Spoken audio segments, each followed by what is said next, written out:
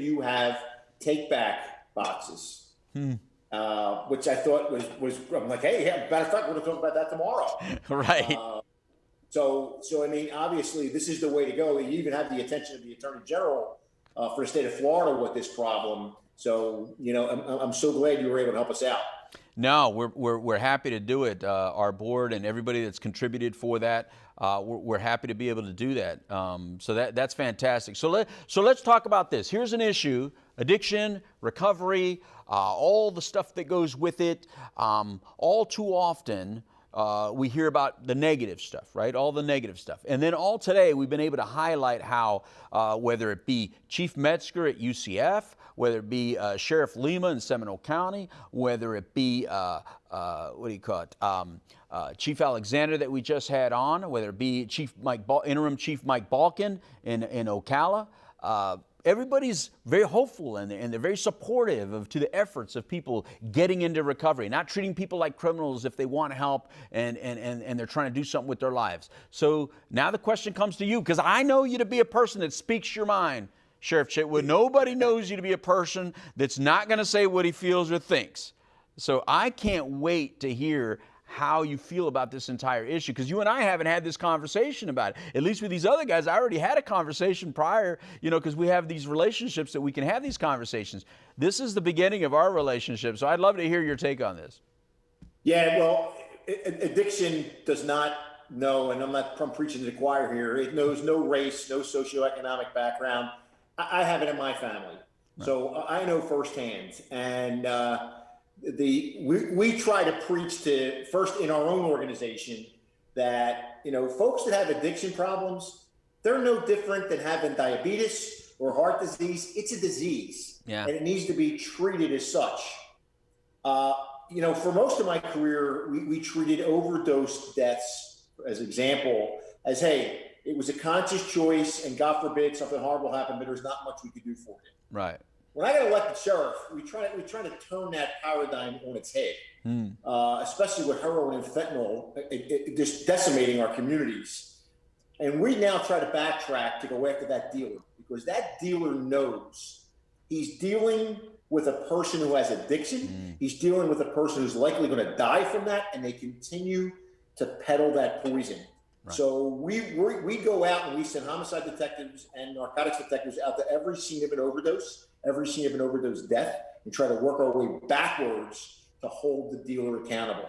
Sadly, in Volusia County, last year we had 116 overdose deaths. This year we're at 259. We are just going on the wrong direction. We just formed an alliance with our recovery folks here. And every Friday or Saturday night, they're picking a hot spot in the county, and they're out handing out Narcan. These are folks who have been through hell and have turned their lives around, and are now trying to mentor and coach and counsel folks with addiction problems and try to get them through that storm. So, we're working on an on-call system with them now so that they can respond to every overdose and every overdose death that we go to, because we think it's important to have them there. I can talk to you till I'm blue in the face. Right. But for somebody to talk to who's lived through it and came out the other end, I think that's the most powerful thing that we have going for us.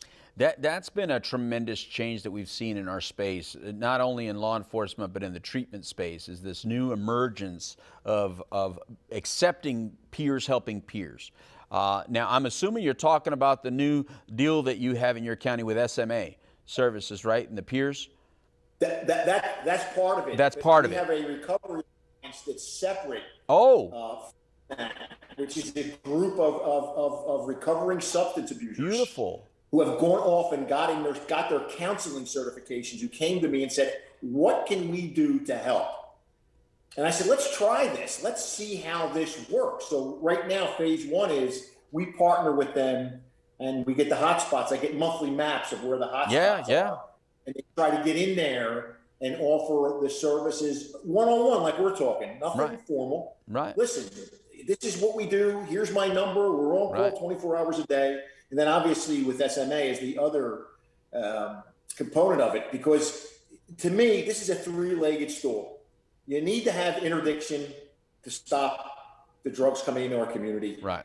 You need to have law enforcement out there partnering with all the groups. And then the biggest component is education and treatment. If you don't have that, you're not going to be successful.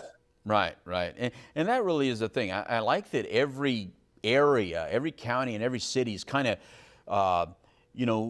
I guess within their community trying to find out, well, let's try something, let's see if it works. And then when it works somewhere else, then incorporating it in their area. But I guess the key component is in a time where there's so much conversation about other things, including COVID, is just dominating so much of the dialogue and conversation, that we're still able to make movement in this space, because there are people out there right now watching this or listening to this, and they're suffering right now. Sheriff Chitwood, they're suffering, and they don't know who they can call. They don't know they can trust you and your staff to help guide them to the right place. And I think what I'm hearing you say is that, let's say they did call you. You now have these partners that you can connect them with to have a further conversation and maybe help them. That's what you're saying, right?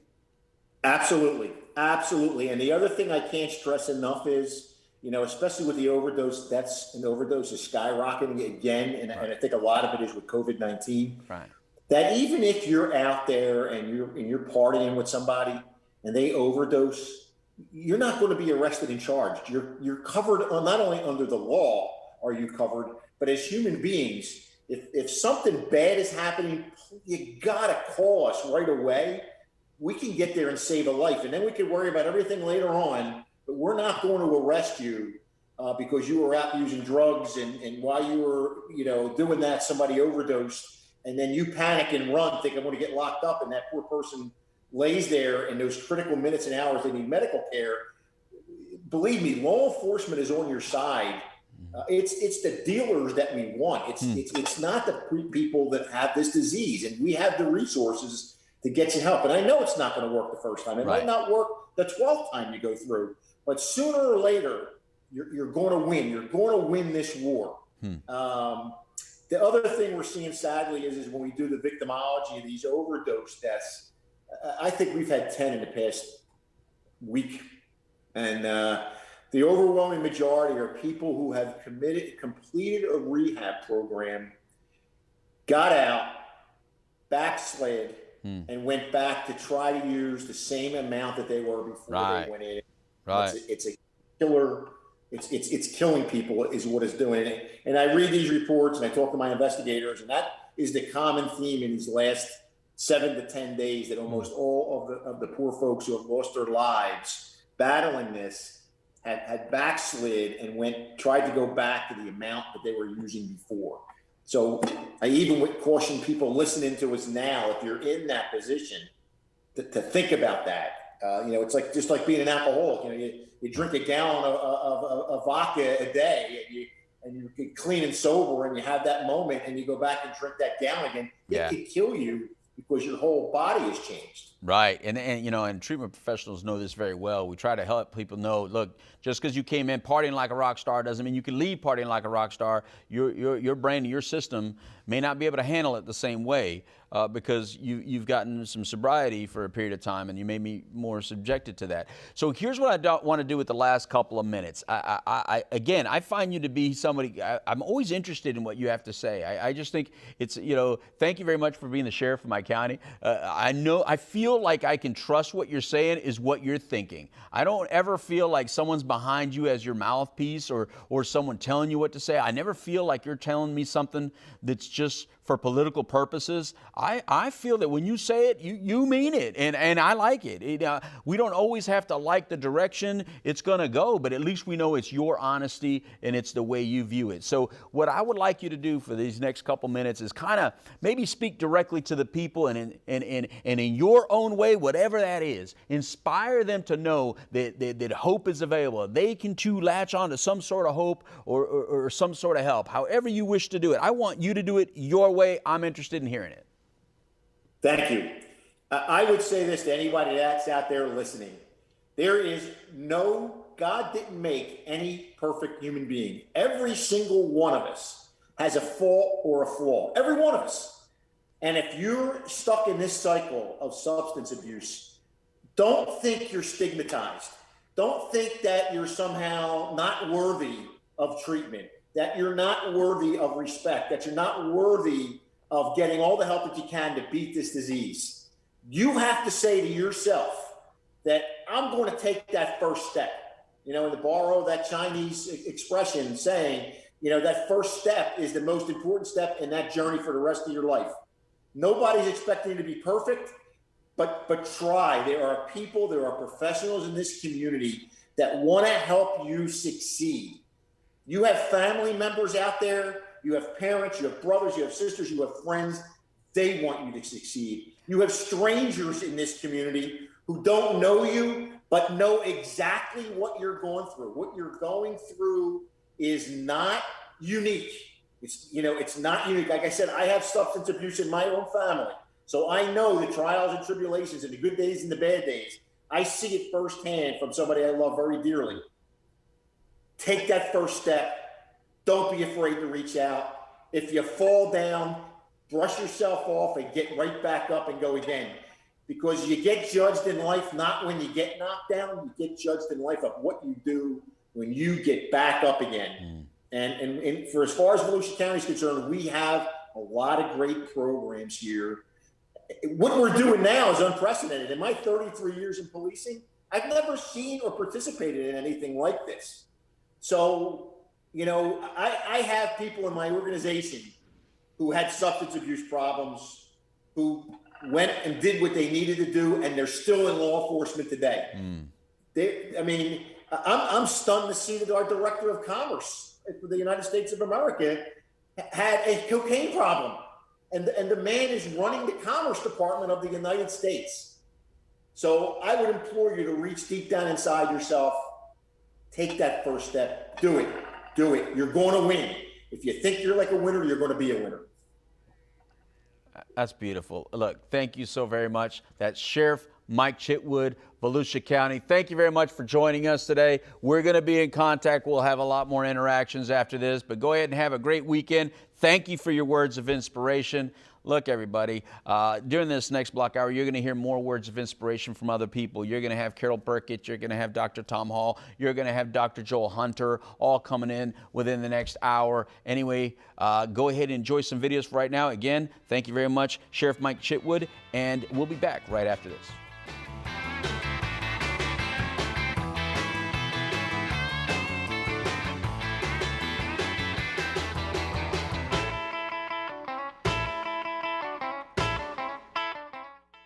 Hello, I'm Orange County Mayor Jerry Demings. Each year, millions of Americans recover from substance abuse addiction. During the first Hope-A-Thon, this is our time to honor those in recovery and provide a path forward for those struggling with substance abuse addiction. During these challenging times, we have quickly learned to adapt to a virtual environment to stay connected. Whether it's working with our behavioral health partners or recovery support groups, services are available for those in need. Over the next 24 hours, the Orange County Drug-Free Coalition, the Now Matters, More Foundation, and treatment partners in the community will provide vital information to navigate the treatment system we rely on. It's the word hope that lifts people up in what can be some of their darkest days. I've seen firsthand what addiction can do to someone's life and their family. I ask that you join our community to end dependence to addiction and connect people on a path to recovery.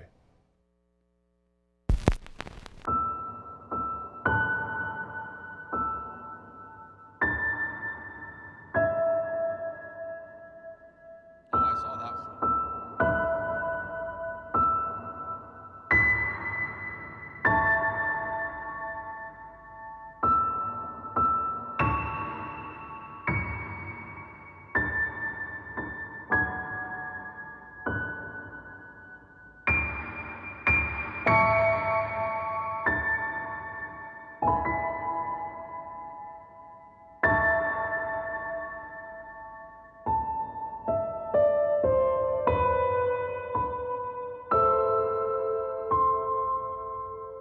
If you have a drug problem, we can help. Contact Narcotics Anonymous at 407-425-5157. Relay for the Deaf, 800-955-8771 or orlandona.org. Hey everybody, this is singer-songwriter Richie Supa from Recovery Unplugged. I just want to let you know that I completely support Recovery Walk 2020 and the Hope-A-Thon. What a great cause. When I wrote the song Amazing with Steven Tyler for Aerosmith, I saw how it touched the hearts of many addicts and the effect it had on people. At Recovery Unplugged, we use music as therapy to help heal addicts from the disease of addiction. Music is medicine. Yes, it is. I hope everyone shows their support for the Hope-A-Thon and Recovery Walk 2020 because it's a great cause.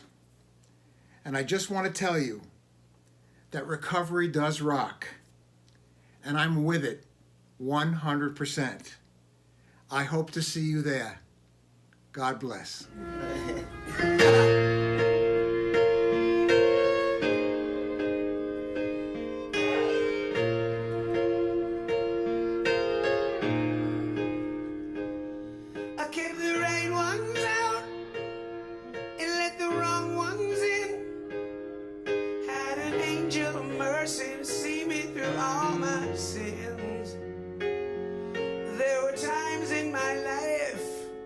When I was going insane, trying to walk through the pain.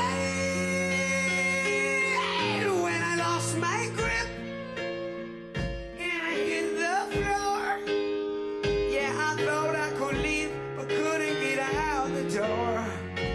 Yeah, I was so sick and tired of living a lie. I was wishing that I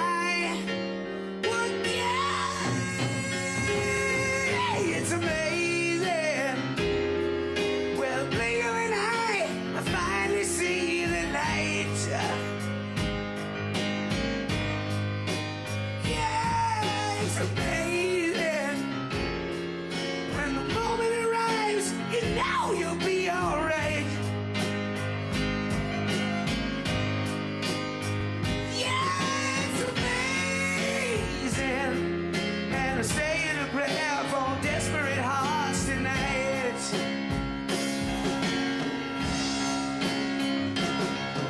That one last shot, a permanent vacation. And how high can you fly with broken wings? Life's a journey, not a destination. And I just can't say what tomorrow brings.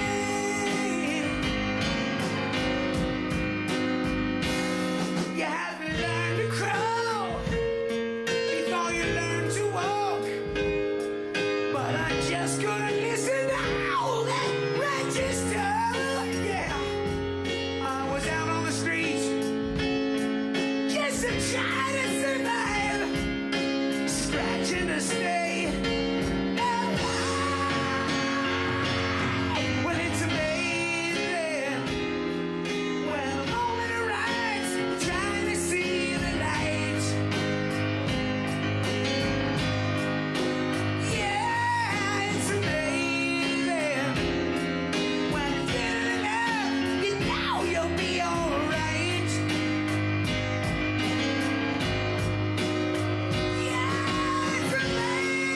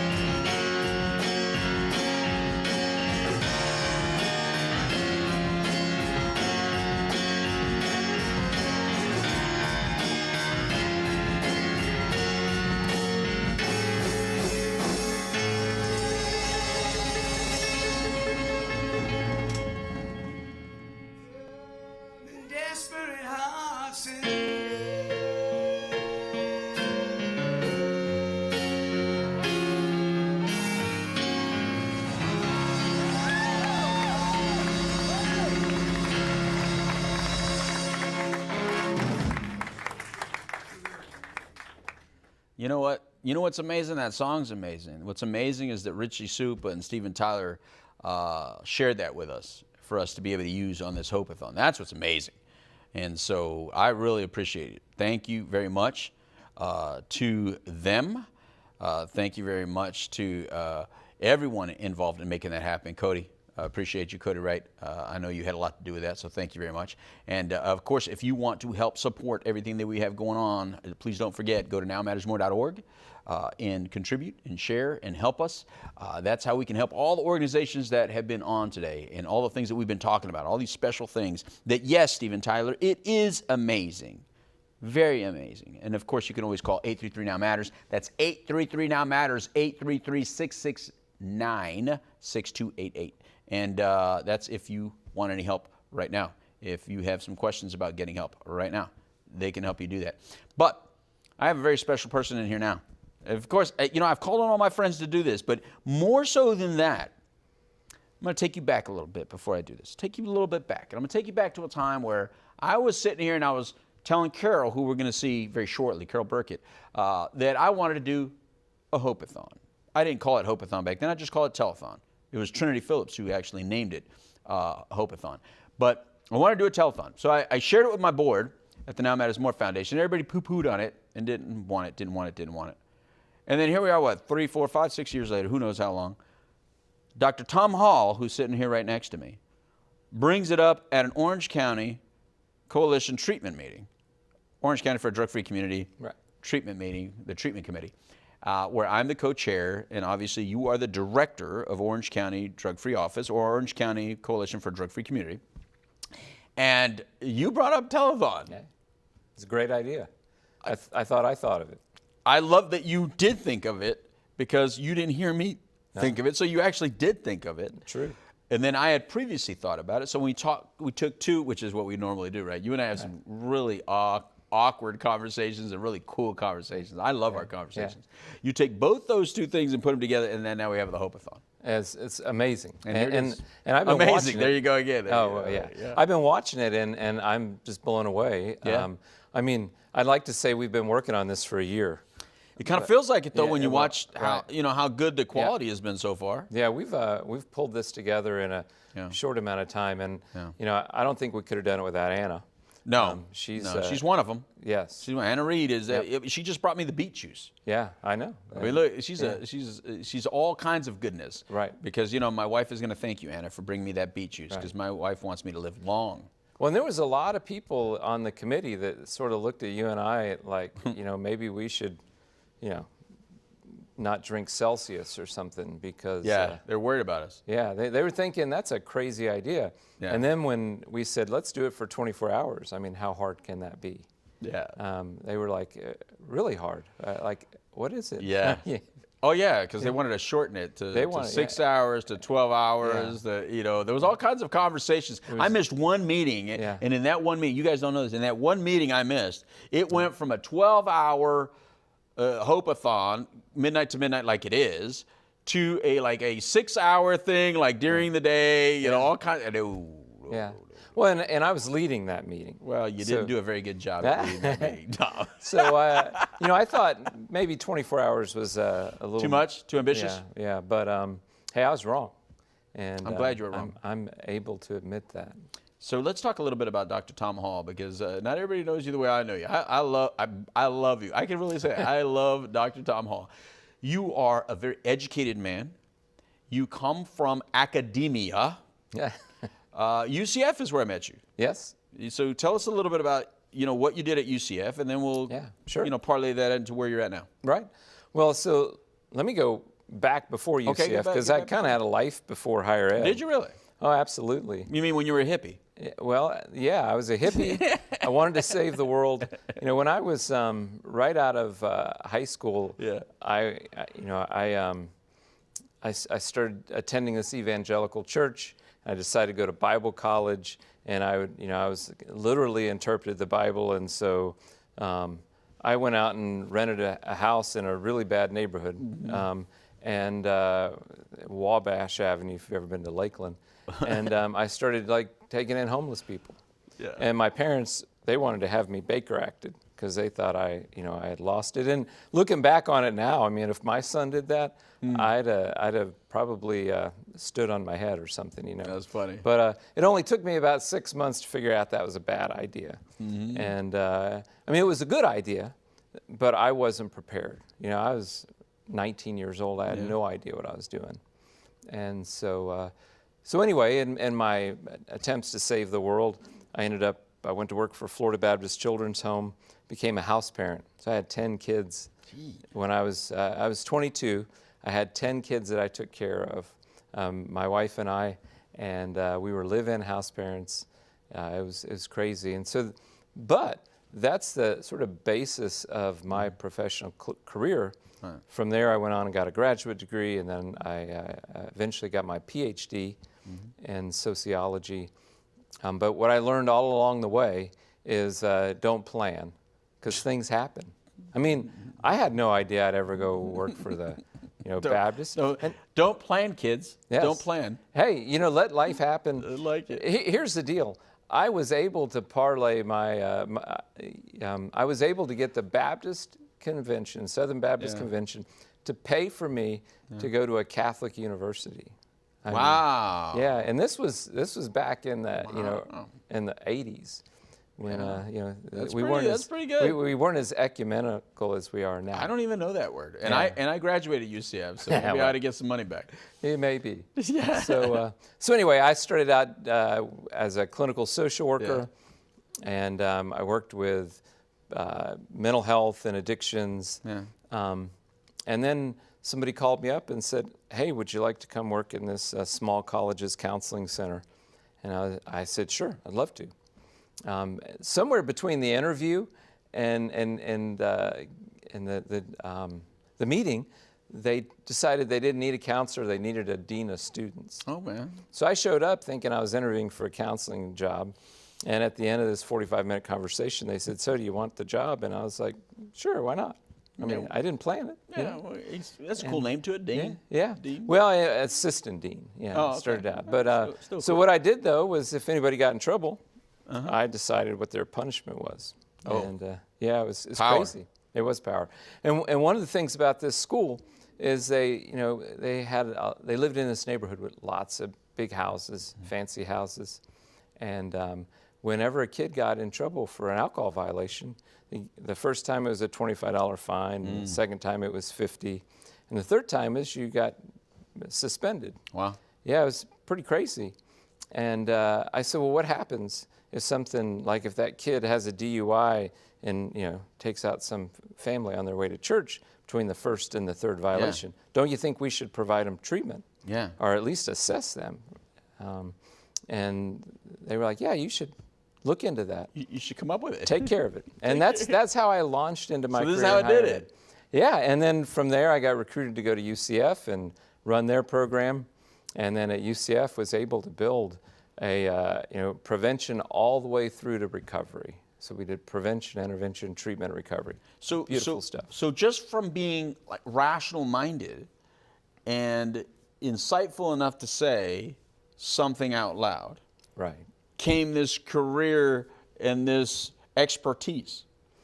Well, I'm not sure about the expertise, but certainly the career. well, you are an expert, because when I talk to you, one thing that I do know, that you research things, like you know the data, you follow the numbers, you follow the data, and all day today we've heard all kinds of data, and I'm not trying to go into any of those numbers that we heard. I'm just simply saying that we hear data all the time in this. Right. How does that help them listening? How does the data turn into something that's helpful to them? Should people listening right now even care about the data? Oh, we absolutely need to care about the data. Yeah. You even say it different, data. Did I say it wrong, or is it one of those tomato things? Yeah. Okay. You're from Texas. I'm from El Paso. Amen. Yeah, right. So it's a two-edged sword. Data is. Okay. Because data can be manipulated. Yeah. And data basically tells a story. So data is how we construct narratives or stories.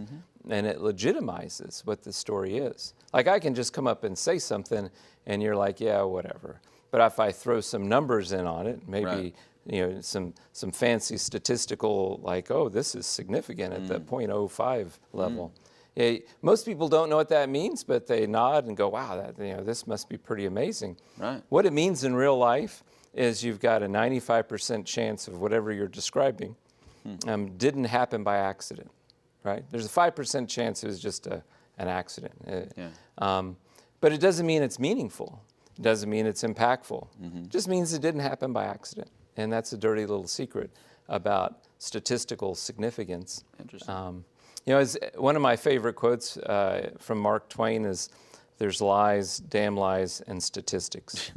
And so as a consumer of data, I'm very much, I want to know where the numbers came from. Right. I want to know who's reporting them, because I can begin to see what's behind the numbers. There may be some motives to create a narrative, to craft a narrative. Right. And so now we take that and we parlay that into a conversation about people having access to treatment or access to some form of help. How can that data help? Because you are the director of the Orange County Coalition for a Drug-Free Community. And what that is, that's an organization within Orange County that's very significant when it comes to this problem. Like, really, you are the drug czar of Orange County. I know they don't call you that, but I do. Yeah. You're the drug czar. So being the drug czar of Orange County, which, look, if I said it, it is, right? That's how television is, right? Yeah. Since I've said it on TV now, if I say it one more time, if I say it 3 times. Right. So Dr. Tom Hall is the drug czar of Orange County. Now we can put that, go ahead and put that on the lower 3/3 or 2/3, whatever it is. Let's not. No, lower thirds, please. But, okay. But you won't get in trouble for it. I did it. I know. Anyway, so you're the drug czar. Now I said it 4 times. You're the drug czar of Orange County. So being that, how can we use those numbers to then help a person's access to whatever they need? Yeah. Well, so we start out with numbers that are that aren't inflated, or numbers that aren't intended to scare people. Real numbers. Real numbers. And we look at that, and we look at what programs are available. So, what we know in Orange County is that we have had 2 times now where we've had an issue with opioids, back in the early 90s or mid-90s. That's when we started the whole drug-free office and all that stuff. Yeah. In 1999, I had no idea that in 2020 I'd be sitting in this chair. Yeah. If it wasn't for Mel Martinez and Bob Pickerel and Carol Burkett and the president of UCF at that time, John Hitt, all those people came together. They made this happen. Right. But we can take that data and we can use it to give people opportunities that they need.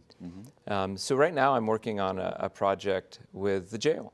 And we're trying to figure out, like, why do people leave jail and recidivate? Why do they get re-incarcerated? And so we're actually looking, we're developing a study to try to determine, what are the characteristics? How can we predict success and focus our efforts on doing the things we know that foster success versus just doing stuff. Doing stuff that maybe feels good or sounds good. Yeah. And that's important to do.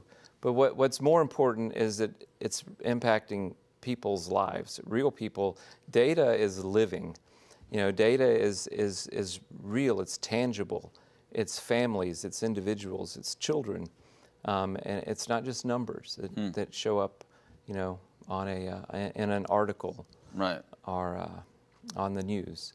So that data is real. We use it to make decisions. And I'm blessed that I work for some wonderful people, Dr. Martinez, Danny Banks, Mayor Demings, that they believe in data as well, like real data, not scary numbers, just to try to get people to do something.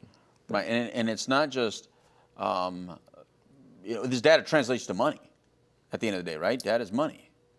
Yeah, that's how you go out and get more money. I've talked to all these law enforcement and fire officials today, and they need those numbers to be able to then go to whoever they go to and says, look, we need more support. Right. Whether it be, more of this or more of that, whatever it is. Yeah. We need more of, right?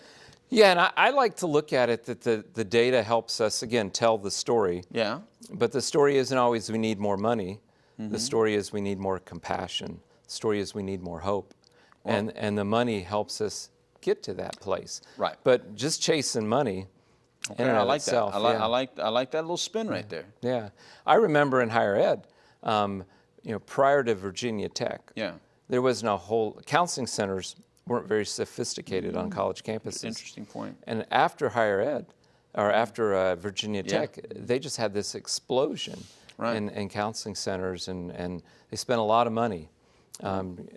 But, again, you have to know what the money's going for. Yeah. You don't just chase money. Right. You chase change. Well, you have to know there's a need. And speaking of need, let me take this second real quick to explain there is a need for some people that may be listening right now.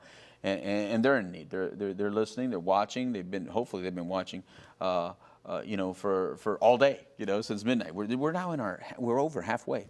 But if you're in need and you're needing help right now, 833 Now Matters. I want to remind you that number you see on this screen, 833 Now Matters. That's 833-669-6288. It is manned right now by people that will take that call and help you if you're in need right now. Or just go to nowmattersmore.org because there is someone in need. Go to nowmattersmore.org and help us by hitting that little magic button that says, I would like to help you do what you're doing because we're in need. Yes. We're in need because people are in need, and that's the data that you're talking about. Because the only reason we even exist, the Now Matters More Foundation and all these other charities that we're helping through this Hope-A-Thon, is because there's a need.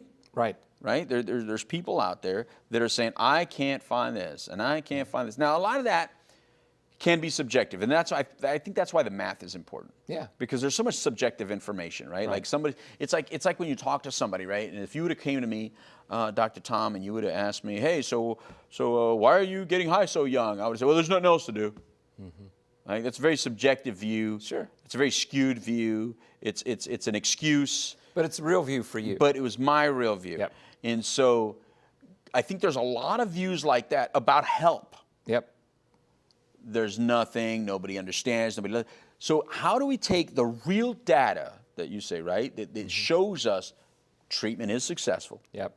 that this is what it kind of looks like when it's successful, that recovery is possible. Look at all these people in recovery. That's what today's all about. 23 million. Is that the number? That's the number. I want That's to the believe you estimate. because you're well, you're a that's the numbers estimate guy. from the National Institute of Health. What year? What year That was 2018. Okay, so maybe even more now. But We hope. I hope. So 23 million people in recovery in the United States. Yes. I'm going to take that number. So you have 23 million people. So we know recovery is possible. We know remission is possible. We know it happens.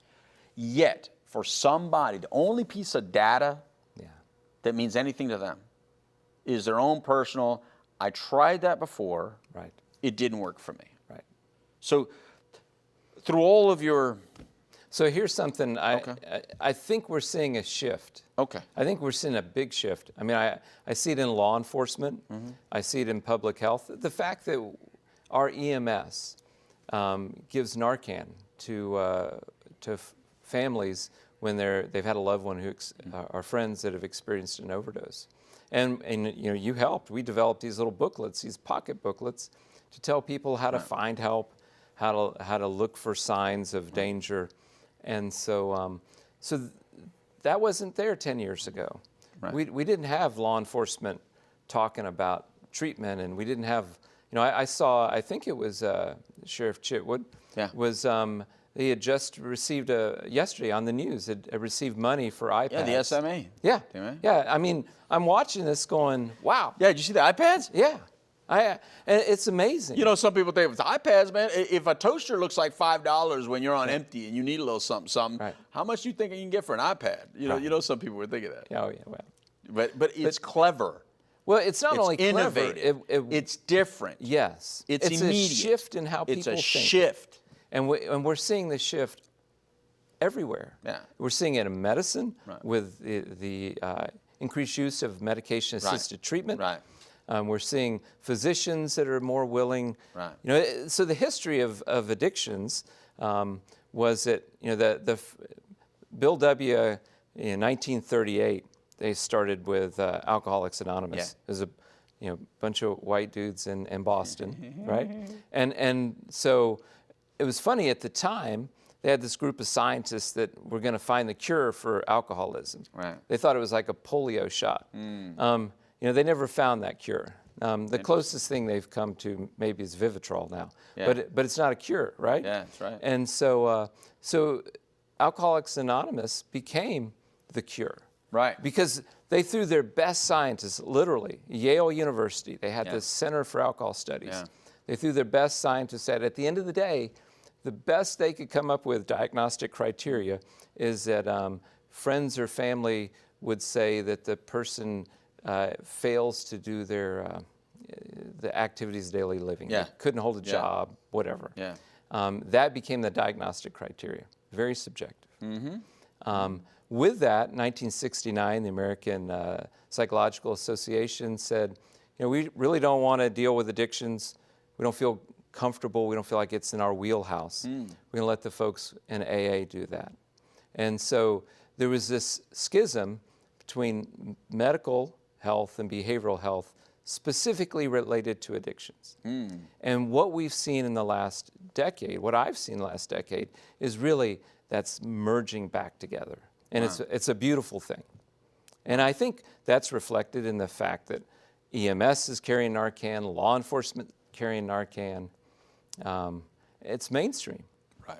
And the thing is that, look, what pharmaceuticals do is they bring research to the table. I know anyone can have their opinions on whatever they think about pharmaceutical companies, big pharma, all that stuff. But at the end of the day, who's paying for research? Right. Universities that have an agenda for something or some doctoral degree. That's why that person has to do it, right? Yeah. Or pharmaceutical companies, because can we make money off it? Because if we can't make money off it, why would you spend all that money on research? Yeah. Well, and here's the deal: the medication-assisted treatment that we have, the three main medications: methadone, buprenorphine, naltrexone. They've been around for like 50 years. 50 years went by. There was no research into, or very little research, no research that resulted in new drugs. Right. In the last 10 years, we're going to have now second, third generations of these drugs. We're seeing it. We're seeing it with the injectables. Right. And so... well, oral naltrexone was around for a long time as well. Right. But That's one of those... now that we really see injectable form of naltrexone, like Vivitrol, being used. Were you not amazed that Sheriff Lima actually not only knew about Vivitrol, but he named the pharmaceutical company Alkermes? I know. Well, again... He does not speak like a sheriff. Yeah. Well, you know what? He speaks like a person that has compassion. And a well-educated, informed person as to the deal. So you put all those individuals together. Yeah. That's we're all seeing, about this. And that's something that's bigger than you and I, Louis. Yeah. I'd like to say I had something to do with that. But the absolute truth is I just showed up at the party and I knew how to dance. Oh, my God. You hit something. Look, Greg, I want to do something. Greg, you're listening to me, right? I'm gonna speak to Greg because he likes to speak in my ear. I'm going to speak directly to Greg, our director right now. Greg, can you hear me? Yes, Louis. Okay, yeah. He sounds so thrilled. Yeah. All right, you hear how he just said he just joined the party and he danced. Did you hear him say dance and join the party? Well, I know there's someone waiting in the wings that not only was there when the party started, but is an amazing dancer. Can't we just add this person to the stage without having to take a break? There was a sigh there. Louis. Give me a minute. That's what I want to do. I just want to have all three. I want Absolutely. to have both of you on at the same time. Yeah. I know that you were scheduled separate, and I apologize for making any changes. You can't separate Carol and I. But I think I want to go into that part of the conversation. No, Carol and I have been partners in crime for well, not real crime, but we've... you better watch what you say around here. I know. A lot of handcuffs have been around here. Well, and yeah, we both work for Mayor Demings. Wonderful man. That's right. We've worked together for years, like 12, 14 years. Right on. So it's only fitting. Yes. Right? It's only fitting that we bring this individual in and we do this all together. And look who it is. On cue. And look who it is. And you're already mic'd up and everything? I'm mic'd and ready. And This is a beautiful thing. sunshine. See? Yellow mask of hope today. That's awesome. Thank you very much, Greg. I appreciate you and all the staff at Orange TV. You see how amazing they are? They are See how, wonderful. thank you. I mean, see how good they are to me? This is crazy. I mean, the way this has come together, I have so much respect for Orange TV. Right. That's why I stayed up last night making them the best brisket. Oh, yeah, have. before we get into... By the way, this is Carol Burkett. Yes. Real quickly, you say your title, because you have all this new title. Well, I have the pleasure of working for Mayor Jerry Demings, but I'm the Deputy Chief of Staff for the Mayor. Yeah. I love it. I love it. It's a nice new title. So let me tell you about Carol. Carol she gets things done. Yeah. I mean, she is the reason why this stuff is happening. We want to talk numbers. That's true. Carol brought $2 million into Orange County through a grant that she wrote to give law enforcement Narcan. And there's just amazing. She has I have tough shoes to fill with following Carol. Not true. Obviously, you now know that he has the current job that you vacated to go with Mayor Demings. And she is also responsible for the Couch Live and for me as the Dope Doctor, because it was Carol that first said, hey, you think you could do a show for us? And I was like, wow, because, here I am just doing a little radio show about it. And then she goes, we want it televised. And it was then that you brought the Orange TV cameras used to come to the radio station back then, 1999. Yeah. And that's when it started. It's been 21 years. Thank you very much. I love you. Thank You know you. that. And I think you give me both way too much credit. Oh, no. You deserve it. It's a team. It's a team. Well, before we get into that little envelope, which I think is a very special envelope, you brought something for this staff that we're thanking. We're thanking everybody. So this is a moment of love. Hey. This is a little moment of love. So we've been showing these videos. Now I got a bone to pick with you. So you're going to have a lot of bones to pick because I got 6 racks of Not by the ribs, time I get off the stage, because I'm going back to back to back for 24 hours. You know how hard that is to get any food down when you only get like 3-minute breaks? Yeah. But all right, so they didn't think I could do it for 24 hours. Well, they have no idea. They have no idea. Sponsored by Celsius. Thank you very much. I did not doubt that one moment. Right. So you were filming yourself cooking these ribs, and so you said it. You made ribs, you made chicken, you made brisket. Yes.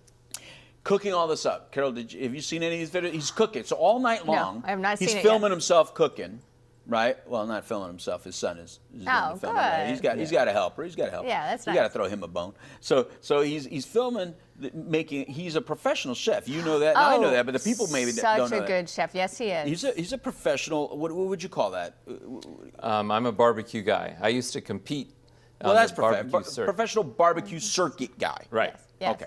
So then when it gets to the 11th episode or 11th show, all of a sudden, he goes, I'm going to go back to bed, right? Carol, he didn't wake back up.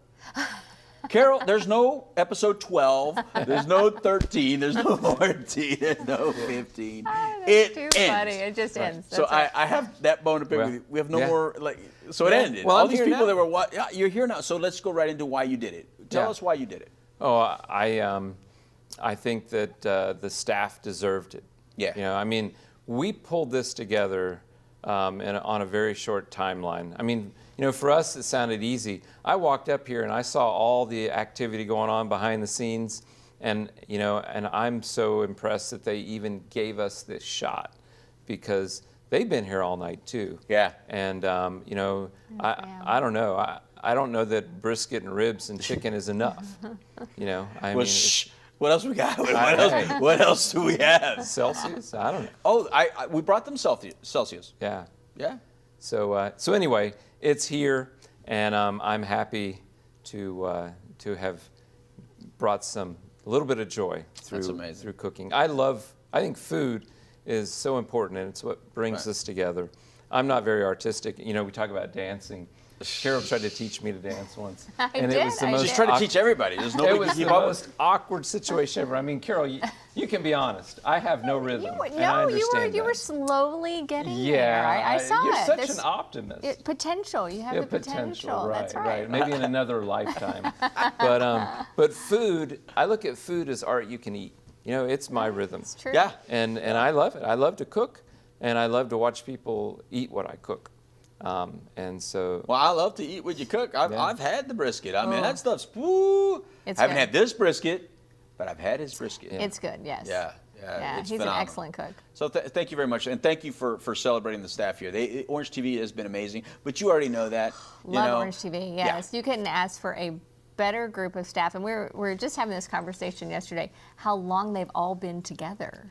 This is the same staff. The continuity of this staff is amazing. I think that's why it's such a well-run machine. It truly, there's no supervision needed. They know exactly what they do, and they execute it beautifully every single day. And I heard Eddie just retired. Eddie, my very first director, he just retired. Eddie, yeah. So, well, if people retire after today, then we're going to have to rethink this whole thing. Melinda's been here, Mike's been here, Greg's been here. I mean, there's some new faces, but there's a lot of core staff that have been here since my show was here. Orlando and Barry and Aaron and Mike Seif has been here. That's what I'm saying. Mike has been here for a long time. Just a great group of people. We're very fortunate. Very fortunate. Very fortunate, and it's awesome. So that was the Love Fest. Now we're done with the love for now. We love to give some love, don't we? We do love. All right. Nothing wrong with that. So now, what do you have in your little hand right there? Because that looks like something I recognize very well. You should recognize this. You've received these before,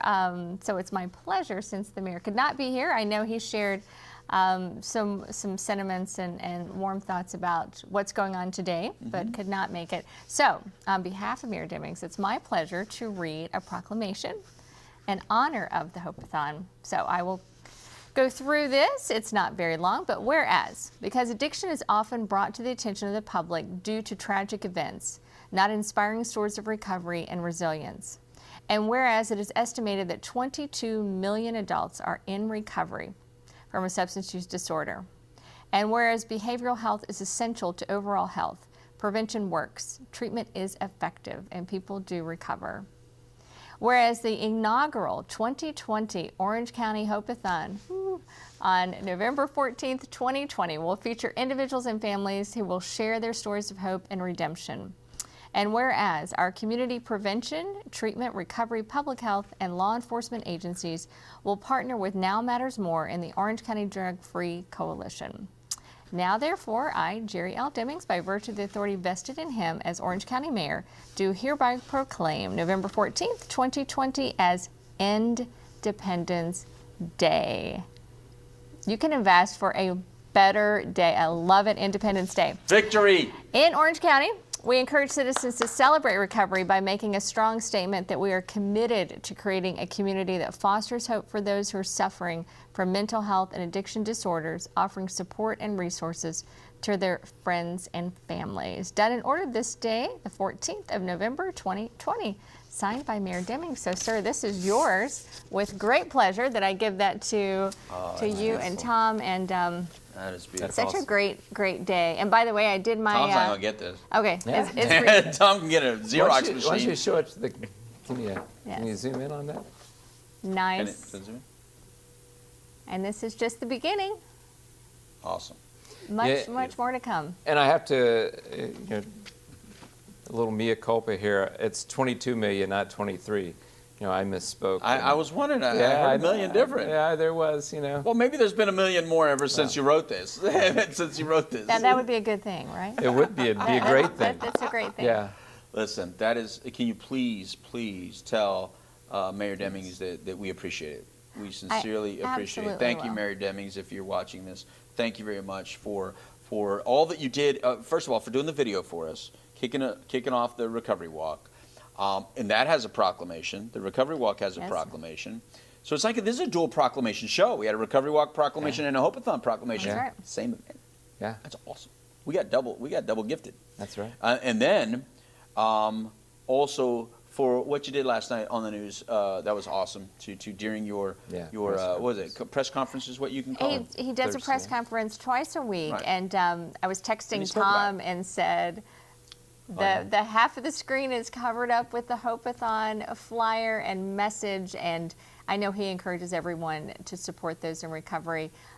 He knows firsthand what that's like and what that can do to a family, and encourages people to seek treatment and to get help, because as we said, people do recover, and Yeah. their hope is absolutely within all of us. So. And he's always been so supportive. Always been so very supportive. It's so much consistency. Yeah. Yes. You know, because it's never been political.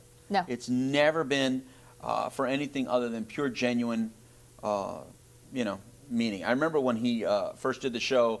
Do you remember the show he did? Which one? See if you remember. See if you remember. You nodded, so I called you on it. Well, I know he's. I'm gonna give you a hint. It was a special television show that was in town after it wrapped. Oh gosh. Oh, I'll just Okay, take so you no, off the so I call. don't. Yeah. She did. She thought she did. I thought Yeah. I knew. I thought She I knew. doesn't. I'm She sorry. doesn't know. Watch when I say it. Remember, Lisa Merlin House was having their event, and it was Survivor Africa That's cast.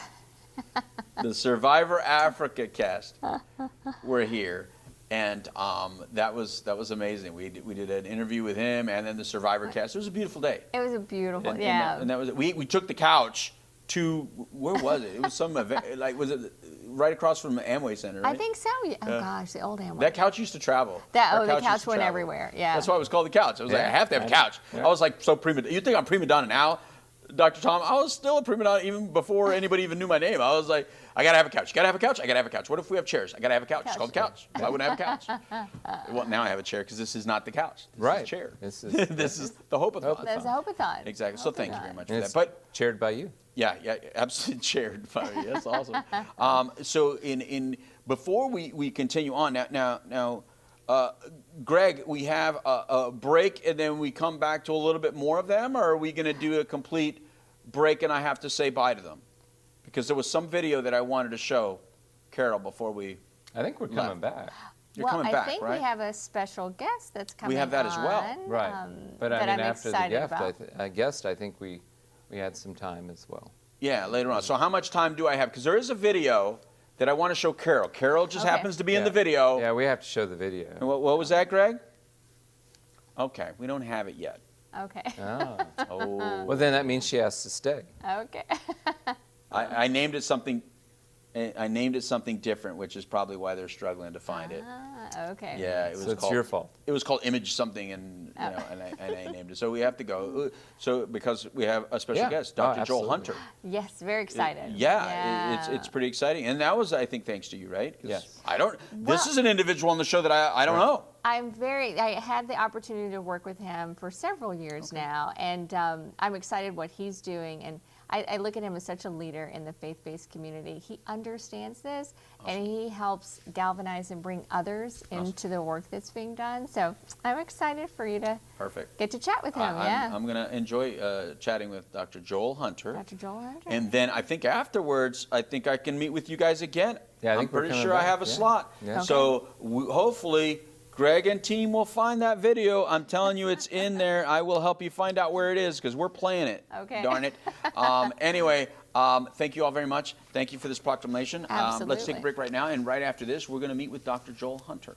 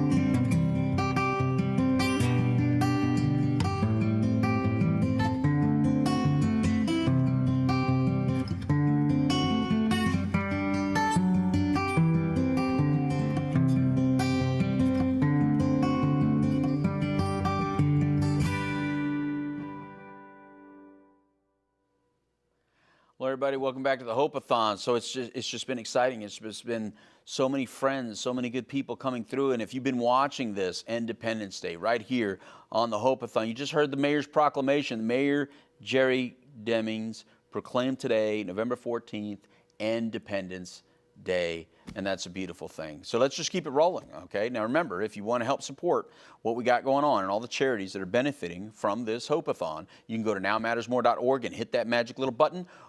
And if you need any help, if anything you hear today inspires you, and I'm pretty sure something you hear in this next segment is going to inspire you to want to be a better person, to want to change maybe a little something. And if you do, call 833-NOW-MATTERS. We have people standing by. That's 833-669-6288. So now, no more delay. Dr. Joel Hunter, welcome to the show. Thank you. It's great to be here. How can I help you? How you doing? How Can you hear me? How can I encourage you? Joel. Uh-oh. Can you hear me? I can hear you. Can you hear me? Can everybody else hear him? It's just me. Maybe we should have changed that battery out, because I definitely can't hear him. I don't hear him at all. Okay. So if everybody else can hear him, Give me just it's fantastic. A second. No problem. By. We'll be right with you. Mm-hmm.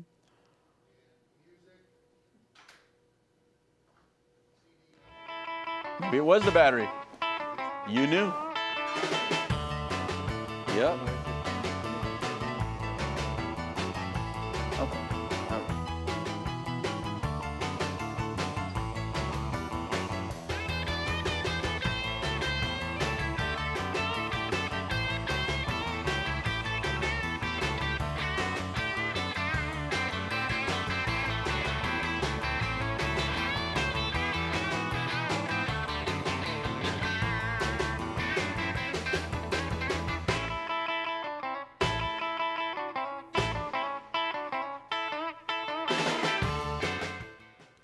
I love live television. That's the beauty of live television and brutal honesty, people. So it wasn't the battery. It was me, the way I sat. I pulled the cable out of my nice little earpiece here. So now let me introduce him again, Dr. Joel Hunter. Well, this is kind of like life is, isn't it? Life is a series of beginning again. Exactly. You know? Yeah, you just problems, beginning again. That's what life is. I like that. I like the way you view it, sir. And nice to meet you, by the way. Nice to meet you as well. Fantastic. So, I've been kind of watching you. I love your style of interview here and interchange. So tell me how I can be of most help to this effort. Well, let me tell you. All right. So you saw what the mayor just did, right? The mayor proclaimed today Independence Day. And basically what that means during this Hope-A-Thon is that there's a lot of individuals out there. They're struggling. You know this. They're struggling. They're hurting. They don't know how to make a change. They don't know how to pick up the phone, or they feel too anxious, or they feel damaged. You know, they feel like they don't deserve to pick up that phone and get the help. And if they did, who's going to care anyway? And they don't have the time to get it, or whatever their reasoning is. What we want to do is inspire them, because we want to show them that hope is important, that we do recover. And all too often, all we hear is the death and destruction and the bad stuff and the negative stuff. But all today, during this 24 hours, it's all about positivity. It's all about expressions of hope and messages of hope and inspiration. And I heard, now I have to admit, I've never sat down and listened to you do this, so I don't know. But I've heard some very good people that I trust, Carol Burkett being one of them, that you are a very inspirational person.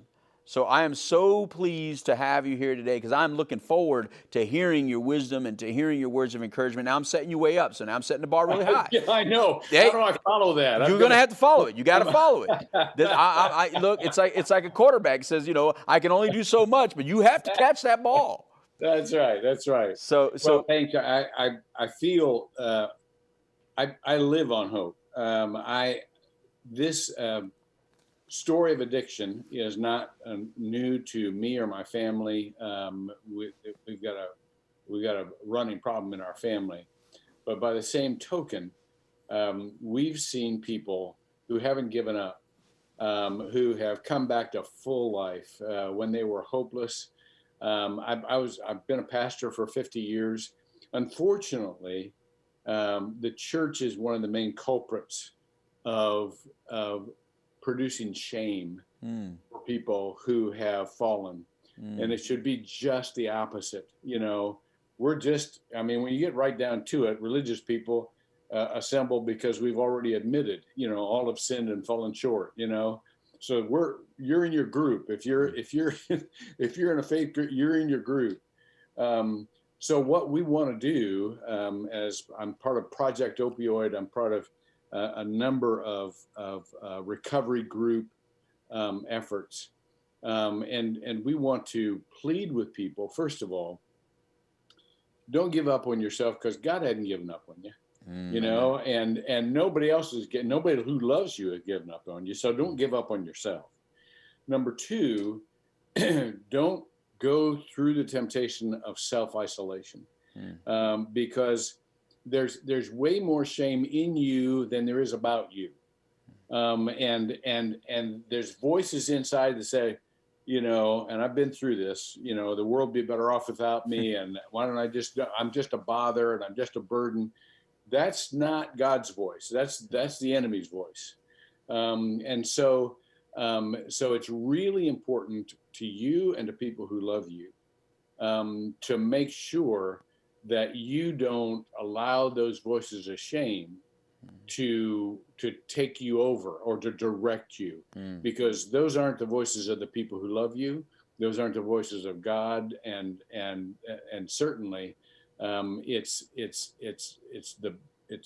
you know, if Satan could have anything, he'd get us to self-isolate and then destroy ourselves. You know, that's his whole game, you know, division and then self-destruction. But fortunately, we've got the greatest hope.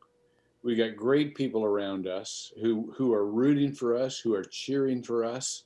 And so it's really important to reach out or to receive people who are reaching out to you, and not to brush them off, not to think you're too much of a bother, because if you are helping yourself get healthy, if you are helping yourself take one more step toward recovery, then you're helping them, because they're rooting for you, and they're feeling pretty helpless here, and so I would say there's great hope, because you've got God's help, you've got people's help, and there's great professionals in this city who will help you.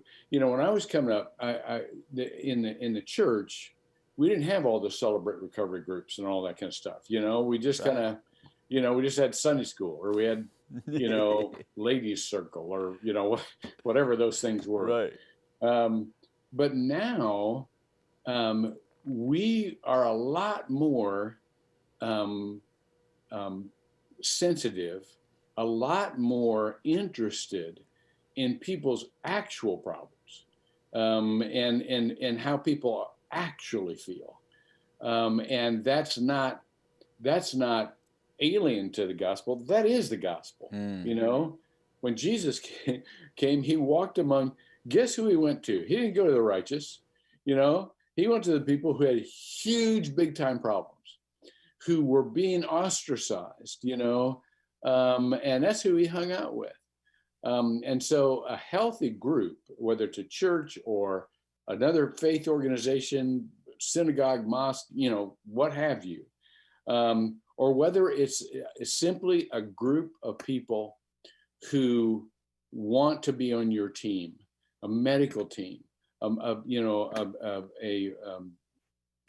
recovery group, whatever it is, those are the people in whom you can find the greatest encouragement, greatest hope.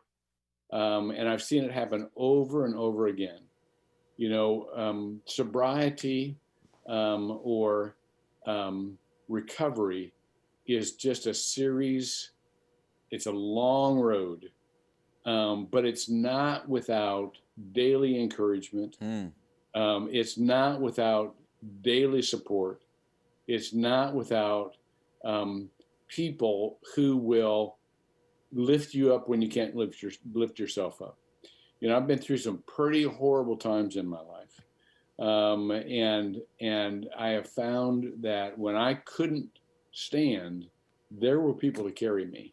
And you know, I've been sitting across from my wife, who was also going through some horrible grief, and she would turn to me and she'd say, "I feel like somebody's praying for me right now," you know. So you can just absolutely feel it. So I would just say thank you for what you're doing. This is heroic stuff. And you know, with the rise of addiction, this is a national. You talk about pandemic. We've got more than one pandemic here. Oh yeah. It's not just the coronavirus. You know, it's the opioid virus. It's the alcohol virus. It's the, you know, you go down the list, and it's spreading, and this self-isolation stuff just feeds it. And so we really need to face this as a culture. We need to face it as faith communities, and we need to face it as friends and family, because it gets to a point where you can't hide from it any longer, you know, because you know, not just one people, but several people who are just struggling. Right. So thank you for what you're doing. Well, thank you very much, and thank you for being honest about you saying that you have a personal interest in this, and that your family has gone through some of this, and if I may, maybe dig into that a little bit deeper, because I think those are the kinds of stories that in the past, you know, you go 20 years ago, even 10 years ago, you were still, you know, looked down upon for opening up about that kind of stuff, because out of fear of what would happen to you. You know what I'm saying? And so I've been out loud with it for so long that I kind of forget what kind of negative impact any of that could be, because I really, in the field that I'm in, it really didn't matter, because I work in the field. So that it gave me credibility. It didn't hurt me at all. But yeah, if you're a law enforcement officer, a doctor, a pilot, of course, you know, there was some issue to that. So if you could speak a little bit to how your family personally understands this, maybe some other person in some similar situation can feel the courage enough to pick up that phone and ask for help today. Yeah, absolutely. Well, I can give you a very specific example, and that's my son, who we have a lot of alcoholism in our family. I think I mentioned that my mother was an alcoholic, my uncle, you know, I would be an alcoholic, you know, if I drank. And so my son, who was a very successful pastor in town here, loved God, always loved God.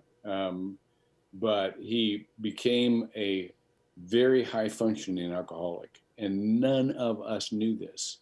I mean, I've seen this in my family for years, and I wasn't picking up on it. And in that time, he made some awful decisions, and he was so ashamed that he used to say to me, "Pop, I can't. This will always be out there. It's going to be on the internet. It's everywhere I turn. I've betrayed people. I've hurt people," and ultimately he committed suicide because he lost hope. He didn't think that he could ever be anything but a burden, and it killed us. You know, it just, there's not a day that goes by that I don't miss him. Not a day that goes by that I don't wish that he had seen what we saw, you know, his value, his potential for, you know, coming back from this, you know, and you know, and I know he was drunk when he did it. I know in his rational mind, he never would have gone there. But I tell you, those people who are struggling, they lose the sense of their own value, and they lose the sense of how much this will affect people for the rest of their lives if they don't hang in there, if they don't stick it through, he thought at the time that it was a way that he could provide financially for his kids. Yeah.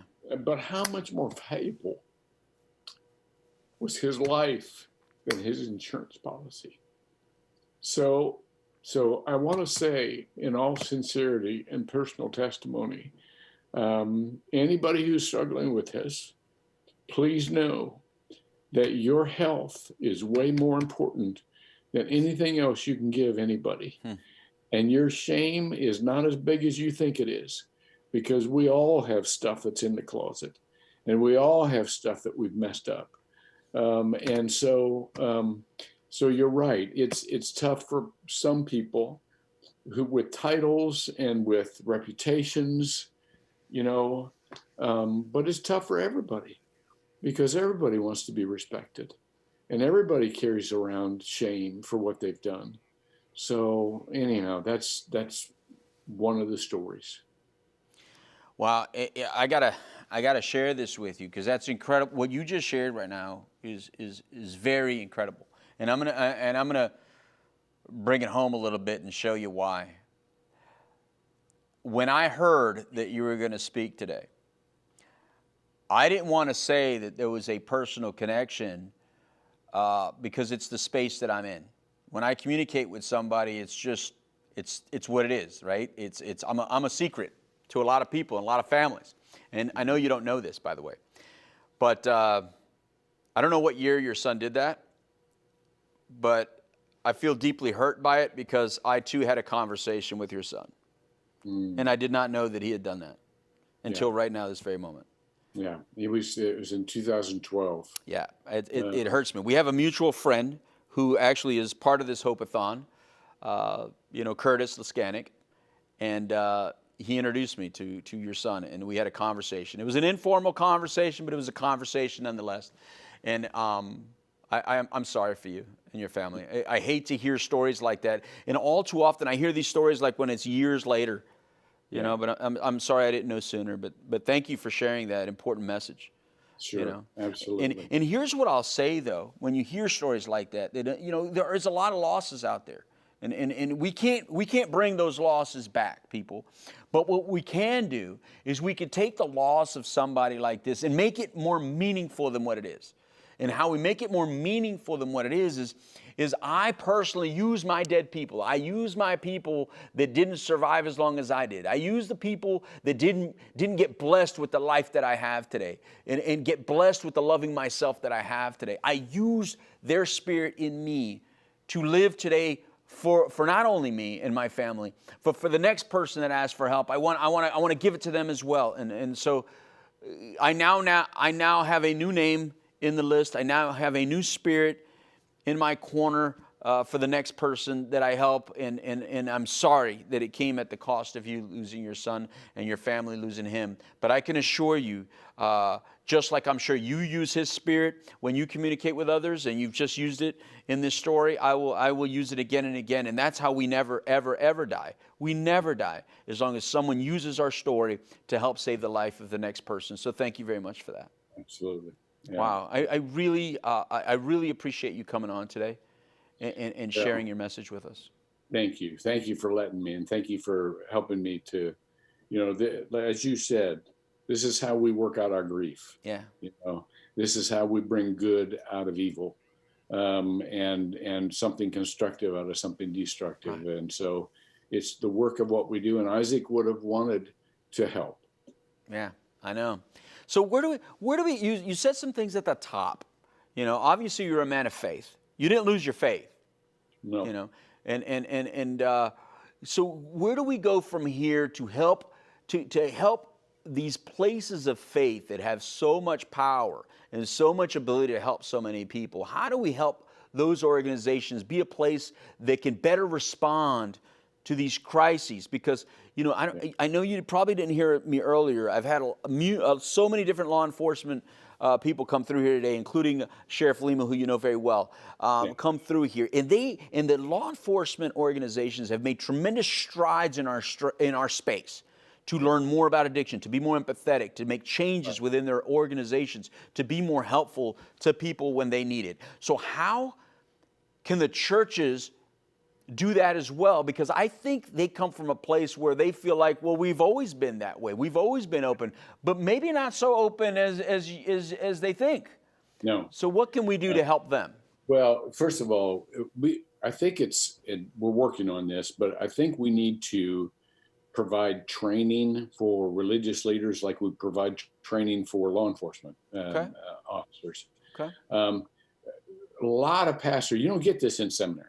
There's not courses in how to not only recognize, but publicly include people who are going through this kind of struggle. It's, if you're having, we do pastoral prayers, and practically everybody in a service will do a prayer. The pastor will do a prayer.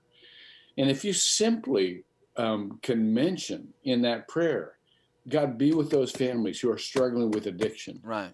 That just says out loud that those people belong here. Those people are a part of us right here. And it kind of gives you oh, I'm included kind of thing. Yeah.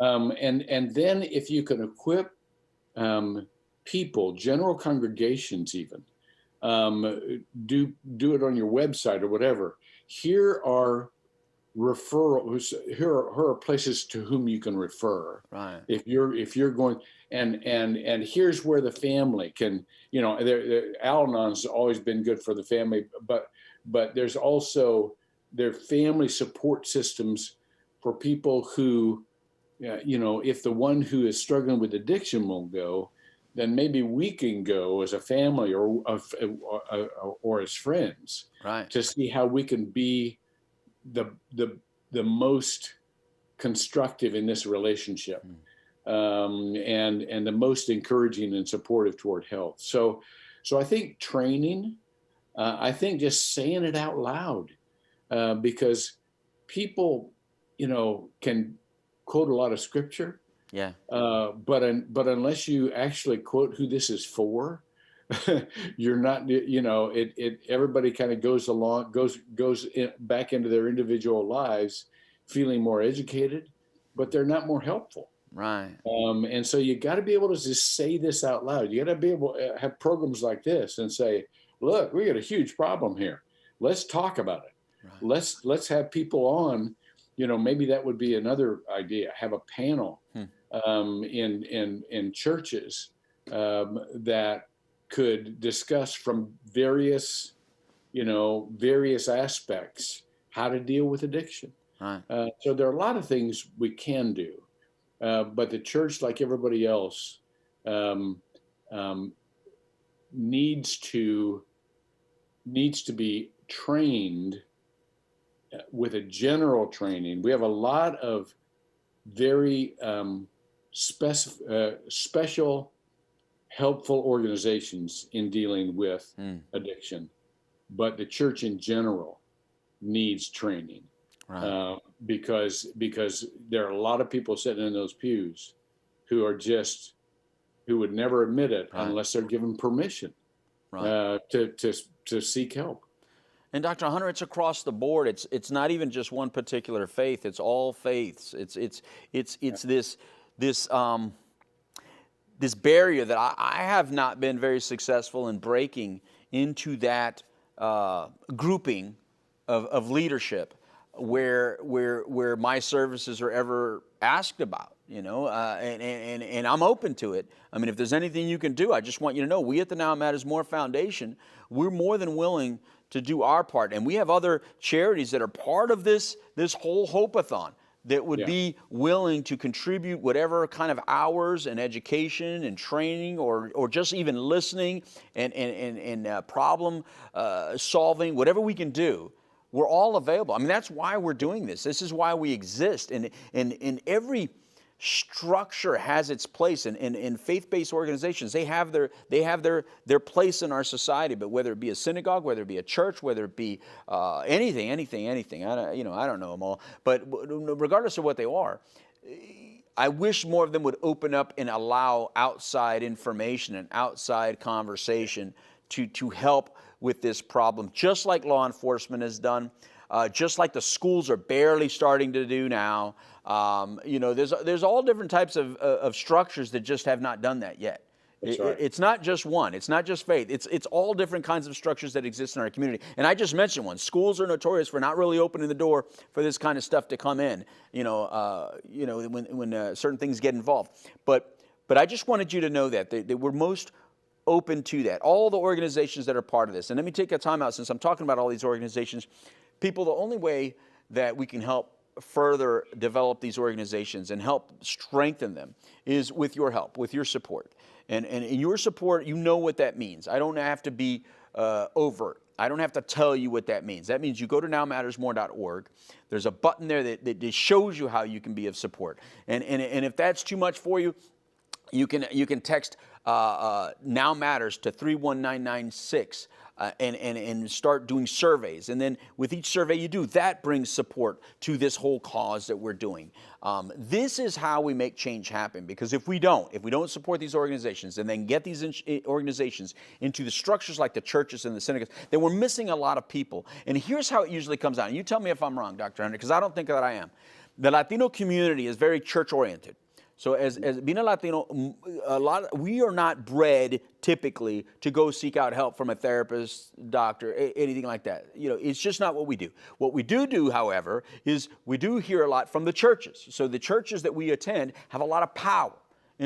So what it looks like to the outside world is that, Hispanics are an underserved community in mental health issues. Well, no, we're not. It's not that we're underserved. We don't seek out that service.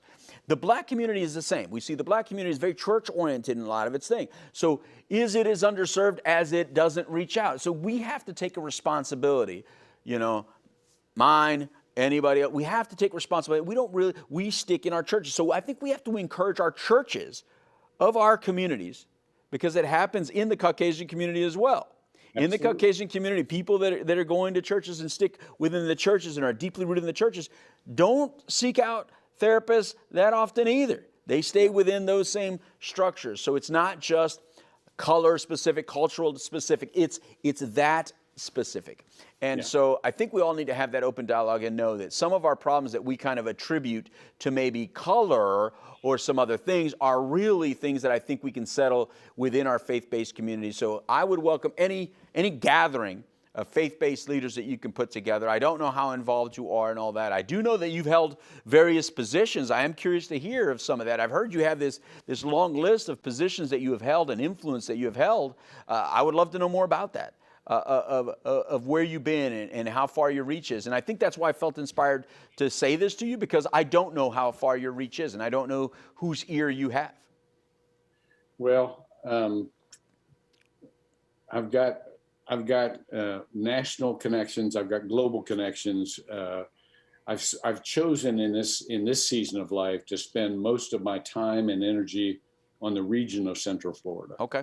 Because you can always do most in your own community. Okay. And most of what we do will have national implications. I mean, what we do here, everybody can benefit from. And so. But I'm one of those gadabout preachers now, kind of pastor at large.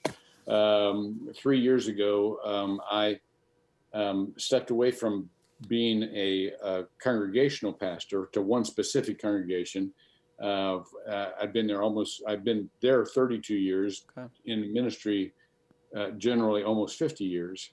But I work now mainly with vulnerable communities, but I work connecting them with churches and other faith-based organizations. Okay. So I'd really love to hear your resource base, because I'm not as familiar as I want to be. Exactly. And because what I do, I'm always thinking like a pastor or a congregational leader.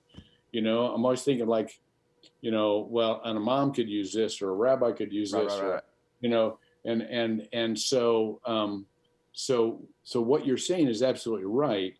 Most organizations don't address this, but now is the time is ripe to get people who know about it into the leadership of those organizations, because they have the most influence the leaders of congregations have the most grassroots influence in the nation.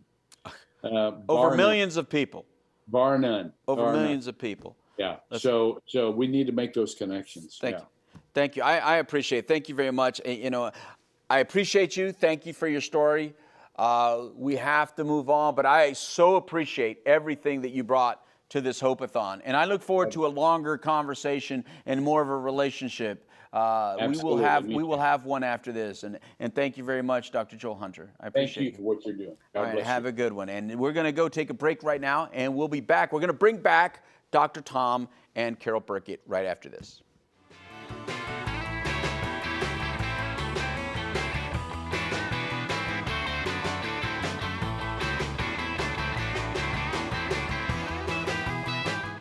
Everyone watching, it's Sophia Delgado here from Sarasota, Florida. I'm currently in Tampa and happy to be part of the Hope-A-Thon and Virtual Recovery Walk 2020. I chose to participate in this year's Hope-A-Thon because I believe that sometimes hope is all we have and all we can hold on to, especially in times of uncertainty, in times like these where we don't know what's to come. It's really important to stay strong and keep hope because sometimes that's all we have.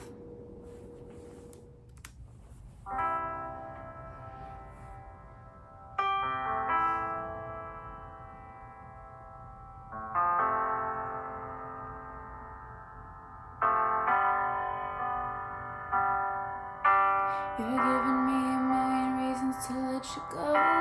You're giving me a million reasons to quit the show. You're giving me a million reasons. Give me a million reasons. Giving me a million reasons. About a million reasons. If I had a highway, I would run for the hills. If you could find a dry way, I'd forever be still. You're giving me a million reasons. Give me a million reasons. Giving me a million reasons. About a million reasons. I bow down to pray, try to make the world seem better. Lord, show me the way to cut through all this worn out leather. I got 100 million reasons to walk away, but baby, I just need one good one to stay. Head stuck in a cycle, I look off and I stare. It's like that I've stopped breathing but completely aware. You're giving me a million reasons. Give me a million reasons. Giving me a million reasons. About a million reasons. And if you say something that you might even mean, it's hard to even fathom which parts I should believe. Cause you're giving me a million reasons. Give me a million reasons. Giving me a million reasons. About a million reasons. I bow down to pray, try to make the worst seem better. Lord, show me the way to cut through all this worn out leather. I got 100 million reasons to walk away. Baby, I just need one good one to stay. Baby, I'm bleeding, bleeding. Can't you give me what I'm needing, needing? Every heartbreak makes it hard to keep the faith.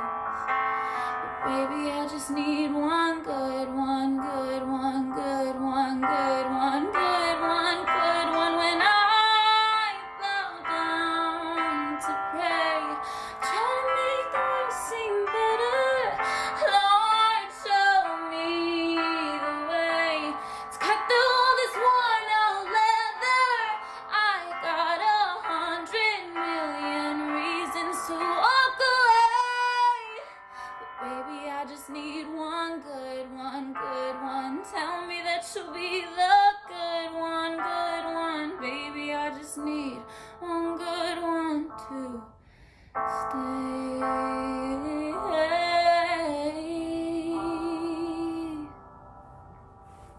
Please remember to share this stream with everyone you know. Everyone knows someone who's suffering, and this could be just what they need to make that call. Please visit thehopeathon.com to help us reach our financial goals so that more people can get the help they need. Thank you. Now back to you in the studio, Louie. It's time for me to walk.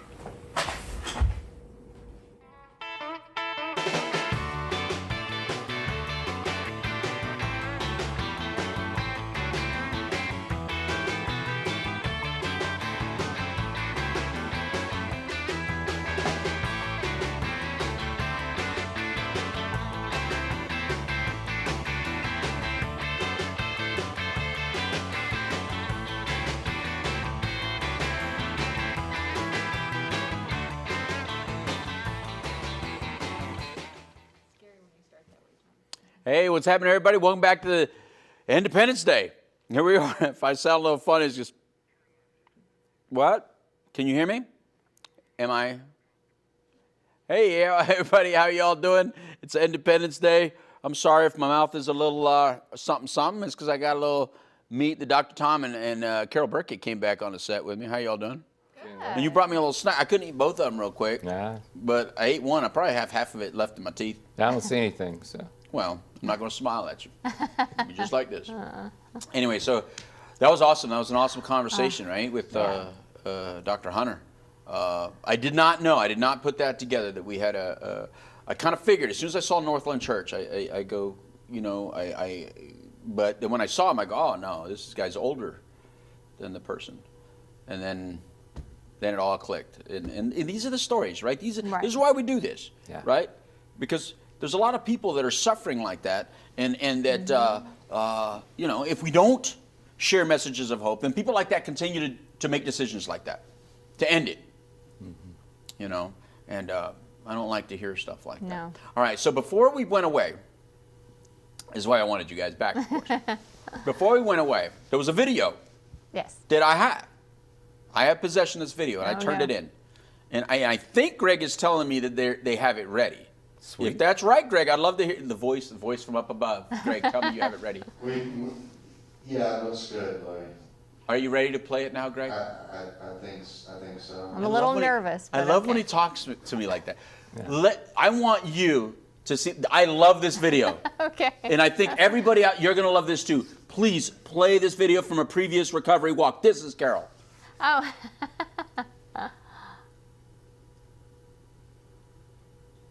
Oh my God.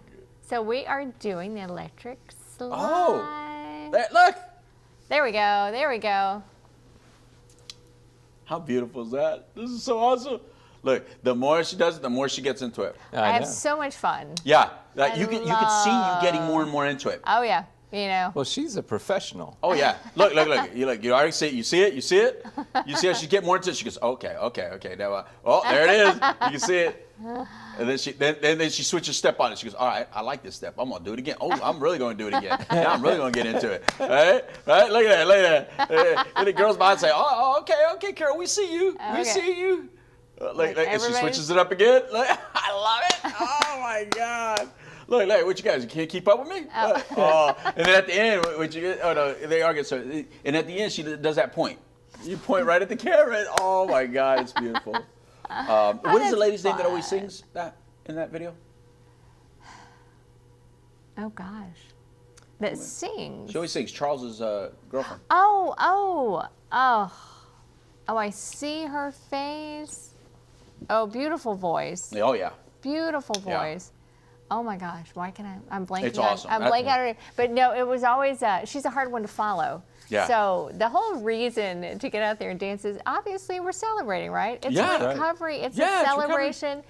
And someone has to start it, right? Yeah. So I always love getting it started. And you then do get everybody that would come and dance with me was always so much fun. When I try to get it started, I talk about the statistics behind recovery, Somehow it's just not as engaging as dancing. I don't understand. It just doesn't. It's not the same. Well, that's why. See, so as soon as you said, what you said, I was like, oh, dancing. I think Carol Burkett. Carol Burkett. Absolutely. Well, she's a professional dancer. Let's get it straight. She's a professional dancer. She danced with like Dolly Parton. That's right. At the you danced with Dolly Parton? Dixie Stampede. Not with Dolly, but yes, well, Dixie. at Dolly's Parks. One of Dolly's parks. And, Dolly Parton, wonderful lady. I actually had the pleasure of meeting her, which Yes. was That is really pretty- that's special. pretty cool. So Yeah. yeah, I love, it's my passion. I love dancing. You do love it. I do. You light up. I think your favorite part of all the recovery walks is when you can dance. It's when I get to dance, yeah. They always put a little section in there just for some line dancing. And, yeah. So Can you cue up the music? Well, right that's now? what I'm about to make Greg go crazy, because I'm thinking, well, we didn't have a recovery walk the same old traditional way, Right. And I didn't see a new video of you dancing, Right. There is not a new video, no. So how is there a way that we can get you to kind of like do a little move? We could. Are you Is all it- going to follow? Because Oh, that's the heck whole no. No. We're reason. watchers. Yeah. We're watchers. We're admirers of your Just, talent. I would just distract from the beauty that is your dance. It would be well. like a dance in a train wreck.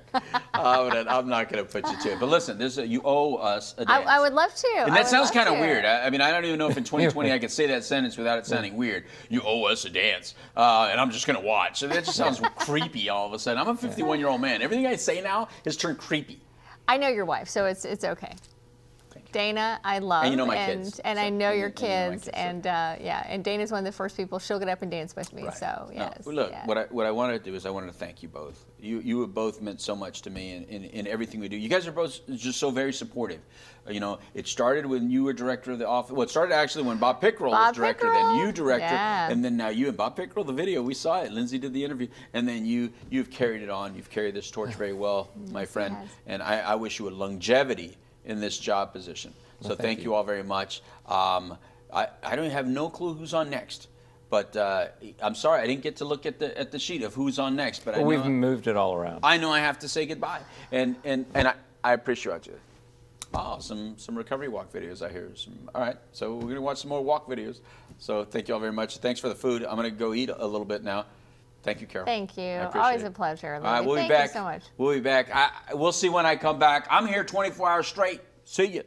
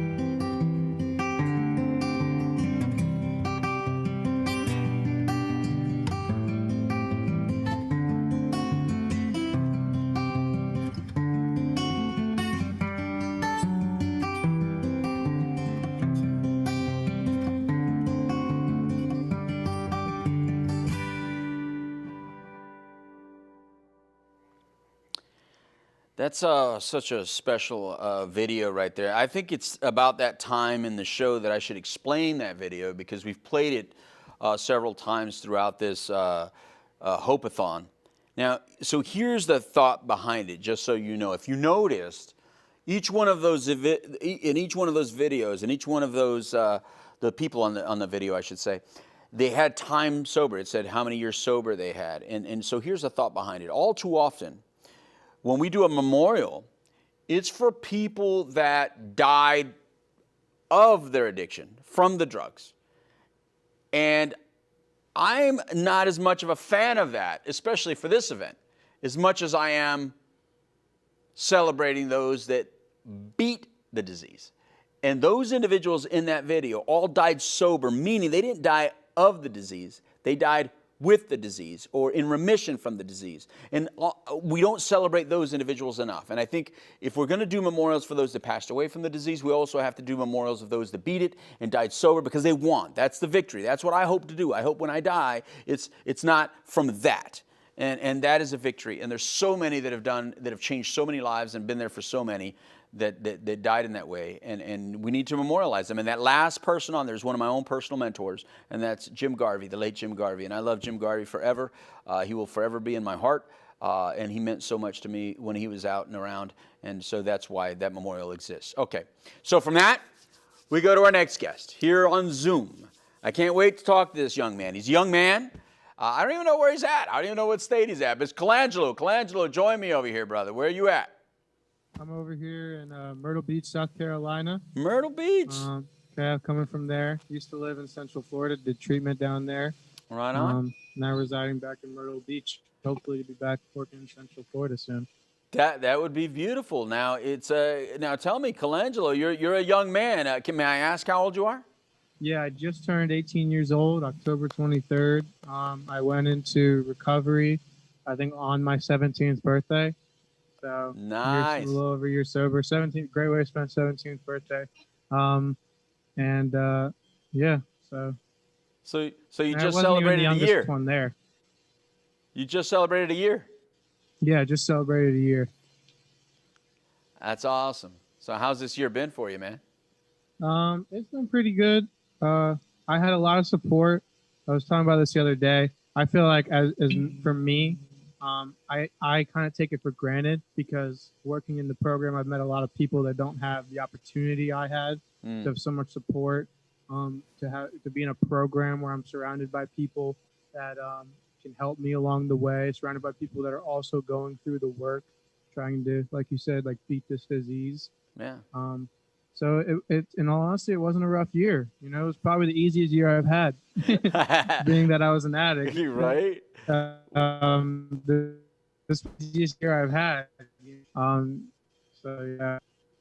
Well, there's a lot of people watching this that you know, they may not get that whole oh my God, it's so young and already, you know, already sober before he's even legal to use. And I get it, because I quit before I was legal to use as well, so I get it. But for the people that don't really understand or get it, and they may be sitting there like, you know how like a dog, when they look at you, they tilt their head sideways? There might be some people that are watching this and go, oh my God, he's such a young man. What happened? Do you want to give us a little bit of that story so we know, you know, how this came to be in the first place? You know, I feel like, and I advocate for awareness of like how this disease affects adolescents, because it does affect adolescents. Yep. And it affects adolescents a lot more than people think. And we're also more vulnerable than someone whose brain is developed. The people that are 25 and above, we are more vulnerable to it. So it's not only that we are likely to use at a young age, but it's also the fact that when I do it as a kid, if I'm next to a 25-year-old and we use the same thing, and it's both our first time, already I'm more at risk than he is, because I'm an adolescent. I have an underdeveloped brain. I am more at risk to infuriate that disease up there than he is, whether we both have a genetic disposition or not. So to me, the way I was explained to it is that like we are the prey, us adolescents. We are the prey of this disease. We are the easiest ones to wrangle in, And it's also very hard for us to recover because most of the times you get that head shake and like, oh, well, they'll grow out of it.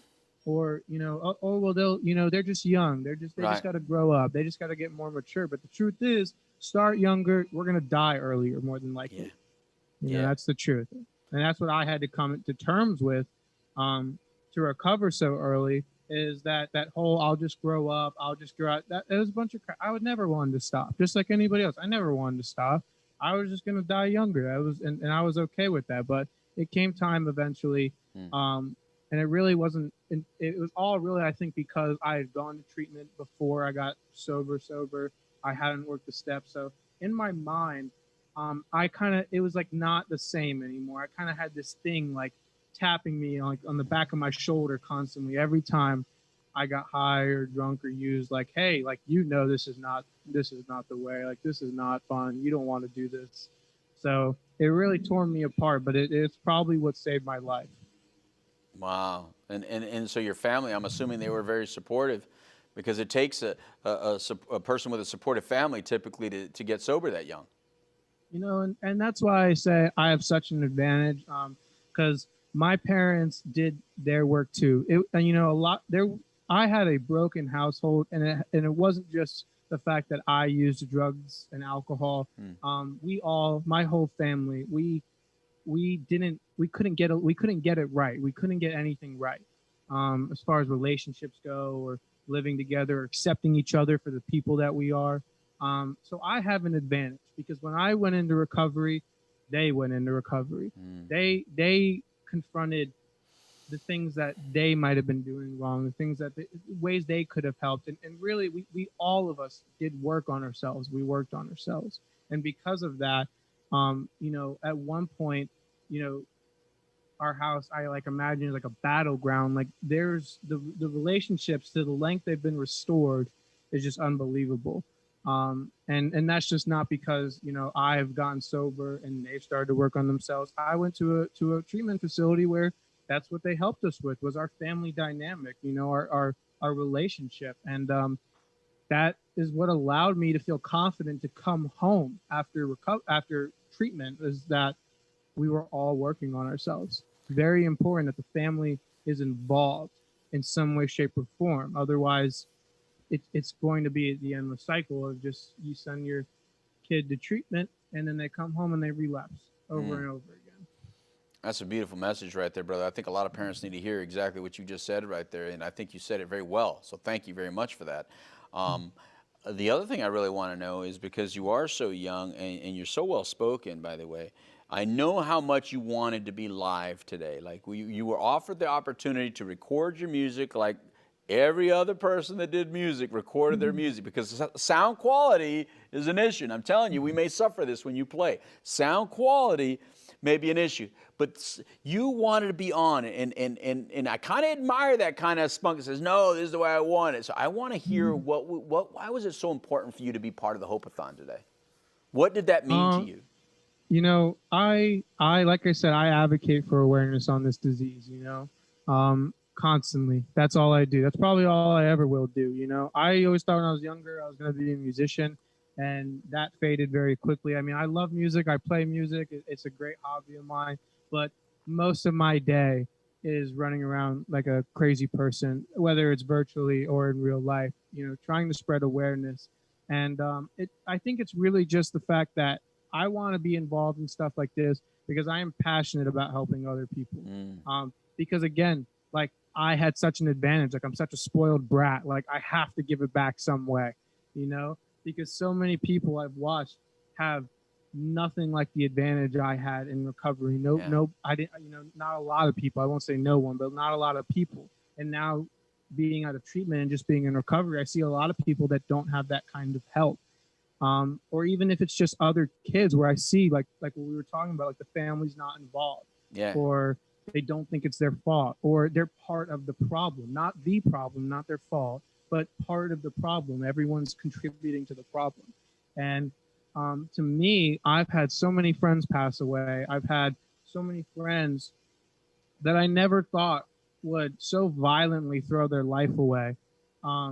It's very sad to me, and it also makes me feel bad because I'm like, well, why did I get an advantage? Like, right. like what did I do to deserve any of this? So it's kind of like, in AA, the 12 step anyway is that we help others. We dedicate ourselves to helping others, to being useful to our higher power's will. So I truly believe that my job at this point is to, in some way, shape, or form, whether I have an opportunity like this or I have to get creative, is to help other people, to spread the message of hope. And that's pretty much, that gives me enough satisfaction, and it keeps me sober. Yeah, man.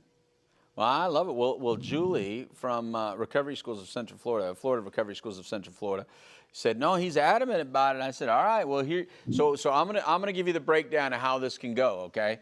So I'm gonna let you express yourself through your music right now. But if the sound is bad, and I can't make that call because I can only have limited hearing of this. Okay.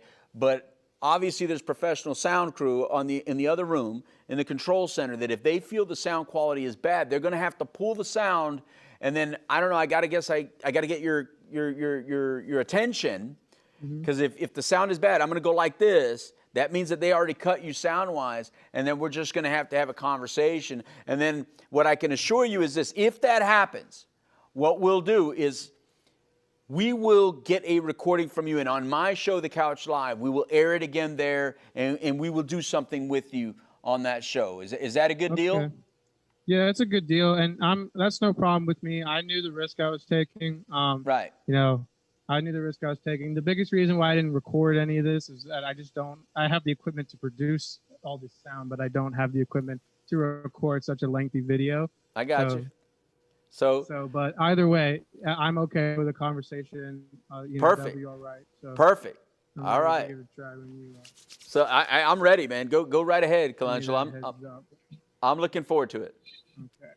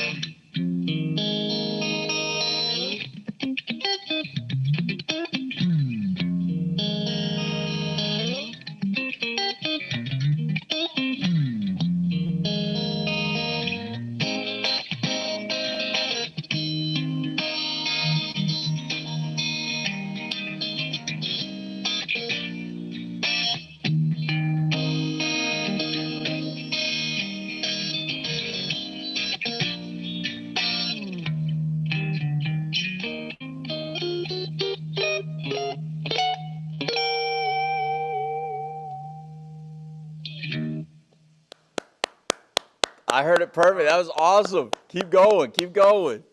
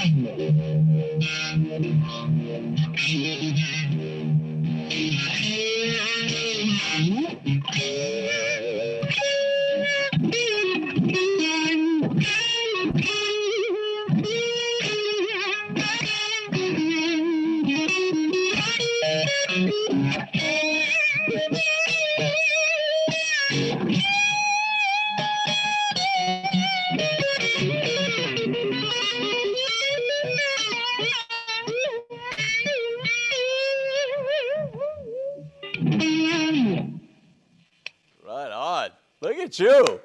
Look at you.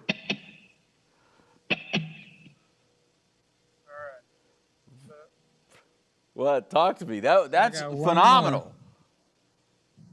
I got one more. Right on, right on. Go for it. Just make sure everything works all right. I got one more. This is an original sort of thing I put together. All right. And I'm gonna play my favorite artist, a Jimi Hendrix solo over it. I love Jimi Hendrix, so this is perfect.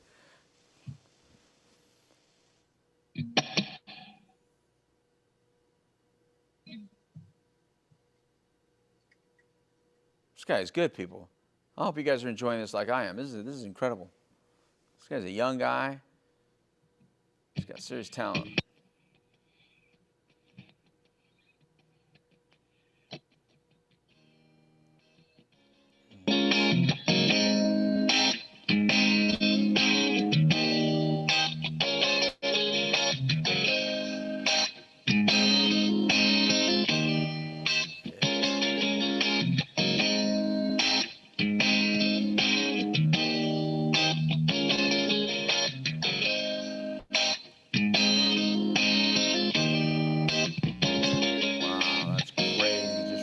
Real quick.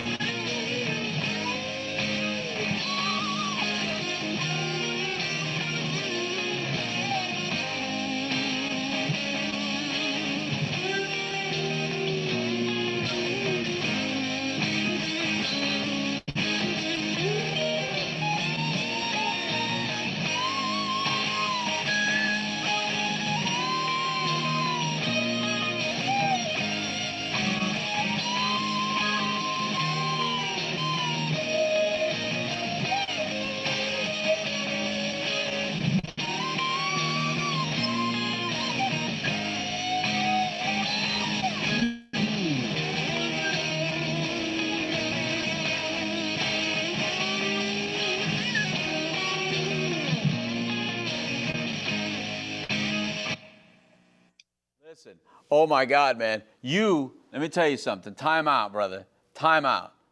I didn't stop this. Get overloaded. No. I'm not stopping it because the music was poor. I paused you because we're out of time and you're amazing. I think you're friggin' amazing. I love your playing, man. It was so cool. And listen, let me ask you something. You said your desire was to inspire other people, right? No, keep the guitar in your hand because I'm going to ask you to play something in a second. You said your desire is to inspire other people, right? Yeah. All right. I want you to talk to me a little bit about that a little bit more. And then what I'm going to have you do is after we're done talking, you just play us out until the next segment, okay? But I want to talk to you a little bit more because you have piqued my interest a great deal, my friend. You got some tremendous talent right there. And I don't know if you saw the top of this show when we started at midnight where we had Dr. Rob Kelly, we had Dusty Watson. These are professional musicians that work in this recovery space now. Did you see the top of the show when we started? No, I went to work this morning.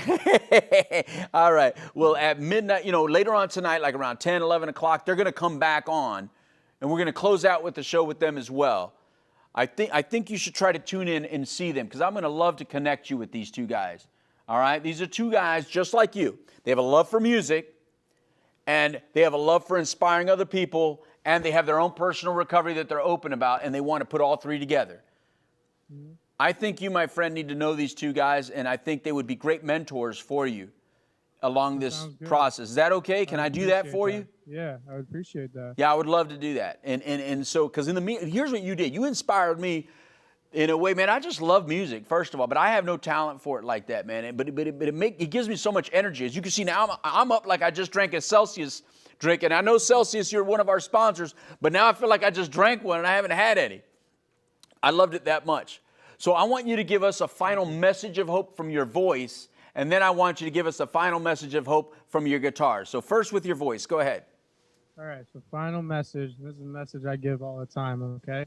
So since this pandemic, we have reached, originally we were saying that 130 people were overdosing every day, okay? That's just overdoses. That's just overdoses. That's not alcoholic kidney or a liver. That's not violence that comes from drugs or the sale of drugs and alcohol.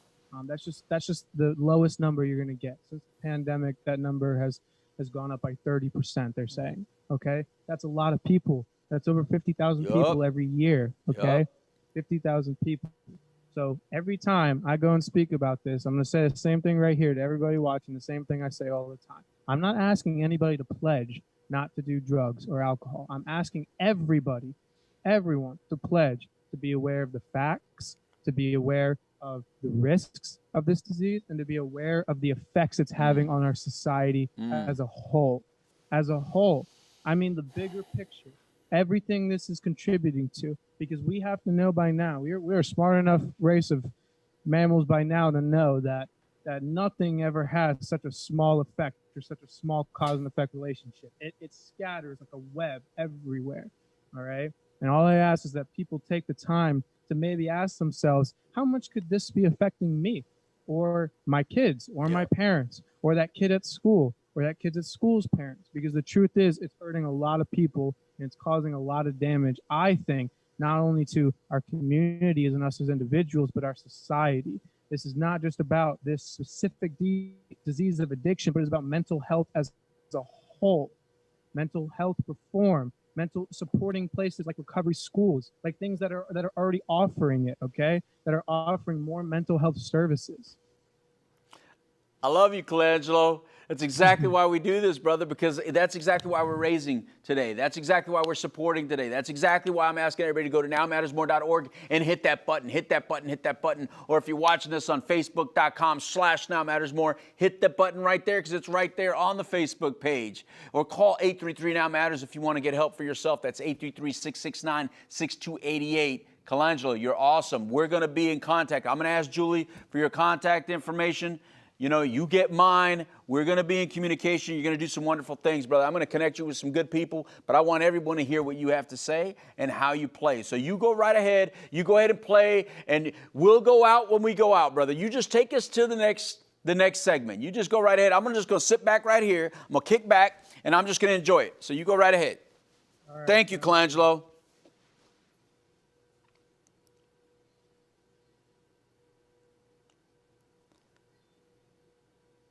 Look at the prep he goes through. Yeah, you're amazing, man. You do all these little tiny things and record them and then layer them. It's crazy.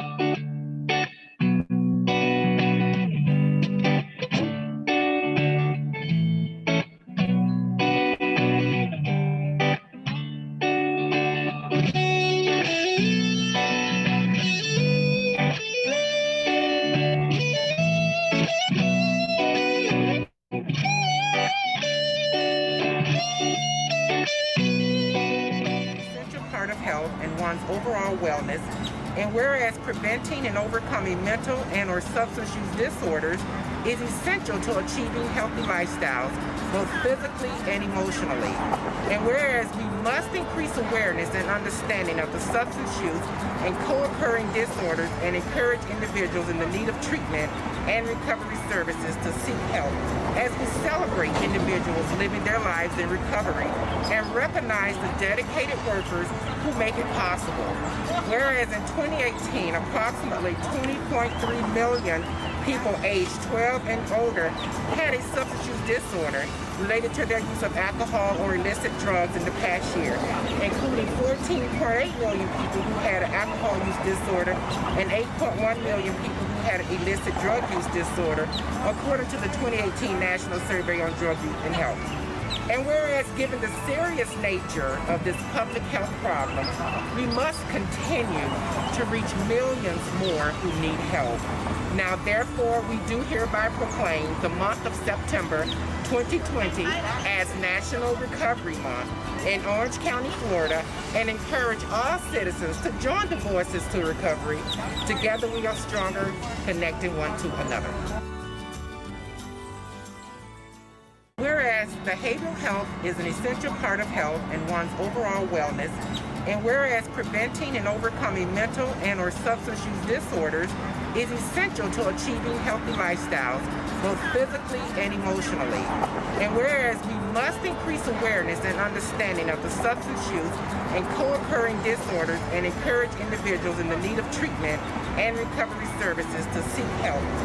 Good morning, everyone. Anna Reed here. I am so incredibly grateful to be a part of this year's virtual recovery walk and the 24-hour Hope-A-Thon for Independence Day.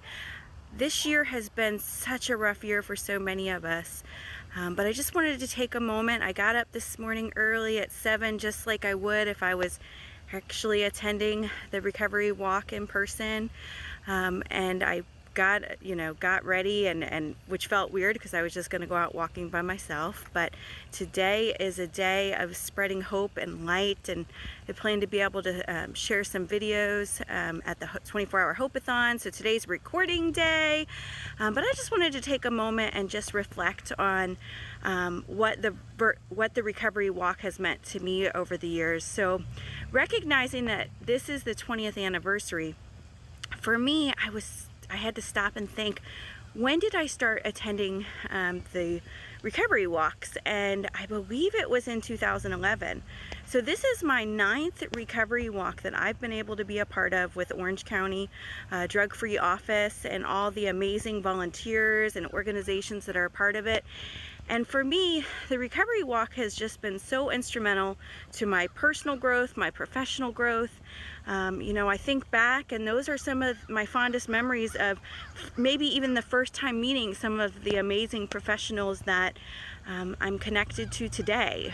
I remember, standing next to other organizations at a booth and providing resources, watching Carol Burkett dance up on stage, getting to talk to Norberto Perez about one of the first times that the Recovery High School idea really was nagging at me, and he, I remember him saying, you need to create a vision board, you need to create a vision board. And so, just all these amazing relationships and friendships that have come out of this. Stephanie Bowman from One Heart, Joanne Stone from Stepping Stones for Success, Dr. John Robertson from the Multicultural Addictions Network, Louis Delgado from the Now Matters More Foundation, Trinity Phillips from the Now Matters More Foundation. So many great relationships and memories from the recovery walk over the last 19 years. So I hope that even though this year it's very different and we just don't know what tomorrow brings, we do know that today there is hope, and we also know that recovery is possible, it's beautiful, and when you allow yourself to pause and just enjoy what's around you, you can stop and recognize the beauty that's all around us. Today I don't have Lakey but I do have a fountain here in Ocala, Florida, and I thought it was very fitting for there to be at least a fountain during my Walk 2020. So I just pray that this message finds you in health and happiness, and that your family and that your friends are also doing well. I love you, I pray for you, and I just hope that you have a very blessed rest of your day and enjoy the 24-hour Hope-A-Thon. Thank you so much for tuning in and sharing it. Bye now.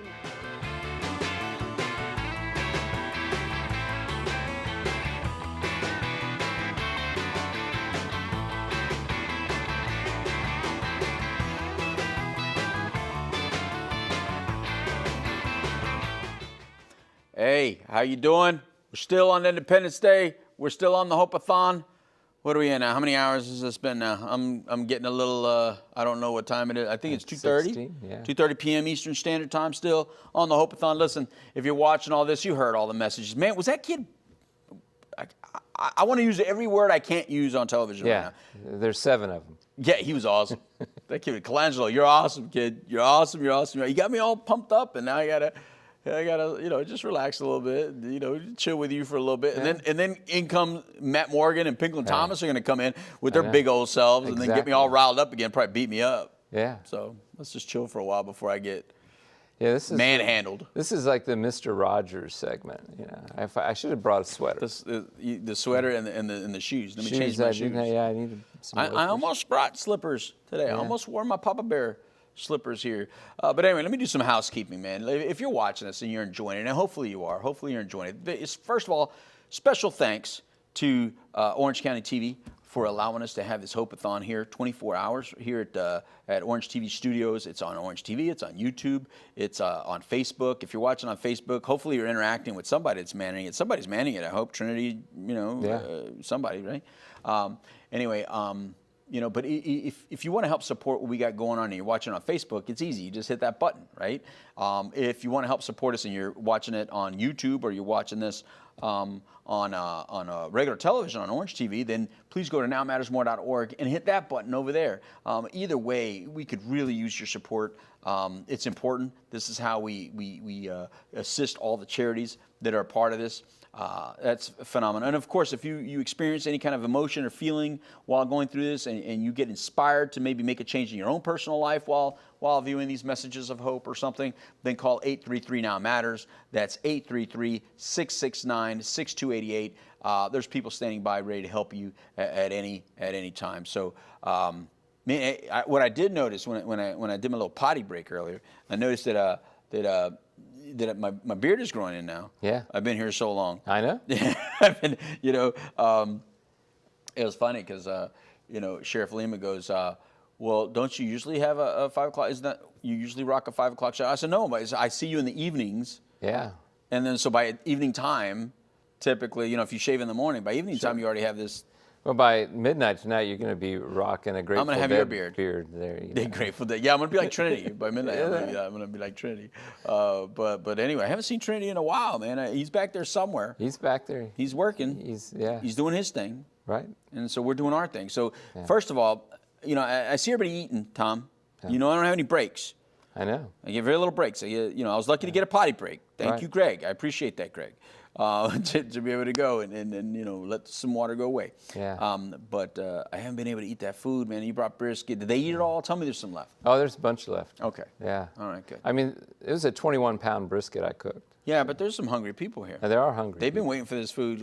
Yeah. They've all been talking. They've been more excited about the food than me on this stage talking. But I'm getting ready to leave and come back with chicken and ribs. So we take care of Orange County TV. I love ribs. Yeah. I love ribs. And you've had my ribs before. Yeah. No. No, you haven't? No. Oh, you're going to like this. You gave them to your neighbor. Yeah, well. Remember? Yeah, well, they have to, smell the smoke for long hours at a time. I don't want to. At 4 o'clock in the morning. Exactly. I had somebody stop me once and say, do you have a permit for that smoker? Really? Yeah, and I'm like, this was 7 dirty words. I can't tell you what I said. There you go. Yeah. But it's like, no, I don't need a permit. I checked with the city. So was this what you envisioned? I mean, when you brought this up in the meeting, is this what you wanted? Are we doing justice to your vision? Well, so Here's the deal. I think that this is a proof of concept. So everything we've done to date has shown that this is a viable, good idea, and it's exceeded my expectations. Right on. And so, you know, I believe there's people whose trajectory of lives will be changed by the fact that we put the time and effort into this. Wow. I mean, I'm changed. I was moved by Dr. Hunter's story. That caught me. I had no idea. And then for you to have a personal connection. I had no idea. Yeah, I mean, I have I goosebumps right now all over again. Yeah. And so that's the power of compassion, the power of giving. And in the world we live in today, there's so much division. That's what the Hope-A-Thon. You know, when we moved it to the 14th, I was happy. I said, we're going to need hope. We're going to need, regardless of whatever Whoever, side. It didn't matter. Yeah. Yeah, you did say that. And so I'm glad it moved to this date. Yeah, I think it's a great date. You said let's keep it at this date. I think so. Yeah. I'm with we you. need to remind our countrymen that we're Americans. Because every 4 years or every 2 years, we're going to have this conversation. Exactly. Remember Jackson Brown's song? I'm a patriot. Oh, I love that song. You turned me on to that song. Yeah. Yeah. So that reminds me, I told you were going to karaoke during. Yeah, right. Now you brought up singing. Yeah, no.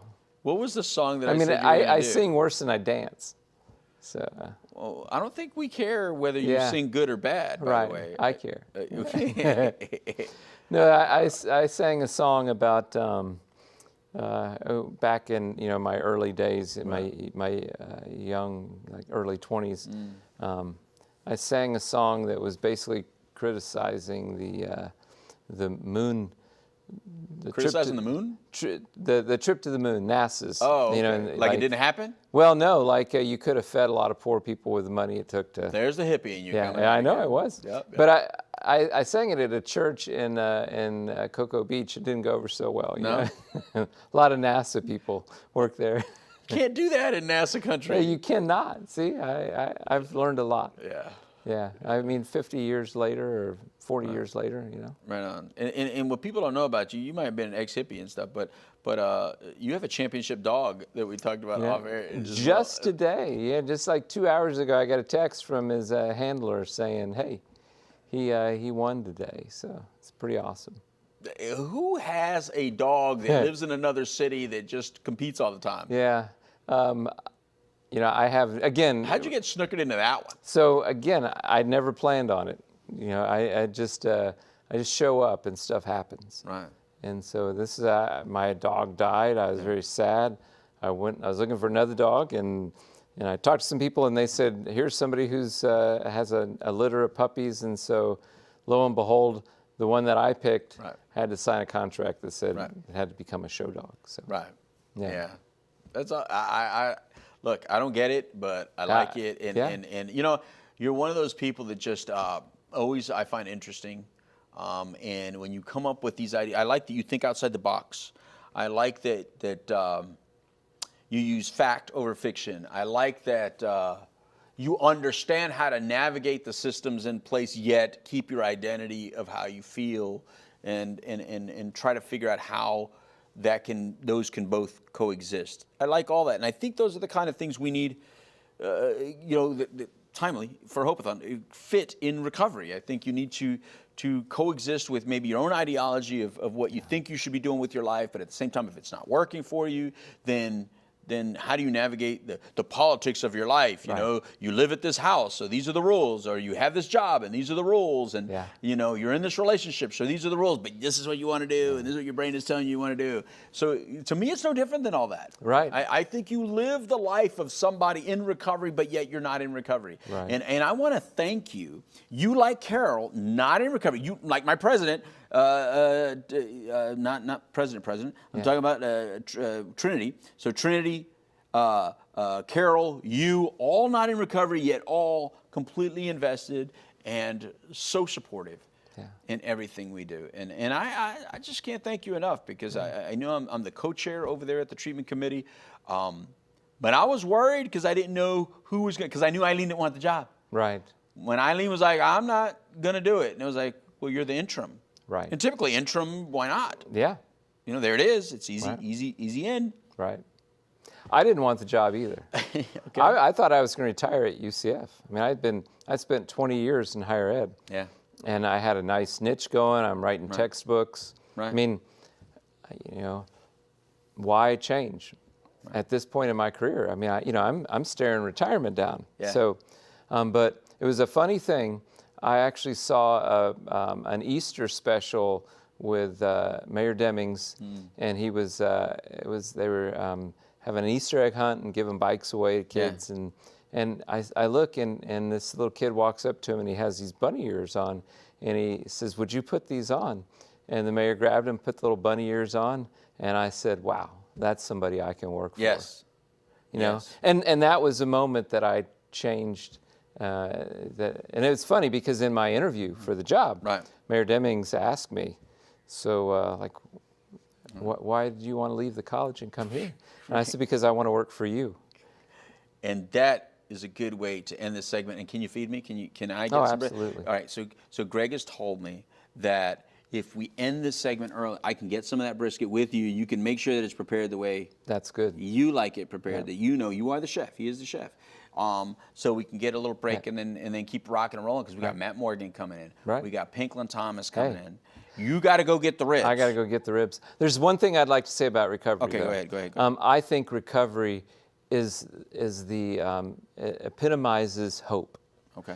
And you talk about people who aren't in recovery, and things aren't perfect, and recovery is a metaphor for bringing together people who have not been together. I mean, when you think about the pain of addiction, on all the things that happen when there's a substance use disorder, when you recover, it's this beautiful power. Right. And it brings people together, people who maybe hadn't talked in years.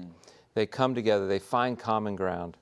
And, that's, as a nation, we need recovery. We need hope. Recovery. And we need hope, and connectivity is the key. Yep. And with that, people connect with the Now Matters More Foundation by going to nowmattersmore.org. Hit that button so we can support these other organizations, or call 833-NOW-MATTERS so you can get the help that you may need. Dr. Tom, go get first let's go warm up some brisket. You know it. I'll catch a little break, then go get them ribs, and then we'll be back with WWE star Matt Morgan, and then two-time world heavyweight champion Pinklin Thomas. We'll be back after some more messages of hope.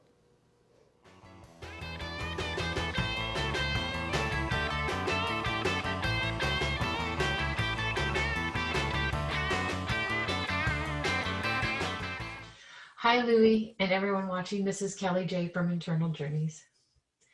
And I am currently in Shelton, Washington, and happy to be a part of this year's Hope-A-Thon and Virtual Recovery Walk 2020. I chose to participate in the Hope-A-Thon because I'm a survivor. I fought the dark. I made it to the other side. And I know it's a hard journey. I know it's sometimes hard to own, but I assure you, once you start owning it, it becomes more adaptable. We get to get used to ourselves. We get to love ourselves. We get to embrace ourselves.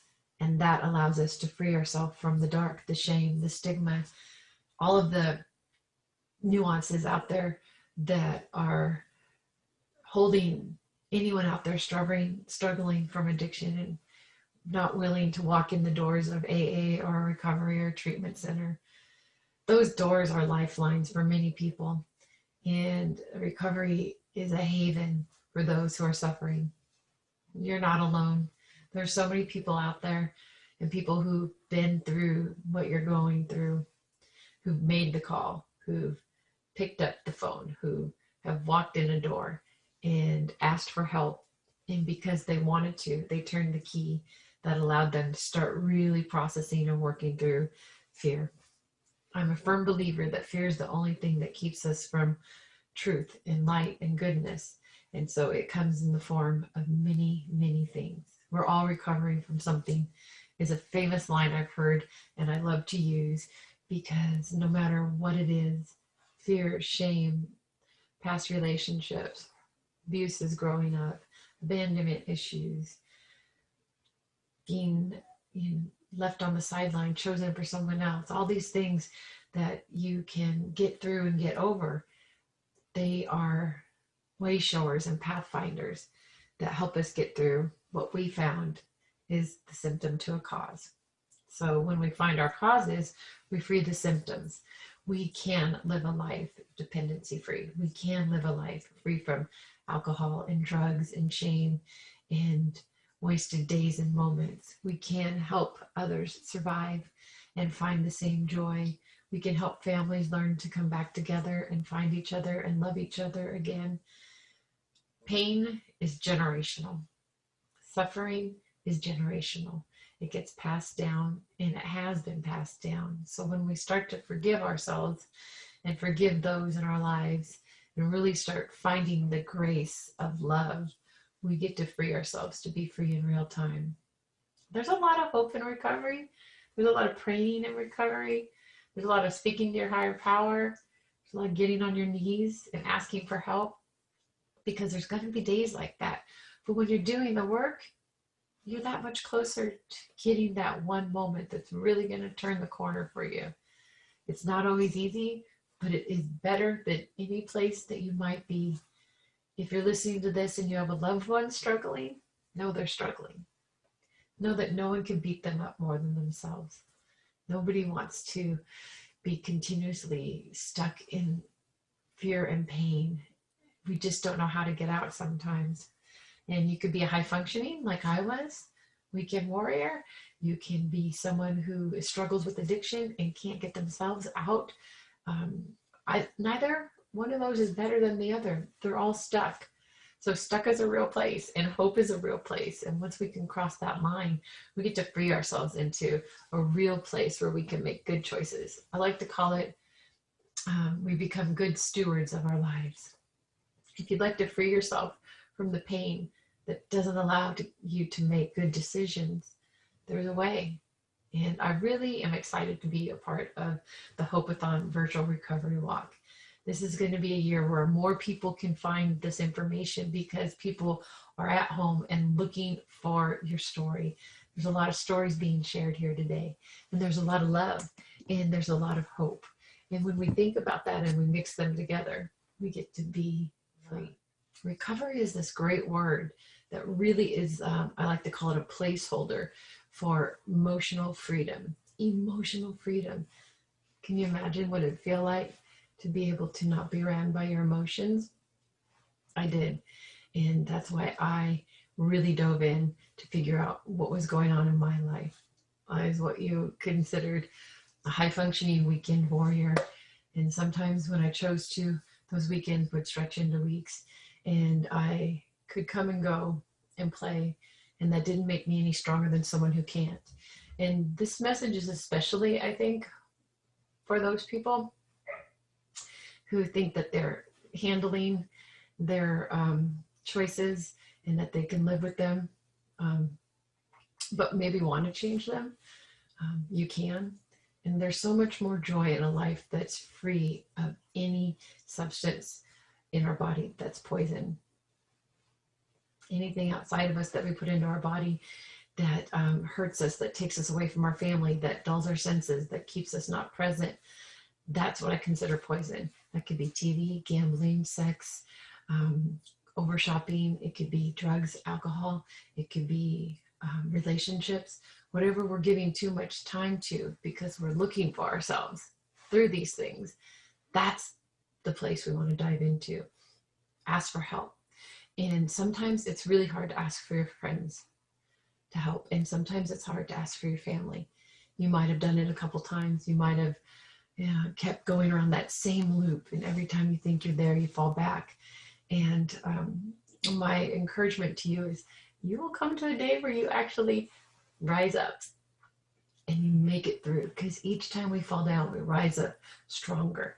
And if your family and friends can't be there for you, there's a whole other world out there. My biological father struggled with drug addiction and alcohol his whole life. And that caused us to not be in each other's lives. And he left my mother and I when I was 8 months old, maybe younger. And he didn't get sober until much later in his life, but he did. The last 14 years of his life, he was sober and a leader in AA.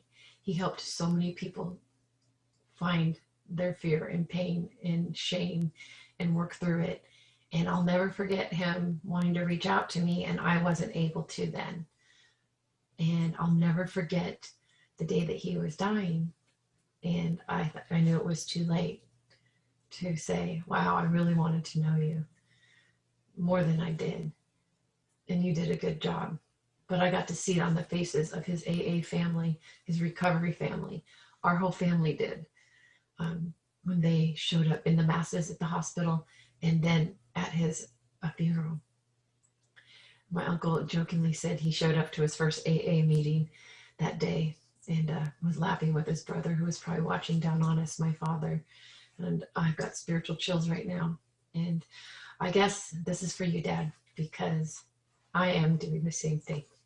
And we can heal through addiction. We can forgive those. And we can love our family and friends. And there's a way through. And it all starts with recovery. Louie, I'm so grateful that you asked me to do this talk today, and that you do everything you do for recovery, and that you're a way shower in the community. I want everyone out there that's struggling with fear or doubts that they're not good enough. You are. You're so perfect. You're perfect just as you are. And I really want everyone to know that walking is important. Talking is important. Reaching out is important. Having hope is so important. Knowing that it doesn't matter what it looks like on the outside or feels like on the inside. We can all find our strength and beauty again. And we are all the same on planet Earth. Every single person here is struggling with something. So you're not alone unless you don't reach out. So I'm going to get ready and I'm going to go walk.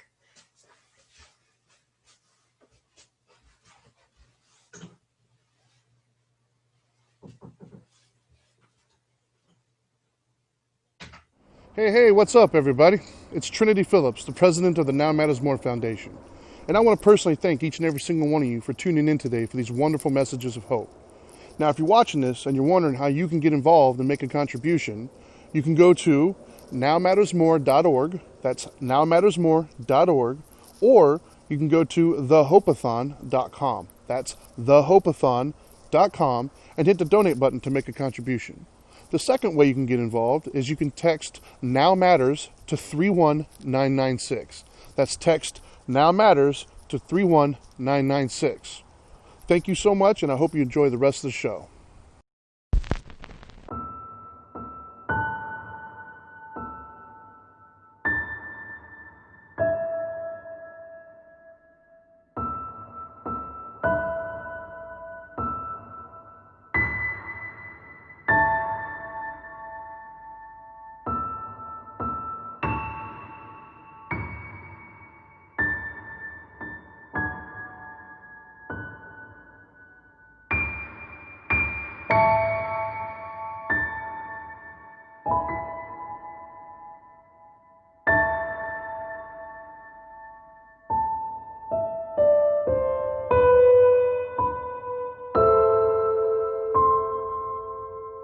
If you have a drug problem, we can help. Contact Narcotics Anonymous at 407-425-5157. Relay for the Deaf, 800-955-8771 or orlandona.org.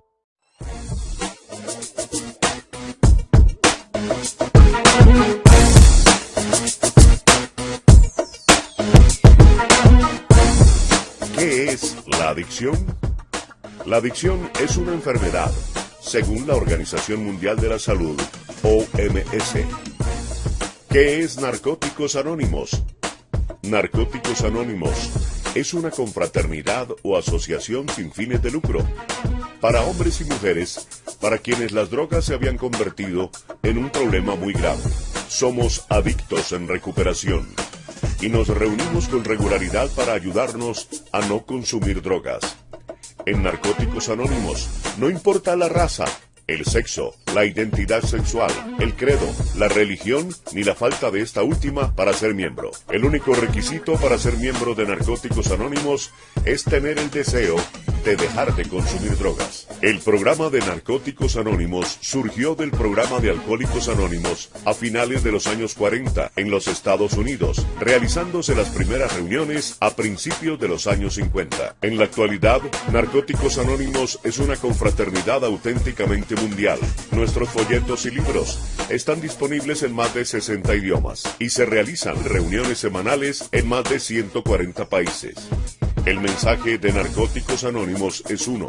Un adicto, cualquier adicto, puede dejar de consumir drogas, perder el deseo de consumirlas y descubrir una nueva forma de vida. El programa de Narcóticos Anónimos es de abstinencia completa del uso de todo tipo de drogas. Nos mantenemos sin consumir de a un día a la vez. Lo más importante es que funciona. En Narcóticos Anónimos no tenemos cuotas de inscripción ni se pagan honorarios. Nos mantenemos con nuestras propias contribuciones. ¿Qué hace Narcóticos Anónimos? Nuestro programa consiste en una serie de principios escritos de forma sencilla, a fin de poder seguirlos diariamente. Creemos que nuestro método es práctico, ya que el valor terapéutico de un adicto que ayuda a otro no tiene igual. En Narcóticos Anónimos se practica el principio del anonimato. De esta forma, aseguramos que los miembros puedan asistir libremente a las reuniones sin temor alguno. ¿Qué no hace Narcóticos Anónimos? Narcóticos Anónimos no está afiliada a ninguna otra organización, centros de tratamiento ni instituciones penitenciarias. No ofrece servicios de orientación vocacional, asesoramiento legal, financiero, psiquiátrico ni médico. Nuestra experiencia colectiva nos ha demostrado que las personas que asisten a nuestras reuniones con regularidad se mantienen limpias. Ponte en contacto con Narcóticos Anónimos.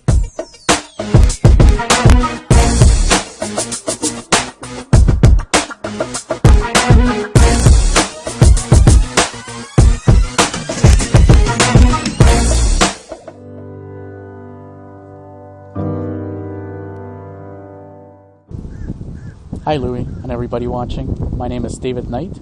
I am the founder and executive director of M4W Inc., a Florida-based 501c3 that focuses on providing free aftercare services to victims of human trafficking. I want to say thank you to the Now Matters More Foundation and Orange County for allowing us to be one of the recipient organizations for today's fundraiser. My personal message of hope is that through today's 24 hours, we'll reach somebody's heart, somebody's home, somebody's hurt, and begin the healing process and transform them and allow them to live the life they were meant to live. Recovery is a word that is very easy to throw out there, but it's actually a grueling process of very difficult moments. So 24 hours of hope is what's going to help somebody today push through a difficult moment. And if they see this message tomorrow, the day after, next year, I'm hoping and I am praying that it reaches hundreds and thousands more. For now, I just want to say thank you, and I'm going to start my recovery walk now.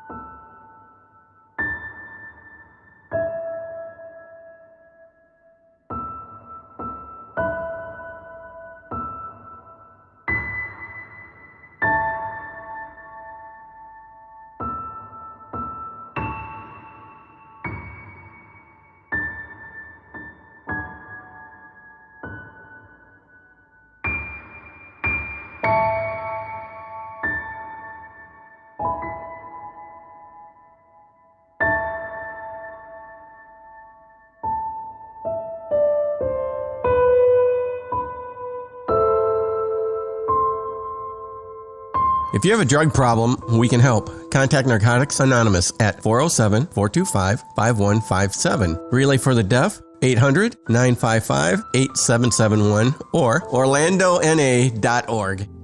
So my name is Madison. I'm 27 years old. I have been in recovery for 8 consecutive years. I had hairline fracture to part of my rib and my back. I was prescribed 3 different types of painkillers. That was my first experience with abusing painkillers. I didn't have a horrible childhood, nothing, you know, I had a wonderful family. I have a wonderful family, supportive, everything. And I don't know why, you know, those pills made me feel so good, but they did. When I was in active addiction, I was so angry. I mean, I can't even explain the amount of anger that I felt in my body. And I don't think I had laughed in 3 years, you know, that true happiness laughter. And so when I first got sober, the first 6 months in recovery, I was still in treatment. You know, I went to long-term treatment. I started finding myself like noticing that I was like cracking up. That's something that was said in treatment that was just hilarious. And I was so blessed to go to rehab with some of the most incredible women I've ever met in my life. And they're still my friends to this day. And when I met all of these girls in treatment, I was surrounded by people who were like, we love you. And this idea that like, I'm lovable and I'm worth recovery and I'm not a bad person and I have a disease.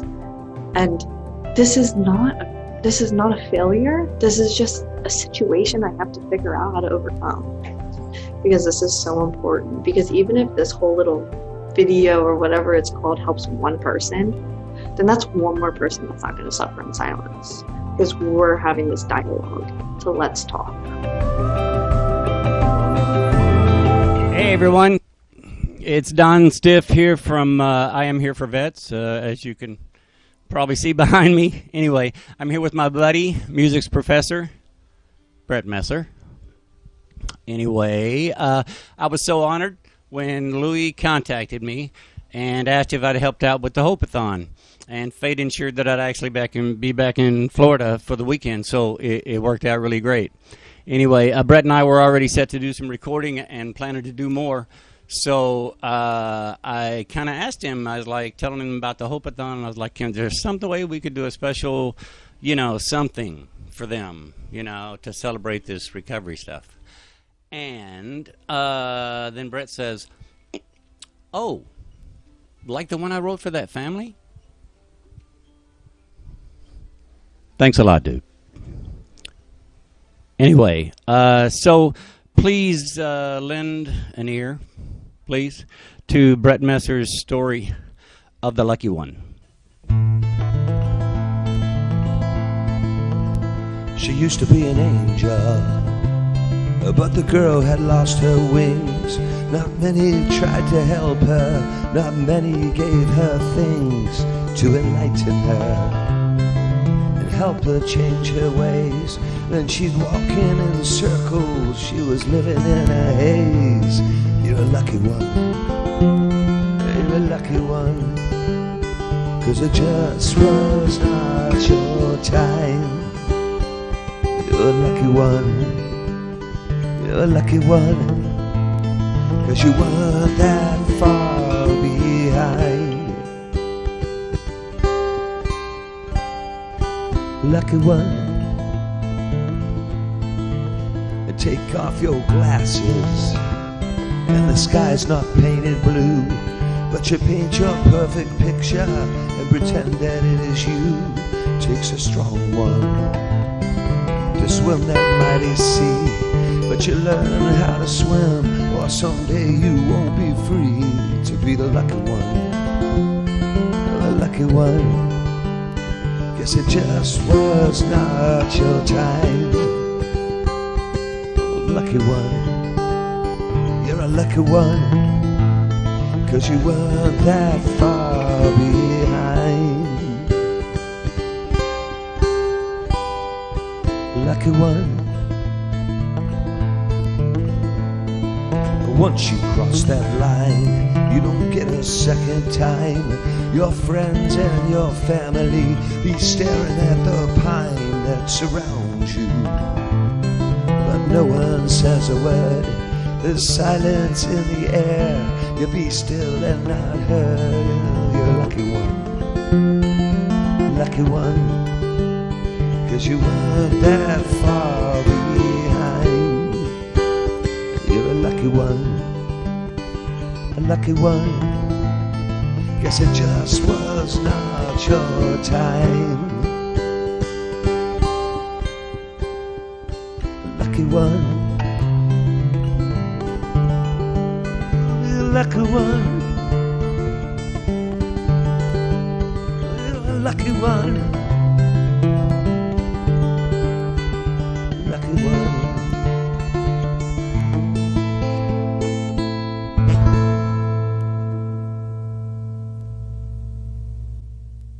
Wow. Thank you, Brett. Awesome, dude. So what do we have, right? We have the old boy meets girl, they meet heroin, girl leaves boy forever, right? Somehow the boy stayed here. I think no small part of why he stayed here is his ability to admit to himself that he needed help. His ability to communicate to somebody that he needed help.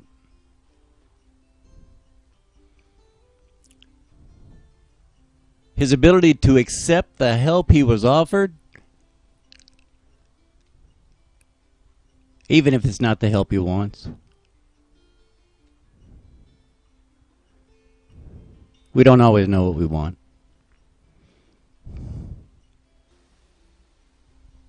Somehow he's the lucky one. He made it. But celebrating his victory was subdued for everyone in some measure, right, because of her loss. Somehow he's the lucky one. Anyway, we're asking all of you supporting the Hope-A-Thon with your eyes and ears, find a way to share this stories of success and recovery and miracles, whatever you want to call them. And share them with people that need a good story. We all love a happy ending. Thanks to my buddy Brett Messer here. Thank you very much, Brett, for I want to thank you for reaching out and actually reaching that family and reaching that person in need, and he heard your music and your message. So that's really cool. Anyway, also, thank you, Louie. Thank you very much. And everybody in the studio, wake up, right? Thank you for allowing me to be part of such a cool endeavor, and I really wish y'all all the luck in the world. Well, so wake up back there in the studio.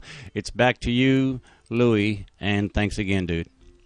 Oh, yeah. Hey, me and Brett, we do our walking in flip-flops. Hi, I'm Charlotte. I'm from the Veterans Mental Health Council, and I want to welcome you to the Hope-A-Thon. It's important for you to know that there is hope. Recovery is possible. It may take some work,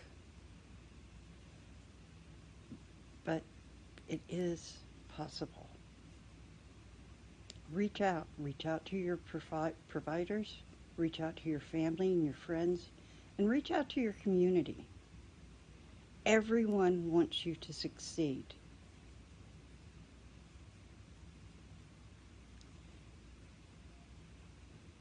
But never, never lose hope.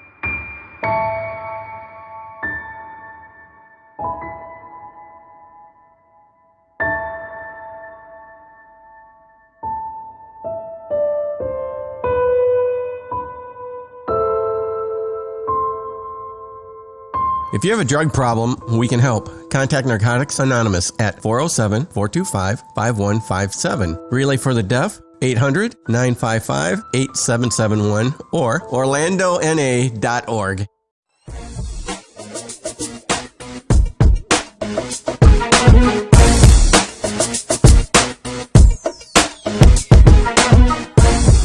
¿Qué es la adicción?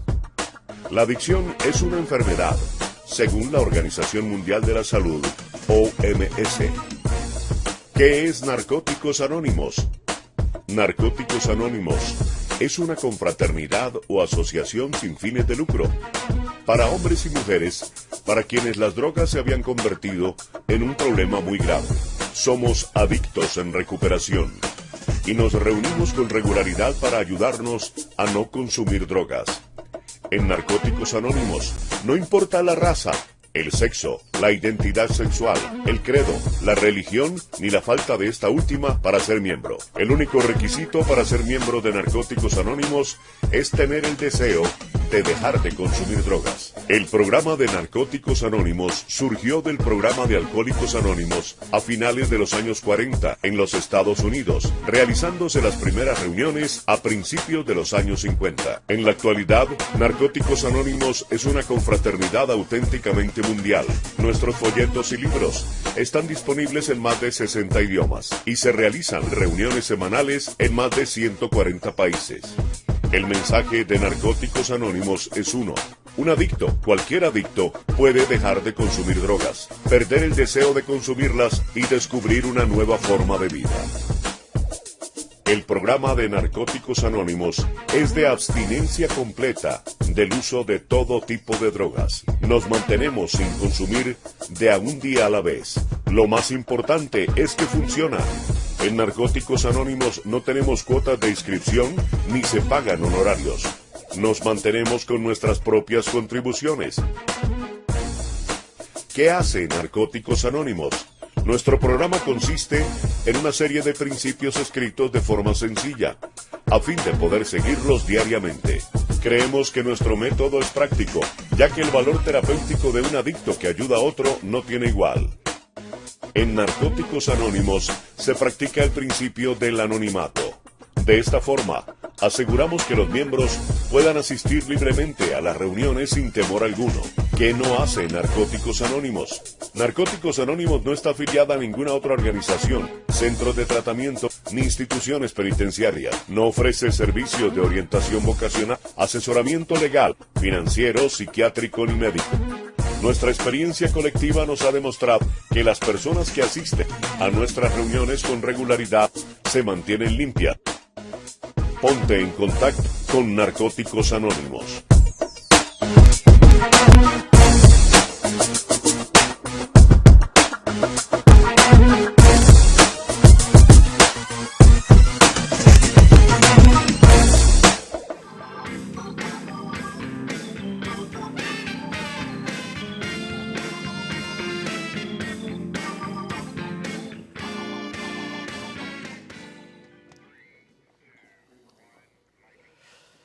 Hey everybody, welcome back to the Hope-A-Thon. It's still Independence Day. It's going to be Independence Day all of November 14th. It's 24 hours long, and we're like in our, I don't know, something. We're like past mid is 12, 1, 2, 3. So what is it, Trinity? A long time. A long time. So we're about 15 hours in, I think, something like this. So anyway, remember, if you want to help support what we got going on, you go to nowmattersmore.org. That's nowmattersmore.org, and go hit that button, and that means that you help support all of the organizations that we're trying to help, because by helping them, that helps our community, that helps support our community, and gets more people into recovery and more people into good mental health. And of course, if you have a problem and you're thinking, oh, you know what, man, these have been so inspirational, I would like some help myself, then please go to call 833-NOW-MATTERS. That's 833-NOW-MATTERS, 833-669-6288, and we have people standing by and they can help you right now. But I'm not going to delay any longer. I mean, obviously, I brought my boy Trinity back on the set, Trinity the Dharma Guy, which is the president of the Now Matters More Foundation. And let me do this intro properly.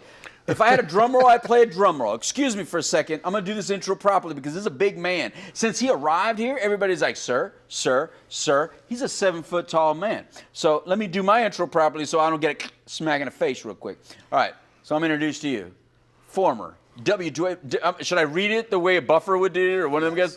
Former WWE, wait, how many W's did I put in there? Former WWE superstar, former American gladiator. In 2017, he got elected to Longwood City Commission, where all within just his first term in office, he went from commissioner to deputy mayor to mayor. He now just won his re-election as Longwood City Commissioner. Congratulations. is a very proud 14-year recovered opioid addict, was appointed to Seminole County Opioid Council by Seminole County Sheriff Dennis Lehman, who we had on earlier. Ladies and gentlemen, let me introduce to you, Matt Morgan. Where's the other crowd? This is where they phone in the phony. Yeah, this is where all the glory comes in. See, now I got to get into that mode now, because first it's you, this WWE superstar. That's why I brought Trinity, just in case you got a little froggy with me. He's supposed to pull you back. He's supposed to defend me. Team with him, bro. No, not tag team with me. And then after you is two-time world heavyweight champion Pinklin Thomas. So he's going to come hit us up a little. Champion. Yeah, man. Pinklin Thomas is coming in. So you stick around, man. He's Yes, coming sir, in he's after good you. So anyway, let's get into it, man. Look, the Hope-A-Thon. Before we begin, go ahead. Let's just totally go into our egos real quick. Is Pinklin Thomas a former tag team champion of the world, meaning taking two opponents on at once?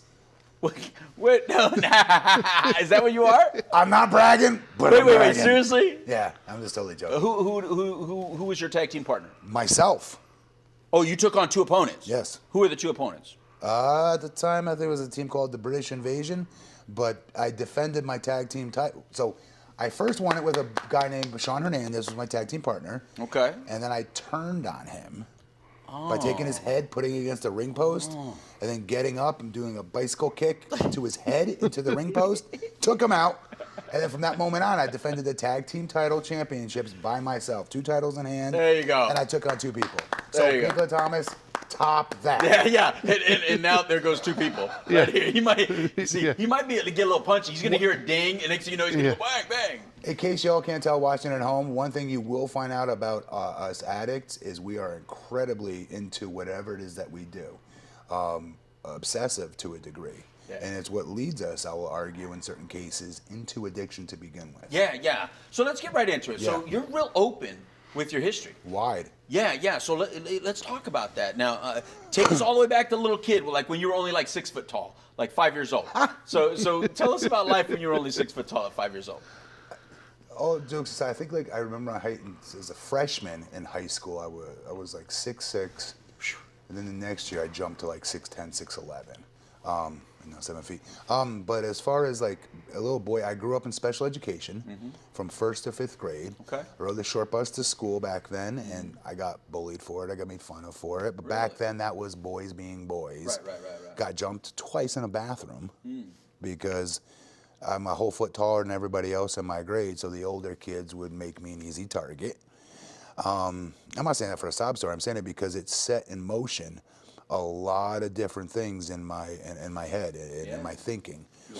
Right, but I learned really quick on a little something called work ethic, and doing whatever the hell I had to do to work myself out of special education, and join the mainstream. Not because it's regular or not because it's better, but because I wanted the bullying to stop. And I know that sounds crazy when you think about it, but for me, that's what worked. And sports was introduced to me. And sports is good for someone with attention deficit disorder like myself because you get instant gratification. Right. I will also argue instant gratification on the downward side is what also leads others into addiction from time to time because you get that immediate high that you're chasing. Right. And I'm no different. I'm a 14-year recovered opioid addict where I was a fully functioning addict. When I first started with WWE, I was already caught. Already? I had a back injury in which I splintered my L5 jumping off the top rope through a table, and from that moment on, my L5 was no longer, right? I needed a back surgery, and I didn't want to get it because I didn't want to lose my spot. Yeah. And I just debuted with Brock Lesnar at the time on SmackDown. Oh, wow. Things were great for me.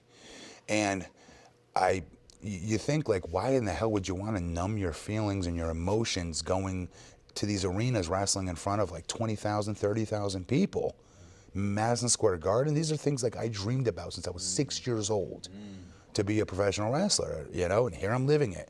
Why would I want to numb it? At first, it was because of the injury, to be fair, but then I got bit immediately. I'm not joking. I would say like maybe 3 months in to using these painkillers, these prescription painkillers. Was it Norco? And other kinds of different upper painkillers, not the ones that would make me sluggish and tired. Give you energy. And gave me a cocaine type of high. Mm-hmm. So much so that every once in a while when I'd run out of my own pills, I would do, you know, the unthinkable. I would be in handicap stalls, no joke, with a mainlining a drug that was called Nubane. That is more of a, what would I call that? It's a bodybuilder type of painkiller. Yeah. Yeah. I apologize. No, 2002 I started with WWE. And I would go into, like, afterwards, after these events and things like that, I'd go into, like, a nightclub or even a restaurant handicap stall. And if I ran out of painkillers, I would use those injectable painkillers if I ever ran out of my actual. We all know the next step would have been heroin, no question about it for me. I caught it, I want to say about 5 years into my addiction.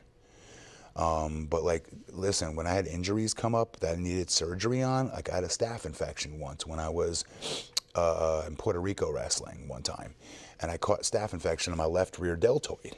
The way a staph infection works is it keeps growing, and it could have continued to grow and come around my rear deltoid here, and if it hit my heart, I would have died, right?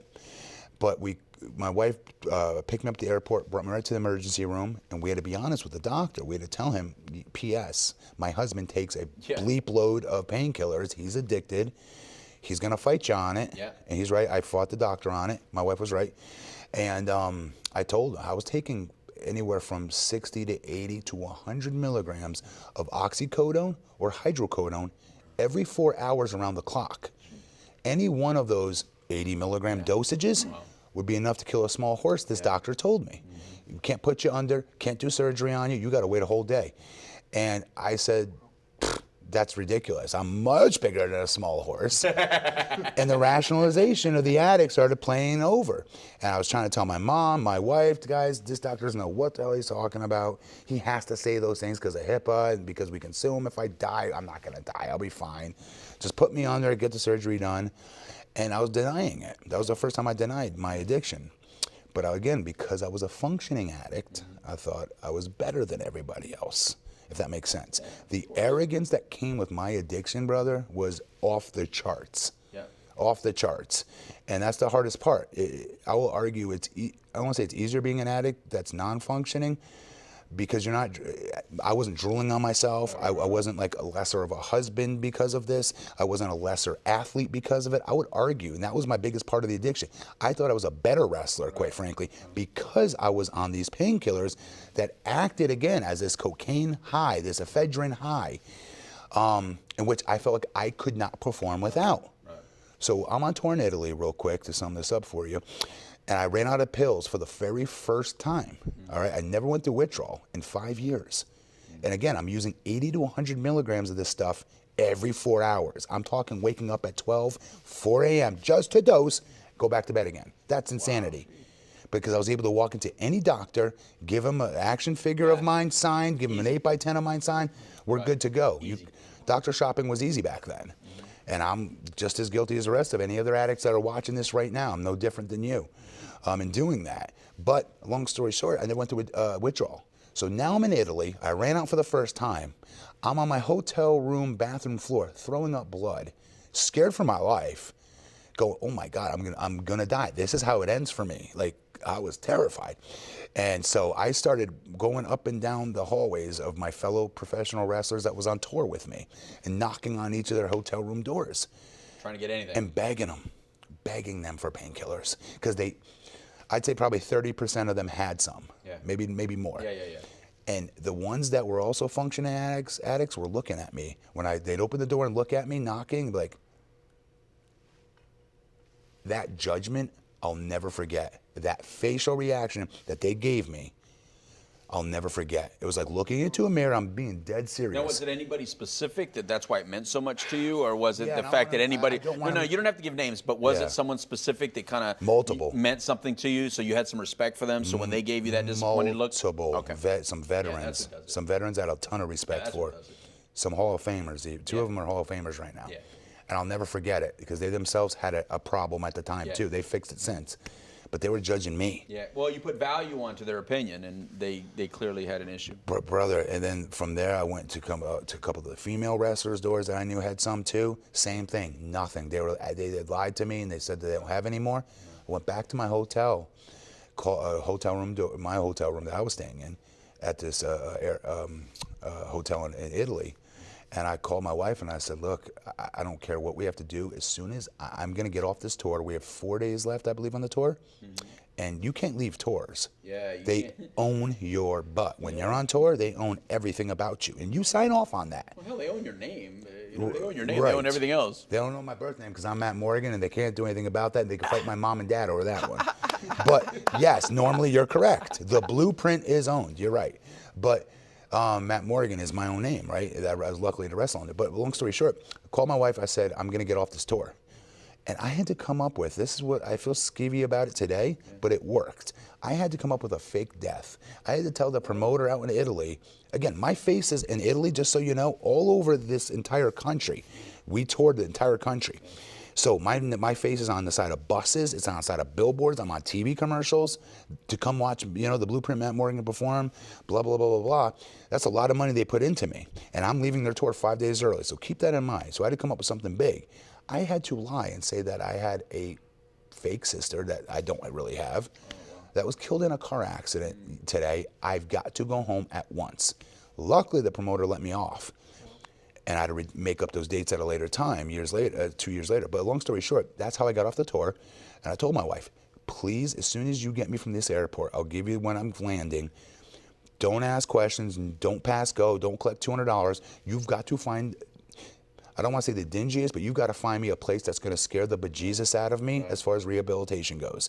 I need to go to jail without going to jail because I need to be scared. I have to be scared because that, for me, fear works. I don't know about everybody else, but for me, everybody has whatever. If you scare me with something, that generally would work. And this worked. I went to the Center of Drug-Free Living right here in Orange County. Which is now Aspire. Right, which is now Aspire. And they did an amazing job with me, and I was so blessed. I was blessed to have a roommate from Harvard. He was a Harvard professor that lost his tenure, lost his family, was living under an overpass on I-4. He lost his whole world. I needed to see that. I was still young enough to be able to turn this around if I could get the help.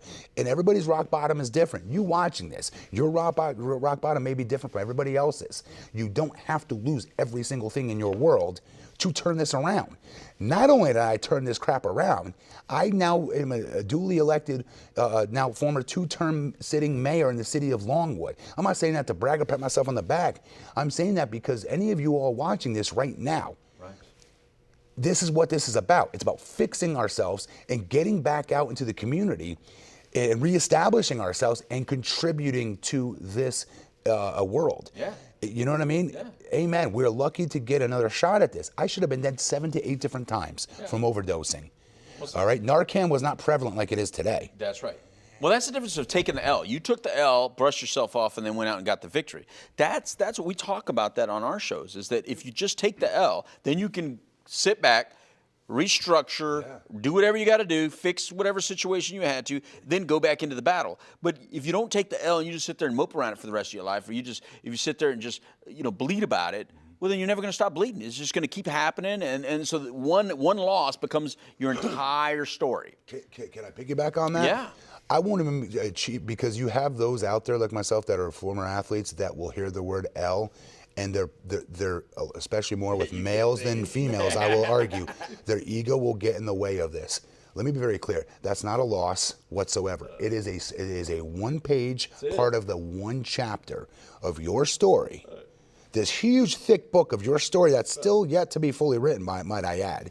One chapter of you turning your stuff around and getting back out there and recontributing to society. You said you had Sheriff Lima on here earlier? Yeah. I'm now part of our Seminole County Opioid Council. So here you have a guy that was doctor shopping, that was doing all these crazy things to get his painkillers, to get his fix, to get his high. No different than the rest of you all trying to chase your high, right? And now I'm part of the solution. Are you out of your mind? Like I wouldn't have fathomed that in a million years when I was deep in my addiction, crying to myself on an Italian hotel bathroom floor, throwing up blood, thinking I'm going to die that day in Italy and no one's going to know about it. Exactly. Well, and that's what I've been talking about on the show all throughout. A guy like me who doesn't come from here, I have my own story. I'm not going to go into it right now because I've been doing it throughout the show and I continue to do it. But the point is that for them to embrace me in what I do. That is recovery. Because it's not only our recovery, it's this world is very forgiving. This world wants you to do better. Right. The people around you want you to perform well. They want you to just do well. own it. They want you to succeed. They don't want you to fail. People don't want you to fail. No. You know, at least not the important people. And so we've had law enforcement after law enforcement come through here. I mean, it's a whole different relationship with law enforcement today than it was back in the day. It's a great, and now you're part of the system. Brother. You're part of the system. I mean, to become part of the system when you're on the other side, hiding and stashing and trying to get on that plane and get through the plane line, you know, all that. That's my point. I mean, so that's what they need to know. They need to know, look, people will forgive you. They'll embrace you. Because I used to think, like you probably heard this a lot. You said, you know, you got to surrender. You got to surrender. Yeah. And I used to think if you surrender, I'm going to take that like your L. When I used to hear surrender, that was like my L to your L, my surrender. I used to say surrender. Because when I thought surrender, I thought when you surrender, they're going to grab you. They're going to, well, because I'm from the border. I'm El Paso Mexican, right? So, and Juarez border. So I hear surrender. I think you're going to get on your knees. They're going to tie you, and then they're going to, you know, machete you in the back of the head, right? They're going to kill you. So I thought surrender is a very negative thing. But instead, surrender, the way they mean it here, is you surrender. You put your gun down. They put their gun down. Then they give you a hug and say, welcome home. That's a whole different kind of surrender. So that is what I experienced. You know, it wasn't anything what I expected. Yeah. And so and I feel like that's what happened to you. Like it wasn't what you expected. You probably expected everybody to never embrace you again. To put it in perspective, I was willing to walk away from professional wrestling for good. I was still, I would argue, just starting my prime. I don't know I gotta remember. 20s? Oh yeah. I was 25 when I started in WWE, so no, I'd say about 29, 30. Right. And it's 2008 now, 2007, 2008. And I'm sitting there with my biggest hope was when I got out of Aspire, which was amazing. It worked amazingly for me, at least. Great structure that I needed in my life. I tried to apply that structure in real life, but then I needed outpatient treatment. That's where the real work begins. That's a panic attack multiple times a day, anxiety attacks. Oh my God, I felt like every hour. So I had to get back into the gym. I had to do other things to get my mind. I was even reading, I'm not joking, one novel. I'd polish off one novel per every 2 days because I had to keep my mind moving and not concentrating on, I've got to go use, oh my God, I got to go use or I'm going to die, right? I had to continue the work that Aspire started with me. But the outpatient treatment is really what worked best for me because, and everybody's case is different. These are like snowflakes as far as everybody's cases being different and what works for some may not work for others. You don't know unless you try though. You have to have the bravery to step up and do it. Amen. You'll never be more proud of anything you've done. Like I said, I'm a multi-time champion. I'm the only undefeated American gladiator in the history of the damn show. That's going all the way back to the 80s. These are things that I sound like I'm being arrogantly braggadocious about, right?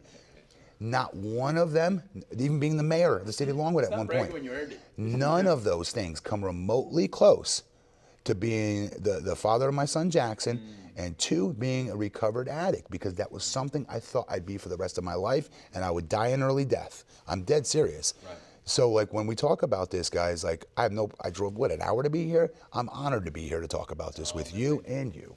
Well, Trini, go ahead. Yeah, I have just some things that stood out to me, right? Some things that in my own way I kind of relate to that I do find impressive, man. And I don't know how many people you speak to that can at least acknowledge this, so I'm going to do my best to. And that is, you were talking about the loss and how hard it is.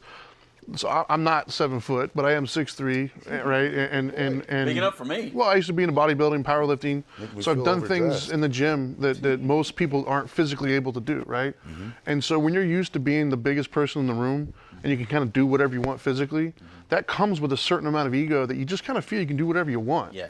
And so to take a loss like that and have any humility, it is very difficult.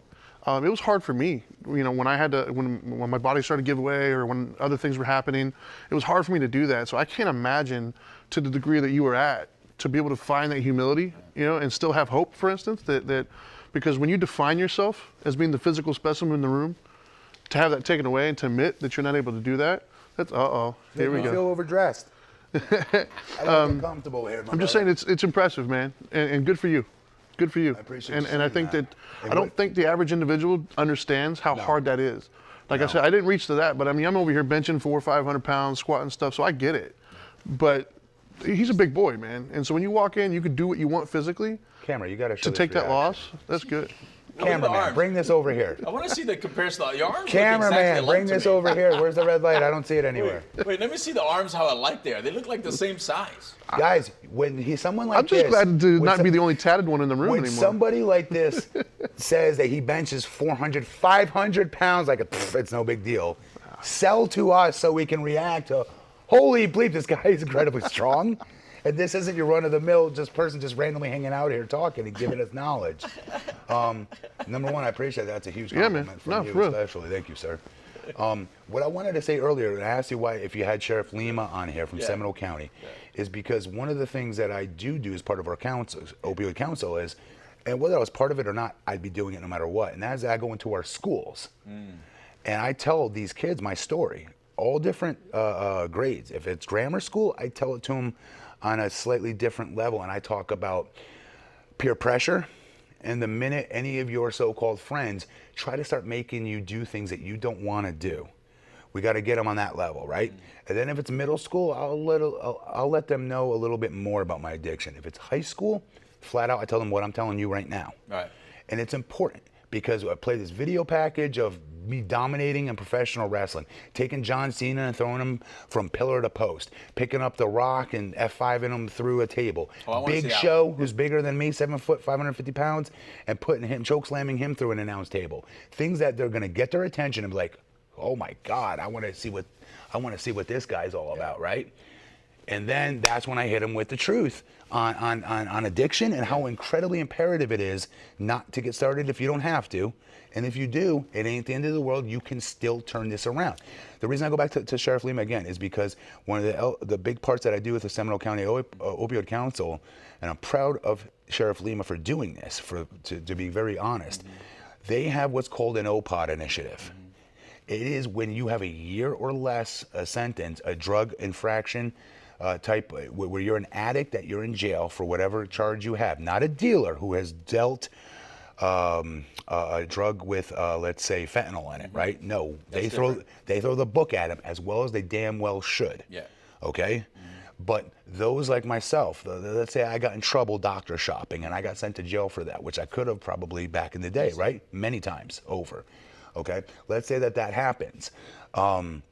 Now they have this OPOD, part of the prison facility, in which you have a year or less sentence. The judge can appoint it to you, and once you get sent over there, they work with you. They have specialists, psychologists, yoga, music class. I know it sounds a little like when I talk to people about this, and I go across the country and I talk about this OPOD initiative, because it's the first of its kind, and others across the country are just now starting to catch up to it.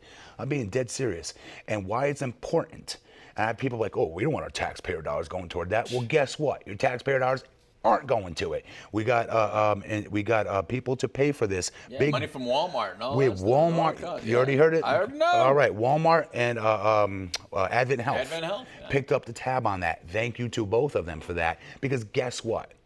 All right, those addicts that need that help, normally, if they didn't get that help in there, they're going to go back out and they're going to come back to jail times 7 times. So those you worry about your tax dollars going toward prisoners and things of that nature, you're going to keep footing the bill. This way, with the OPOD initiative, and you're not footing the bill, taxpayer in Seminole County, guess what? They're now making sure, Sheriff Lima is in his Seminole County Opioid Council, but him specifically. Yeah, he really is that driving force. Is going to make sure that these addicts have another shot out in the world and recontribute to society. That's huge. Right. I'm one example of millions that can go back out into society. I'm making policy every day in the city of Longwood. I'm not saying to brag, I'm helping improve the city of Longwood, my 4 other city commissioners. Every damn day we're improving that place. I'm one person of millions of other addicts that could do the same damn thing, but on different levels.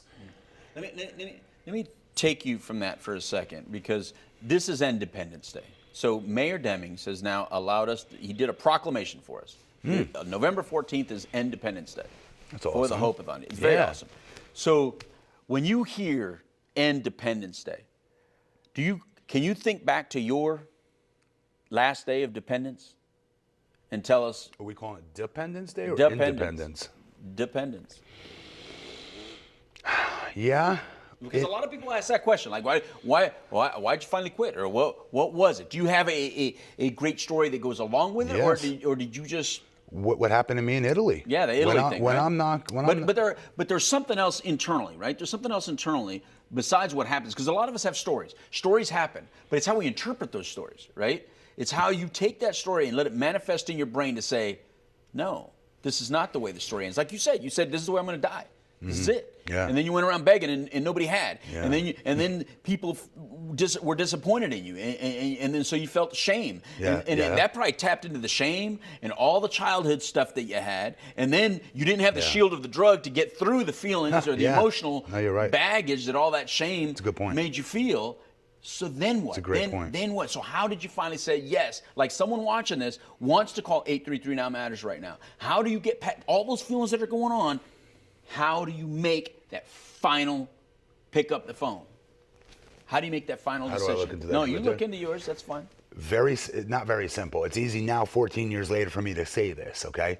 But where you're at right now, where you're drinking right now, if that's your fix, whether it's you mainlining or that's your fix, or whether you're gobbling pills or snorting, whatever drug it is that you're using and relying on right now, let me be very clear with you. It doesn't make you bad, it doesn't make you evil. It means that there's something going on up here that you need help with, right? I'm telling you right now, the thing that addicts fear most, I'm not joking about this, is no longer having their fix. And it's going through withdrawal. I was terrified. I'm a 7-foot, 300-pound man that kicks ass and takes names inside of a pro wrestling ring. You think I wouldn't be scared of anything? Nothing has been remotely close to how I've been scared of actual withdrawal, of no longer having my fix. I'm telling you right now, I got through it. I thought I'd die getting through it. I promise you, I wouldn't set you guys on this path if I did not think it was possible. 1, you will not die. That's number 1. 2, you're gonna get through this. You've got to attack it now. You've got to get aggressive with it. You've got to, that obsessive gene that's in all of us addicts. I don't care what anybody says. I don't need a doctor to confirm this. I know it enough because I've spoken to over 1,000 different schools. I know this upside down, inside out when it comes to addiction. We have an obsessive gene in us that gets us stuck on the drug to begin with, or the alcohol, whatever it is that our fix is. Take that obsessiveness, put it towards something else, but you've got to get the help first. Once you get the help and you have somebody that you allow in up here, I'm telling you, you will never remotely be more proud of what you've accomplished. Just step 1. Step 1 is picking up the phone. It's calling 833 Now Matters or 833-669-6288. Do it now. I promise you all, you will never be remotely as proud as you are of this first day. My first day, when my wife picked me up at the airport from Italy and brought me straight to Aspire. I'm dead serious, because so many times I wanted to tell her to pull over. I'm going to 7-Eleven real quick, and then like run away and get a cab back somewhere else. I'm telling you, I wanted to punk out. I did, like 3 different times on that car drive. Thank God I didn't. I wouldn't be here to tell this story. I wouldn't be here to be a father to a beautiful 6-year-old little nonverbal autistic son by the name of Jackson Morgan. I don't want to get all biblical on everybody here, but the Lord has a plan. And he will never give you more than you can handle. That's my personal belief. You don't have to subscribe to that, but that's my own personal belief. That's why I'm here today, to tell this story. Thank you, man. Matt, thank you so very much for recovering out loud with me. Thank you, brother. Thank you for not staying behind the shade. I know, I felt it too. That. No way, brother. No way. I came out of the closet so long ago on this addiction recovery, and thank you for being out of the closet with me and sharing with these people. I think you had a very powerful message, and I know you felt it right now, brother. So did I, and so did everybody else. Thank you, sir. And I hope that we can continue this conversation on the Couch Live. Please. Let's have you on our show, the Couch Live. Please. We'll continue this conversation. Anyway, from right now, listen, this is an incredible man, Matt Morgan. We thank him.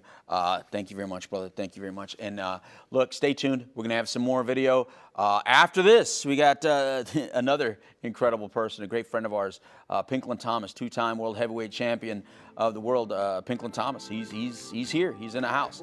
So we'll be with him right after this. Thank you.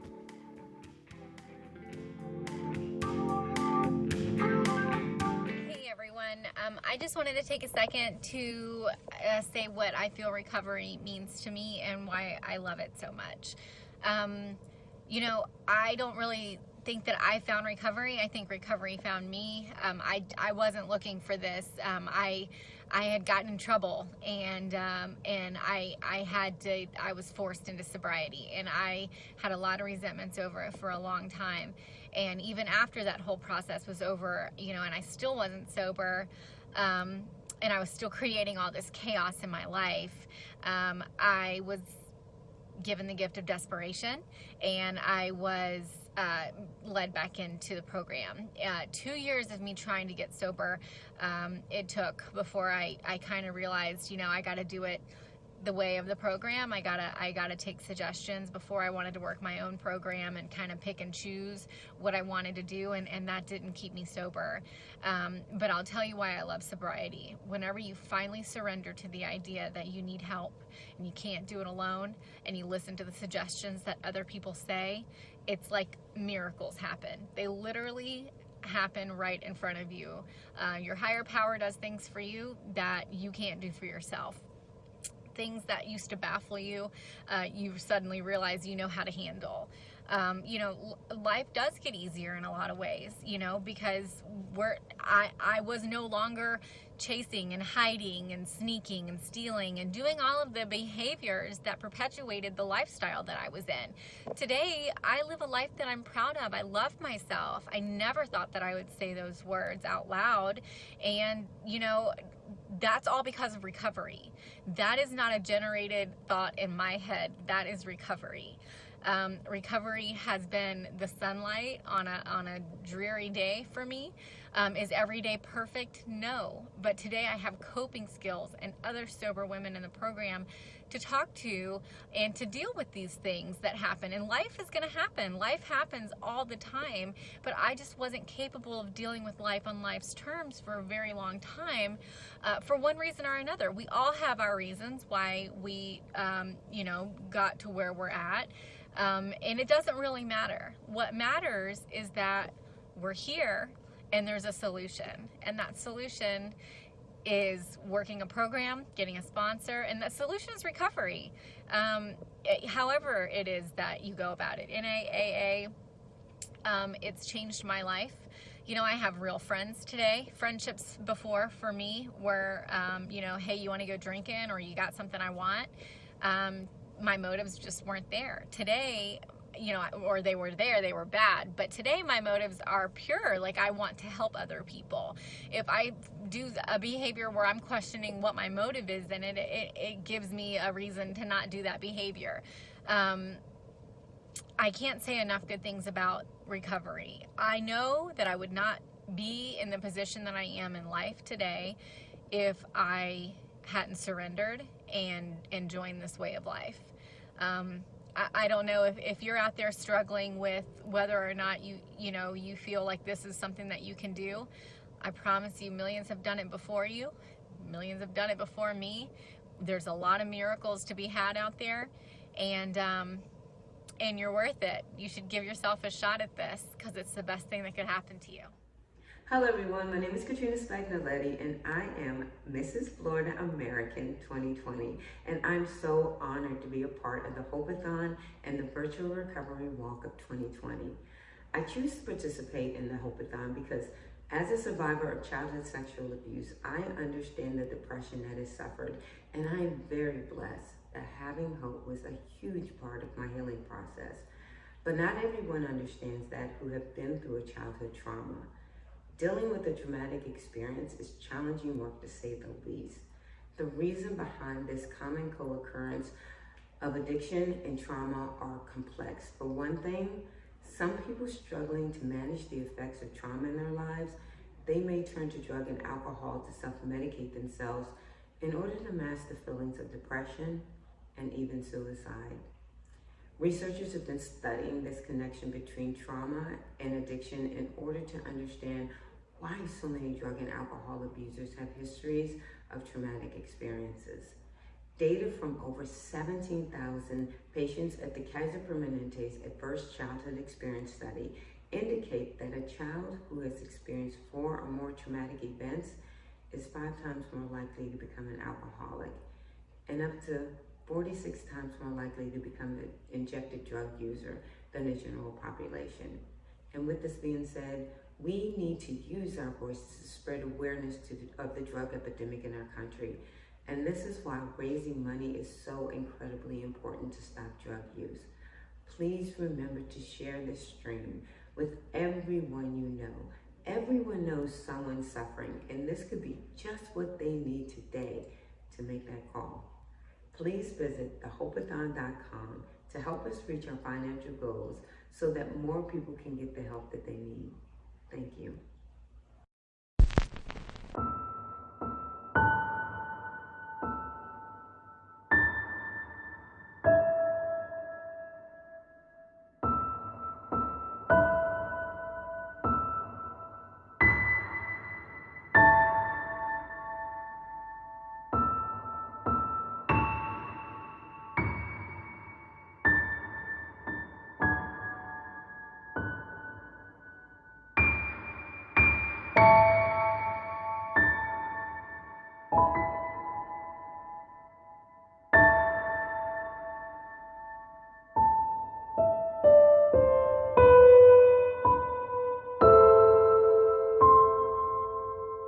If you have a drug problem, we can help. Contact Narcotics Anonymous at 407-425-5157. Relay for the Deaf, 800-955-8771 or orlandona.org. What's up, Louie, and everyone out there watching this video? This is Fred Stokes coming to you from Orlando, Florida. Just so excited to be a part of the Hope-A-Thon and the Recovery Walk 2020. You know, the reason I wanted to be a part of this, and I'm so grateful again that Louis has reached out to me and I had the opportunity to do it, is, you know, when I think about, you know, hope, it's just hope gives us purpose. Hope gives life meaning. Hope gives us sometimes a reason for living. When people lose hope, all hope, they're saying that there's nothing else that I can do. There's nothing else that anyone else can do. There's nothing else that matters in this world. And so when you lose hope, everything is gone. So to me, when there's a Hope-A-Thon, you know, to have something of this nature, it's telling people that each and every day we have to have hope to some degree, even if it's small, even if it's minor, even if, I mean, kids, you know, if we can look at kids as an example, I mean, they're so resilient. Kids are so brilliant in a sense that they have so much hope. When you talk to kids, man, they're like, you know, I'm looking forward to, they're looking forward to Christmas. They're looking forward to Easter. They're looking forward to the summer. They're looking forward to the beginning of school. They're looking forward to getting their driver's license or graduating from school. All of that pertains to hope. It's looking for something that's in the future. It's looking for something that's not right now, that I've got to hang on to, that I've got to keep moving, I've got to keep going forward. And so as we think about the Hope-A-Thon and what you guys are doing, and for those of you who listen to this video right now, I'm telling you to, you know, not to lose hope, to maintain that hope and grab hold to something, or to somebody, if you will, that's going to get you to the next moment. And sometimes it's just getting you through the next minute, second by second, minute by minute, hour by hour, day by day, week by week, month by month. And it may start off with just each minute, just holding on to something. So again, this is Fred Stokes, just trying to remind you and just share a thought with you that don't lose hope. And hope is a powerful tool, You know, they talk about money and talk about possessions, but if you lose money, it's something that, yeah, we need to be able to purchase things with, and we need to be able to, you know, to live.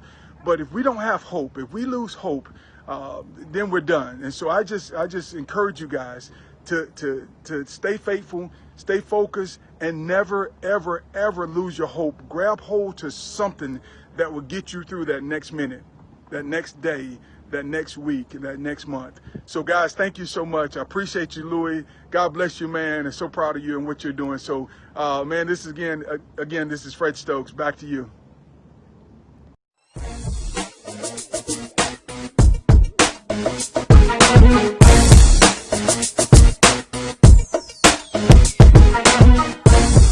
¿Qué es la adicción? La adicción es una enfermedad, según la Organización Mundial de la Salud, OMS. ¿Qué es Narcóticos Anónimos? Narcóticos Anónimos es una confraternidad o asociación sin fines de lucro para hombres y mujeres, para quienes las drogas se habían convertido en un problema muy grave. Somos adictos en recuperación y nos reunimos con regularidad para ayudarnos a no consumir drogas. En Narcóticos Anónimos, no importa la raza, el sexo, la identidad sexual, el credo, la religión ni la falta de esta última para ser miembro. El único requisito para ser miembro de Narcóticos Anónimos es tener el deseo de dejar de consumir drogas. El programa de Narcóticos Anónimos surgió del programa de Alcohólicos Anónimos a finales de los años 40 en los Estados Unidos, realizándose las primeras reuniones a principios de los años 50. En la actualidad, Narcóticos Anónimos es una confraternidad auténticamente mundial. Nuestros folletos y libros están disponibles en más de 60 idiomas y se realizan reuniones semanales en más de 140 países. El mensaje de Narcóticos Anónimos es uno. Un adicto, cualquier adicto, puede dejar de consumir drogas, perder el deseo de consumirlas y descubrir una nueva forma de vida. El programa de Narcóticos Anónimos es de abstinencia completa del uso de todo tipo de drogas. Nos mantenemos sin consumir de a un día a la vez. Lo más importante es que funciona. En Narcóticos Anónimos no tenemos cuotas de inscripción ni se pagan honorarios. Nos mantenemos con nuestras propias contribuciones. ¿Qué hace Narcóticos Anónimos? Nuestro programa consiste en una serie de principios escritos de forma sencilla, a fin de poder seguirlos diariamente. Creemos que nuestro método es práctico, ya que el valor terapéutico de un adicto que ayuda a otro no tiene igual. En Narcóticos Anónimos se practica el principio del anonimato. De esta forma, aseguramos que los miembros puedan asistir libremente a las reuniones sin temor alguno. ¿Qué no hace Narcóticos Anónimos? Narcóticos Anónimos no está afiliada a ninguna otra organización, centros de tratamiento ni instituciones penitenciarias. No ofrece servicios de orientación vocacional, asesoramiento legal, financiero, psiquiátrico ni médico. Nuestra experiencia colectiva nos ha demostrado que las personas que asisten a nuestras reuniones con regularidad se mantienen limpias. Ponte en contacto con Narcóticos Anónimos.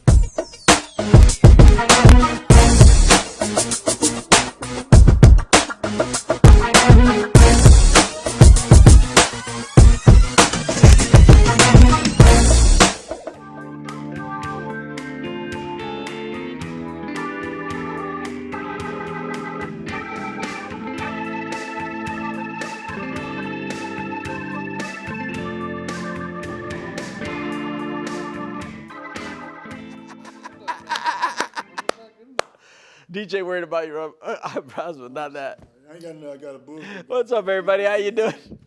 We were just here laughing. I didn't even hear his countdown. He's here counting down. Says, "Hey, Louie, you're live," and I'm sitting here laughing because Pinklin Thomas, the great Pinklin Thomas, forgot his belt. Oh, man. Oh, man. Anyway, welcome back to the Hope-A-Thon, everybody.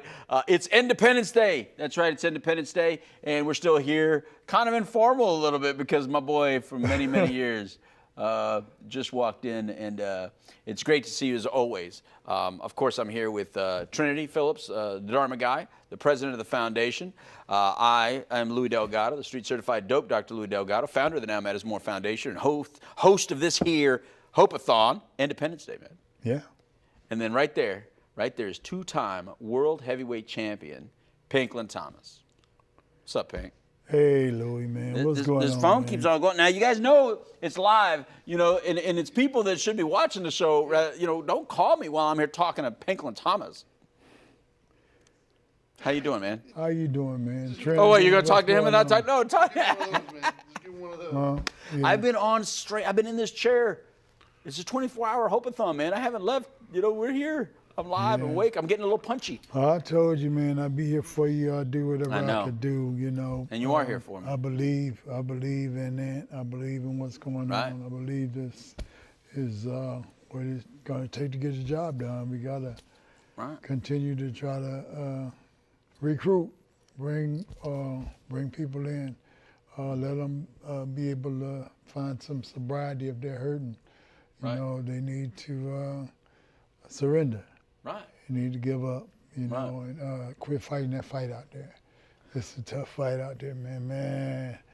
I fought that fight for many years, man. Mm-hmm. You know. Well, take us all the way back. I don't think a lot of people know exactly how it became an issue for you. You know, I really like the part of your story where you walk into boxing thinking it was going to be easy. When you're just a street thug in Detroit, and you walk into that place thinking, you know, I'm just going to go in there and check it out. It's funny, man. You know, I mean, not knowing about addiction, not knowing about recovery, of course, how to get in recovery. I ain't even thought about that. But not knowing about addiction is as a kid growing up in Pontiac, Michigan, man, you know, drinking at 10, 11, 12, smoking weed, snorting heroin and cocaine and shooting dope and on methadone at 12, at 14 and 15, you know, on the run and contracts. I mean, it's craziness, you know, and I'm still using. And then I leave at 17, I go to Washington State, and I'm there, and I get clean for about 3 months, and then I'm back out there again. Yeah. And I found myself, after I got clean, I go to Seattle, and when I go to Seattle, I found myself one day where it's like building a trail. Everywhere I went, I was hustling, you know, doing this, selling, and stealing and conning. You know, it's funny, man, woke up one day, I had a home in South Seattle and got evicted because I was selling, but I was using more than I was selling, and I lost the house and had to move to the projects, West Seattle projects. And one day, well, I told this Mexican guy, I said, he stayed across the street, and real cool dude, had a little kid, his wife. We was talking, went over and introduced myself, you know. And I sit up and told a big lie, you know, like, hey, man, you know, I'm Pinklin Thomas, man. You know, I used to fight. I told him I had 15 fights with 15 knockouts. I was telling a big lie, you know. And, you know, but you know what the lie did? Fortunately, you know, I mean, I guess that was always in my heart, you know. You know, I don't know why. It was God must have, he fixed me up to say it or something, you know, because he came back 2 days later and said, hey, Pink, man, you know, it's funny, man. It's a guy down at the gym, and he's teaching boxing. You need to go down there and see him. Oh, yeah? Louis, hey, Trinity. I love this story. Listen to this craziness. Yeah, you know, everybody probably done heard it 100 times, but only through the grace of God, man. I just shot a speedball. I shot some heroin and cocaine. I come to the door. I'm scratching. He told me that. I said, I'm going down there right now, man. I get in my car and drive down there. I'm in there, I'm scratching, talking to the trainer. Hey, man. Hey, man, I'm 15-0 with 15 knockouts. I'm from Detroit.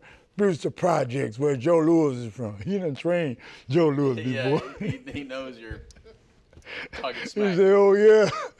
The old man went and got some gloves and threw them at me, man, told me to hit the bag. I hit the bag. After about 3 minutes, man, I ran to the exit door to throw up. Come back in, the old man down there, he beating the floor laughing. What you laughing at, dude? Oh, you ain't never fought nobody, you know. But it was funny, man, you know, that opened up a door for me. And finally, it gave me the desire to do something that he challenged me. Yeah. You know, but it was a challenge to myself because this is the way it went. That morning when I woke up, God And I'm not getting all gospel-y and spiritual or religious on you, you know. I woke up and man, it was like God told me like, hey, it's over. Like, it's over, man. Either you're gonna go to this gym or it's over. You go back out there and do what you're gonna do, and he was cutting me off. He was letting me know. Yeah. You know? So then I thought, I said, wow. And I moved from Michigan, you know, being grown, you considered 18. Washington State was 21. I was a minor. I wasn't even grown no more, you know? I go to Washington State, and then I'm a dope fiend. I ain't lying. I'm a hustler. But I had athletic talent because I played every sport there was to play. I set records and, you know, what have you, basketball, football, track. I was good. But at the same time, I was using. So finally, I had to make a choice. So I knew it would have sounded crazy to anybody else, but I'm thinking in my mind, I'm saying, dang, they got the Mariners, they got the Seahawks, they got the Sonics. I said, ain't no track. I can't, you know, ain't no money in track anyway, you know? Well, it's over. Yeah. So I'm thinking, making this decision. I'm saying, dang, I'm 17. No, I'm 19. I'm 19 now. I'm ready to turn 20. Hadn't finished high school. Hadn't did none of that.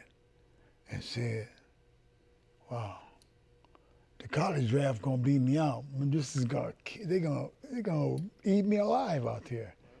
Whether I play baseball, football, track, either one I went to. And then I had found boxing. And I said, wow. All I gotta do is have a heart.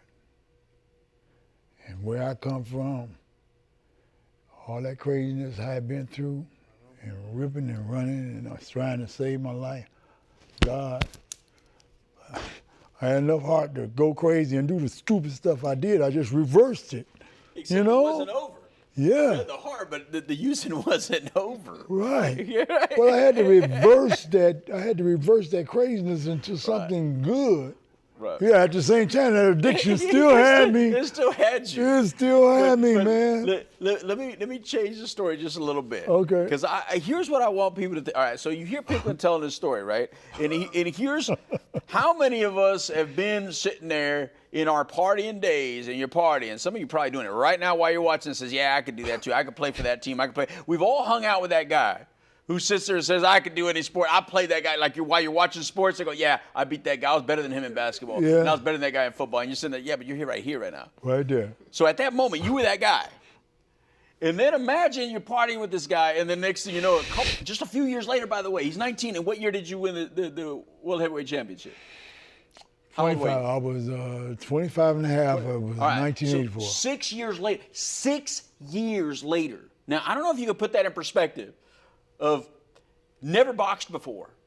And then 6 years later, you're the world heavyweight champion of the world. But you're not just the world heavyweight champion of the world in a time where, like, there's chumps out there and there's no heavyweights out there.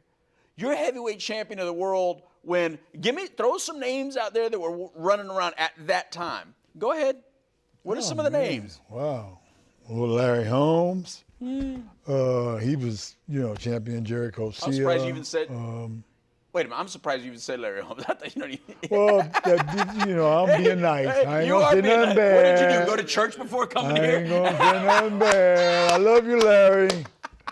I love you, man. All right. So you had Larry Holmes out there. You had Jerry Cooney out there. You had Mike Tyson coming up. You had Evander Holyfield out there. Michael Doak. You had Tommy Morrison. It was so you want me to many. say all the names? There's a lot of big names out there. Yeah, Greg Page, Tim Witherspoon. It was just a numerous amount of guys coming up that was out there. That was. So because time is short.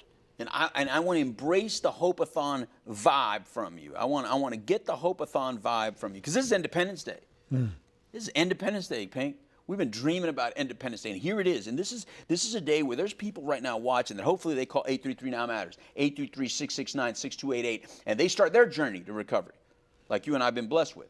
And you and I have the same year. We have the same clean time. Yeah. Or they go to Now Matters Morgan and they say, I want to help those companies. I want to help those organizations. They go to Now Matters Morgan, they hit that button. Yeah. But I want you to tell them, I want you to tell the audience a message of hope, because you've been doing nothing but good stuff ever since. Ever since you got clean and sober, you've been working in this field. Look, we talked to rock stars and stuff that now work in this field. We've been talking to all different kinds of individuals today that have done all kinds of things, whether they did sports, whether they did music, and then all of them come around to doing something to help the next person. There's a theme, right, Trinity? There's a common theme. Yeah. Well, and when I first met him, right. I think, if I remember correctly, I think it was one of the first walks that I was a part of when I was first introduced to him. And I don't know how many years it's been now, probably 6, 7 years probably. Okay. And I gotta say, first and foremost, the dude's always just the most positive human being I've ever met in my life. He's always happy, always smiling, always looking at the positive everything, which is awesome. But he's always giving back, man. Always. Every time we've needed him for anything, no matter what we do, he's there with a bell on, man. He's there early. He brought his belts into the studio, taking pictures of it. He signed things for us. He shows up to all of our golf tournaments. I mean, the dude is real deal. Well, I'm going to take you back. You know how we met? Do you know how we met? No. Okay. I don't think so. So this is how it happened. Greg was there. Greg, I know you hear me. I know you're busy directing traffic and stuff. Oh no, I'm going to show you how we met. Okay. I'm right here on this stage. I'm right here on the stage with Dr. George Schultz. I'm right here on the stage with Dr. George Schultz doing the Couch Live, and we did it here for 2 hours live. And I've been looking for this man, Pinklin Thomas, for years. Mind you, I'd heard he's around. I've been looking for him for years. I heard Pinklin. I know I'm a big boxing fan. I'm like, I heard he's here. Where is he? I haven't ran into him. This is not that big of a town. How have I not ran into him? So I'm here doing the show. And I get this call in my ear, the same earpiece that I have in right now, probably the exact same one. Get a new one, Greg. I'm here with this earpiece in my ear, and I get Pinklin Thomas is on the phone. And I'm sitting here doing the show, and I'm like, Pinklin Thomas is on the phone. The Pinklin Thomas is on the phone? Yeah, Pinklin Thomas is on the phone. Go to that caller. I go to that caller, and there you hear his beautiful voice, man. And, Pinklin has a one-of-a-kind swagger. Like, you are nothing but swagger, my friend, and I love that about you. Always in style, always dressed properly. DJ does it good, but I think you would have been like this even before DJ, but DJ keeps you nice. DJ keeps you from punching people out. Right. So he calls me up, and he goes, hey, man, he's watching the show. He was watching the live show, and he starts saying, hey, man, and I go, Pinklin, I've been dying to meet you. He goes, well, I've been dying to meet you. And it's like, boom, there it was. And that's how we met. My favorite moment that I've witnessed, and it was a powerful human moment. Yeah. It has nothing to do with the accolades and all the achievements. It has nothing to do with any of that. Yeah. I was able to witness something that I thought was a really cool moment. Mm-hmm. And maybe you could talk to what it meant to you even, because I know what it meant to me watching and everybody else watching. It was years ago now. I know what you're talking about. Yep. We had on Friday nights, we would do this thing at a local coffee shop where we'd have unplugged kind of music, and we would have people there, and we would do a music thing and kind of celebrate and stuff and give people something to do sober, essentially, and have a good time. Yeah. And so one night, he comes up to me and he asked me if he could just take a couple minutes afterwards to present something to you. And he was kind of like low-key about it, and it's Pink. So, of course, I'm like, yeah, whatever you want, bro. And so at the end of it, we took a couple minutes, and he got up and he presented to you his, I think it was 20-year chip for 20 years clean, and gave it to you. I think it was 25. Was it 25? Okay. That was a cool moment for me to watch. Cool. It was like a cool moment, and I could tell you were touched to it too. Man. So talk about that, man. Like, yeah, that was a really cool moment. That was incredible, man. You got up on that stage, and I hadn't been present. Now, mind you, I had walked away from the rooms a long time ago, and it's no negative towards the rooms. It's just, it's just what I did for my personal life. You know what I mean? And so it had been so long to celebrate a celebration of years, right? Yeah. I've stopped celebrating the years, And when Pink said, he's holding his 25-year coin and he's giving it to me. Yeah, that's big.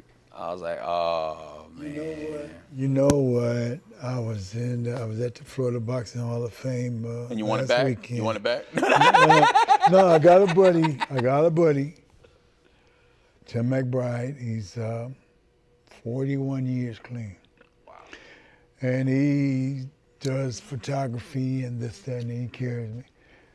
And we were sitting down eating at the dinner. Now that you said that, man, God, that blows my mind. There's two things I forgot, you know, which was the belts, and he gave me another token. He did? Yeah. That you were going to bring here? Yeah. And you forgot it? Yeah, and I should have gave it to you, and I will. I owe that to you, man. Oh, you know, no, you don't owe, you no, only you don't can, owe me no, anything. You only can keep what you got by giving it away. Well, let's keep that going. You know?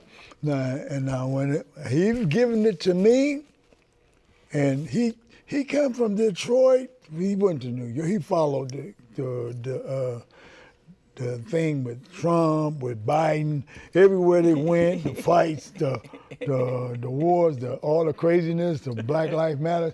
He's everywhere, you know? He's everywhere. I can't even understand how in the world he do it. He called me. One minute I called him, he's in Philly. Then the next day he was in New York. Oh, boy. And the next thing you know, he was back in Detroit. I said, man, dang. I said, well, the Florida Boxing Hall of Fame is coming up. He said, oh, wow, maybe I'll come down, you know? Boom, the next thing you know, he come down. He went to Clearwater, he came down, he called me, he said, man, let me come down to the house. He come down to the house. Anyway, the bottom line is, that's my recovering buddy like you. And then he presented, he gave me my 30-year folk token. That's right. So that's yours That's now. right. That's yours now. You just never want to keep them. yeah. I keep on getting his tokens. I'm going to give it to you. I know you'll give it away. I'll keep taking them. Yeah. Whenever you want to give away one of them belts, I'll take one of them too. No, Or that ring right there. If you want. You got to earn this. You got to earn this. You're going to fight for this That ring right there. I'll take that ring.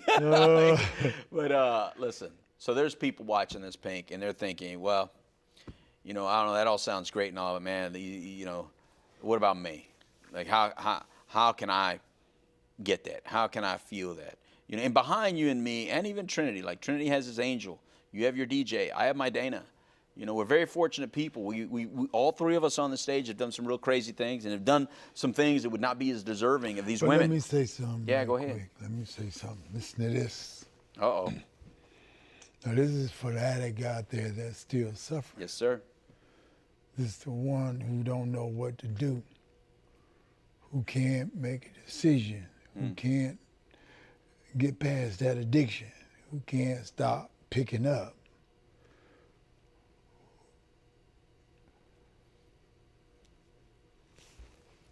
Well, you got to hit your bottom, and you might be on your bottom.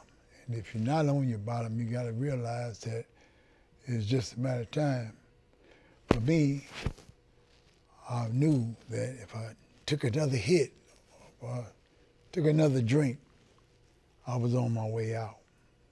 After being up for 4 or 5 days, spending a ton of money, and drugs was just, I couldn't do nothing else. Everything was gone. Everything was closed, and I'm still wanting some dope. That was my bottom, man. And then you gotta surrender. You gotta pray. You gotta ask God, man. You gotta ask God to lead you, take you to where you gotta go. And you gotta take that step. When he say go, go. He ain't gonna say, you ain't gonna hear his voice and he gonna say, come on, son. Come on, son. Come on and go with me. Come on, young lady. Come on and go with me. He ain't gonna say it like that. But he's gonna give you it. He's just gonna throw it at you. And it sounds like a bell gonna ring. And you gotta follow it.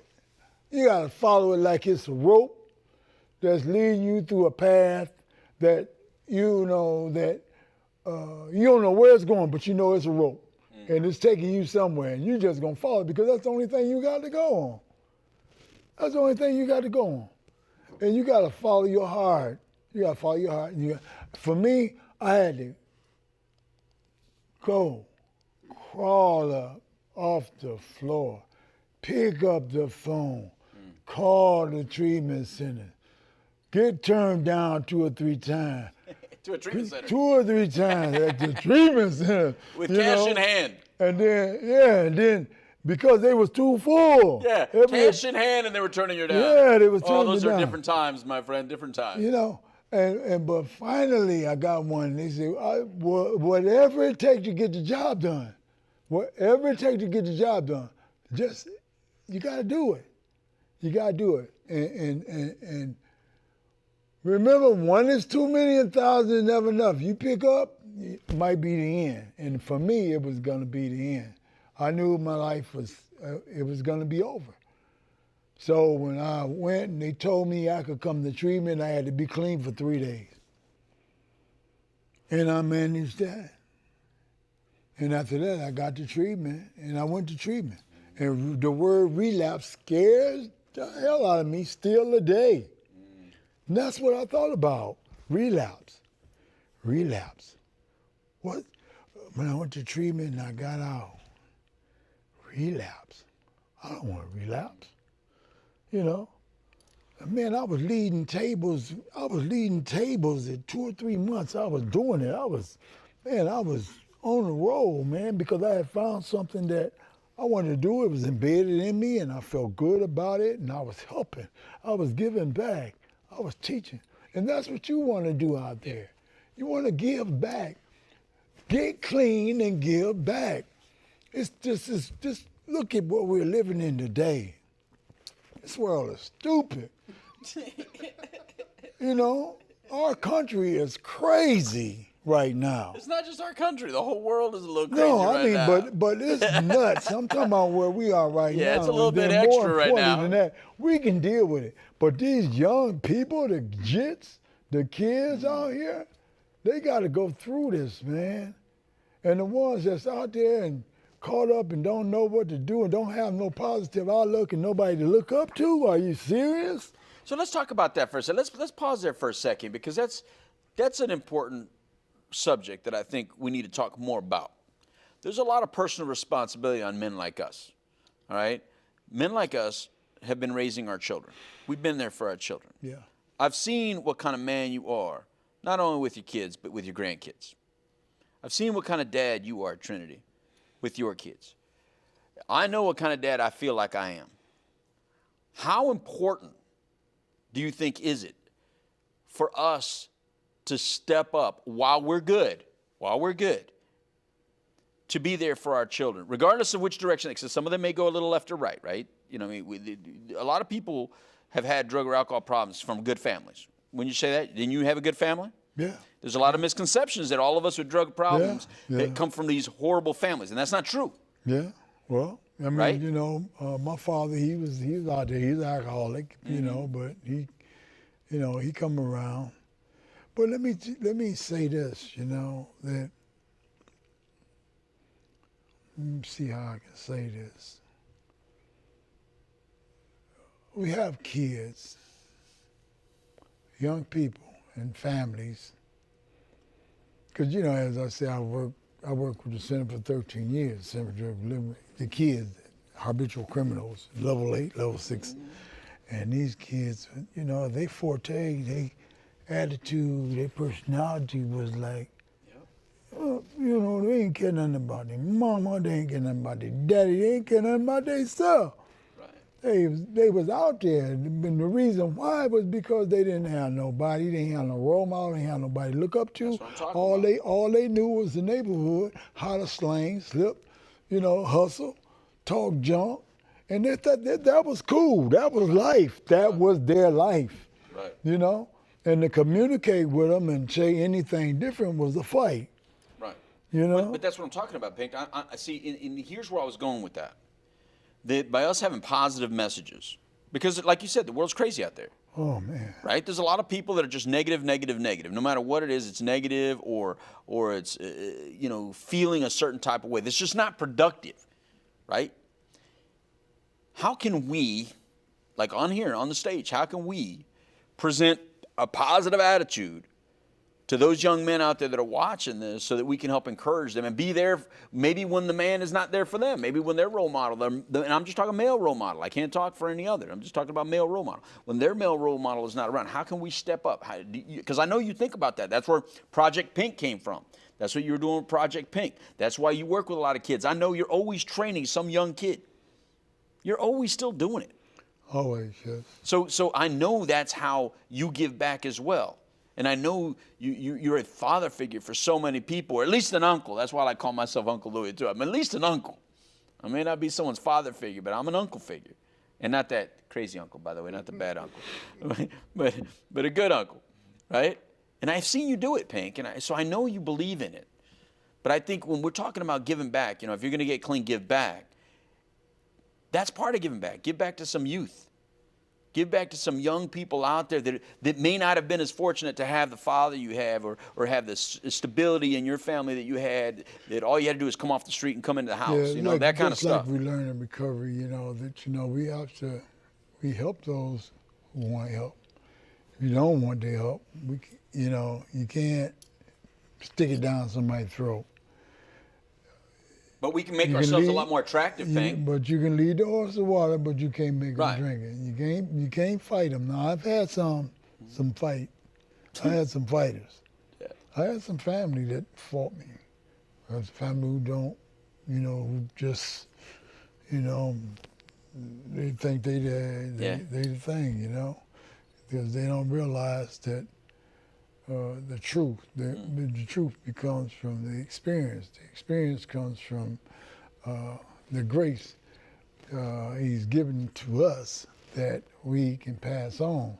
And if you don't, some people don't accept that. They don't use that to the best of their ability. But I'll tell you, young people, old people, middle-aged people, girls, boys, kids, keep an open mind. Keep an open mind and keep your head on straight. Keep the master builder first. Remember the program. We're not promoting the program. Can't do that, Yeah. But our 12 steps is God. Nothing but God. That's the only thing saved me. When I went to treatment, man, crazy story again. When I went to treatment a year before I went to treatment, man, I seen this guy in the laundromat. My father used to go to a laundromat and wash his clothes. I came home on vacation just to see him, hang out with him, and I'd be flying back out. I go to the laundromat, me and him kicking it, and I seen this guy all parked up in the corner, and I look at his name, it's Herb. This guy I knew on the streets and went to school with my older sister, and he was homosexual guy, And I was looking at him, but on the streets, that was back on the streets. We'd go to the same dope houses. I see him in and out, And I'm saying, damn, that's too bad, And I leave. And that time that I'm down in Miami, Liberty City, down there. I'm staying down there, and I have to crawl to up my bed, on my phone, network myself into treatment, and I talk to intake a therapist, and the third person I talked to was this guy, Herb. And Herb didn't know this was me, and I didn't know it was Herb. Funny how God worked, right? Yep. A year later, right? And man, remember, I was heavyweight champion of the world. He seen me, he was on his last bitter end. He's balled up. Now, I didn't work myself into treatment. I fly to treatment, I get there, and now I'm mad at our letter, mad at your letter, and I'm mad at her because I couldn't have a drink on my birthday, so I had to be clean. I'm mad at everybody. And Herb was the last one. I said, boy, I can't wait to see this guy. I sit back in the corner, I'm waiting for, and I go in, I see our letters, and I see our letter. And she, oh, hi, Mr. And I'm lying. Yeah, you had a wrong name. I'm Mr. West. Yeah, I understand. I go in and I'm Mr. West, and she flip Herb on me. She call, hey, Herb, hey, Mom. And Herb come up there, and the next thing you know, I see Herb, man, I see Herb and I melt like a piece of cheese. I melt like a piece of cheese. And he looked at me, man. He just snatched me and just, he was not him. He had his Jerry curl, diamond earrings. He was smelling all good, dressed looking all nice. Man, I lost 13 pounds. I looked like a skeleton, you know. My neck was this big. And I'm standing up there, man, in a suit that's too big for me. That oh man. But still in a suit. Yeah. And it was terrible, man. You know. Wow, you bring back memories, man. I tell you, but you know, God is good, man. And you know, the last thing, the bottom line is, man, He told me what to do. Stick around, don't leave. Gave me a great big hug, and just said, and he said, hey, you want me to tell him who you are? Or you want me to say, still call you Mr. West? I said, let me be Mr. West. And I was Mr. West for about 4 days until it hurt me, till it got to the point that, like, after I went to these meetings inside, that they kept telling me, first thing you got to do is to get honest. You got to be honest. Now, it's eating me alive. I can't even sleep at night. I'm Mr. West, but I'm Mr. Thomas. Right? And they look at me in group, and they look at me, oh, man, that guy look like that guy Pickles. I know that guy used to fight. Man, I know who you are. They said in group. I mean, I don't know who the world you talking about.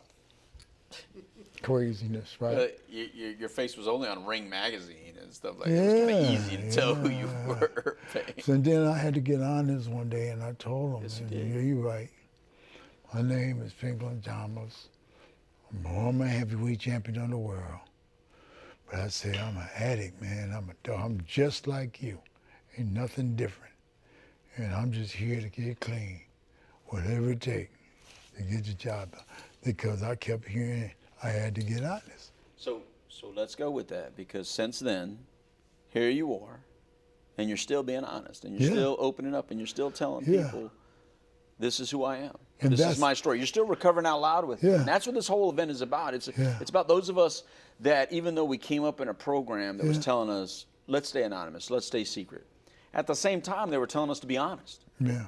At the same time, they were telling us to don't be ashamed of who you are. Right. So it don't matter. It don't matter who you are. So what I'm saying is that, you know, some of us have chosen to recover out loud. You know, all day today, we've seen a lot of people that are recovering out loud. Because part of our story is, this is how I keep it. How I keep it is, I don't just share it in little rooms. I want to share it to the masses. I want to share it to the person who's not in that room yet. I want to share it to the person that says, I don't ever want to go to one of those rooms. Those rooms are filled with people that I can't relate to, or I don't want to be around. But those rooms are filled with Pinklin Thomases. Those rooms are filled with Louis Delgados. Those rooms are filled with Matt Morgans. Those rooms, you know, they're filled with all of us. And the rooms that those who say they don't want to go to them rooms, they don't know that that's the room that's their home.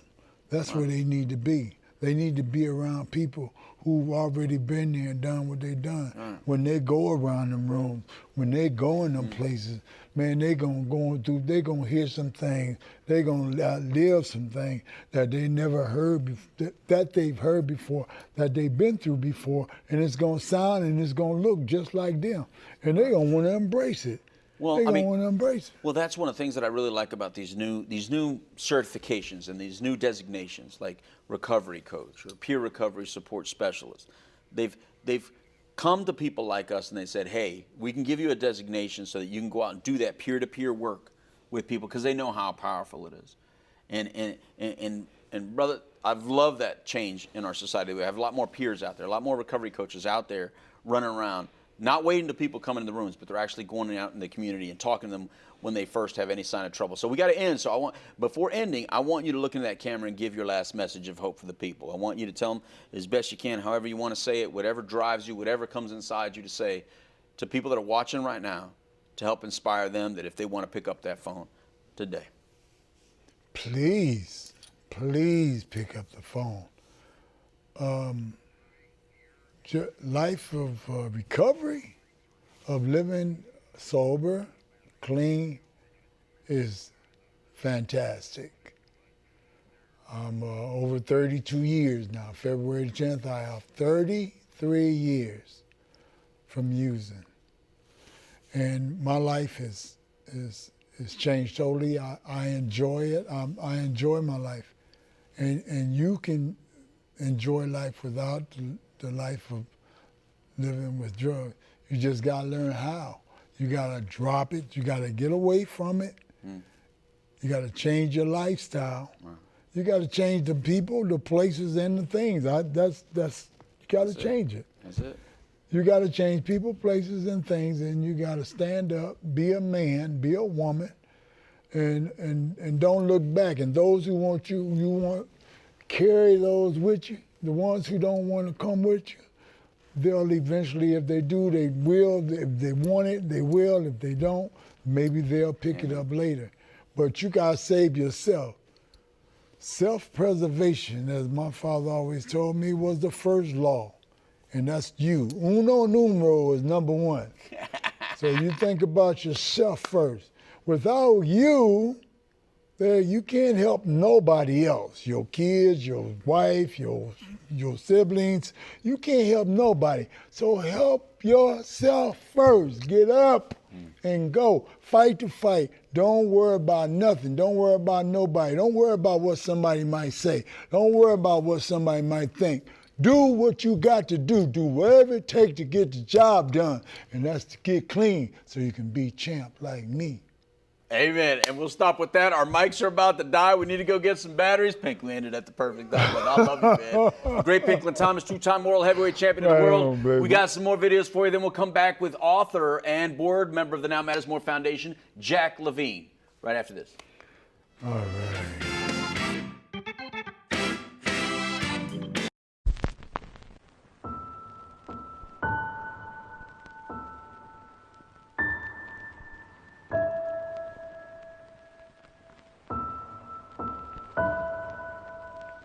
If you have a drug problem, we can help. Contact Narcotics Anonymous at 407-425-5157. Relay for the Deaf, 800-955-8771 or orlandona.org.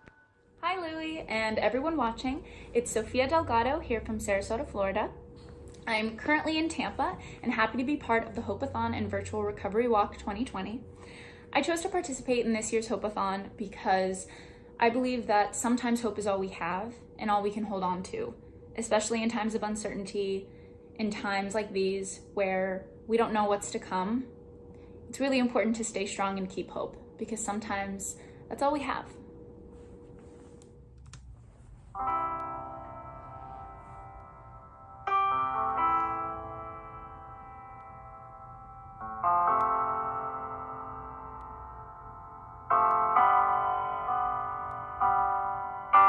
You're giving me a million reasons to let you go. You're giving me a million reasons to quit the show. You're giving me a million reasons. Give me a million reasons. Giving me a million reasons. About a million reasons. If I had a highway, I would run for the hills. If you could find a dry way, I'd forever be still. You're giving me a million reasons. Give me a million reasons. Giving me a million reasons. About a million reasons. I bow down to pray, try to make the world seem better. Lord, show me the way to cut through all this worn out weather. I got 100 million reasons to walk away, but baby, I just need one good one to stay. Head stuck in a cycle, I look off and I stare. It's like that I stop breathing but completely aware. You're giving me a million reasons. Give me a million reasons. Giving me a million reasons. About a million reasons. And if you say something that you might even mean, it's hard to even fathom which parts I should believe. Cause you're giving me a million reasons. Give me a million reasons. Giving me a million reasons. About a million reasons. I bow down to pray, try to make the world seem better. Lord, show me the way to cut through all this worn out leather.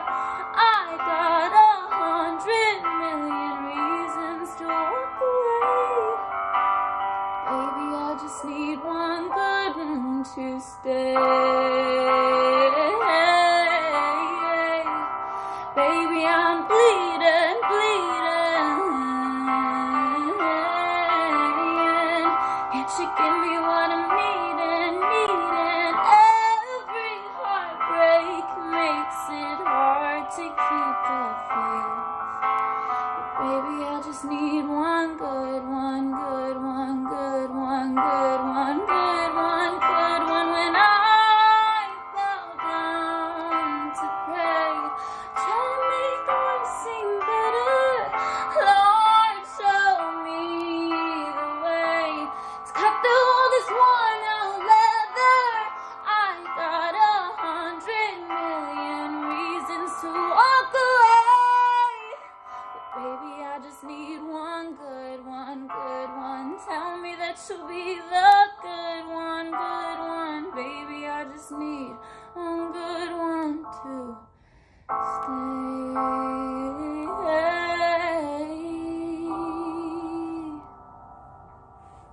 Please remember to share this stream with everyone you know. Everyone knows someone who's suffering, and this could be just what they need to make that call. Please visit thehopeathon.com to help us reach our financial goals so that more people can get the help they need. Thank you. Now back to you in the studio, Louie. It's time for me to walk.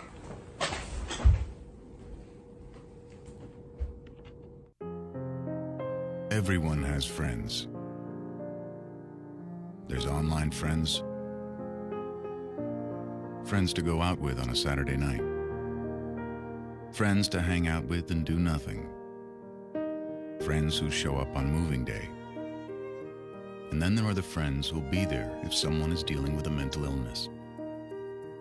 Are you one of those friends?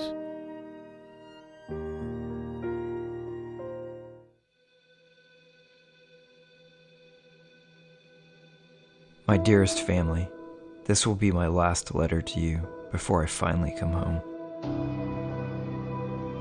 I know I've been gone for so long, even gone before I left, but first, I must do what I've needed to do my whole life. I must follow God into the wilderness, to face my demons, to face myself, to face my Creator. I pray God will take me to the valley of vision, to open my eyes to see what He sees. But this time, I'm not alone. I go with other men. Men like me, who've lost their way. Sons, brothers, husbands, fathers.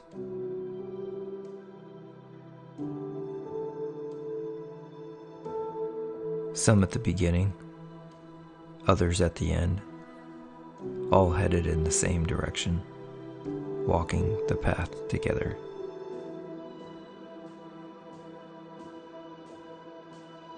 The way of the light.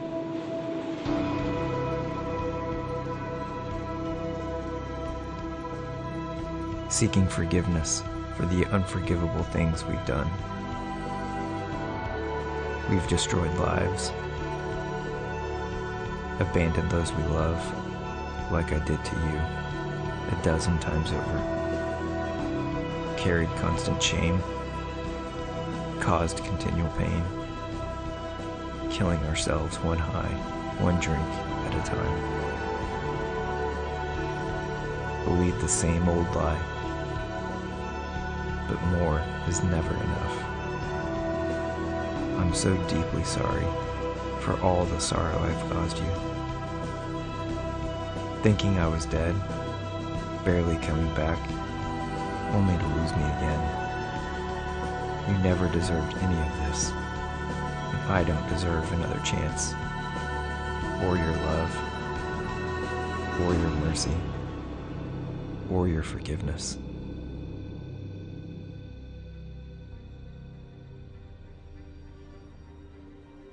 My only hope is in God now, that He will make me the man that I could never be. He's taught me, pain is the path to love. I'm still afraid. But I have hope. Because I've seen his power. Others healed, right in front of me, forever changed. And I'm going to be changed. I'm going to be healed. This is my prayer, to be freed from destruction.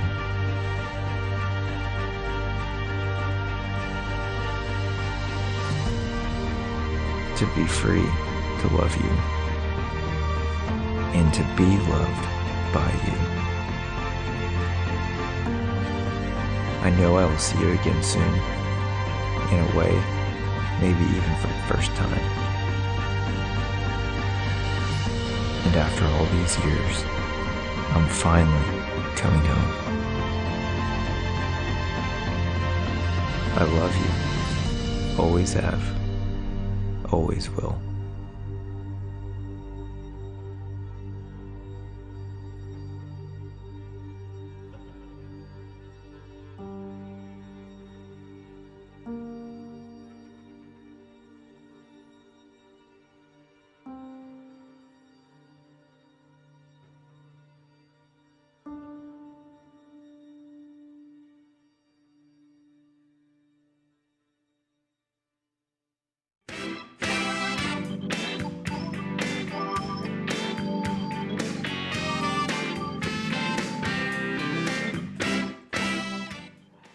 Hey everybody, welcome back. I almost said welcome back to the show. It's our show, brothers, but it's welcome back to the Hope-A-Thon. It's getting how many hours, Trinity? How many? I don't even know how many hours we've been on. I can't even do the math, but welcome back to the Hope-A-Thon. It's still Independence Day. We're here 24 hours long, 24 hours straight. If you've been watching this and you say, man, I've been watching this for a lot of hours. This guy is still on my television. Why is he still on my television? Well, think about how I feel. I'm still in this chair. I'm like part of this chair now. I've been here so long, but anyway, let me introduce some new people. Man, Pinklin's awesome, right? Yes. Yeah. If you guys were watching right now, the great Pinklin Thomas was just here, and I was kind of making fun a little bit because right before the interview started, I kind of made fun a little bit because he forgot the heavyweight belts. He's a two-time world heavyweight champion. I said, "Well, you forgot your belts," and so. His wife had the daughter bring the belts, and so I think the belts are out there now. It's man, I feel so bad, that they did. But anyway, so now we have a new guest. All right, so this person I want to introduce you to now is actually part of the Now Matters More Foundation. He's a board member of the Now Matters More Foundation, author, and I'll let him explain. He's one of these guys that we constantly look at him and go, "Hey, Jack, what do you do?" Jack, what do you do for a living, Jack? And so I'm gonna let Jack kind of explain. But Jack Levine, how you doing, sir? It's a pleasure to be here, Louis, Trinity. Thank you both. I love you guys. I love Now Matters More. Awesome. We met about 5 years ago when I moved to Orlando. Yep. See, I like it. He knows. See, Trinity doesn't know when I met him. And I know you've been on for 16 hours and 45 minutes about. Oh, okay. But, just in case you wanted to know, you're doing a great job. I'm proud of you guys. We're almost there. 16 hours. You're almost there.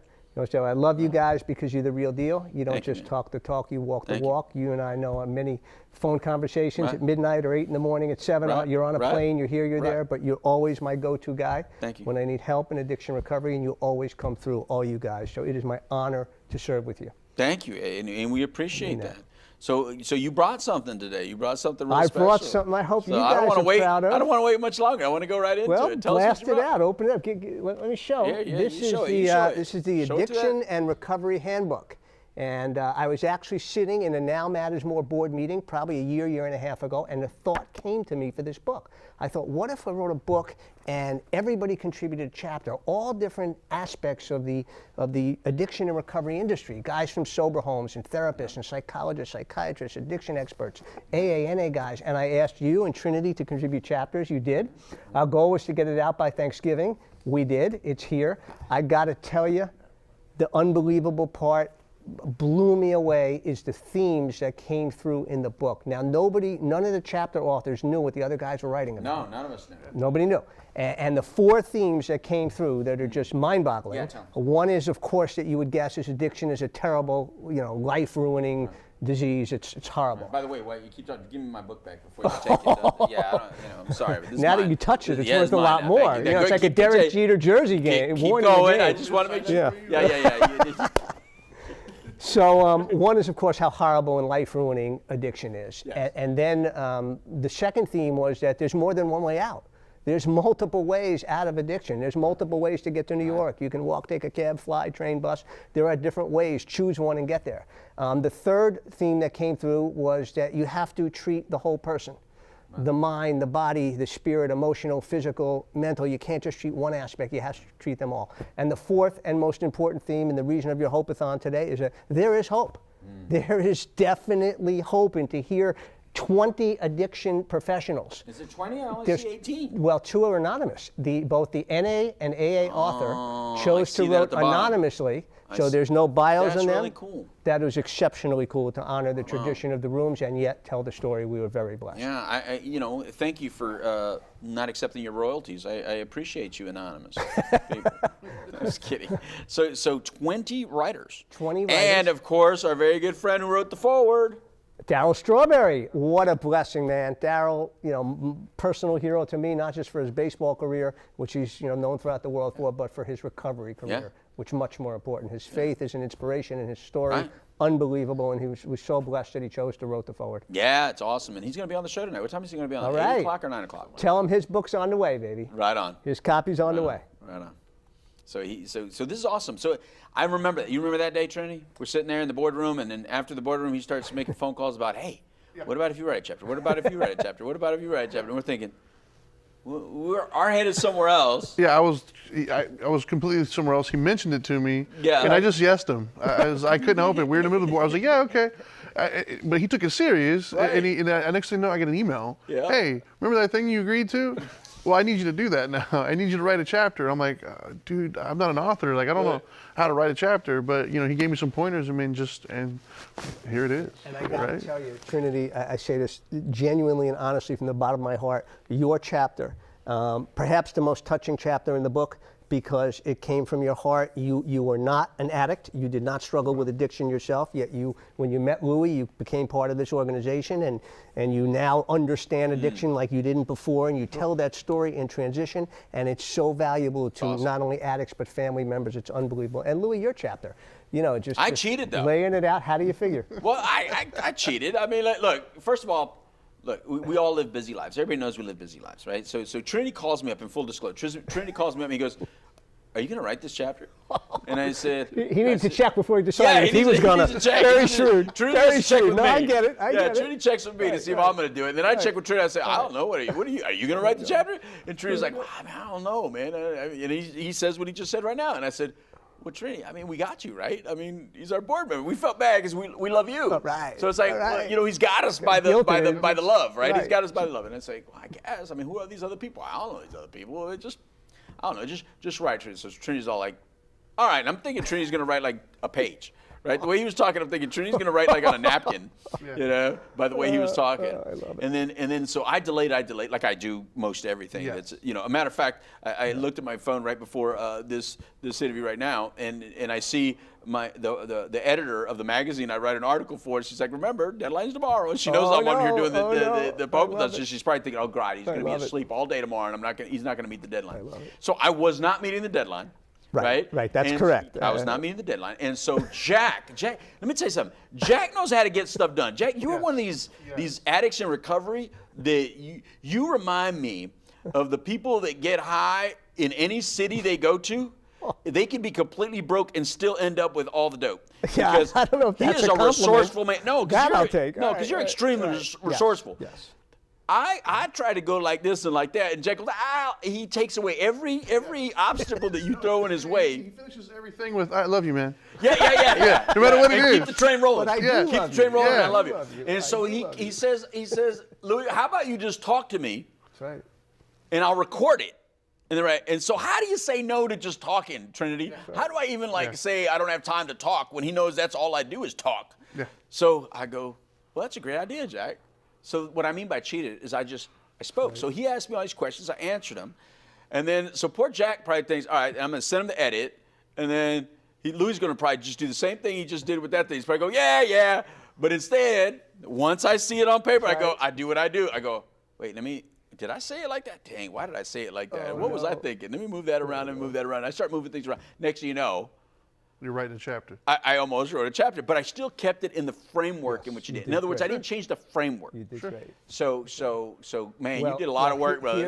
I hope I'm the only one that did that too. I had 2 drafts though, just so you know. Because yes. Full disclosure, I did have like maybe a page because I didn't know what a chapter was. Right. And I talked to you about it. I told you, and you weren't sure. And I think it was, I don't remember which one. I think it might have been you. And I asked you what your thoughts were as far as a word count. No, I told you how many word count too. Okay. So you probably had the conversation with both of us because you had like a 10-word count. I had like, I don't know how many words. It was very little words. And when you told me, one of you guys told me the word count, it was like 5 or 6 times what I had. I was like, oh, I think I need to rewrite this. I told each author, people asked me about word counts, and I said, there's no word count. I said, I want you to write until you've said everything you have to say about the subject. You're nicer than me. And then you're done. Now, with you, Louis, there were 4 people who couldn't meet the deadline. You were one of them out of 20. And the problem was, I had to have your chapters. Yeah. It was not that, it was just Thank you for not giving up on I said, me. no, I have to, and I did record with all 4 of the guys. Oh my God. Yep, 90 minutes apiece, 2 hours apiece. So how do I know these words were mine and you didn't mix up the tape? You don't, that's the beauty of it. No, it's your words, brother. But I have to tell you that yours, Graham Barrett, who's a friend of ours, who wrote a chapter on adolescence for families dealing with adolescence, and Douglas Lidwell, the executive director of Faith Farm, recovery community. Just tremendous. It was worth the effort. My wife and I looked at each other and I said, honey, I've written 11 books. I said, I have never worked harder on a book than this. And I only wrote 1 chapter. Wow. And I've never worked harder, but you know what? It was worth it because I truly believe we're going to impact and save lives. People are going to be changed and transformed. Right. And this is going to be the start of hope for many, many people. I love the title, Addiction and Recovery Handbook. Yeah. Addiction what it and is. Recovery Handbook. Now, when is this available? It's actually available now at greathopebooks.com. And GreatHopeBooks.com. That is our publishing website. It'll be on Amazon January 1st, but we have it now at GreatHopeBooks.com. There's a 20% discount, and the discount code is NOW. How easy is that? Nice. Now.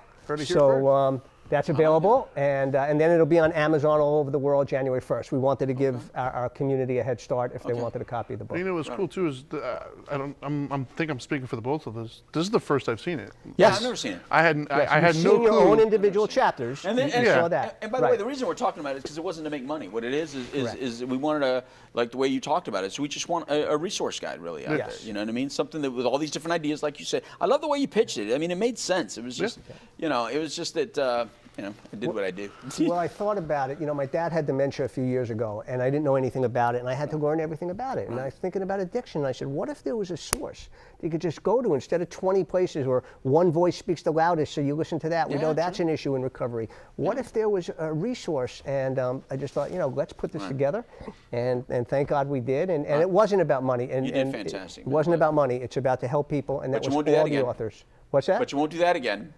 You won't do it like that again. I won't do it like that again unless I have to. Right. Unless there's a reason to help. I want to be like Pinklin and you guys and Darryl and everybody. And look, whatever it takes to help the next guy, we want to do. Look, time flies, and I don't want time to fly, without talking about a few things. Yep. All right. So you have a vested interest in this space, in this stuff. I mean. You're a very positive-minded person. There's some people that have sent in tapes for this Hope-A-Thon, this message of hope. They come from you. They come from phone calls that you made to me, and we got some help for them. I mean, but you're a very special human being. I don't know if anybody that can get upset with you very easily because. You don't really check with my wife, but I don't even know if she exists. Never talked to her. She's wonderful. But what I'm saying is, I've never seen a negative kind of vibe from you. It's always, even on things you disagree with, you have this really skilled way of accepting the other person's point of view and then offering yours. And then he finishes it with "I love you, man." And I love you. Keep the train rolling. Clever. Yeah. I mean, it's actually really good. It's not a manipulative technique. It's the fact that I'm not saying it was really manipulative. do love you guys. But did you have that before? I guess my question is that something that came out of recovery? Is that something that you always had? Here's what happened. I was always motivated, and I was always able to get stuff done. I mean, that was just the way I was born and wired, and that's just me. Either I'm in or I'm out. And if I'm in, I'm in, and if I'm out, I'm out. There's no in between with me. I believe that about you. But what happened, I got into drugs at 16, and by the time I was in my 20s on Madison Avenue, I was still high functioning. And by the time I was early 30s, I was still high functioning, but my life was destroyed. I had everything by the world standards, Lee, everything: power, position, money, sex, drugs, rock and roll, anything you can want. And my head would hit the pillow at night, and I would say, my life sucks. There's got to be more to life than this. And had an encounter with God as I came to know him personally at 33 years old.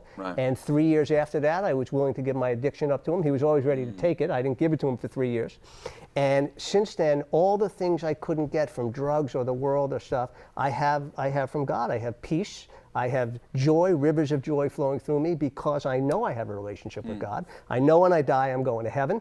God for me is Jesus Christ. It may be something different for other people, and that's okay. You couldn't have told me for 33 years, to believe one way until I had a personal encounter. But I will tell you this, I think I'm a reasonably intelligent guy, and if it was a scam, if the whole God thing was a scam, it would have taken me 6 or 12 months to figure it out. But it's been 30 years since, and it's just amazing and wonderful. And so I'm so happy because, I have peace and joy. I have certainty of what happens after this earth, and what's not to be happy about. This is the greatest deal ever. The greatest deal ever. And I believe when you say you know how to get things done, yes, I believe you, because Trinity, I don't know if you know this, Trinity. Do you know how he kind of sold me into these ideologies or bought me into this ideology?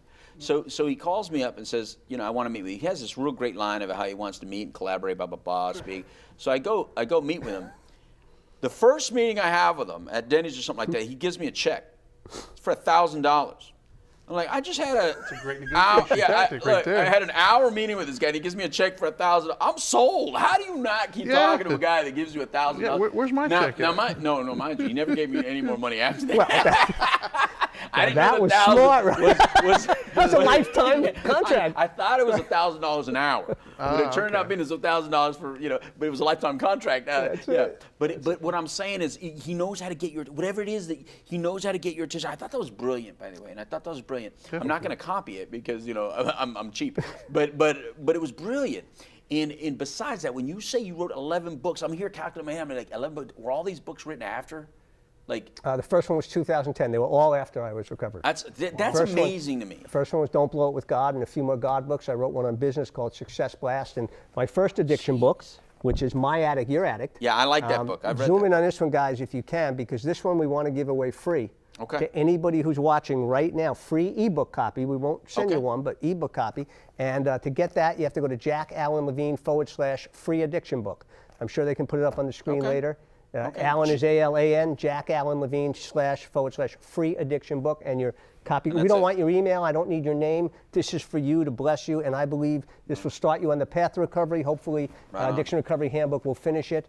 But awesome. Louis, when I met you, I wanted to make sure that you knew I was serious. And you gave me incredible advice and input into business strategies I was looking for, and into how to establish myself, and it was invaluable. And then our friendship grew, and I've gotten much more than I gave out of this deal. No, I think it's been a mutual beneficial relationship, brother, and I really appreciate that. Thank you, brother. It works in recovery, too, because when we talk to people, you guys know this, people in recovery are from all different places, demographically, geographically, psychographically, so we've got to be able to relate to them in their language. I can't come with a canned spiel. I've got to talk to you in a language you're going to understand. And $1,000, anybody understands. Well, no. It's, I think, having a heart for people, and you guys have this, a genuine heart and concern. And this is what amazed me about you is when you talk to me about Now, and I saw Now Matters More in action, and you guys don't care if we help the person. We're trying to help. We just want to make sure they get help. I've heard you say that so many times. Yes, sir. And you're going to make sure that they get help anyway, regardless of what you have to do at your own both personal sacrifices. At your family sacrifice, at your financial sacrifice. I've seen it. I've lived it with you guys, and that's why I'm all in. So, we want to get to people where they're at. And you said this, where they're at. There's so many Jack Levines in the professional world who never would have gone to counseling or rehab, but who need help and want help and know they're addicted and are functioning and lives suck. And how do I get to that guy? I get to him by being transparent, by sharing the truth and not being judgmental and letting him talk. And then all I can do is share my experience in hope and tell them what worked for me. Listen, it's amazing to me, guys, how, you know, I have a little bit of credibility in the business world, and people come to me for contracts and negotiations and deals, and I'm a pretty known good steak eater, so they'll come to me for steak restaurants and, you know, this and that, and they'll do anything I say in those things. But when it comes to addiction, no. Oh, really? You know, well, addiction, they have their own plan. Isn't that funny about addicts? They have their own plan. It's amazing. The path is laid out. The ways to recover are there. That's beautiful. Recovery is available to every single person who wants it. God is available to every single person who wants it. You can recover outside of God. I don't think it's the same experience, but either way, there's no excuse not to seek recovery. It is there. So if you are not going to take one of these pathways, then what you are saying is, I don't want recovery. That's a very individual choice. It breaks my heart if that's your choice. But what you should never be able to say, and I hope we've given them the materials to never say, is, I didn't know what to do. Okay. Well, I love it. Why don't you look into that camera and give your last words of wisdom, and go ahead and you pitch that number right there. Tell them what to call right there. So pitch a little wisdom and that phone number. And then the phone number is 1-800-NOW-MATTERS, right? I got that right? No, 833-NOW-MATTERS. 833-NOW-MATTERS. I can't read it from here without my glasses. Oh, never mind. All right, all right. Let me go ahead and pitch. Very quickly, let me tell you guys, I went to prison to see a friend of mine's son. His name was Kerry Turner, and I had never met him before, but the father asked me to go see him, and I went to visit him in jail, and I sat and talked with him for 30 minutes through the fence on the, through the glass on the phone, and I thought, this is the hardest man I've ever met in my life. He has absolutely no shot of ever recovering. He was a major drug addict, heroin addict, construction guy in jail, problems. I mean, he just had a face of stone. He listened, but man, he was done and finished. And I walked out of that jail thinking he has no shot. And I watched God do a miracle in his life when he got out of prison. I watched God do a transformation. I watched him get married, have twins, have this amazing recovery life. And God taught me a lesson. He said, you are never to give up on anybody that I created. And I realized I wasn't God. And since that day going forward, I want to tell you there's hope. If you're out there and you are struggling, there's hope. I remember the rehab guy saying to me when I didn't want to go into rehab, he said these words. He said, I have a lot of respect for you if you climb to the top of the mountain, look down and tell me you don't like what you see. I have no respect for you if you won't go look. So I'm telling you here, there are resources. There are ways to get recovery. There's surrender to God and hope he takes it away. There's therapists. There's counselors. There's 30-day programs. There's long-term programs like Faith Farm and Teen Challenge. There's Celebrate Recovery. There's AA. There's NA. There's 8 to 10 different ways to recover. Pick one and start. And if you don't like it, pick the next one, but you cannot say, I didn't know what to do. God said, one God thing, 1 Corinthians 10:13, he said, no temptation has seized you except what is common to man. But when you are tempted, God will provide a way out. That is a promise from God himself. Find out for yourself. If God's a liar, you can prove it. He's not. He's real. So that is my message of hope today. There is hope, brother. And keep the train rolling. And I love you guys. Look, you can pick up My Addict, Your Addict. That's Jack Allen Levine /free addiction book. And then later on, this book right here is going to be coming out. This is an awesome book. Trinity is in it. I'm in it. And our good friend Daryl Strawberry is in it. And, of course, Jack Allen Levine did a lot of hard work in this book, and we appreciate it. Look, go to nowmattersmore.org. Help us out if you can. And if you need help, 833-669-6288. Give us a call. There's somebody standing by right now that can help you along your journey. Thank you very much, Jack Allen Levine. I like saying like Jack Allen Levine. That almost sounds like a serial killer. You know why? Why? Because there's a lot of famous Jack Levines. There's an artist and a sociology guy. So if you Google me, you'll never find me. So that's why. It's not on my mother didn't call me Jack Allen. The only Louis Delgado's out there all criminals. Don't even bother by that. Just go right to me. All right. So anyway, we'll be back. More of the Hope-A-Thon after this.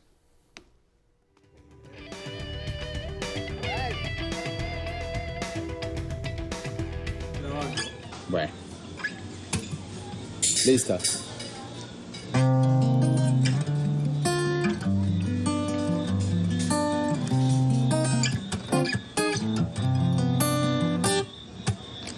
Por unos pesos de plata, al final de la jornada, con sangre negra y pirata, como esposa o como criada, vendieron a esta mulata. Debía pagar la condena del capricho del mestizo, que alegando algún hechizo por no tener sus amores, la hizo rodear de cadenas. Atravesó la llanura para encontrar su palenque. No iba en busca de aventura, no iba en busca de aventura, iba esquivando la muerte.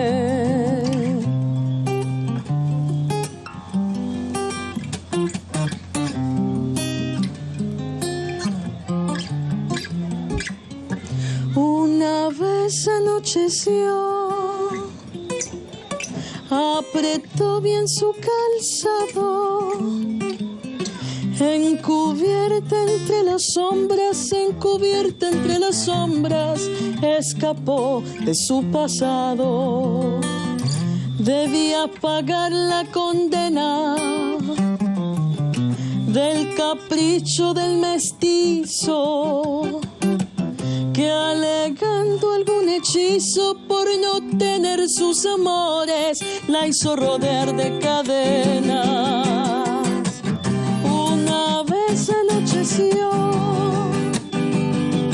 apretó bien su calzado, encubierta entre las sombras, encubierta entre las sombras, escapó de su pasado.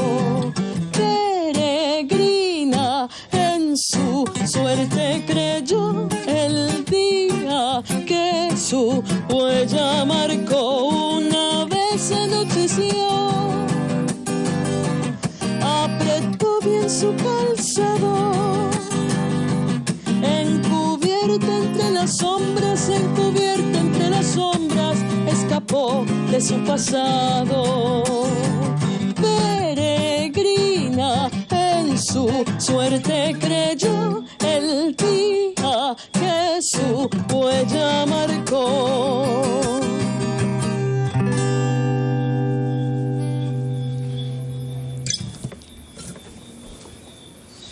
Hi, my name is Valentina Arteaga. I'm a singer-songwriter from Medellin, Colombia. The song you just listened to is our second single named Sobre Tierra Roja. You can find it on Spotify, Deezer, Facebook Music, Apple Music, Instagram Music. And if you want to support my career, you can go ahead and check out my profiles on Instagram. You can find me like Valentina Arteaga. Facebook, Valentina Arteaga also, and on YouTube. So thank you so much. Adios, pues. Hello, Louie, and all who are joining us for this year's 2020 Virtual Recovery Walk and 24-Hour Hope-A-Thon. My name is Anna Reed, and I am the co-founder and executive director for Florida Recovery Schools of Central Florida. We are so grateful to be one of this year's recipients. Each dollar raised will help us move forward towards achieving our mission. I have a few of our board members here with us today that would also like to express their gratitude and share a little bit more about why they're on the board of Florida Recovery Schools of Central Florida. I'll turn it over to you, Julie. Hi, my name is Julie Hoyt, and I'm on the board. I also head up the marketing team. I chose to be on the recovery school because it is the essence of hope. To know that we're empowered to give teens a place where they are encouraged to navigate their sobriety while continuing their education, while making some memorable high school experiences is hopeful and exciting. Thank you. Crystal, I'll hand it over to you. Hi, my name is Crystal Lilly, and I'm the Vice Chair of the Board of Directors. And we are so grateful that you thought of our organization and are allowing us to participate in the Hope-A-Thon. I am a part of this school because I believe that youth deserve to have a place where they feel safe, that they can continue their education without feeling the peer pressures that sometimes you feel in traditional schools when you are struggling with addiction. So that's why I'm here, and I'm very excited to be moving forward. Again, thank you so very much. Deb? Hi, thank you. My name is Debbie Laudrick, and I serve as the fundraising chair for Florida Recovery Schools of Central Florida. And I too want to thank you for allowing us to be recipients this year from your Hope-A-Thon. And I'm also a member of long-term recovery, and I have a son who is in long-term recovery. And my helper on the board, Cindy Crouch, also had a son, but he died of an overdose 6 years ago. And watching the pain that she and her family went through was heartbreaking. And you know, he wasn't the only one. And I do belong to a 12-step program, and we have watched it over and over and over again. And, you know, I'm fortunate that my son is still here and he's thriving.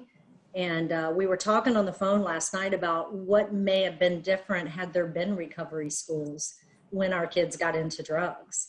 And it could have been a lot different for her and for a lot of others. So that's my passion. And I want to thank you again for allowing us to be a recipient this year. Thank you. Be safe. Thank you to the three ladies that joined us to express their gratitude. Again, we are so grateful to be a part of this year's Hope-A-Thon, and we hope that you will stay connected to us. You will visit our website, Florida Recovery Schools of Central Florida.org/US. You can also find us on Facebook, Instagram, and YouTube. And again, thank you for sharing your time, talents, and treasure. We wish you all the best in health and happiness. Thank you so much.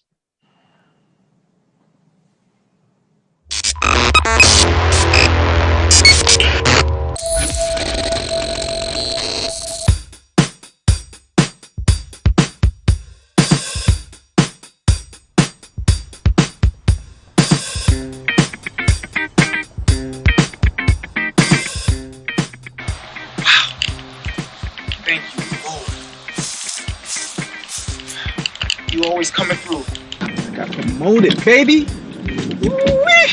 She gonna be excited. I got promoted. Hey, I got promoted. Hey, I got promoted. I got promoted. Blessings on top of blessings.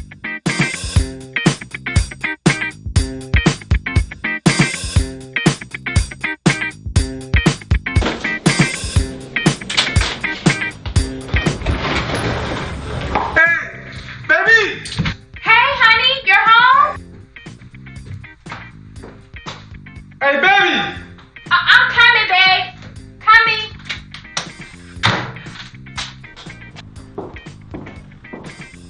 Baby! Symphony? There you go. Hey! Hey, princess! How are you? Good. You know, Daddy missed you so much today at work. Guess what? What, are we going to Disney World? No, princess. But I got some great news for you and your mommy. Okay. Babe! Simone! I'm coming, babe. I'm so sorry. I was doing laundry. And, ooh, hot, babe. Hey, Good. How are you? I'm good. How are you? I'm doing great. I'm doing great. So, you sound excited. What's going on? Babe, you won't believe what happened. What? Don called me in the office today, and he announced that I'm being promoted as the new project manager. What? Yes, babe. Hey, congratulations. Oh, thank you, Proud thank of you. you, babe. Thank you. But look, that's not it. What? Well, they also said that they want me to take over their new London branch in England. Wait a minute. Yes, babe. England. Babe, why are you playing? No, seriously. Serious? We're moving to England. What? Yes, England? England. Baby, we're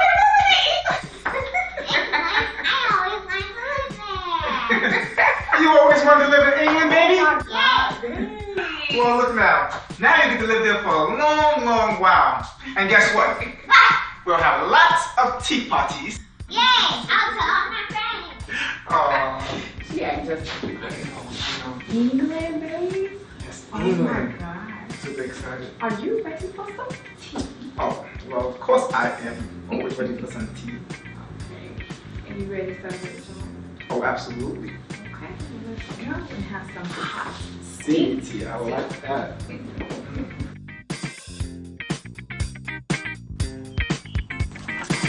And one. And all right, bro. You got it. Too slow. Too slow. And besides, you cheated, bro. Cheated? You cheated, bro. Come on, man. Listen, bro. That's what all y'all haters say when y'all lose a game. Man, let you tell me. Oh, man, bro. Yo, Marcus, got some good news for you. What's up? Hey, look, your boy finally got his promotion.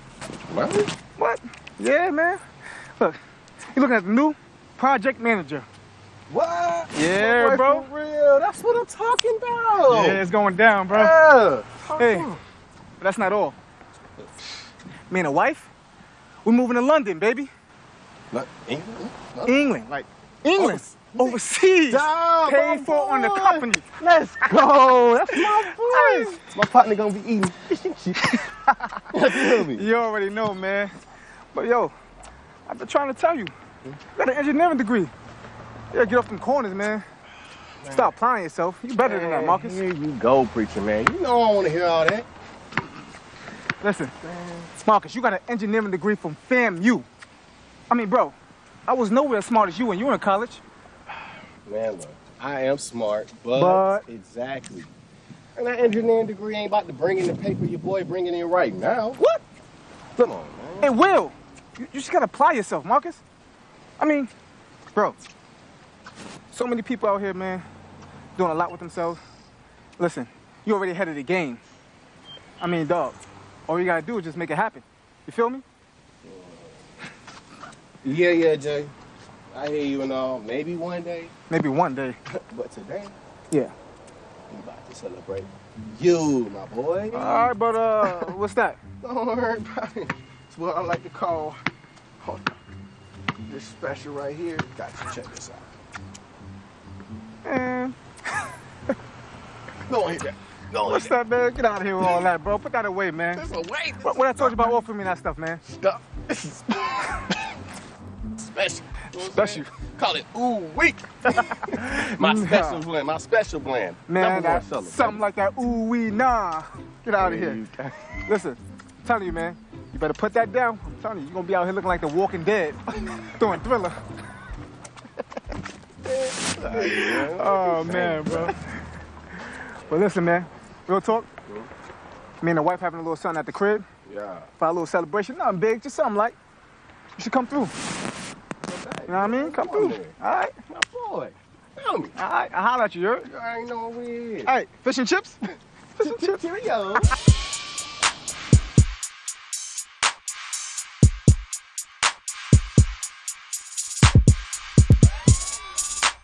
I got us. We gonna You will not. I definitely got it. Watch this. Oh, boy, y'all watch this. What you mean? What you got? That's what I'm talking about. And that's, my kings, is what we call black girl magic, baby. Okay. Haters everywhere. Hey, you guys. Oh, God, you know you young people make a lot of up. Too much energy for me, y'all. Sorry, man. Sorry, now. Oh, no problem. Let me come over here and give my sweet Jacob a hug. You know I'm proud of you. Yes, ma'am. All right. Very proud of you. You know I love it too, right? Yes. Yes, Jay. Mama's proud of you too, baby boy. Thank you. All right, everyone, we're off to bed. Good night. Good night. Thank y'all for coming. Oh, of course. And Simone, I'll make sure Symphony is tucked in tonight, okay? Yes, ma'am. Thank you. Good night. Good night. And back to what I was saying. We won. And did. You know what, babe? Why you gotta do all extra with it, though? Exactly. You know what I'm saying? Right. It's nothing but a little lady luck. Ladies, dog. Right. First of all, Jay, get your boy because he's tripping. For real. Like, for real, for real. What you talking about? And first of all, like, it's nothing lucky about that. It's all blessings from here because my brother got his promotion and my girl is moving to the UK. Yeah, man, absolutely, absolutely. You know, I'm just blessed and honored, you know, that I can have this opportunity to have with my family. And so, you know, babe, are you ready? I am ready.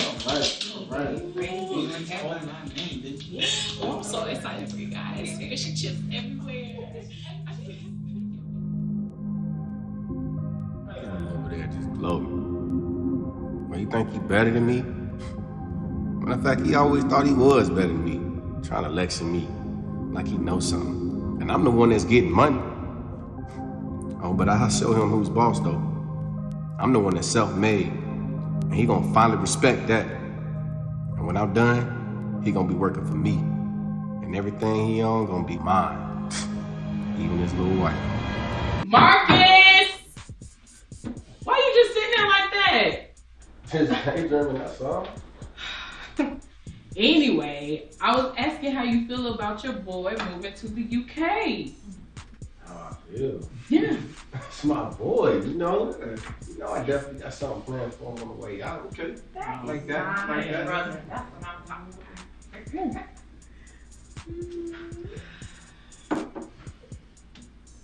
Hey, check. How about we celebrate a little bit more tonight? Oh, man, that's what I'm talking about. Let's do it. So how about it be me, you, and some of my partners? Really, Marcus? Wow, that's really trifling, Marcus. I mean, that's cool. That's cool. But, babe? I guess you can go, babe. It's alright. But you need to be careful, okay? Oh, absolutely. Absolutely. Sis. All right, bro. Yeah, you know, I can do some time. No, I gotta go. Hey, I'm gonna be home, right? Okay. Decent Mom. hour. Mom, ish. Yeah. All right, Marcus, whatever. Marcus, take care of my baby, alright? Come on. Oh, I got him. All Yeah, right. take care of him, Marcus. I got him. Okay, whatever. Can you believe they just left us? I know, I can't believe it. But anyway, girl, the real tea is, do you even trust them? Like, Who? My husband? no, I'm talking about Marcus. I've never actually really trusted him. Like, even when we were in college, he was jealous of Jay. Girl, no. Not Marcus. Girl, they've been friends since they were 15 years old. And what's that supposed to mean? Did you see how he was looking? That boy was not happy for Jay. At all, girl. No. You sure you haven't had a little bit too much to drink? Girl. I mean, did pour it kind of heavy, so you know. I might be a little tipsy. And pip cherry on my sister.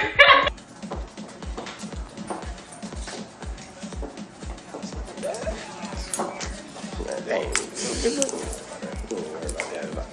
This man here. It's just he live. This is celebration. Let him live, bro. Let him live. Like, you good, man? For real, what's going on?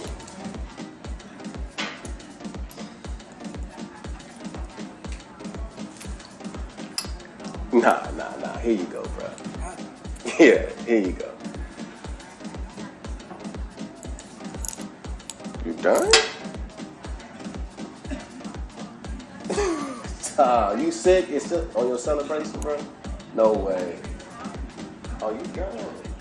Done. No worries, bro. I got something for that. Bro.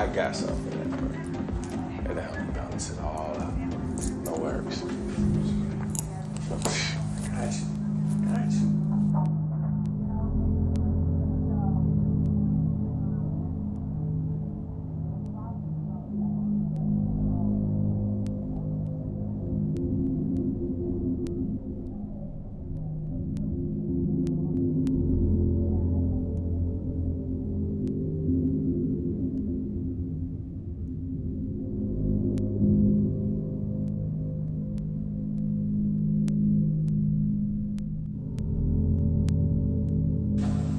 That's right. Yeah, just like that. Oh boy. Yeah, just like that. It's my boy. Slow.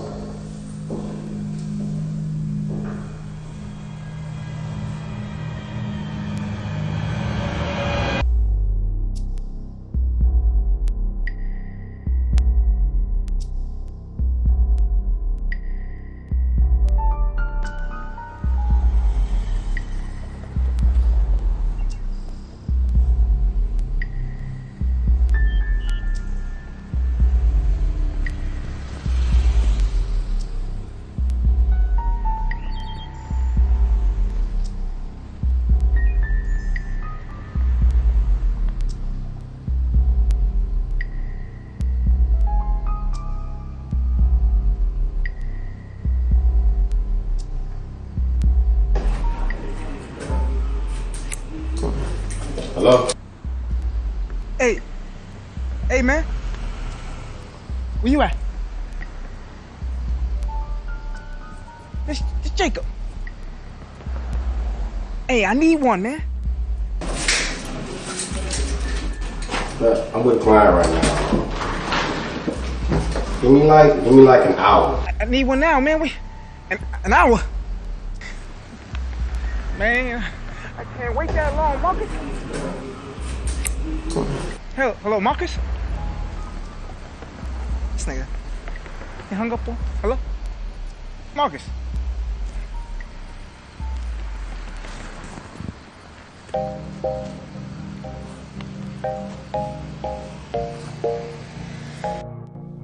Girl, let me pour you a drink.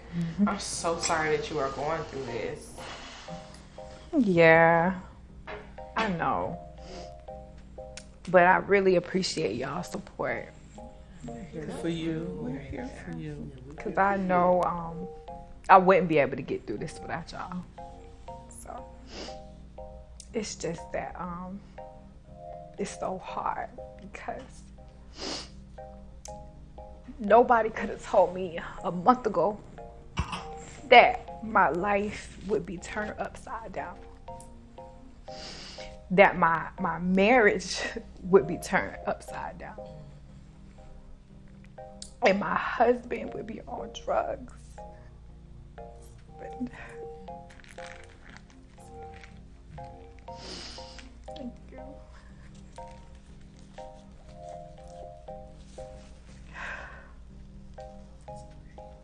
It's okay. It's okay. It's just that life was going so good. That's the thing. That's right. My husband, he was my best friend. Yeah. We did everything together. And now I don't know how to be without him. Like, I don't even feel like myself. He comes in the house all times of the night. He puts our accounts in the negative. Wow. And this man has even stolen furniture. No. Out He of did our house. what? Are you kidding me? Just to get a hit, yeah. Wow. Wow. That's ridiculous. And I don't understand, because how do you go from getting promoted and moving to England to being fired for drugs? Right. Of all things. And what make it so bad is my daughter. She notices a change in him. And every morning she says, "Mommy, is Daddy okay?" And I have to tell her, "I don't know, baby." But we just have to pray.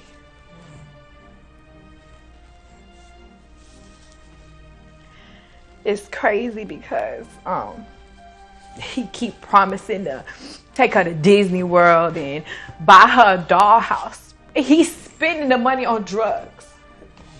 And I have to be the one to struggle and pay bills. Oh, wow. It's gotten so bad that I had to kick him out of the house. I understand. Understand that. And I told him if he does not get his act together, I'm gonna file for divorce. No. Simone. Because I can't do it. I can't do it. Oh, come here, baby. Oh, listen to me. Listen. Listen to me, Simone. I totally understand. You have to do what's best for you in Symphony. That's right. You know? Because that's my son, and I love him, but he is dead wrong. You do what's best for you and my grandbaby. God will straighten Jacob out. God will straighten Jacob out. You hear me? Yes, ma'am. Do what you have to do to get through this. Lord, my baby Jacob.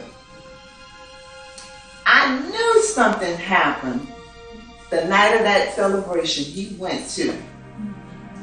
You know why? I was laying in my bed and I felt like something happened in my spirit. And I think that so-called friend of his is the reason why he's the way he is. I'm just telling. I think exactly, Nana. That's exactly who it is. Yes. Y'all really think so? Girl, yes. What else? What else?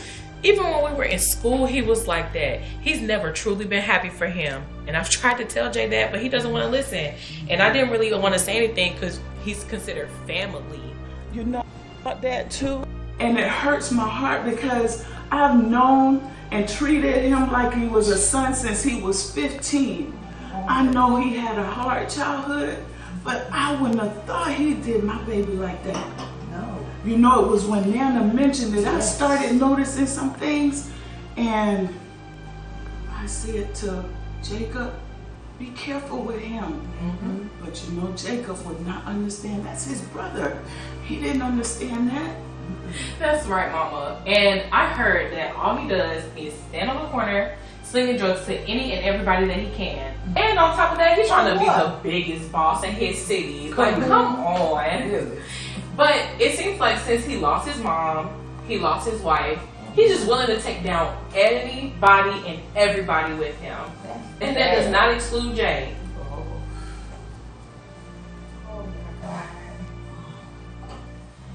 This is crazy to me right now. Marcus? Yes. Drugs? Jealousy? Yes. I would have never thought he would be the one to take my Jacob down. Closest ones. That's right. I mean, I knew he smoked weed, but that was it. Like, Jay never said nothing about him and dealing drugs. Well, this is just crazy. But you know It's what? too much. I have realized that he has not been answering my call. Oh, well, let's call him right now. Yes. Get him on that phone, Yes. and he better tell the truth. And he better pick up too. That's right. Why would he do this? Call him, call him.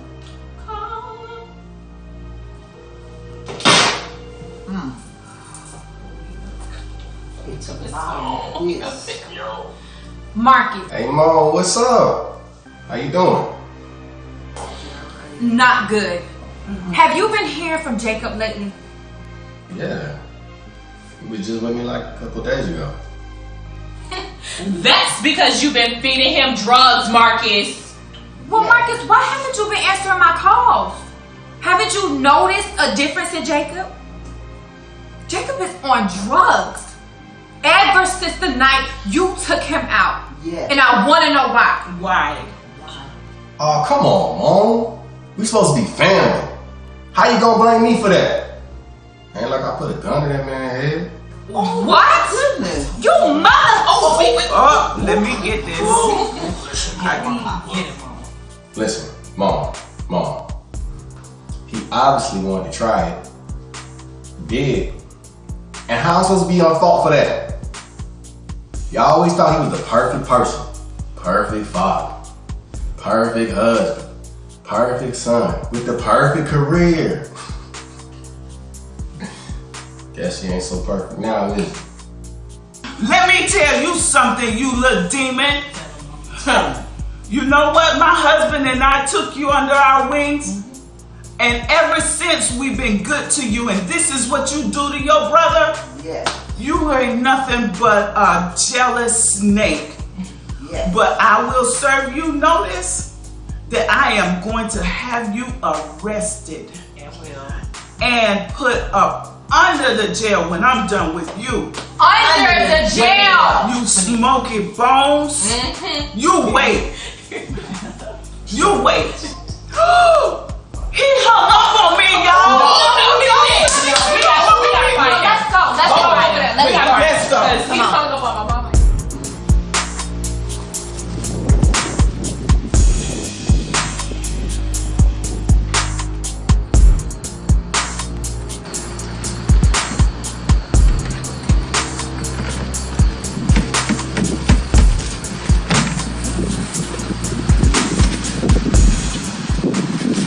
Jacob? What is wrong with you? Why are you in the grass? Please, move. Have you been sleeping out here? Oh my God, just come in. What are you doing? Hold on, baby. Oh, Jacob, I can't believe you.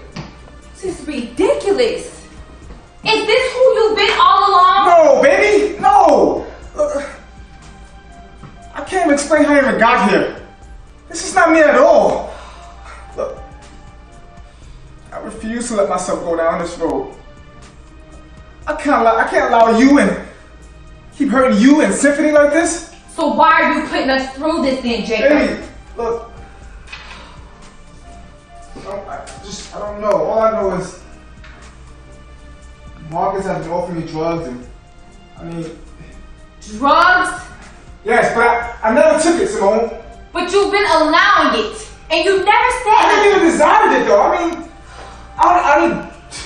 He was my brother, so that's why I just hung around with him. And so, but why did you even try it, Jacob? I don't know, Simone. Okay, all I know is it was the night of our celebration, and he kept on buying me drinks back to back, and before I can remember, he put a blunt to my mouth. That sounds foolish. A grown man put a blunt to your mouth? Simone, look, you got me drugged up. I was intoxicated. I had a little too much to drink, and I couldn't remember what was going on. This is just a nightmare.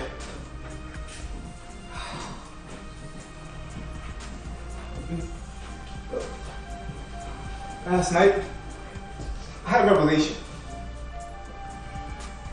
I want my life back. I want my family back.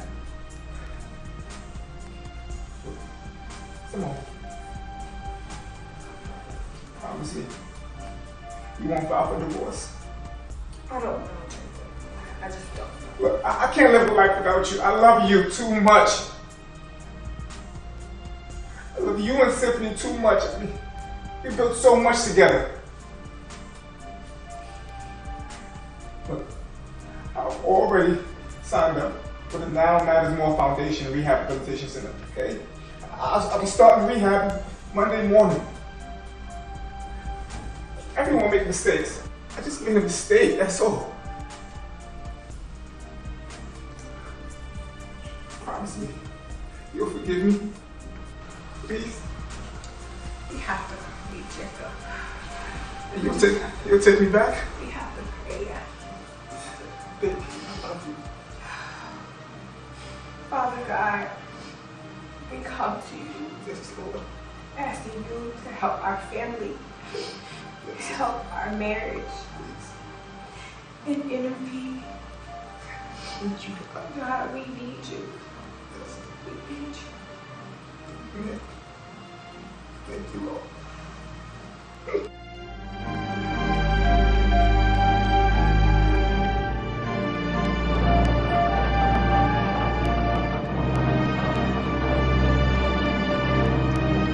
Here we go, Lord. Just please help me recover through this process,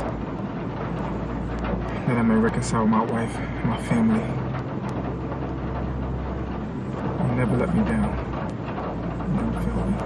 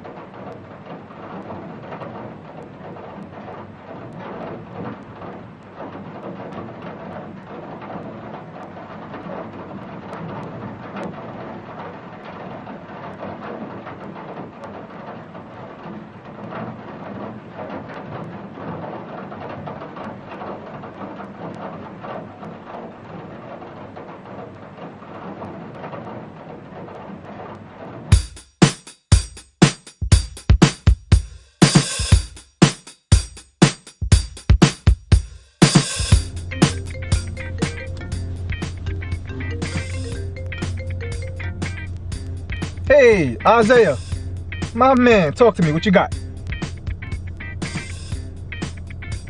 Wait, what? Are you serious? Wow, so you closed the deal? Man, you are an awesome assistant. Man, I want to thank you for that. Alrighty. I'll see you in the office Monday. Alright. Alright, man. Good job.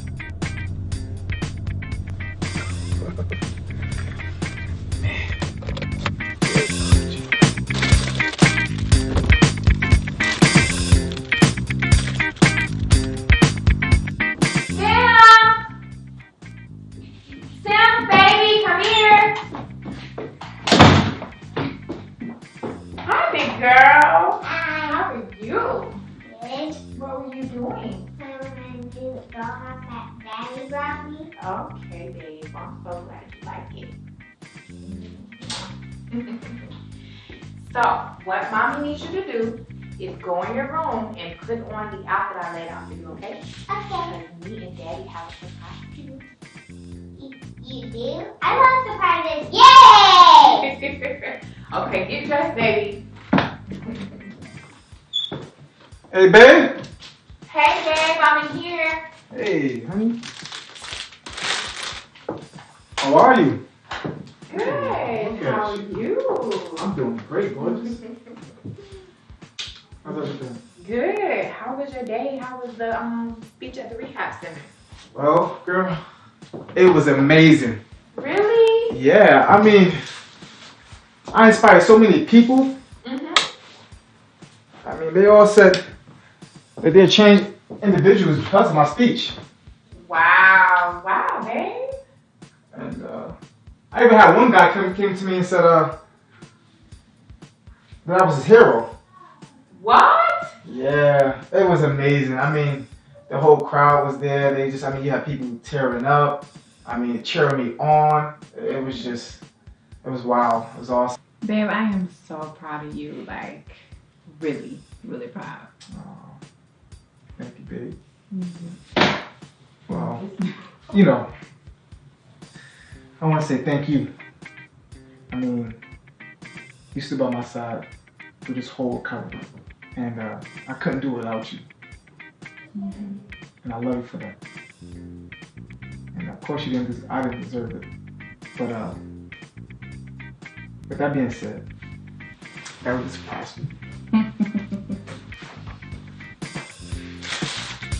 Aww. Let you know I love you. Thank you, babe. So much, baby. But I want to thank you for making a conscious decision to want to change, because, you know, I knew that wasn't you. And all I could do was pray and ask God to help our family and marriage. You didn't let us down. Thank you, Lord. You know, speaking of not letting us down, I just closed on a $1 million contract. Oh, what? Yes, a $1 million contract, baby. Oh, babe, 1 million? Yes, 1 million. Oh my God. Yes. I love you. I love you too. Where's everybody at? Well, Symphony is actually in her room, and I did not tell her the surprise because I want you to be the one to tell her. Awesome. Well, let's go get him. Yay! Hey, Pumpkin! Ah, I miss you so much. Today, how is business? Business is going well, Princess. Hey, Mama. Hey, baby boy. How are you? I'm well. Good. We're ready to go, too. All right, let's go, man. Guess what? I am ready to rumble. Uh-oh, you ready to rumble? Let's go. All right.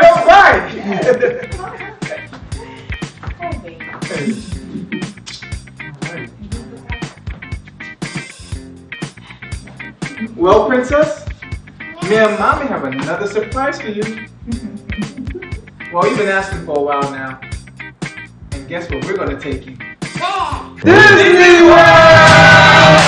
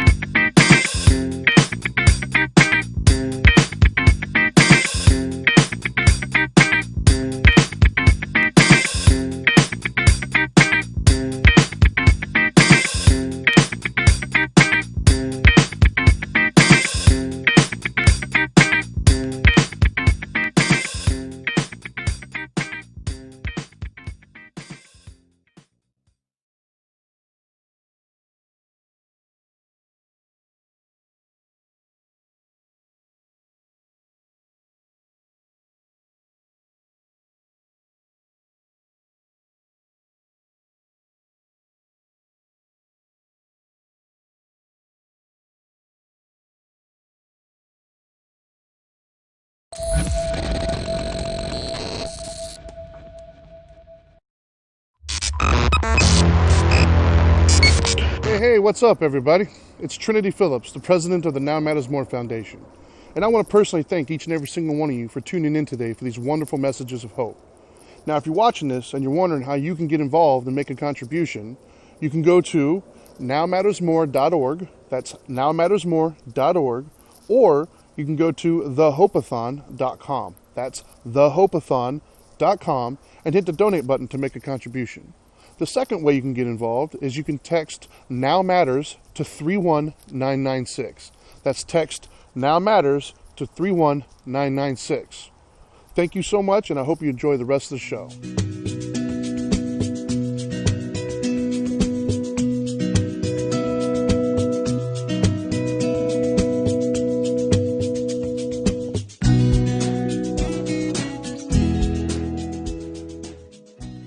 Hi everyone, my name is Heather Wilkie and I'm the Executive Director here at Zebra Coalition.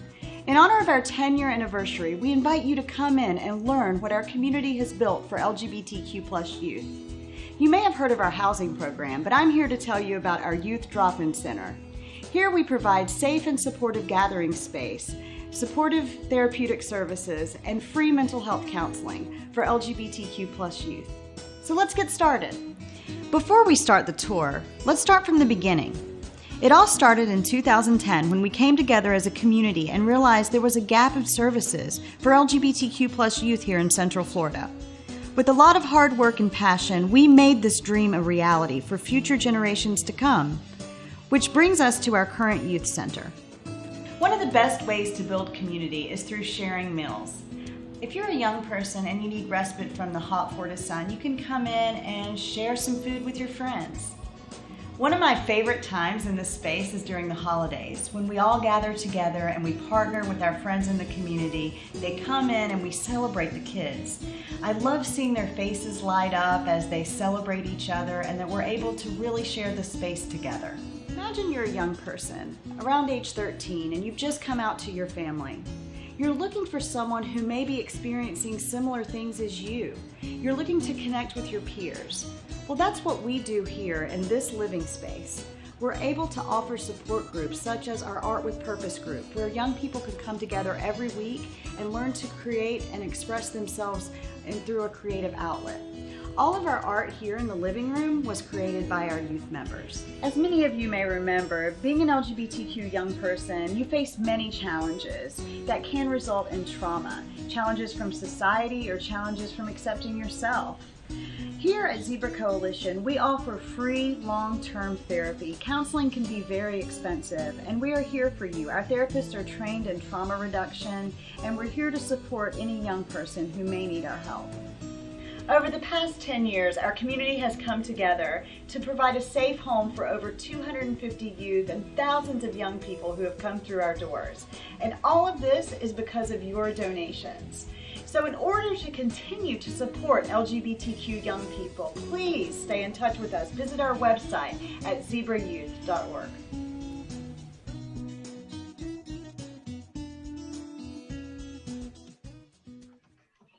Hi guys, this is Wendy McCarty Van Bemmel. I work with University Behavioral Center, and I'm surrounded by these lovely ladies that would love to just wish you a celebratory day celebrating recovery, and give you a few little messages. So we'll start with Sarah. Hi everyone, my name is Sarah Paliuka. I also work with University Behavioral Center with lovely Wendy. And I just wanted to say for all of you who are struggling right now, tomorrow will be better and the next day will be better if you can just keep going and keep believing in yourself and staying strong. I know things can be hard, but you can get through it, and there's people that have gone through it, and just try to find your support system and stick it out. And sorry about that. And just for those that are celebrating recovery, congratulations to all of you who have stayed strong through all of this. And I know just things have been a little odd lately, so just wishing you all the best of luck. Stella. Hi, I'm Stella Barras. I've been an addictions counselor since 2009, so I get what you're going through. Hang in there. I'm getting emotional. You can do it. Own your story. Empower yourself and make your mess your message. We're all human, and just learn what you can and move forward. Don't let anything in your past dictate who you are. Go to your heart, go to your soul, because you're a good person.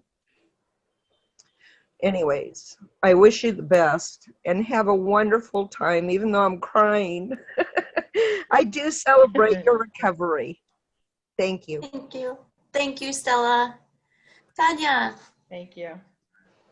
I'm Tina Bogus, and I am with Purpose Recovery and Addiction Center, brand new in Merritt Island. March 6th, I will celebrate my 27th year in recovery, and I have been in this field that same amount of time. So I decided that that was the best way to battle the recovery, is to jump all in. So some would say out of the frying pan into the fire, but that's how I like to do it. That's best for me. Excited about being new to Merritt Island and giving more resources for recovery and treatment. And while it is also a sad time, I lost two friends, daughters just this weekend to overdose, and a day apart, and they were friends. So that's been really, really hard. But recovery is good, it's strong, and if you embrace it, you can do it. You can do it. If I can do it, anyone can do it. Thank you, Tina. Lindsay. Hi, everyone. I'm Lindsay from Advanced Recovery Systems. Thanks so much for having me today to share this message. But what I really want to share is, within my profession, I see that people can and do recover every single day. And as someone who grew up in a family with substance abuse, addiction, mental health, I've seen firsthand my own loved ones recover, and we celebrate their recovery every day. And I am here to support you and uplift you and wish you the best. And if you are struggling, reach out for help. And if you're celebrating your recovery, then go you. You're doing amazing. Thank you, Lindsay. Juanita? Hi, everyone. My name is Juanita Carbajal with Positive Behavioral Solutions. Just want to send some encouragement, positive light, and wish you all the best with your journey. It's difficult, but you can do it. Si se puede. We believe in you, and there's hope, and there's resources for you. Thanks, Juanita. Renee? Hi, everyone. I've been in recovery going on 11 years now, and I can tell you firsthand, there is nothing in this world I would trade to be back on that other side of it. And I'm just feel like it's such a privilege to be on this side of it. So, you know, your worst day in recovery is 1,000,000 times better than what my best day was when I was struggling with addiction. And at points, I didn't believe in myself. So believe in yourself, reach out to anyone, reach out to a friend, to a stranger, to anyone, because addiction touches everyone and there are people there. And just stay strong, and I believe in you. Love that. Yasmin. Hi, everyone. My name is Yasmin Flasterstein. I'm the co-founder of Peer Support Space. I live with CPTSD and dissociative disorder, and I just want people to know that it's okay to not be okay wherever you are in your journey. People in recovery are what inspired me in my darkest times. So shout out to everyone who's celebrating years of sobriety, but no matter where you are in your journey, I know this is a resilient group, so I want to share a quote I really like. It's, "I survived because the fire within burned brighter than the fire around." I know there's a lot of fire around in 2020, but I also know that we're really stubborn and we're going to fight this anyways. So sending so much love to everybody. I really enjoyed Sarah's advice of finding a support system. And I wanted you all to know that if you don't have a support system, Peer Support Space is happy to be your support system. We're a whole community of people that are just supporting one another. So if you need a support system, feel free to go to peersupportspace.org. And all of our resources are totally free, but just sending you all so much love. I'm so proud of you. You matter. I know that you're a stranger. I don't know you, but I love you and I care about you. So sending love. Happy Recovery Month. Thanks, Yasmin. Individual on the phone, area code 239, would you like to say a message? Anyone else on this call that would like to share a message? Well, I'm going to go ahead and end this, and I just want to also tell you guys that I love you, I care about you, I don't know you, but I am sending you all of the love in my heart right now, even if today was a struggle or you didn't get to where you want to be today. Pick yourself back up, start again, don't ever stop, keep going, reach out, and just know that you're loved and cared about by this entire group of women right here. We wish you well and have a great recovery walk today, and tune into the Hope-A-Thon. Thanks, guys.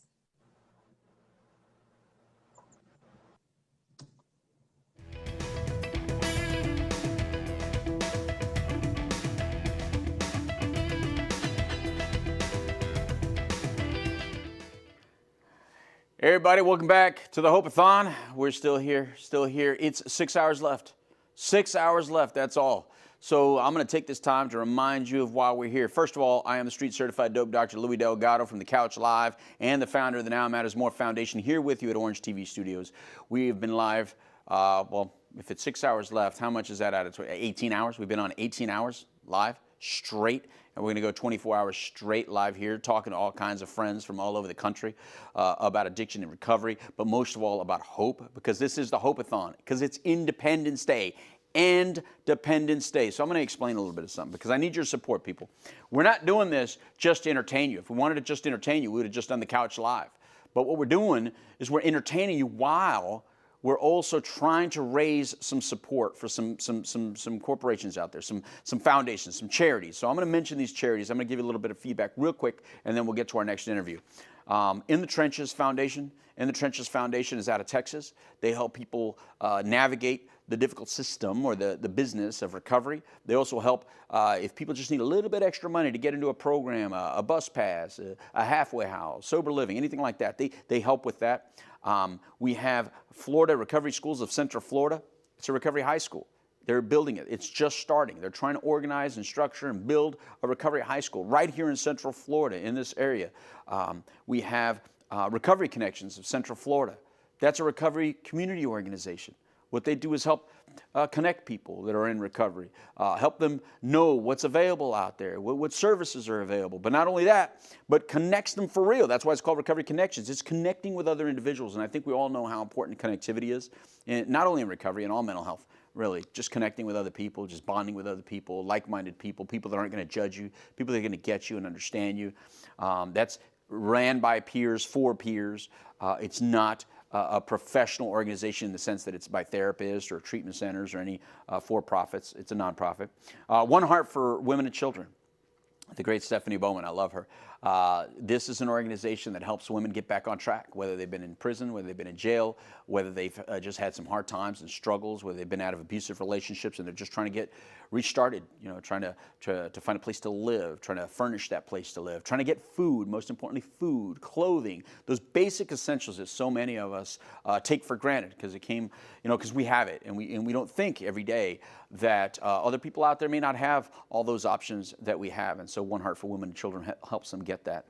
Zebra Coalition. Zebra Coalition provides mental health counseling, substance use disorder counseling for people in the LGBTQ community. They also help educate others like myself who is not from that community, help us understand it better so that we can better be supportive to whatever struggles or whatever things that they're dealing with. And they help them feel more comfortable in their own skin so they can be as productive as they can be and they don't have to, you know, I guess, self-medicate and use things to try to get by. They can understand that people love them, people care for them, and provide them the kind of help and support that they need. We have M4W Inc., which is Marketing for Warriors. Marketing for Warriors is all about helping people in human trafficking.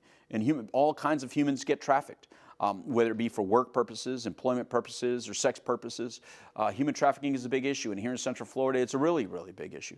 And a lot of times people don't talk about it. There's a lot of people that in secrecy, they were human trafficked, and they don't talk about it because it's the shame and the stigma attached to that, and they feel guilty maybe for a decision they made, and they felt like maybe they did it to themselves, or they earned it, which is not true at all. Peer support space.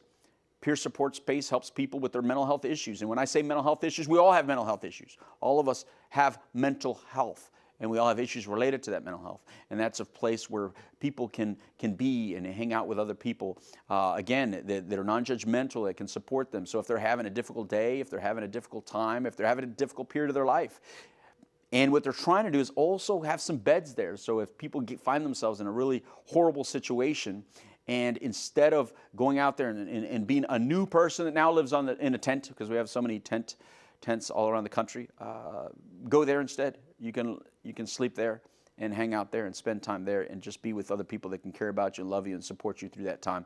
And of course, the Now Matters More Foundation, bang, I'm the founder of the Now Matters More Foundation, where we help people navigate the difficult business of recovery as well. And we help people get into treatment centers. We vet those treatment centers. And most of all, we do things like this that help crush the stigma of addiction and what's related to stigma. So listen, we need your help. We really do need your help. So if you could please go to nowmattersmore.org.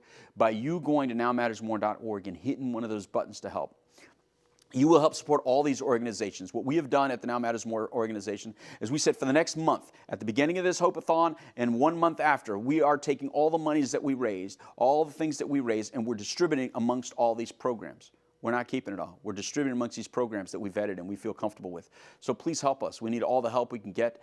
So nowmattersmore.org and hit the button and please help and support that. And of course, if you're watching this and you get inspired to make the phone call because maybe you need the help. Maybe you're not in such a good place right now. You're saying, you know what? Maybe it's time that I look at this and maybe there's some help out there. Maybe you have a conversation with somebody. Maybe you're a family member and it's a loved one and you want to have a conversation about your loved one and try to see what options are available for you out there. or maybe you just want to see how you can better get involved and how you can be more supportive to other people. 833-NOW-MATTERS. That's 833-NOW-MATTERS. 833-669-6288. That's 833-669-6288. Find out how you can be of service for others, but most importantly, how you can be of service to yourself and get the help you need. Okay, enough of the housekeeping. Now let's get on. This is a gentleman coming up. He's a person that I have yet to meet, so I'm pretty excited about this because typically everybody that I've talked to today, there's only been a couple that I've never met before, and this is an individual I've never met before, but I've heard some great things, so I'm looking forward to this interview. Pastor Rick Amato, welcome. How are you? Hey, Louie. Nice to meet you. Yeah. Let me check. You said, how am I? Let me check. I'm good. I'm good. It's a beautiful thing. So I listened to what you were saying. It's a pleasure to meet you. I'm honored to be with you. Thank you, sir. And as I listened, I got to thinking to myself, I want one of them shirts. Do they come in a 5X? Well, I know they come in a 3X because the president of our foundation is a 3X. Well, you're going to have to, I'll tell you what, I'll speak for my shirt.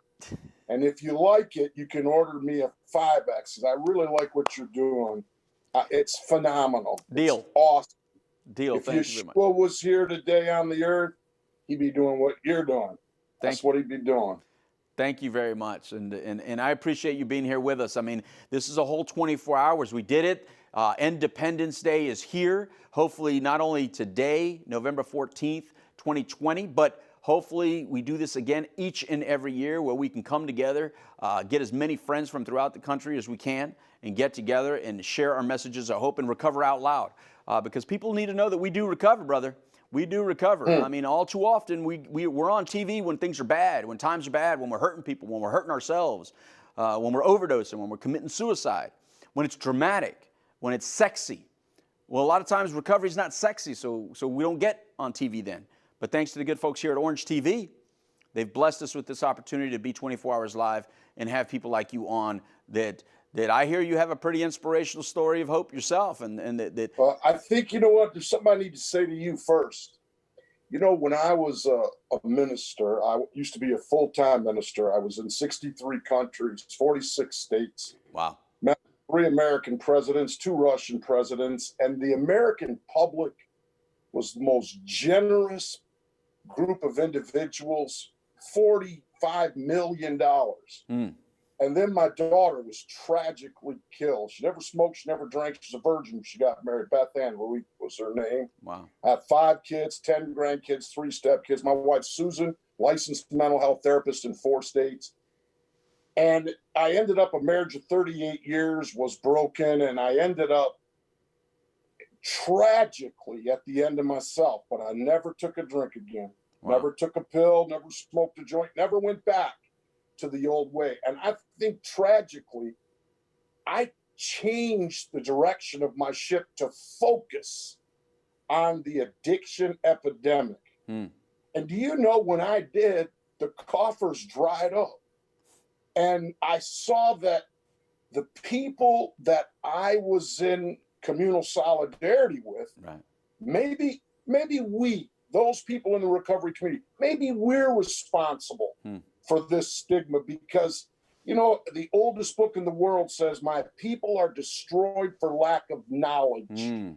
I think a lot of, especially people of faith, I don't care if it's a mosque, a synagogue, or a church, or whatever, I still think there's this idea that it's some sort of demon or some sort of moral.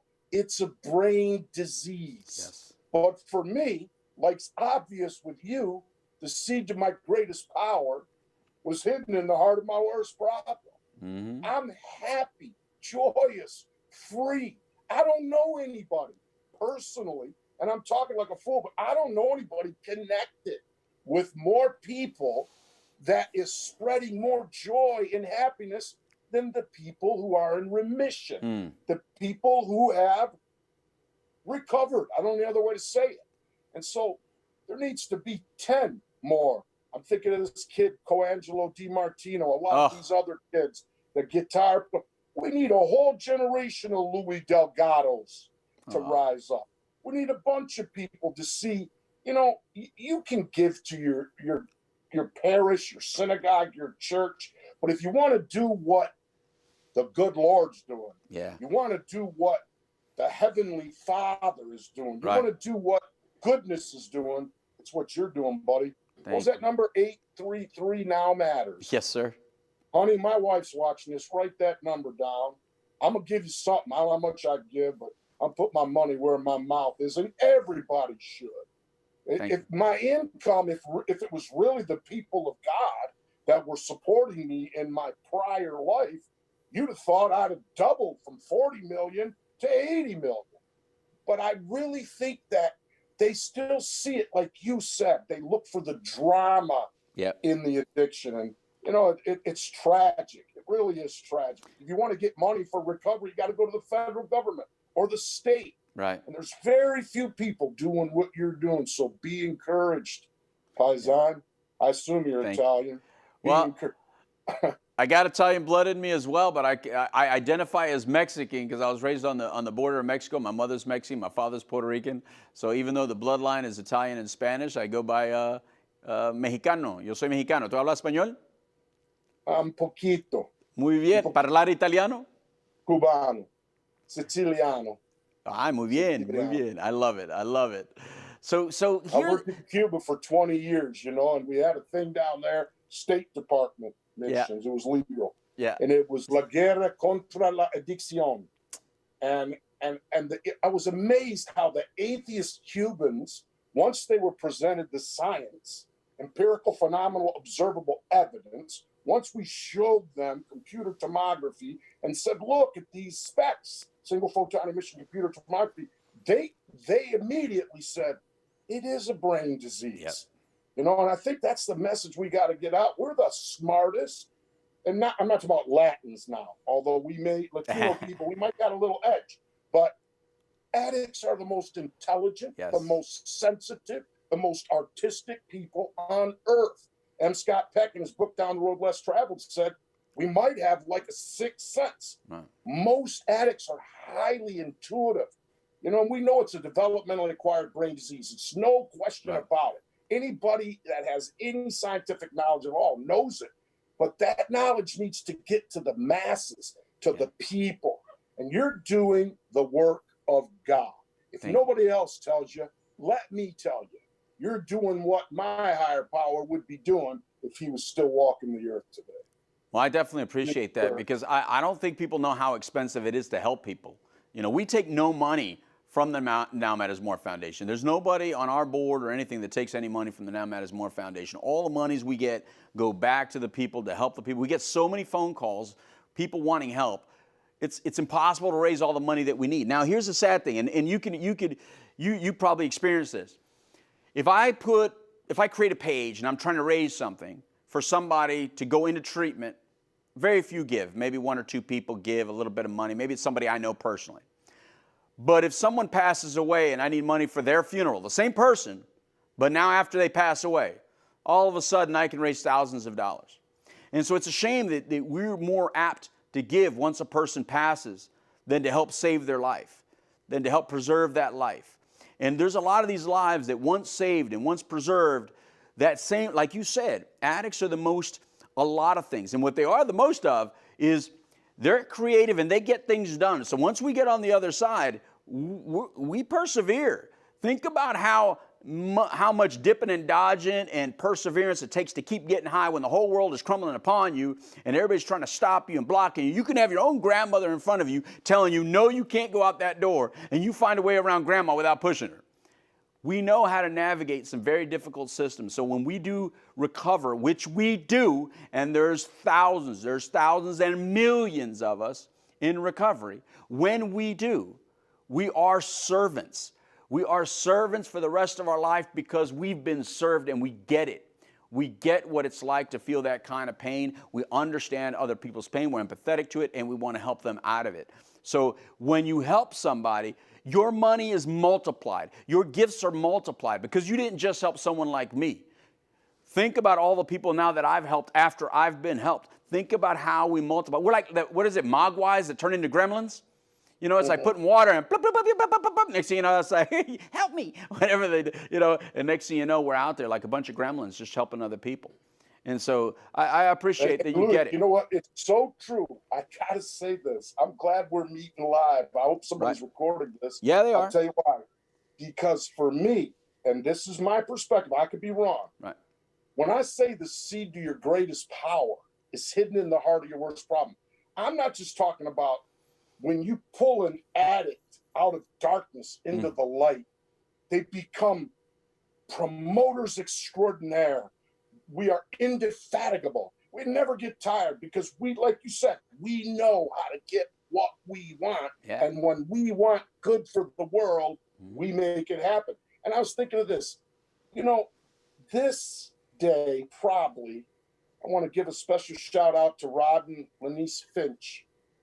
Their son, Grant Finch, fought a heroic battle against addiction. He decided to go back out one night. 2 nights ago, I was on my way to speak at a rehab, and I called Rod and said, "You call, bro?" We studied together, prayed together years, and he said, "Yeah, man, I found my kid dead this morning, 25 years old." And, you know, I got to thinking about that, Louis. This is something I hope everybody will listen to closely, especially you. I want to encourage you. I really do. Yeah. Today, about 150 American citizens on American soil are going to die of just opiates. That's not benzos and alcohol. That's not smoking coke and shooting heroin speedballing. Just opiates. Yep. And I want to tell you, if that were terrorists killing American citizens, there'd be tanks rolling down Main Street. Right. The NSA be in every phone in America. Well, this is a disease. It's going to kill more people this year than COVID and all the other diseases combined when you take into consideration alcohol-related traffic deaths. Right. We're an addict nation. And so sometimes you might feel like a voice crying in the wilderness. But know this, some people are listening. And I think there's some people right now that are going to go click that button. They're going to call the number. You can be assured my wife and I will, Louis. This is the most important work on earth because America can choose what she does right now with this crisis, but she can't choose the consequences of the choice. And if we don't address this addiction epidemic, this plague, all this stuff, the sex trafficking, the rioting, the looting, all the crime you see, you want to know who's doing it? Find an addict and follow them home. Find an alcoholic and follow them home. And that's the core issue in this republic. Amen. It's not Republicans and Democrats. It's people who need to get sober. Amen. That's exactly what it is. Yeah, you know, ditto. If you look at heart disease and what is the biggest contributor to heart disease, I'm sure you're going to find some alcoholism or some food addiction there. If you look at cancer, which is the cancer that kills more people than anything, you'll find nicotine cancer, so lung cancer, which is an addiction.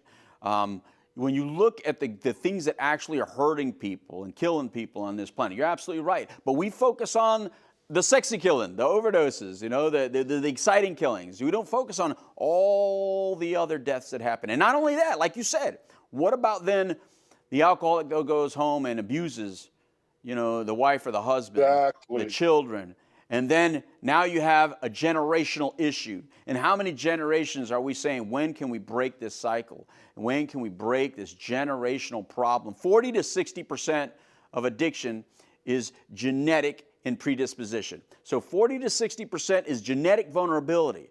So we now understand that a lot of us, we have this pre-programmed situation, but it doesn't mean we're going to get it. But when you have life issues in place and we don't have a lot of the skills that it takes to deal with normal everyday problems, and then trauma exists, and we ignore it because both parents are working, or maybe there's a relationship issue and they're fighting all the time, and so we go out there on the street and we find our own way. Well, what are you going to find? What are you going to do? It's so easy to get started. And like, look, I don't know if you agree with this, but to me, the gateway drugs are caffeine and sugar. You know, when you're a little kid, you learn really quick when you're really young that if you do this, you feel this way. If you do this, you feel this way. And if you don't like the way you're feeling, just do a little bit more. And if it doesn't work anymore, then just do a little bit more. Tolerance exists. And so it's real easy to get trapped in a cycle where your brain, like you said, it's a chronic relapsing brain disease. Chronic relapsing brain disease. And when you are suffering from that, it's not just, hey, stop it because I said so. Hey, stop it because the judge says so. Hey, stop it or you're going to lose your kids. Hey, stop it or I'm going to divorce you. That sounds good. It sounds good and it feels good, and maybe that might motivate me for a couple hours. But when you're on full when you use your substance, but all day long as you're moving around, it keeps going down to empty. So when it's full, yeah, life problems can be dealt with. I can manage them pretty good, and I'm doing pretty good with my decision making. But now it hit red. And when it hits red, it changes. Because when it's full, when your tank is full and you've gotten what you need in your system, a toaster looks like a toaster. But when it gets down to red, a toaster looks like $5. The whole game just changed. And so, you know, we appreciate, obviously, when we can gather people like yourself to kind of get it, because we need to be loud and we need to keep speaking it. And I'm real impressed. When you said presidents, right? A lot of times we talk about, man, we gotta shout it to the top. But this starts in our local community. This starts in our local families. I'll tell you where it starts. When you already said it, with the caffeine and the sugar and the young people. I did a Fox nationwide special with Eric Bowling on the opiate crisis, with the first lady was there, and he turned to me and he said, you know, what's the solution? What do we do? I said, well, you know what? The supply is important, the war on drugs, interdicting fentanyl coming in from China by the ton. That's war. That's an act of war. I said, and treatment is critical. People do recover. There are evidence-based programs. I happen to be a part of a certain secret society. And I can tell you, it works. Amen. It works. But the real issue is prevention. Yes. It's developmentally acquired. I don't know if when I was a kid, a Louis Delgado or a Rick Amato had said, you know, kid, you can choose to do this, but you can't choose the consequences. Right on. If you do this, you're going to have a disease that's going to follow you till you're 60, 70, 80 years old, and you're going to still have to treat it. I might not have listened, but I might have. Right. And that's why the good book says my people are destroyed for lack of knowledge. Right. And you know, this the person introduced me, her name's Julie Hoyt. One of the things you're doing, it's called it's the high school, the recovery high school. The recovery high school. And these are the things people should be investing in. Right. You know, you can give to buildings and bricks and budgets, and nothing is. If I go on television, and I've been on television everywhere, if I go on television, I say, hey, I'm going to give the Russians a Bible. And we did 20 million Russians, took 5,000 Americans to Russia, thousands to Cuba. We gave them 20 million Bibles. The American people just threw money at us. There's people watching right now. I'm talking about being a missionary to the kids of America, to the little girls getting trafficked and the little boys getting trafficked. And I'm talking about you and I. And again, I got to go back to encouraging you. I don't do shame. I sold it to the devil at a garage sale. And when people try to say, you, Rick Amato, you go to those meetings, you know those people. And I always want to say, it's who I am. Right. It's what I am. Exactly. And I'm so thankful. The level of authenticity in my life today is totally different because I faced the darkest corner of my life. Right. And when I did, I found a light brighter than the noonday sun. And that light's what you're shining, Louis. And for those that are watching by television right now, or by Facebook or InstaTweet or Snapbook or whatever it's called, you know, whatever all those things are, all the social media, I want to tell you right now, if you want to do something significant, you want to do something important, be a part of something bigger than yourself that you're for sure is in the evolution of this species, God-guided, you can be 100% sure this is what it is. Right. I can't believe all this stuff you're doing, man. I can't believe I just now met you. Thank you, Louis. I'm honored to be here, man. And I love it. I love that Julie connected us. Look, Julie is awesome. She's connected us with so many cool people, like Colangelo that you mentioned earlier. You saw that young man? That young man's 18 years old. he has it in his heart to give back. He has it in his heart to serve and give back because he knows how he's going to keep it. He wants to inspire young people, and he doesn't do it by judging them and says, look, I'm better than you because I don't use anymore, or look what I got, ha, ha, ha. Nothing like that. He just expresses where he's at, and he just encourages from where he's at. And if you want what he's got, then you'll know how to ask, and he'll know how to help guide you to how he got what he's got. But other than that, he uses his talent.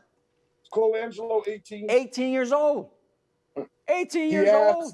He asked me, said, are you going to watch the telethon? And I said, no. And he said, well, it's 24 hours. And I told him this joke. You will love this. Maybe the people listening will. I said, Colangelo, I said, I'm 61. This week was my birthday. And I said, it's like right. He said, thank you, Louis. He said, it's like the two rabbis walking down the street. I said, really, all I want is to tell my story and learn what Louis doing. And I said, it's like the two rabbis walking down the street. A frog jumped up, and I told Colangelo, he laughed his head off. I said, frog jumped up and said, kiss me. I'm a princess. If you, a wicked witch, turn me to frog, I'll be your queen, your slave. I'll love you. And he went, ha ha, and he put it in his pocket. The frog was kicking. He pulled it back out, and she said, I'm telling you, I'm a princess. Kiss me. And I'll be your queen. I'll love you the rest of your life. I'll do anything. And he went, ha ha, and he put it in his pocket. His friend said, live. What's wrong with you? Mitch, you kiss it, it will probably turn into a princess because it's a frog and it's talking. He looked at him and said, Clev, honestly, I believe it. But at my age, I'd rather have a talking frog. So for me, right? For me, I can't do what you're doing. But I tell you what I can do. I can come alongside you. Yes, you can. And I can come alongside Colangelo, and I can tell everybody that's watching by television and those watching by social media and those that will listen later by the miracle of recorded digital copy. Yep. This is the work of God. Man. This is what God is doing on earth. This is the Yeshua or the Jesus I believe in. He's not up in the steeple. He's down among his people. And he came to seek and to save that which was lost. And that includes everybody. I like how you said, I listen to the LGBTQ community.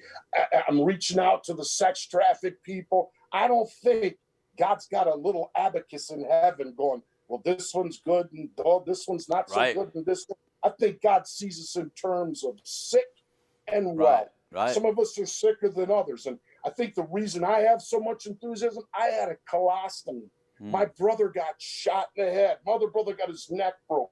I got cut in half. I was hundreds of thousands of dollars in debt, hopelessly addicted to drugs and alcohol. And if I make it till Christmas, it'll be 34 years since I put a drop of alcohol in my mouth. And I'll tell you, to most people, they would say, normal people would say, what's so big about that? Well, I can tell you this. I was a slave and now I'm free. I was sick and now I'm well. The doctor said I wouldn't get well, but a power greater than us said I would. And I'm going to tell you where I found that.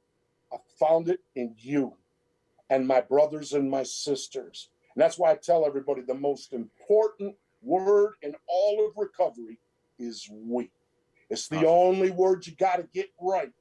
And no matter who you meet, I've been in 63 countries. I've been to AA meetings in Cuba, Russia, all over. I could name places you wouldn't even. Some places I had to start AA in because there was no such thing. But I got to tell you, Louis, I got to tell you, I said that.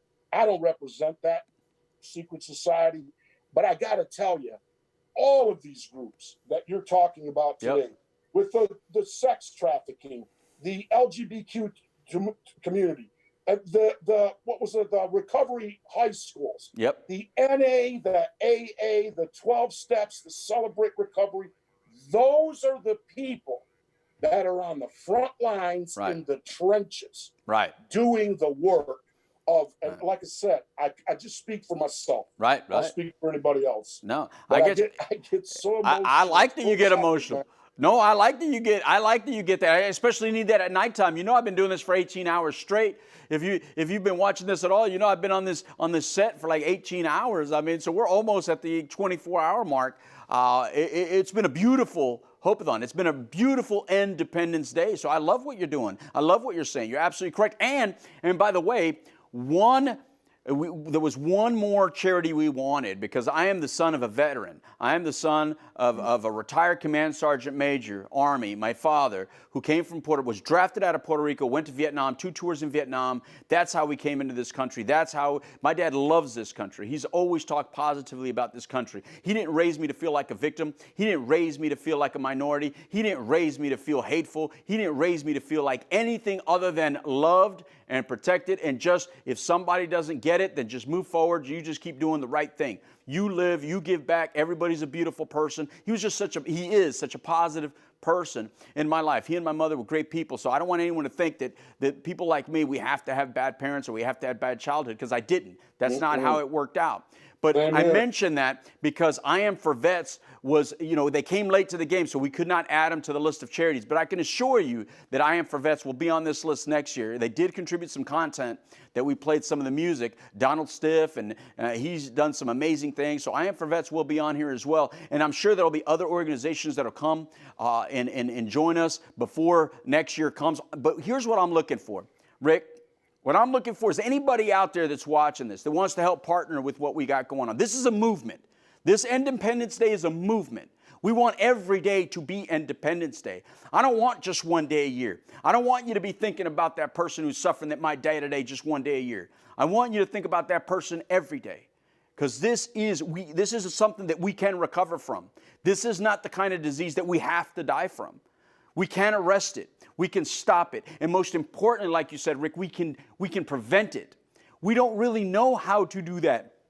We are so confused on how to prevent this disease that we still don't have that magic little combination of how to prevent this disease. But one hint that we have is, if we look at people that truly suffer from this disease in a hardcore way, in other words, we look at our chronic relapsers, we'll find trauma, trauma, trauma, trauma. So if there's one way that we know we probably can prevent it, is helping heal the traumas in people as young as we can, before they find self-medicating behaviors, before they find self-medicating substances, and find themselves in a hole, feeling alone, and feeling like nobody will understand them. Well, we will. Go to nowmattersmore.org and please help us. Call us at 833. Now, what's the number? 833. Now Matters. Now Matters. That's right. You call 833. If you're watching, if home, call my wife. Send some money to them. I'm going to tell you, Louis, it's the prevention. Because, if we could explain to kids and empower them that every day billions of brain cells are born in your brain. Neuroplasticity takes place between birth and about age 26. Right. If you introduce artificial stimulants and depressants between birth and 26, there's a mutagenesis, just a big word, of the cells born while you're doing that, so that all your brain is little colonies of lights. One moves your arm, one moves your neck, one talks, one listens. You get, for lack of a better illustration, an addiction colony. And it grows attached to everything else. And the trouble is, you can choose. You can sneak past your parents. Yeah. You can drink. You can drug. You can buy stuff. You can choose, but you can't choose the consequences, because once you're a pickle, you can't be a cucumber again. It's irreversible. But these groups I talked about, these 12-step groups that are out there, and the medical community, and the religious community, and the philosophical community, and the people who are atheistic. They don't have any particular faith. This is a national problem with a national solution. And the answer is the first word, we. That's the answer. Louis Delgado, as much as you're doing, you're not going to do it. Rick Amato's not going to do it. But together, with the Coangelo DiMartinos coming up behind us, together with them on our shoulders, they will do it. That's my dream. I want to end this scourge on the earth, not just for America, but on the earth. Amen. And we should lead the way. Like you said, we got the data on caffeine. We have the data. We have the data. What we need now is the fire. Yeah. The fire that's burning in you and only has to burn for 5 hours. Well, thank you very much, Rick. Look, it was a blessing meeting you like this. I hope to meet you again very shortly. I want to know you more. I want to know you better. I would like to collaborate on anything you're doing. You're the kind of person I want to walk alongside in this challenge. So if you're out there and you're listening and you're another Rick Amato, if you're another Colangelo, well, then you reach out to us. We need to know who you are. Go to nowmattersmore.org. Let us know who you are. Anyway, Rick, thank you very much. We have to keep going. It's almost, it just keeps tick talking away. So thank you very much, Rick. I appreciate it. We got some more videos coming up, and we'll be back. Look, we got some other guests. I think we have Lindsay Bettis coming up very shortly. We got Karen Shrapek coming up soon. A lot more stories, a lot more individuals to meet. We'll be back on the Hope-A-Thon right after this.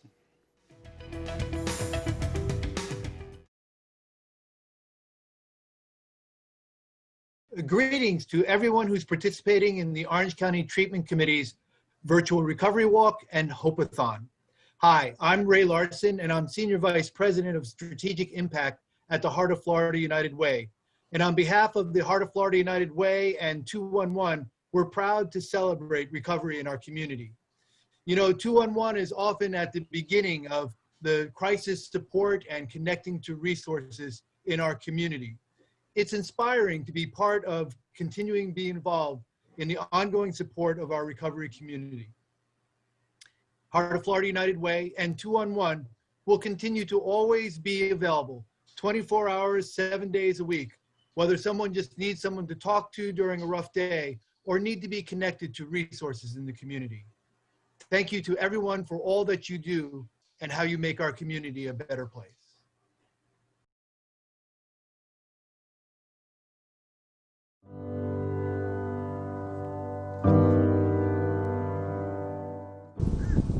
Hi Louie and everybody watching. My name is David Knight. I am the founder and executive director of M4W Inc., a Florida-based 501c3 that focuses on providing free aftercare services to victims of human trafficking.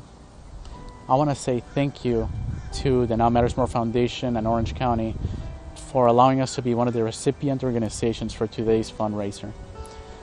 My personal message of hope is that through today's 24 hours, we'll reach somebody's heart, somebody's home, somebody's hurt, and begin the healing process to transform them and allow them to live the life they were meant to live. Recovery is a word that is very easy to throw out there, but it's actually a grueling process of very difficult moments. So 24 hours of hope is what's going to help somebody today push through a difficult moment. And if they see this message tomorrow, the day after, next year, I'm hoping and I am praying that it reaches hundreds and thousands more. For now, I just want to say thank you, and I'm going to start my recovery walk now.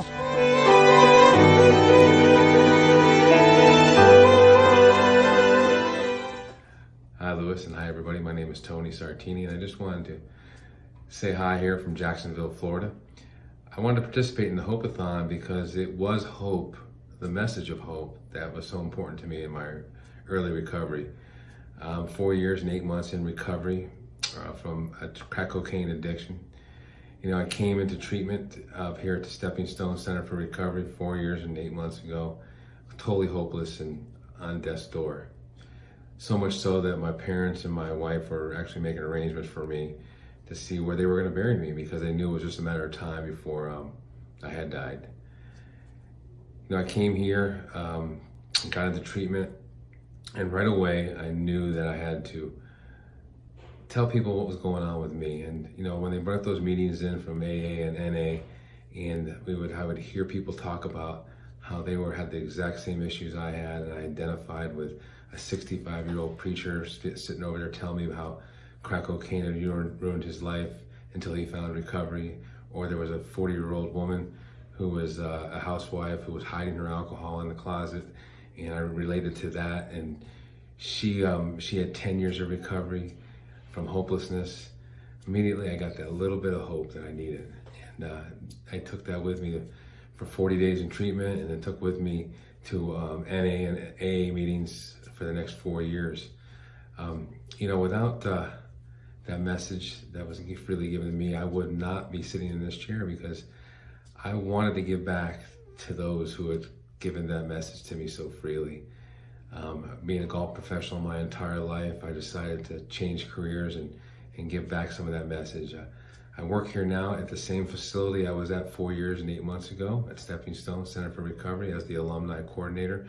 So every single day I have people in treatment that were sitting in the exact same chair I was, doing the exact same assignments I was doing, and I get to tell them my experience, strength, and hope. And you know, if that's all I can do, you know, for the rest of my life, I'm gonna live a happy, grateful life. So do it. You know, this Hope-A-Thon is very important. Please donate to the Hope-A-Thon. I know that Lewis is doing a fantastic job, and he's a good friend, and Orlando being my second home, I want them to flourish as much as possible. So give today, give to the Hope-A-Thon, and God bless, and thank you for my recovery.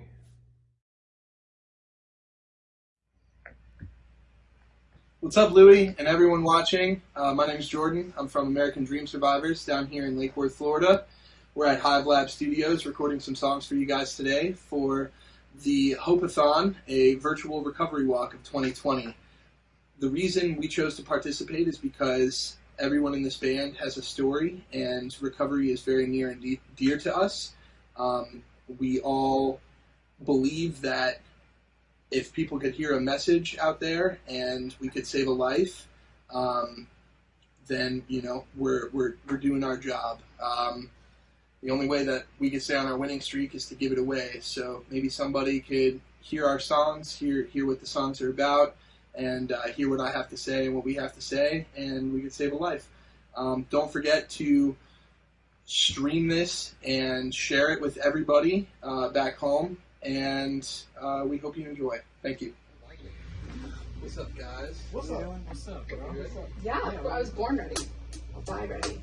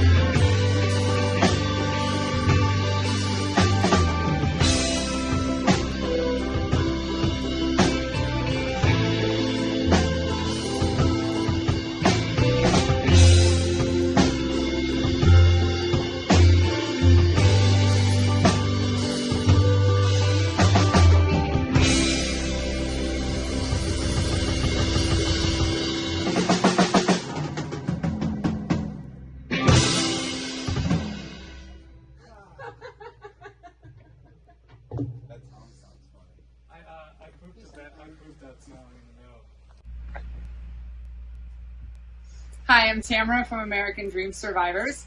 The song that you just heard is called Thieves, and I wrote it at a time in my life when I was just coming to terms with the idea that you don't always get what you want, and that everybody has a secret, or they have something that they don't want to show to the world. And if there's one thing I would say, it's that finding somebody to get honest with, whether that's a friend or a bandmate or a therapist or a sponsor, it can help relieve the weight of whatever it is you're carrying, and that you don't have to carry it alone. My name's Serge. I'm in American Dream Survivors. The song we played is called Just Like Me. When I wrote this song, I was thinking about all the things that we all suffer from in one way or another, regardless if it's insecurities, regardless of trying to relate to somebody in some way that we can't, and how we judge people based on like where they're at in their lives, and until we fall down, we don't realize that we can also be at that point really quickly, and we can also find out how much it hurts and how much pain that person could be going through while we were judging them and not realizing that we're not far away from that place. So this song is kind of like a reminder to myself to not judge anybody.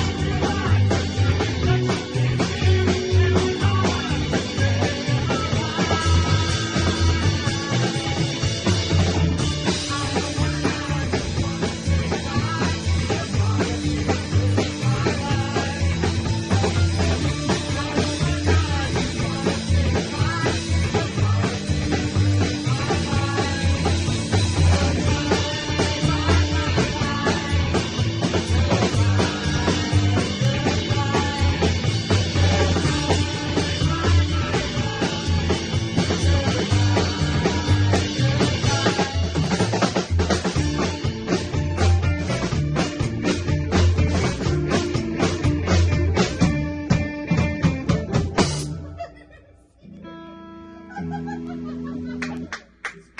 couldn't play those two last notes on that song. That's good. Yeah, that's it. That's pretty badass. We're going with it. Did you know that every day, on average, 6 people die due to alcohol poisoning? Real Talk can help, and we would love to bring our program to your school. Every year, 88,000 people die from alcohol-related injuries. This is totally preventable. Drinking might seem fun until it's not. Real Talk educates students on what to do if things go too far. As a college student, I have witnessed my peers struggle with dependencies on drugs and alcohol. It is so important for students to learn the information on how to handle themselves before they are faced in these situations. Alcoholism runs in my family, and it could run in yours too. Real Talk provides students with the atmosphere to ask questions and learn more. Hi there, it's Michaela McLean, Miss Florida 2019. I'm excited to kick off this year's Real Talk School Tour, educating students about the risks of drugs and alcohol. In partnership with Advanced Recovery Systems, I'll be traveling across Florida speaking about the realities of binge drinking, study drugs, and the dangers of prescription medication. Knowledge is power, and my plan is to provide as many students as possible with the information they need to make responsible decisions. To learn more about our program or to request a visit at your school, visit MissFloridaRealTalk.com and follow me on social media at Miss America FL.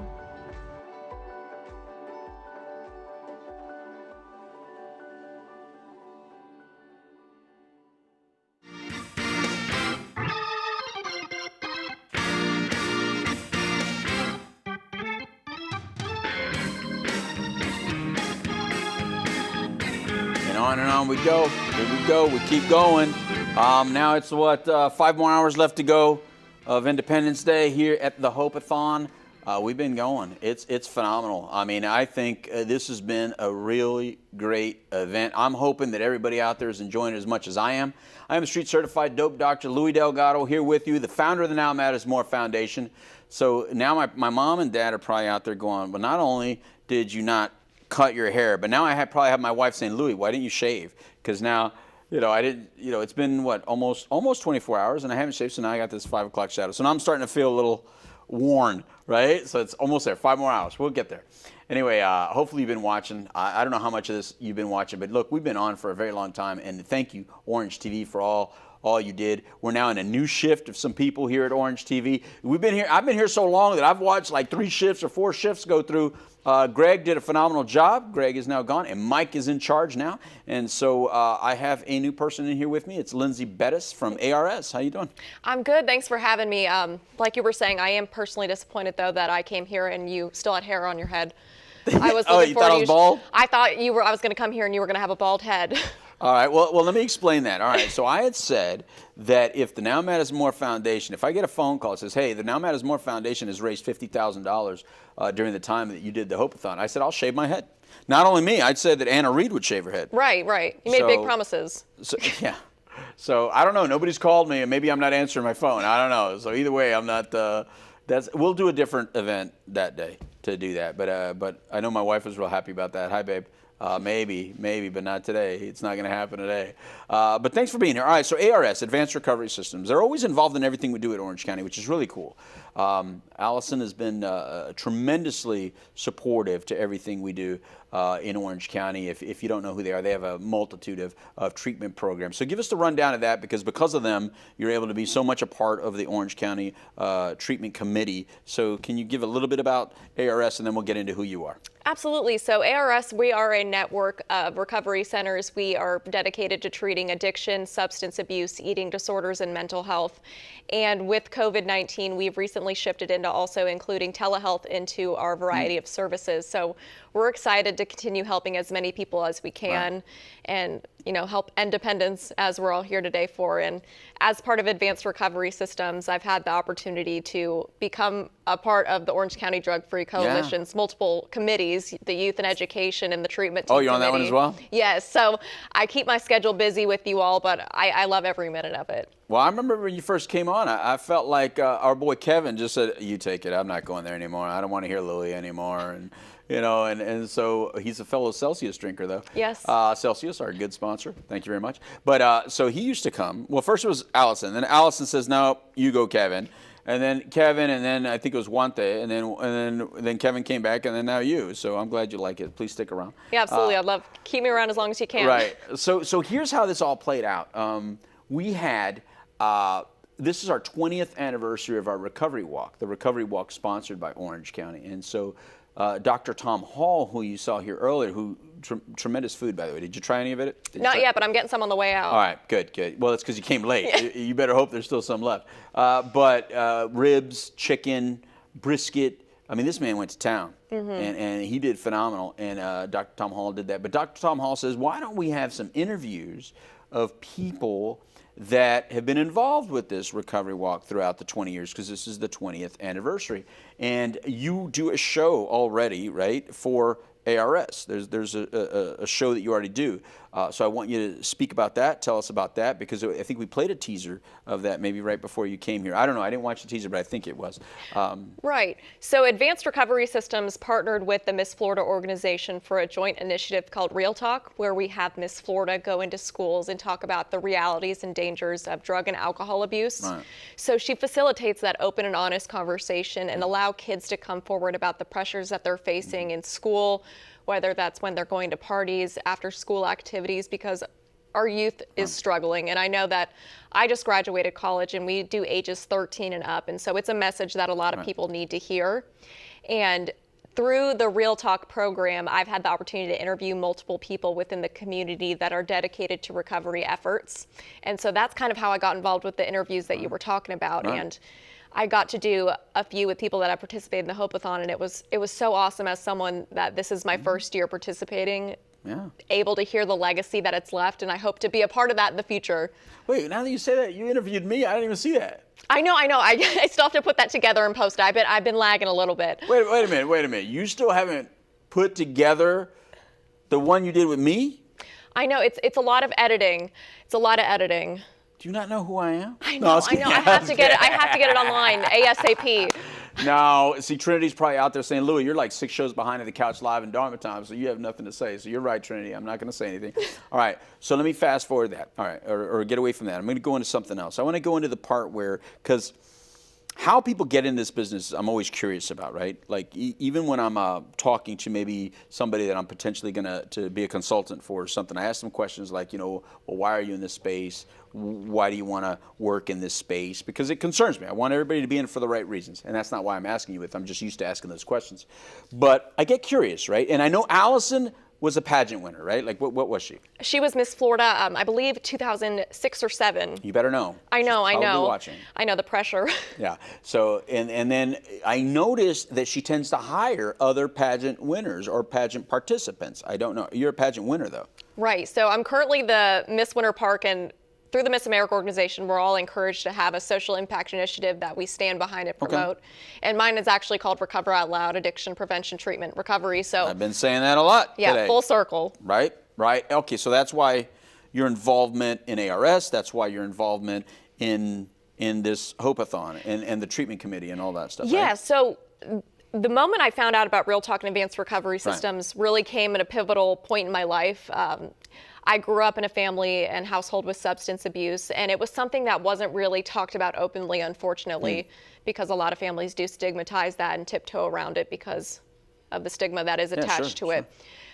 But I remember my first year competing at Miss Florida, Allison brought forward this Real Talk program, and I learned about all these resources that Advanced Recovery Systems has to offer, and the program that's going to be going into schools and prevention programs so that kids don't really get into these activities later on in life. And I remember that year, I went home from Miss Florida, and that's when I found out that I had a family member that was struggling with addiction to the point where we were very concerned for their health. And so my life just kind of came full circle and said, this is what I need to do. This is what I'm meant to do. And so from there, I became an ambassador for Real Talk. And I hope that in the future, I could become Miss Florida and bring that throughout the whole state of Florida, be the first one to take it nationwide. And I know that this program has done great things. I'm on most of the virtual Real Talks. That is cool. And I do have people reach out to me asking for advice on family members, friends. And that's what I'm here for, is to provide resources and to help anyone in any way that I can. That is really cool, and that's exactly why Dr. Tom Hall thought you'd be great to do these interviews, because you do that with them. But what is it about this space? Why this space? Why have that initiative? Why addiction? Why recovery? Of all the initiatives that you could have chosen, is it something personal? It is my personal connection. Growing up with a father who struggled with addiction is something that I've always been very passionate about, and seeing him go from that struggle to someone now being in recovery and being successful with that was really inspiring to me. And I did struggle with mental health also when I was growing up. I had severe OCD to the point where I almost had to be hospitalized because I couldn't function in society. So I know that there are so many people out there that need to hear these stories of hope, because we do recover. Amen. I love using your taglines. Our taglines. Our taglines. But that's kind of what got me into this space, is because I know that there are so much death and destruction around addiction and mental health, but there are also so many stories of hope, and I think there's a story of hope for each story of death with addiction and mental health. Oh, your dad must be thrilled. I mean, because we're talking about guys like your dad then. Right. So how long has your dad had sober? So it's been about a few years now. It gets a little bit wishy-washy because it's something that my family didn't really want me to know about. So the specifics are a little bit unclear for me, but I know that I'm so proud of him every single day. What's at least now, put it that way. Yes, yes. And that's all that really matters, to be honest with you. Exactly, You know? one day at a time, and Amen. we're so proud of him for everything that he does. And is he watching? Does he live locally? he's actually at home this evening with my mother, so he's probably watching. So hi, Dad, we're so proud of you. Absolutely. And that is really cool. Yeah, I hope these stories reach other people that need to hear it. And exactly. Well, here's what I want to know, because all right, so you talk with somebody who I haven't seen since I first started with the Orange County Coalition. That was like 20 years ago, or 21 years ago is when we started it. And then 20 years ago is probably the last time I saw him, or 19 years ago is the last time I saw him. It was real early on. I think he left early on. Bob Pickerel, he left, and then Carol Burkett came in. And Carol was on the show earlier, and then now it's Dr. Tom Hall, who we've been talking about. So Bob Pickerel, you had the I don't know, man. I'm jealous that you were able to see Bob Pickerel. It was a great interview. So what I want to know is, how does it feel to interview people like that you know have been doing this like forever? Bob Pickerel did it a long time ago. But what did you learn about what's going on here in Orange County, about the recovery walk, or about the treatment committee that you're now a part of and all that, by meeting all these individuals? Because you talked to quite a few. Yeah, absolutely. Each interview had something that was super interesting. Yeah. With Bob Pickerel, one thing that I found particularly interesting is how the walks used to be separated, he said, by race, which is something that That's not white and black, by the way. White and black? That's what I believe he said. No. He said years back that it was separated, and then they finally integrated it together. So just to see how much the I was there. I don't even remember that. Really? Really? What side was I on? I'm brown. No wonder I didn't walk. Maybe I was the only one. Right, but he was saying that Did he really say that? the walks, yes, and then that the walks came together. So it's awesome to see how much they've evolved. So, and I wasn't involved with the recovery walks 20 years ago, but I'm excited to be involved for the next 20 years. I got to go back and hear that interview. Bob, Bob, that's not the way my memory has it. If I have that wrong, it was about a few months ago. Had it wrong. I hope what he meant was we separated the runners and the walkers. It was separate. We didn't have them go together. I'm hoping that's what he meant. I sure hope so too. Because when you say separate, I don't remember that. But I got to go back. Give me his number. Okay. Now I have to ask him, because what it will do is it'll prove how blinded we were to those things. If it was so normal, we didn't even see that it was that way. Right. That's possible, because 20 years is a long time ago. But I think by then we were already integrated, I would think. Right. Right. But, all right. So that's Bob Pickerel. But then you saw Wendy. I think you did Dr. Robertson. Mm-hmm. So how was it doing these interviews? How are they different than the other interviews that we do, or were they not different? Each one had a specific story. One that really stuck out to me was Wendy's interview with University Behavioral Health. I love Wendy. Exactly. Yeah. She's so amazing, and she talked about how her sister is in recovery, and how she did 1 year with her sister, and then she was walking with, I believe, her sister's kids. So it's been generational within her family of people coming to the recovery walk. And I thought that was amazing, that there are children out here celebrating recovery, because that is something that we do need to normalize. Right. Growing up, I wish I knew that this was a more regular disease and was something that can be overcome.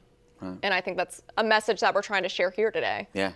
Yeah, Winnie couldn't be here today. It was a shame, you know. But I loved it. I loved watching that video with her and her husband and her kid when they had the drone fly up. I thought that was pretty creative. Right. That was pretty good. Wendy is so much a part of this community. Her and University Behavioral Center, and I started at University Behavioral Center, so my heart's there back in that program like that. What else? What else did you experience during this whole process? You're so young. Like when I talked to Yasmin earlier, it was the same kind of deal. Yasmin reminds me of my daughters. They're so young. You remind me of my daughters. You're so young. It must be very different. Like, you know, being so young to not demand respect, but to just naturally get the respect. Like I feel comfortable now. I'm at 51, right? But I was there. I was young, and I remember it's almost like I had to prove myself. You know, like people say, "Oh, you're so young. You don't know anything." Like, how do you, so young, counsel somebody like me who's 20, 30 years older? You never been married. You know, like they had all these things that the way I interpreted it was like I had to overcome all these barriers of proof that I knew what I was talking about, or just educated enough or able enough to help them. Do you experience any of that? I do. So something I lean on a lot is my life experience. Even though I may not be, I'm only 23, so yeah. I have a lot to learn. But I have lived through a family member suffering from addiction, and I've been on the other side of that, and I've seen both sides, both struggling and recovery. So the fact that I've seen both sides, I think, you know, offers itself some experience that I can help other people who are struggling. So I do run into that sometimes. People say, well, what do you have to offer? And I explain to them, this is what I have to offer, and I'm happy to help you in any way that I can. If I can't help you, I'll connect you to someone that can. Right.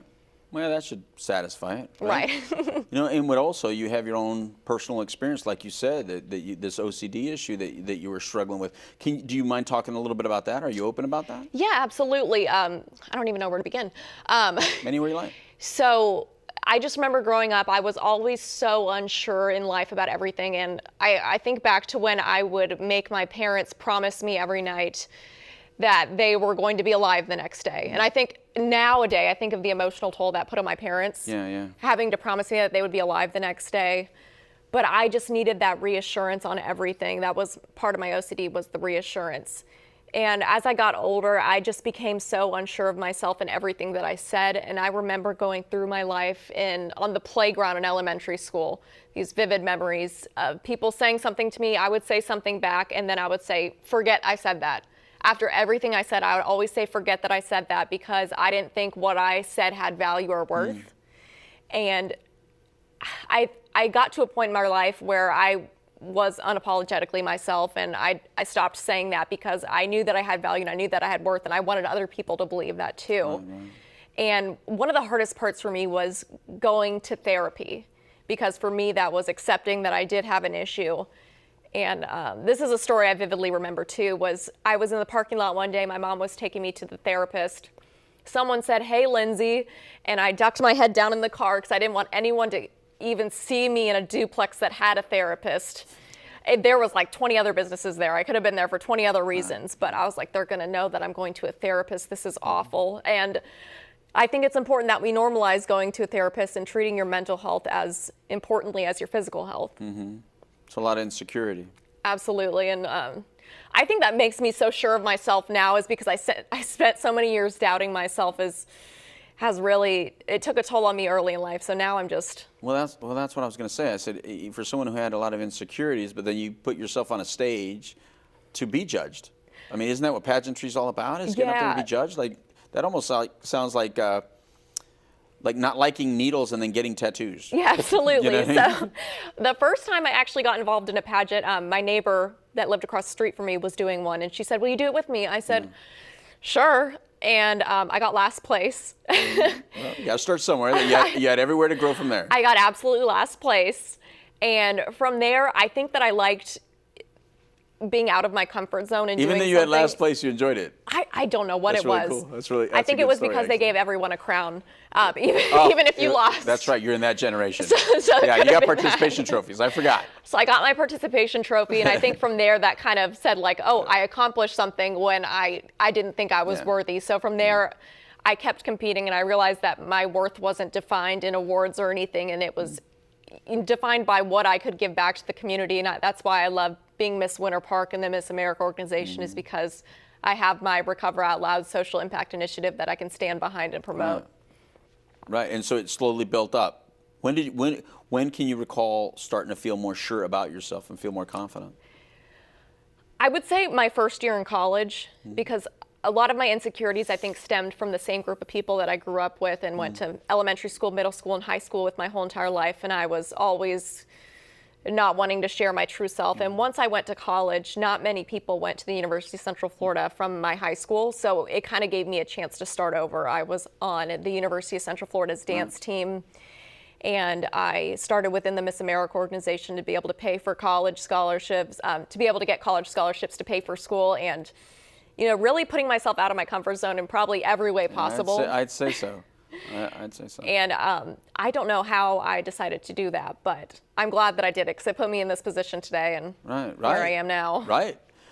Now, I would assume that you speak to young women quite frequently. Absolutely. Right. And now, so how do you share about all this to young women that are feeling insecure or kind of timid or shy or whatever they're experiencing? Like, how do you talk to them about this? Because some of them are probably watching right now, and they're like, well, that sounds like me. It is so hard to teach young girls to have that confidence. Something that I try to tell them is things that are big to you right now are not going to matter later on in your life. And I wish that I knew that earlier on. What position I was in high school on the dance team does not define who I am now. And I don't think about it anymore, even though it was such a big deal to me then. Just to realize what your goals are within the future and just strive for those and to be the best person that you can be, because you can't get hung up on the small things or you'll never move forward. That's right. And it sounds like you've used them to your advantage. It sounds like you used whatever you went through to your advantage for all those other things that you did, the dance team, the pageantry, the job that you had that puts you, making these films, and then being out in the community and representing such a large, powerful, good organization. I mean, it just seems like it's actually worked in your favor. Yeah, it's crazy to see how full circle my life has come from being the daughter of someone struggling with addiction to now being someone that goes into hospitals, meets with other patients that are struggling with the same thing. And I see my dad in so many of these patients. And that's what I try to share with them, is that you're not alone, which hopefully they know that, but a lot of them do feel alone in addiction. So I just love my job, being able to help people and save lives. And we appreciate you doing it. We really do. I think you did a great job on the films. Now I'm going to have to go back and watch that Bob Pickerel one, because you got me all If curious. I'm wrong, I'm so sorry, but I'm pretty sure that's what it said. I'll still have to go watch it back. But I think you did a great job on those, and thank you. And you did a great job when you interviewed me. It's weird when I'm on the other side of it and getting interviewed. Right. So I probably go on forever, and then you got to go. Maybe that's why you haven't done it yet, because you got to shut me up and you got to edit it down to a short thing. So I get it. But I thank you so very much, and thank you for, because here's what I think about my daughters. Again, now I even think about my daughters even more when I talk to you now, because they have some similar stories, although they've never seen me that way, or even, it's so far removed, but they have that story. Right. They know why I'm passionate about what I do. I'm real open with it about it, and so they probably sound a lot like you when they talk about it, or at least I hope so. Right. So thank you very much. We love having you at the Treatment Coalition, and love having you in this space. And I don't know what you want to do, and I'm not going to put you on that. And I'm not going to ask you what you want to do after this, because they're probably watching. And if it's not that, then you're forced to lie. So thank you very much for everything you did for the Hope-A-Thon. It's been a great success so far. This is great. So last final words to all of them right now. I'm going to let you do the last pitch, and you take it. She's going to, by the way, Mike, she's going to take us to the break. So go ahead and take us to the break. Look into the camera. You do it your way. I've been doing it all day. I've been doing it this is my first time doing this. Yeah, but so you go ahead and do it. Yeah, thank you so much, Louie, for having me on today. It's been really special. It's kind of far and few in between opportunities that I get out into the public and share my story, whether besides a stage. So I really appreciate that I'm getting to reach the greater Orlando community and beyond for all those that are watching at home. And like he said here, we're here to end dependence, and we're here because we do recover. I've seen it, Louie's seen it, and there are millions of people in recovery. So hang on to that hope and visit nowmattersmore.org. Call 833-NOW-MATTERS, 833-669-6288. Thanks so much. Thank you very much. Let's take a break.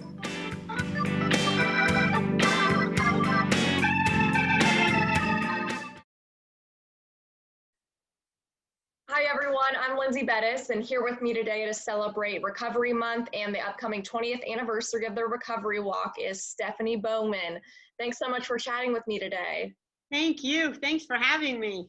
Of course, I'm excited to hear about your experience. So with all that said, I'd love to hear more about you, why you first participated, and how you really started to get involved and why you're still participating to this day.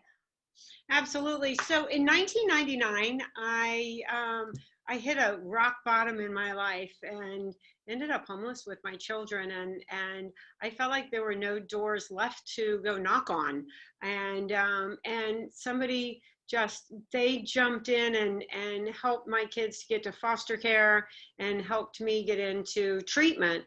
And my life has just been transformed since. And that was January 7th of 1999. My first year joining the Recovery Walk was, I just celebrated my first year clean and sober. And somebody had said, come with us. We're going to go to an amazing picnic. And it was my first one that I was in a clean and sober. And it was absolutely amazing. We laughed a lot. We played volleyball.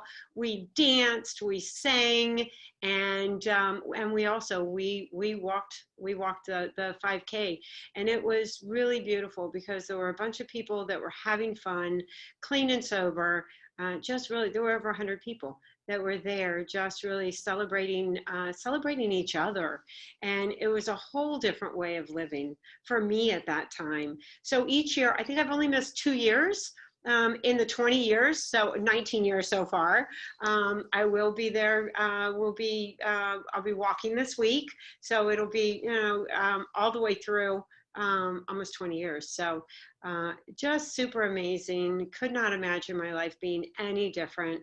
My children are now, they're adults, one with a child of her own, and I love that majority of their lives that I have lived a whole different way, that I was not out in the crazy world drinking and using drugs and just living the other way that I did when they were super young. That's awesome, and that's especially super cool that you were able to celebrate one of your very first years being clean and sober at the Recovery Walk, and the fact that you're still getting to celebrate it every single year, especially this year, even though it's going to look a little bit different. And since you've been participating for so many years, is there any particular moments that have stuck with you to this day? Any special times at the walk that you had? Yes. So my third one, I was, we were, a couple of us were celebrating some milestones, and one of the girls came to us and said that, she said that it was going to be her last one because she had just been diagnosed with a disease, and the doctors gave her just a few months. And although it was a very sad time for so many of us, she said, this is going to be my last time doing all of this with you here on earth. But she said, I want to let you know, every single time you guys come out here, look for the butterflies, because I will be around here. And I can tell you, every single time, every single walk we've had, there's been a butterfly that one of us has seen. And so really just being able to celebrate her life as well. That's beautiful. Yeah, there's a couple other ones too that I'd love to share. One of them, Pinklin Thomas, last year, 2 years ago. Pinklin Thomas, I think it was 2 years ago. He is a former heavyweight champion of the world. And there were a lot of us that didn't know that his life was so much like mine is. And so he was the guest speaker and shared his experience, strength, and hope. And there was not a dry eye. And everybody stood up and celebrated him, which I think pretty much every year people have done that for the speaker. But I think this was the most impactful for me because I brought 14 teenagers with me, and for them to see somebody like Pinklin Thomas sharing his story so openly. my girls the teenagers that I brought are used to hearing the women, and the women very, very open and being very vulnerable. They're not used to hearing a whole lot of men. So hearing Pinklin Thomas share his story the way that he did was just absolutely incredible. Right, that's awesome. And I love that, you know, people get to share their stories of recovery and hope, because you know, a lot of the times I think that this topic is overshadowed with a lot of the sad parts of the disease. So I love that we're focusing on people that, you know, are actually in recovery and are having that aspect of hope that they're able to share with everyone. And do you have any stories of hope as a result of this walk? Were you able to get anybody into treatment or able to encourage anybody to start their path to recovery? Yes. So year five, I had one of my nieces. I invited her, and of course, you know, I knew what her struggles were, and I don't know if when she came, she said, "I just want you to know, don't drive me to treatment after this." And that was the one thing I was like, all right, you know, you tell me how you want to end the day. And it was super beautiful, because after her being out there, she promised that she wasn't going to use the night before, and she stayed with me. She promised she wasn't going to use the morning of. And I remember what my promises were, that were very false promises when I was still in active addiction. And it was so beautiful, because when she went, she was so scared. And I say beautiful, it was such a beautiful, vulnerable place that she was in, where she said, "I'm coming with you no matter what. I just want you to know I want to run, but I'm not going to run. So keep me close to you." And it was beautiful, because she said that, you know, I was going to do it anyways, but because she really said that, it allowed me to be next to her in a whole different way, because she really was inviting me in that much more. And as soon as we were done with the recovery run, she asked me to take her to detox. And Louis Delgado and two of the other women that were there, Jill and Jennifer, they helped. They made the phone calls and helped expedite and get her in. And she's 15 years clean and sober now. And so she'll be with me this weekend. And so we've got a couple stories like that, where there've been a few people that have come in or gone with us, whether as a group or coming in with with somebody else, where they've either walked them over to Louis or myself or Carol, or, you know, somebody to say, I need some help. Or this person needs a little bit of help. Can you share your experience, strength, and hope? And then we do, and then they get to experience the love, the laughter, people eating together, dancing together, listening to the music together, walking together, and really sharing each other's stories in like a short 5-hour period. And it's just, there's something that's super beautiful, and I want to say magical, although it's not magical and mystical, but it is for some people. Because going, especially for your first time, going into a room or a group of people like this, where you have no idea what to expect, absolutely no idea what to expect, and then coming out of it going, oh, maybe I can do that too. And I think that that's one of the beautiful things, is being able to capture people in that moment, to share that experience, strength, and hope, and let them know you're not alone, and that every single one of us had a day one. Every single one of us. We were scared. I don't know anybody that came into recovery that wasn't afraid, that wasn't had a question mark about what was next. But I think that there's such an amazing gift of hope, and there's an amazing group of people that are so raw, that are so inviting, that are so loving and kind and compassionate, where they just reach their hand out and say, come on with us, we can help you. Right, and that's such a beautiful story, and I'm glad that you got to experience that with your niece. And I hope that this year, those tuning into the Hope-A-Thon and the virtual recovery walk will be encouraged to do the same thing, whether they themselves are struggling or need resources for family members. And congratulations to your niece, and I'm glad that you all got to experience that together. Thank you. So since this year is going to look a little bit different, what are you most looking forward to?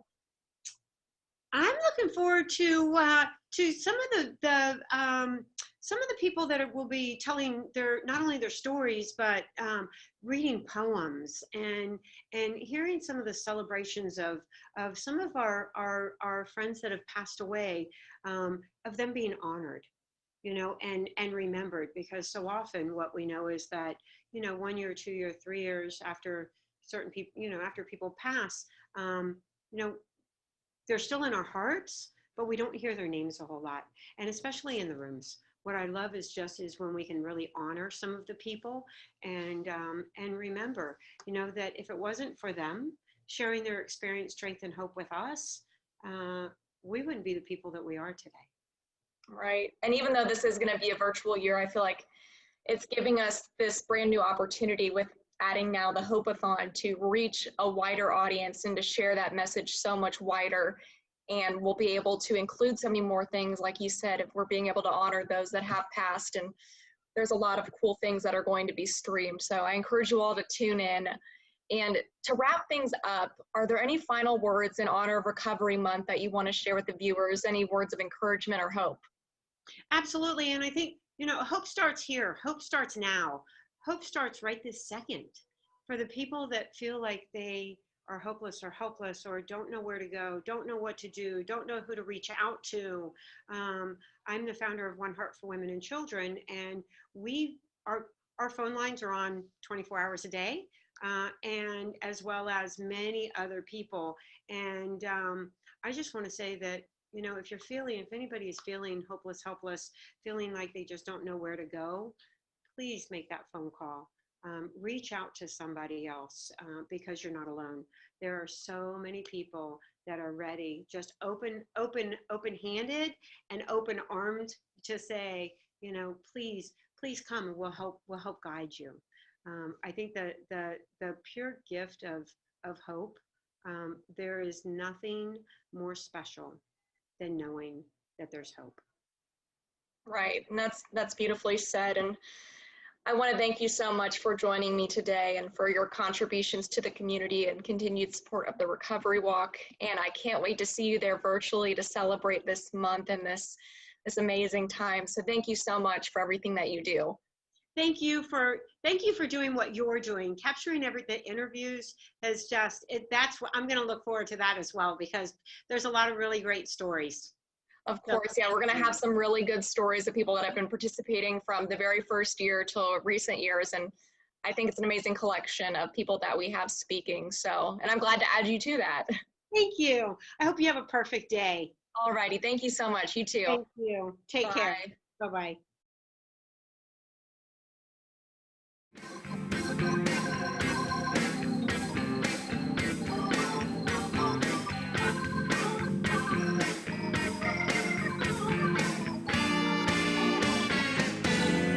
We're almost there, Karen. We're almost there.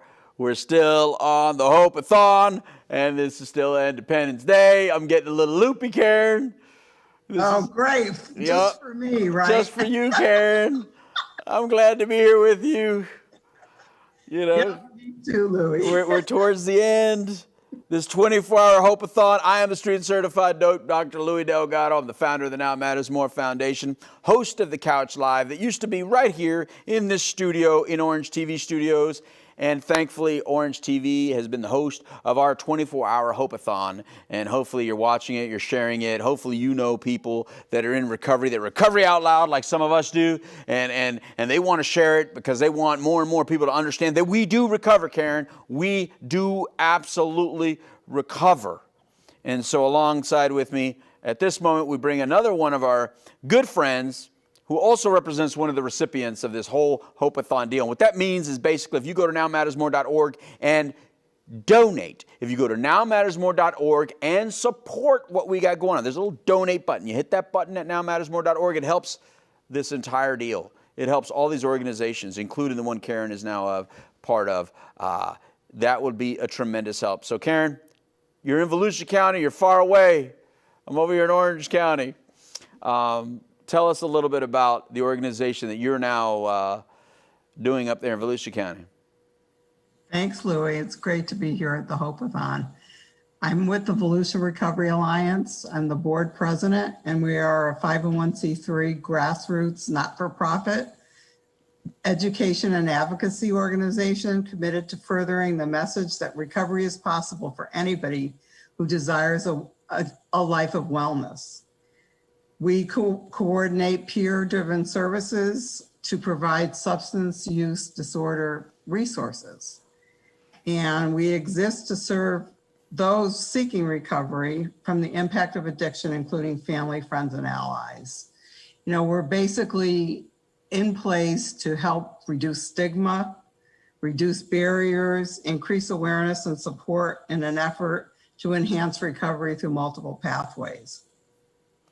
I'm really passionate about getting the word out that recovery is a reality. Yes. And, you know, you can recover. We all can recover. And I like to say that let's start a recovery epidemic. Oh, I like that, actually, recovery. Now, you know me really well, Karen. We've known each other for many years.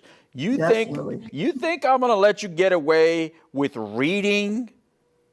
You think I'm going to let you get away with reading to tell me about your organization and what it does? No. No. Nope. Karen, you know what I love about you, Karen? I love that you're a real person that is real open about a lot of the things that you've gone through. I like that when there's a woman out there that feels like she's in a deep hole and nobody can understand what she's going through and she's feeling so horrible about herself, that you're one of those people that if I can put her in connection with someone like you, or you specifically, that I know that you can be a good ear for that person and help them. So that's the Karen I want to speak to. You could just crumble up that piece of paper, Karen, throw it away. You could just throw it away and just talk to me straight, because I want you to share that with our people today. I really want you to come out today and share as much as you can, because it's not only you. Here's what I also love about you, that your husband has a great story of long-term recovery itself. He's also in remission, and he's one of these guys. I don't know if you heard early in the show, they were talking about it. You know, how many times did it take to go to treatment? How many times did they go to treatment? How many times did they go to, and everybody's like 1, 2, 1, 2, 1, 2. And then I couldn't help but thinking about your husband. So all day long, and that happened in the first hour, by the way, Karen. So all day long during this entire Hope-A-Thon, I've been waiting for you to come on so I could say, please share, because I think it's beautiful that he never gave up. He never, ever gave up. Please share, how many times did your husband go to treatment before he finally got this? My husband, Bob, went to treatment 21 times. He had 21 treatment failures, and on October 15th in 2020, he celebrated 36 years of recovery. Yes. See, this is why I like talking about that, is because it's not to put any negative spin on, or minimize anybody's difficulty in their personal recovery, and that they keep going in and out of treatment centers or anything like that, but more on the fact that never, ever, ever give up. I do not care what barrier gets in the way. I do not care that you've been to that treatment center and it didn't work for you, or you went to that meeting and it didn't work for you. Sometimes things don't work the first time. But if I go try to flip a light switch on and it doesn't go on the first time I flip it, I find myself flipping it down, flipping it up, flipping it down, flipping it up. And I do it several times, as if one of these times I flip it, somehow it's now going to turn on. Or if the car doesn't start the first time, I don't just get out of it. I do it a couple times to see, well, maybe the next time, maybe the next time, maybe the next time. Sometimes that's just the way it is, isn't it, Karen? That's true. How about you? How many times did you do it? I went to treatment once. I never relapsed. Exactly. I came to meetings and I was still using. And then when I finally hit my bottom, I came to meetings, I went to treatment, I got out of treatment, and I've never relapsed. So relapse is not a requirement. Nope. It does happen, but I'm a person that never relapsed. Right. And that's why I like to bring it up, because look at people, do you realize the difference? Now, this is a couple. So one never relapsed, the other one has 21 treatment things. And I think that's what makes it a beautiful story. It's like within both of you, you have both polarities of what can exist in this space. But both of you have time in. And now, how long have you been in remission? On December 1st, Well, right now I have 37 years. I will have 38 years on December 1st. Wow. That's awesome.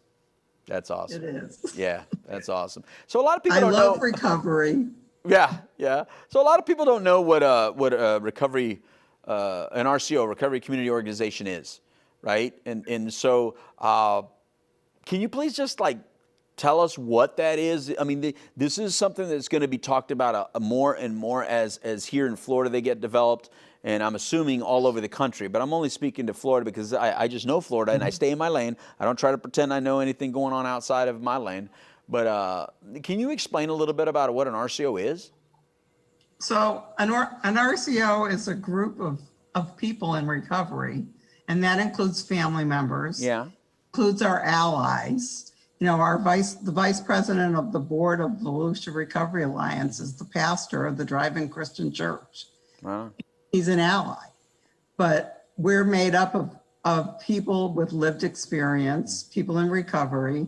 We have family members that are part of the RCO, and we have allies, and we get together and have community meetings. Basically, we're founded on the principle of what does the community need? What does Volusia County need? You know, we're Narcan distributors. We go out and we do events where we give out Narcan so that we can stem the tide of overdoses. Overdoses in Volusia County are up 76% from last year. It's terrible. Right. So we're doing our small part at Volusia Recovery Alliance to try to reverse that trend of you don't have to die. You can live. You can live a life beyond your wildest dreams. I have as a result of my recovery. And if I could do it, because let me tell you, I was not the most likely to succeed. I was very sick when I got here, and I've worked on myself and I've gotten freedom from my disease. Yeah. The purpose of the Recovery Community Organization is to link people, to level the silos from all the different providers, and to link people to each other so that they can help each other get to the next part of their recovery, or enter recovery, or stay in recovery. Right. Now you've been involved with this whole Hope-A-Thon thing, Karen. So you know very well that we're expressing messages of hope. You know, so can you share with the people that are watching about your personal struggle with hope? Because I'm assuming that you had some times where you wanted to give up, where you didn't feel that recovery was even going to be an option for you. Can you talk a little bit about that? Sure. Especially, I will briefly share about when I had 2 years clean, I thought about jumping off the Portland Bridge because I didn't have steps in my life. I didn't really have hope at 2 years because I wasn't being honest about who I was or how I felt. And, you know, fortunately, I was in a 12-step program, and this guy, we used to call him Raincoat Phil. He was from Brooklyn. And Raincoat Phil said to me one day, you know, you just need to get honest. Wait a minute, time out, Karen. Yes. Wait, time out, Karen. The visual that I get when you say Raincoat Phil is not a good one. He was a character. He was somebody that seems like that drove a white van, Karen. Was this?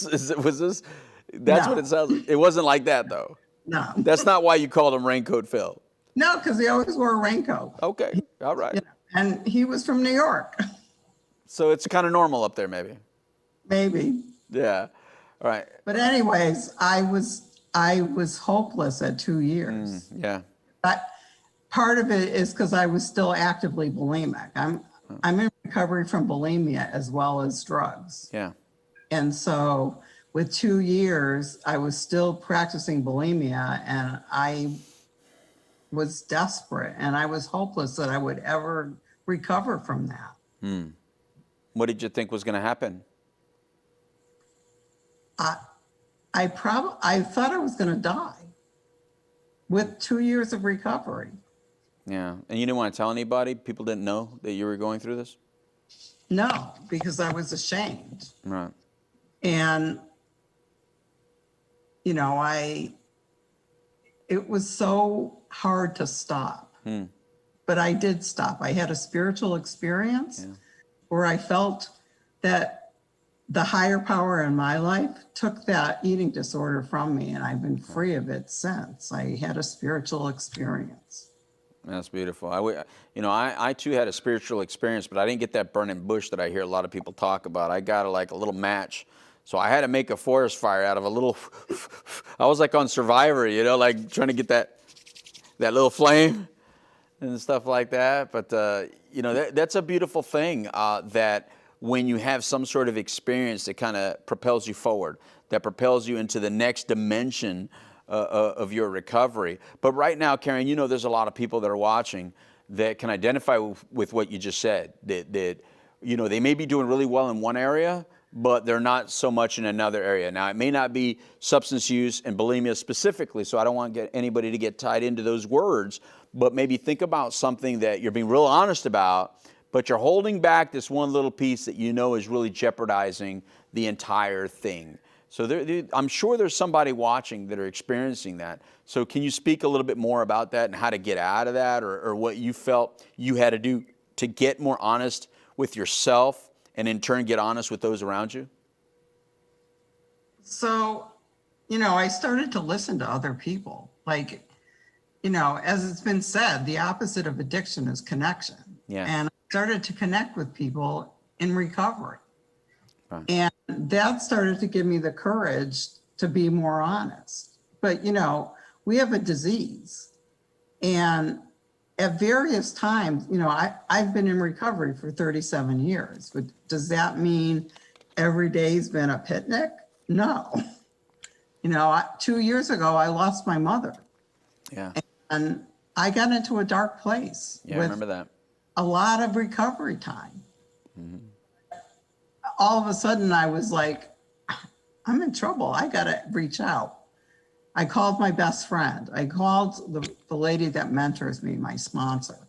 I called a good friend of mine in California that lost her mother months before I did. I reached out to the people that I knew had my back. I reached out to people that I knew would understand where I was coming from, and I got help. And I got out of the black hole. You know, I agree with you, and I'm so glad you did, by the way, because I do remember when that happened. So I'm glad you got out of that black hole. And I like what you said about the opposite of addiction is connection. I too believe connectivity is very important, and I think that's why I'm so curious about the RCOs that are popping up, and why I want to support, at least in Marion County, I have my hands a little bit more on the ability to help them get a bricks and mortar. But hopefully here in Orange County and Central Florida, we can get a bricks and mortar in this county. Hopefully you guys get a bricks and mortar. I went down and visited the ones in South Florida a couple weeks ago, and that was really good to see how some other RCOs operate. But when you say connectivity, that is the ultimate goal of an RCO, is to connect you with other people that are like-minded, like when we were talking about Zebra Coalition and peer support space earlier. That's what they do. Yes. That's what Florida Recovery Schools of Central Florida is going to do when it has its school open up, that a person is able to go to a recovery high school and be there with other people with like issues. That connectivity can probably save a life. And I think that's what you're saying right there, is when you're in a little black hole, you know, oh boy, I better connect with other people. And Karen, if I'm hearing you correctly, sometimes it's hard to connect with other people even when we're doing well. You know, we fall out of habit, or we feel like we know what they're going to say, and then we kind of get stuck in a certain thought process and don't want to deal with it. And that could be a dangerous place, right? Yeah, I truly believe that I can never forget that I have the disease of substance use disorder, and that there's certain things I have to do in my life to take care of myself. You know, I tell the people at the RCO, self-care is not optional. Right. We have to take care of each other, and we have to take care of ourselves. And if, you know, I learned I'm a recovery coach professional, and I learned through my training that I have to manage my own stuff first and foremost, and I have to take care of myself. It's also a disease of sabotage, isn't it? Right, it is. I mean, that's what, you know, when my mother died, I was sabotaging myself. Mm-hmm. And fortunately, I was able to pull myself up out of that. Yeah. And get back into the recovery process. You know, it goes way beyond drugs. Way beyond. Yeah, thank you for saying that, because it really does go way beyond that. Now, you do something really cool and really special that I really admire. You're a painter as well, and I'm a big fan of people who are able to put their artistic expression, which I find to be emotion, our internal emotion, out there into the world, because that's vulnerability, right? There's nothing more vulnerable than putting your piece of art out there and for other people to see and witness and make judgment upon or make comments upon. I was surprised. I got to be honest. I was surprised that when I got on the Zoom call, I was fully expecting to see your paintings behind you. Why do you have those other paintings behind you and not yours?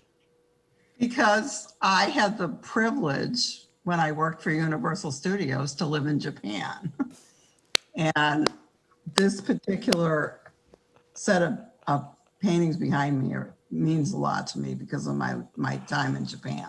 That is such a great response. It could have been as simple as, oh, I don't know. But no, you actually have a reason, and I love it. Look, you know I'm speaking to one of our dearest friends. We have a mutual friend that I'm going to be speaking to very shortly in a short amount of time. I know you miss him. You haven't seen him in a while, have you? No. I've talked to him on the phone, but I haven't seen him in a while. I know. Now that he lives in St. Louis, it's kind of, I wish he still lived locally. But, you know, for those that don't know, it's Daryl Strawberry. Both Kieran and I are really good friends with Daryl. And we purposely put you kind of close to his time slot so that at least that you could be as close to him as we can make it be, right? All right, so final words to people that are out there, Karen, final words of encouragement or of expressions of hope. You know, there's some not just women out there. I just think, you know, I say women all the time, but it could be a man too. Anybody that is in this hole, this deep hole, and is thinking about calling that number of ours to reach out and get help, or people that want to support someone that's in that deep hole, knowing that when that person calls us, we have to have the resources to help them, so we need your help. So final words on any of those two things. Well, I just, first and foremost, remember that every person in life at some point needs help. And it's okay to ask for help. It takes tremendous courage to ask for help, but the hope comes from knowing that we do recover. You know, my favorite saying in the whole world is, where there's breath, there's hope. And if you're still breathing, you can recover. Yes. Don't be afraid to ask for help, because we all need it at some point. And I really believe that we don't give up on people. Never give up, because I can tell you that recovery is worth it. Yeah. It's not easy at times, but it's worth it. And it's allowed me to realize some of my biggest dreams. And I'm forever grateful. And I want to close with saying that, you know, gratitude really helps us, and that a grateful person won't self-destruct. A grateful addict won't use. So I start my day in gratitude so that I know that I can continue my recovery process. That's beautiful. Well, thank you very much, Karen, for what you do for yourself first, because you do it for yourself, you're always so present and available for others. So thank you very much, Karen, for all you do, okay? Thank you. You too, Louis. Bye-bye. And we are going to continue with this Hope-A-Thon. We're getting closer. We're at hour number, I don't know, but what, 9, 10, 11, 12. 4 hours left. 4 hours left. So that means we've been on for 20 hours. So bye-bye, Karen. We got Daryl Strawberry coming up shortly at some point. I don't know the exact time. It should be shortly. But we're going to watch some more videos, and then we'll stay tuned after this. Bye.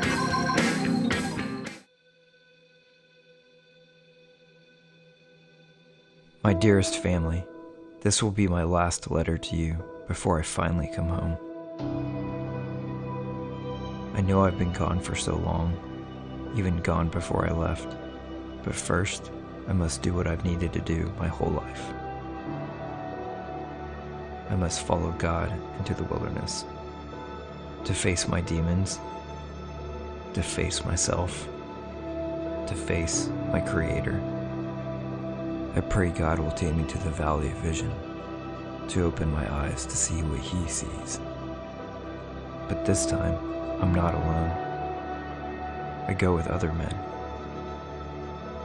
Men like me, who've lost their way. Sons, brothers, husbands, fathers.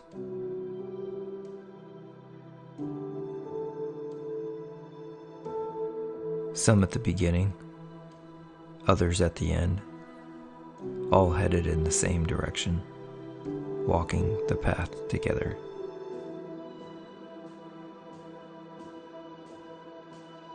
The way of the light.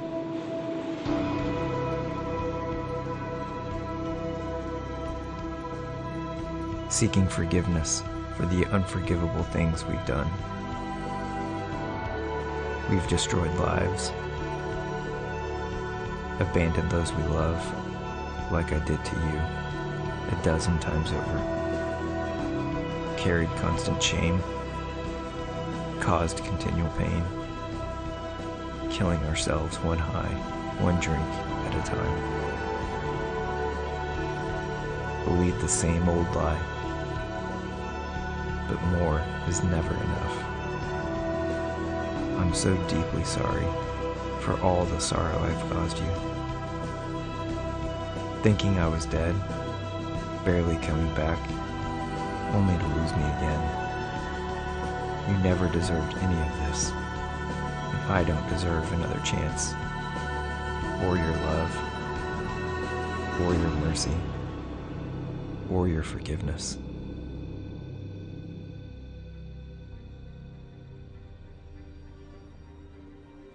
My only hope is in God now, that He will make me the man that I could never be. He's taught me, pain is the path to love. I'm still afraid, but I have hope, because I've seen His power. Others healed, right in front of me, forever changed. And I'm going to be changed. I'm going to be healed. This is my prayer, to be freed from destruction.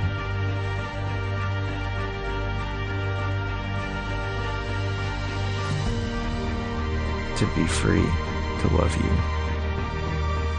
and to be loved by you.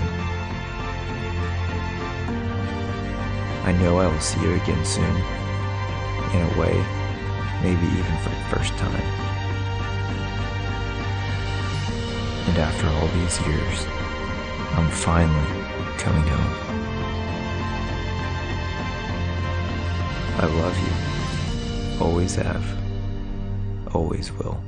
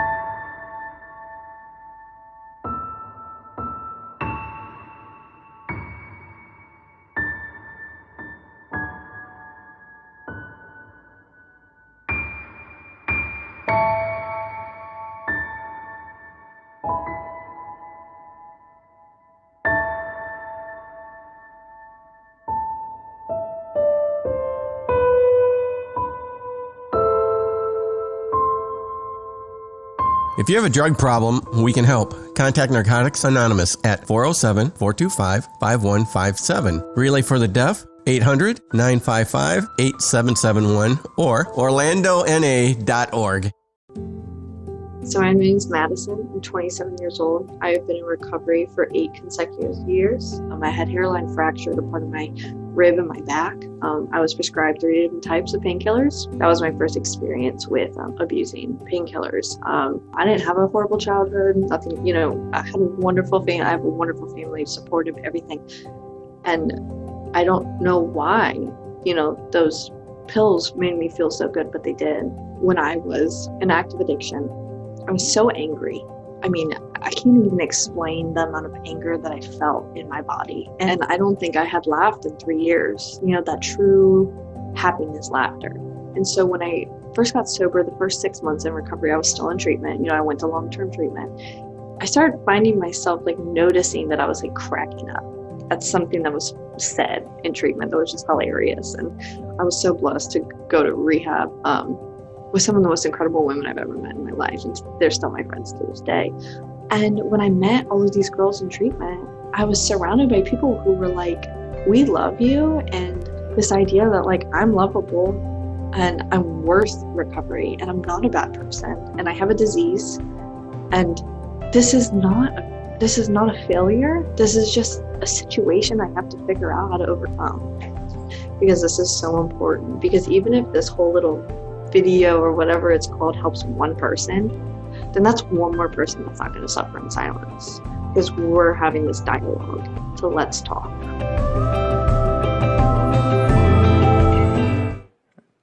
My name is Joseph Gorordo, and I work at Recovery Unplugged, and I've been sober since July 21st, 2008. I'm really excited to be able to support the Recovery Walk 2020 and Hope-A-Thon. And I thought I would do so by playing a song for you guys. Just like at Recovery Unplugged, in my own personal experience, music has always been something really powerful for recovery.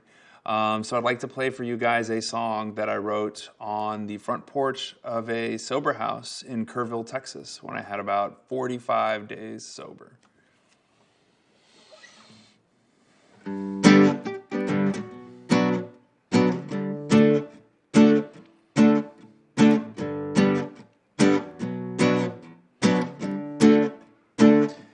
Well, it feels like I'm living in slow motion replay.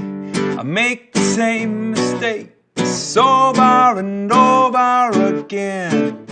I got to change the last of this same old story. Before I go insane, said maybe I'll find me some sweet young hyena that could make me feel complete. I put her on the highest altar, lay roses at her feet, but it feels like I'm living in slow motion replay. I make the same mistakes over and over again. I got to change the last of this same old story. Before I go insane, yeah. I said maybe I'm moving to the Virgin Islands. I'd sell bananas on the beach and smoke all day, forgetting all my past misconducts. Watch the people turn and say, yeah. I say that boy, he living in slow motion replay. He makes the same mistakes over and over again. He's got to change the last of his same sad story. Before I go insane, but I just keep growing older as I sit here on this beach, Well, I've been searching for that something, but that something's out of reach. My days go in slow motion. I spend them sitting here fighting with the ocean. And it feels just like it. I said it feels just like it. And it feels just like it. I said it feels just like it. Feels like I'm living in slow motion replay. I make the same mistake over and over again. I got to change the lines to the same old story. Before I go insane.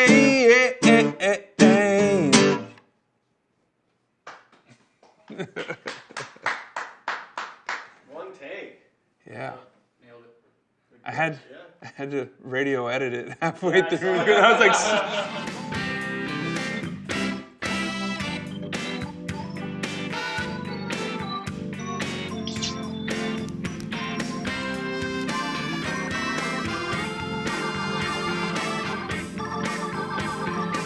Back on the Hope-A-Thon. Here we are. Independence Day is still happening. Rolling, Trinity. I'm a street certified dope Dr. Louis Delgado. 4 hours left to go, Trinity.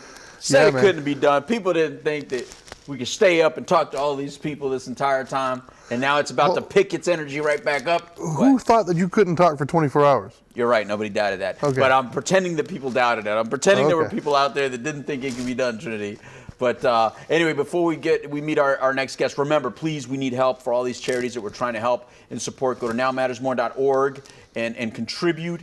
Show your support. We need to be able to show these organizations the kind of love that we need to show them to help others get into recovery. All day long, we've been hearing from people who recover out loud, Trinity. Yes, sir. People that have no worries coming out and saying, I have suffered from addiction. I am in recovery. I am actually in remission, and this is how I live today. And I love these stories like that. I mean, all day long. All day. All day long. We've shown that you can, you could still play music, that you could still act, that you could still have a job in government, that you can still be law enforcement, that you can still be a fire person. I mean, every job. But you can still have fun. Yeah, you can still have fun. And now, one of our very good friends, Trinity. Yes, sir. One of our very good friends. I've been waiting for this moment all day. I love you, Daryl. The great 4-time World Series champion, Daryl Strawberry. How are you, brother? Well, what's up, my brothers? I love y'all. Y'all doing well today? Yeah, we're doing real well, sir. man. You know, on days like this, though, I do wish you still lived here because then you'd be right here in the studio with us, Daryl. Yeah, man. Yeah, which y'all been chopping it up for a long time, and I'm really impressed with that. But, you know, it's for a great cause, and we all understand, you know, what recovery is, and that's what's important, is to be able to help and encourage someone else that they can recover, you know, and I think it's so important for people that's out there listening. You just need to know, no matter how far you go down, you still can recover. Yeah, amen to that. Look, Daryl, I think that's been the overriding. Look, when we created this event and we threw out there the tagline, "We do recover," I mean, it just rang to everybody, right? It was just an instant, like Trinity instantly came up with the name Hope-A-Thon, and then I came up with "We do recover," and it just fit perfectly. And if you have sat here, Daryl, or if you watched this entire event today, it's been blessed. It's been a blessed event, and it's been smooth. I mean, so many people have been on. We've had so many videos. We've had so many potential technical difficulties, and yet it's been smooth. Yeah. You know, everything's going to have its little glitch here or there, but at the end of the day, it's been a beautiful thing. And so now, thank you very much. I know you're traveling because you say what? You're in Kentucky? Is that what you said you are? I'm in Kentucky. I'm in Richmond, Kentucky. Yes. Richmond, Kentucky. Now, I'm assuming you're speaking up there is why you're up there. Yes, I am. Tomorrow morning, I'm doing 3 services tomorrow morning in the church here. I got to preach 3 times. 3 services. See, well, you know, I understand what it's like to do it back to back. You got a taste of it today, brother, what it's Yeah, like, you know. So. yeah. Well, you can't run out of material when you believe in what you're doing, man. You don't run out of material when you're speaking to genuine people. You never do. You know, you just Right. flow. You go with the flow of it, and that's what it's really all about. You know, Right. it's really about just giving back. You know, what you guys are doing here, and what I'm doing too tomorrow is giving back of where I come from and what happened and how we get to a better place. Right. So let's get into it. So Daryl, here's the deal. Actually, before we get into it, I got to show you something. You ready for this? You haven't seen this. Look at this. Can you see that? I can't see it. Addiction and Recovery Handbook. The forward, really? written by Daryl Strawberry. You got it. You got it already, huh? So you didn't show it to me. You should have shot me a picture of it at least to show me. I just got it. I just got it a couple hours ago. Yep. Right here on the show. Jack came in, gave us our very first copies, and he says he's getting yours to use. So you should have yours very shortly. All right, that's awesome. I mean, I know it's a great book. I mean, you endorsed it, so I just wanted to be a part of it too, right with you, brother. I appreciate that, man. It's beautiful. It's a beautiful thing. See, you were already an author, but I wasn't. I mean, I authored some columns. Well, now you are, brother. Now you're in the mix of it. Yeah, now I can put author behind my name too, Daryl. But you can't put World Series champion. But I can't put World Series champion. All right, so. Well, I tell you what, you guys are World Series champion, all that you do for recovery and the people that you help, and you know, just go over and beyond, man. And it takes real people to be able to do stuff like this, and what you guys been doing, and that's why we boys, you know, because I know it comes deeply from within inside of you guys, from your heart, and that's where I'm from. I'm not one of these old pretender people, you know, and you guys aren't either. And you know, you have a lot of people that pretend like they this and that, but do you really care about people? And I've seen you guys walk the walk, and that's, you know, what impressed me more than anything. Right on. All right. So, yeah. So let's talk a little bit about that, Daryl, because, all right, so today what we're trying to do is show people that, you know, despite where you may be right now, despite you may feel like you're in a hole right now, that people don't get you, that people don't understand, you're struggling a little bit, and you may feel like it's never going to get any better, that the whole world is crashing down on you. The sky's falling, Trinity. Chicken Little. And so you may not think that this feeling that you're having or this emotion you're having will end. You think it's going to go on forever. So we've had many people on talking about their own personal time where they felt like that, but then they made the turn, and now this is what they're doing today, proving that recovery is not only possible, that it does happen, that remission is possible, full remission is possible.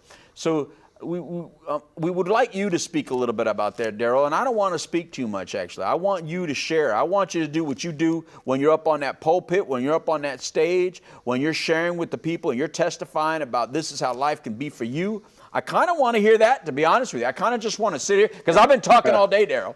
So you know, I know you're in practice mode for what you're going to do tomorrow, so I'm going to sit back here, and I'm going to listen to you, and I'm going to just enjoy the blessing that you're about to give us.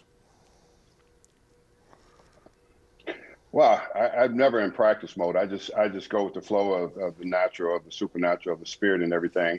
And I really talk from deep within inside of myself, of my own personal experience with addiction. And yeah, there was some real lows, you know, that no question about it, where you talked about where people see themselves not getting out and dying. And I was no different than that. You know, I was a broken soul. Lawlessness brings about brokenness, you know, from addiction.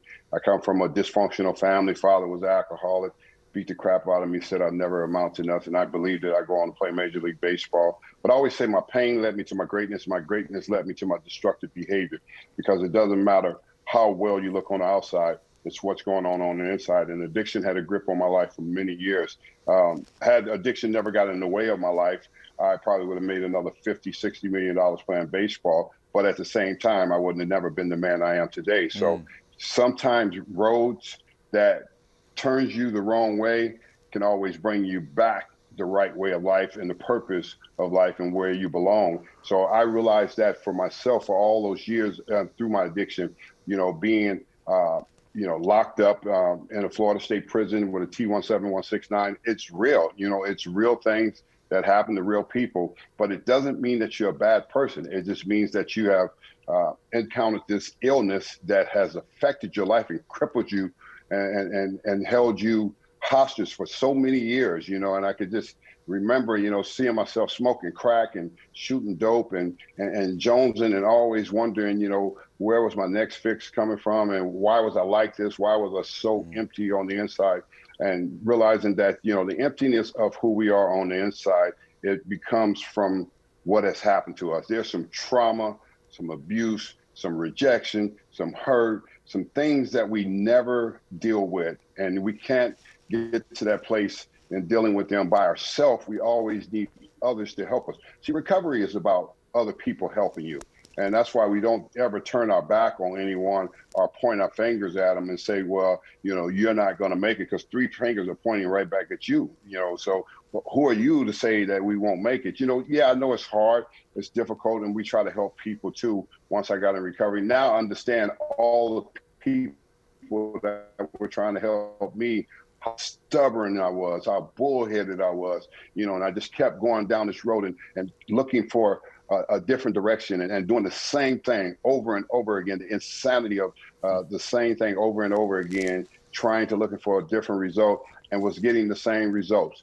Nothing, zero, empty. You know, the drugs wasn't working no more. I was still using them and I was still empty on the inside. So it comes to a place where one has to allow people to come into his life and speak life into them and introduce you into something far greater than yourself. See, anytime an addict is using, he thinks so highly of himself, so great of himself, that he knows what he's doing. We all have been there. Oh, I got this, I can handle this. But at the end of the day, we really can't handle it. You know, our life spins out of control and you lose everything. I went through 2 wives and 6 kids like a tornado because I was selfish, self-centered, and everything was built around me. And it wasn't until I started allowing people to come into my life and help me. People like Ron Dock was a part of my life. People like Will G, my sponsors down in South Florida, and my brothers down in Florida. And people like my wife, Tracy, who's got 21 years, she came into my life. And she was the saving grace of my life, because I met her at a NA convention, and she had 1 year clean, and I was just 5 seconds clean from back on a 7-day binge of smoking crack, you know.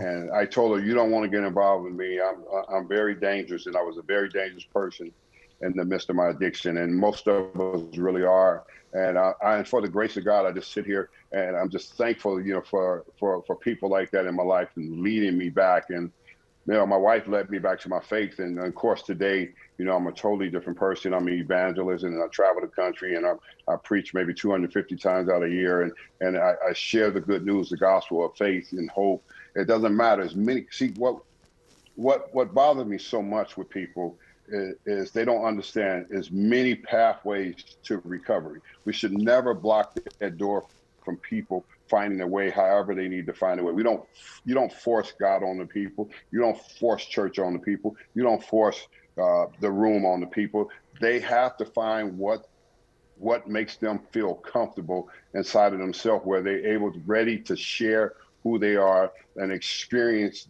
this love of God for themselves. And I think if we do that more often, we'll be able to help so many people. Because guys, as I sit here today, I hurt more than anything over the last few years of what I've seen with the epidemic of opiates and heroin killing all our young people.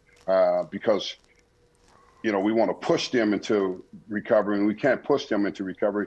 We have to love them into recovery, just like we were loved into recovery. I think a lot of times, so many people who are in recovery forgot what it was like when somebody was loving you when you couldn't love yourself. You know, and I think the most important thing is getting back to loving people right where they're at. It doesn't mean we have to tolerate them, but we need to love them. I think that's very important for us to understand what recovery is all about. Recovery is all about loving people that can't love themselves and helping them meet themselves right where they're at, and actually walking with them, even if they fall off the cliff again. We still walk with them and tell them that's okay. Pick yourself up. When one day you're going to get it. Because I remember my sponsor, Will G, said, everybody was laughing about me, and every time I was going out using it, what are you going to do with him? Well, Will said, just leave him alone. Get out of the way. Let him have his complete fall. And he said, one day he's going to get it, and he's going to have an incredible story to tell if we just keep loving him right where he's at. So I think it's important that we have programs like this and we talk like this and we love people and we care for them, regardless of how many times they made a mistake and how many times they have fallen down, we should be there to pick them up and say, you know what, I was that old dirty rag too, you know, once about a time, and you can get up and you can keep getting up until you get it. And when you never know when the light is going to turn on for somebody. So like I said, there's many pathways to recovery. People try to make it, they try to put it as it's just one way to do it. It's not just one way to do it. We got to get past that. We're in a new century, new time for a new generation of young people. And the thing about it, brothers, you guys know this, Trinity and Louis, the younger kids today, they're smarter than us, you know, because their IQs are off the chart. They know they deal with social media and all these different outlets. They know how to communicate with people. So we have to be able to be a person that communicates with them on a whole different level, where we're not forceful to them about getting in recovery and showing them that this new way of life is a good way of life if you make a choice to come on this side and start walking like this. And it's a wonderful walk. It's not an easy walk. It's a process. And I think a lot of us, I could tell you, I went through like 5 different treatment centers. I went to the best, you know, Hanley Hazelton, Betty Ford, you can name every one of them. I went to all these different treatment centers, but I just wasn't ready. And I went to the rooms, I just wasn't ready. But when I came into church and I came and gave my life to Christ and committed myself for real, that's when I got delivered. That's when the healing process came in my life, and I got healed on the inside. See, it's not what I look like on the outside, it's what we look like on the inside that needs to be healed and dealt with. All those wounds that we have, the rejections and the hurt, they're real. And it's not until we deal with them, we cannot get free and we cannot get well. See, that's what I call a song. Wow. That's a song. It's a beautiful song. Wow. It is. It's a beautiful song. Wow. Because you almost seem like you've done this before, Daryl. We have. How do you We've follow done it that? many times together, brother. Well, what I like about a beautiful song like that is when you sing it, it's like it came together so beautifully. It's just all the things that you're feeling inside. And I could feel your passion in there, and I could feel where you're coming from in there, and I could feel the judgment. You know what I hear in there, Daryl, that I don't think I ever really focused on before. And I've heard you say it before. When we've had conversations before, whether it be privately or on one of the shows, you've said that you know people should love someone where they're at. And you've even said, I wanted to be loved where I was at. So I think what I hear there, what I never really heard before, Trinity, was the judgment. Yeah. Because you went through a lot of judgment. You know, unfortunately, Publicly. You know, publicly. Yeah. You know, unfortunately, when you are such a star and you're an A-list celebrity, and when you're an A-list celebrity and you're struggling with the disease of addiction, unfortunately, there's a lot of people out there that want to talk about it, and they don't always talk about it in a good way. And this disease is ugly enough. This disease is real ugly. It makes you do a lot of ridiculous things and sound, you know, ridiculous at times and make such horrible choices, and then to do all that publicly so that you have to hear all the armchair quarterbacks make comments about it and make judgments upon it because their life is not open book. They made whole shows about it. They made whole shows about it. Wow. I think that's what I just heard right now. And again, you've said it many times. Love them where they're at. I've even asked you, what do you think one of the most important things is? And you said, love them where they're at. I want to be loved where I'm at. So I want to take that right now, and I want to ask you, Daryl, where are you at right now? Where can I love you? Where are you at right now? Where I'm at, well, I'm free today. You know, when I was in the midst of my addiction, I wasn't free, and you know, I was judged because of my status of who I was from a celebrity, like you said. And this is real stuff, because this is why celebrities OD and die. Yeah. Because no one ever really loved them and tell them that they have a problem. Right. You know, people usually sweep it under the rug and tell them, well, they don't have a problem, nothing's wrong. You know, this is where so many celebrities don't have to die. We've seen so many OD and die because they've had the yes people around them and no one says no. And so I think what happened to me was, you know, when I finally got to that place I didn't have a bunch of yes people anymore. I had a bunch of people come around me and say, no, you're no longer going to be able to have this or do this. And that really pushed me into being loved. You know, because people think if they say yes, that means you love them. Yeah. That's not true. You know, I think the hardest part for someone who's in addiction is to tell them no. Yeah. You know, that's the real toughest thing to do, but it's the right thing to do, because when they consistently hear no, then eventually they may get better. Right. You know, but if we keep saying, oh yes, baby, it's going to be all right. No, it's not going to be all right. Yeah. You don't understand. Just give me another $20 and let me go get another fix. You know, this is what people go through. And when we start coming to the place of saying, well, no, I'm not going to help you no more. No, I'm not going to tolerate your mess. I'm going to love you. This is what Tracy said to me. I'm going to love you, but I'm not going to tolerate your mess. And this is what I hear right there. And thank God for Tracy, by the way. Thank God for Tracy. Yeah. But here's what I want to say to that is that, you know, there's a lot of us that had entourages that weren't even as famous as you. I mean, I had an entourage that was saying yes to me and allowed me to do a lot of things, and nobody ever commented on my using. They allowed me to do all the ridiculous behavior I did, the dangerous behavior I did, and nobody ever commented on it in a negative way. You know what I mean? They may make a joke about it or say a couple things here or there, but at the end of the day, your entourage enjoys keeping you where you're at because they're enjoying it with you. They like the benefits of whatever it is going on. And so if I had that kind of thing going on, and I know how much that kept me sick at that point in time in my life, I can only imagine if I was a rock star or an A-list athlete or an A-list actor or entertainer. I can only imagine what that entourage is like, right?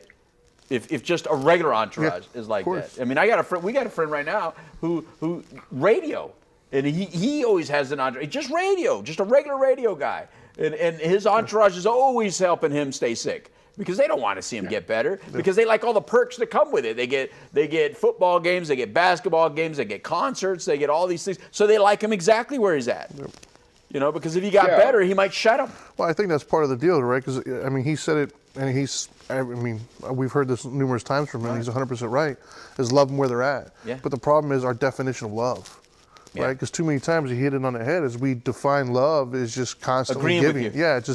Yeah, being the yes man and making you feel happy. Yeah. You know, not realizing that sometimes love is being the one that brings you down to earth. Yeah. You know, not necessarily just giving whatever you want all the time. Right. You know, it's like with kids, right? Like with my kids, I still love them, but if they ask me to go have nothing but, you know, I'm gonna be silly here, but like just nothing but Snickers bars all night for dinner, I'm gonna say no, right? And it's not because I don't love them, it's because I do love them. Right. And that's not gonna be good for them, right? Right. But somewhere that gets lost in translation.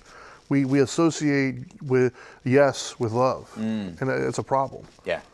Yeah, you're absolutely right. That's a good Trinity, because that's a major problem. You know, we associate that, you know, yes with love instead of saying no, because you look at the people that have OD'd and died over the last few years, like Prince. If someone would have said, man, you got a serious problem, you know, you had an emergency landing and they had to bring you back to life a week before, and then you OD again in your place, and everybody leaves you there. Yeah. Everybody's gone when you're dead, you know, and it's over. It's done. You know, it's too late.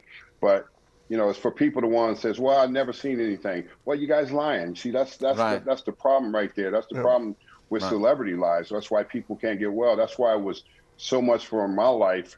You know, mine was exposed, and I'm glad that it got exposed, because so many others got covered up and they could never get well. Because if you cover it up all the time, it's impossible for you to get well. It's impossible for you to stand in a place and say, you know what, my life is a mess and I need a makeover. You know, life, getting a makeover in life is not a problem, because we all need a makeover sooner or later from something.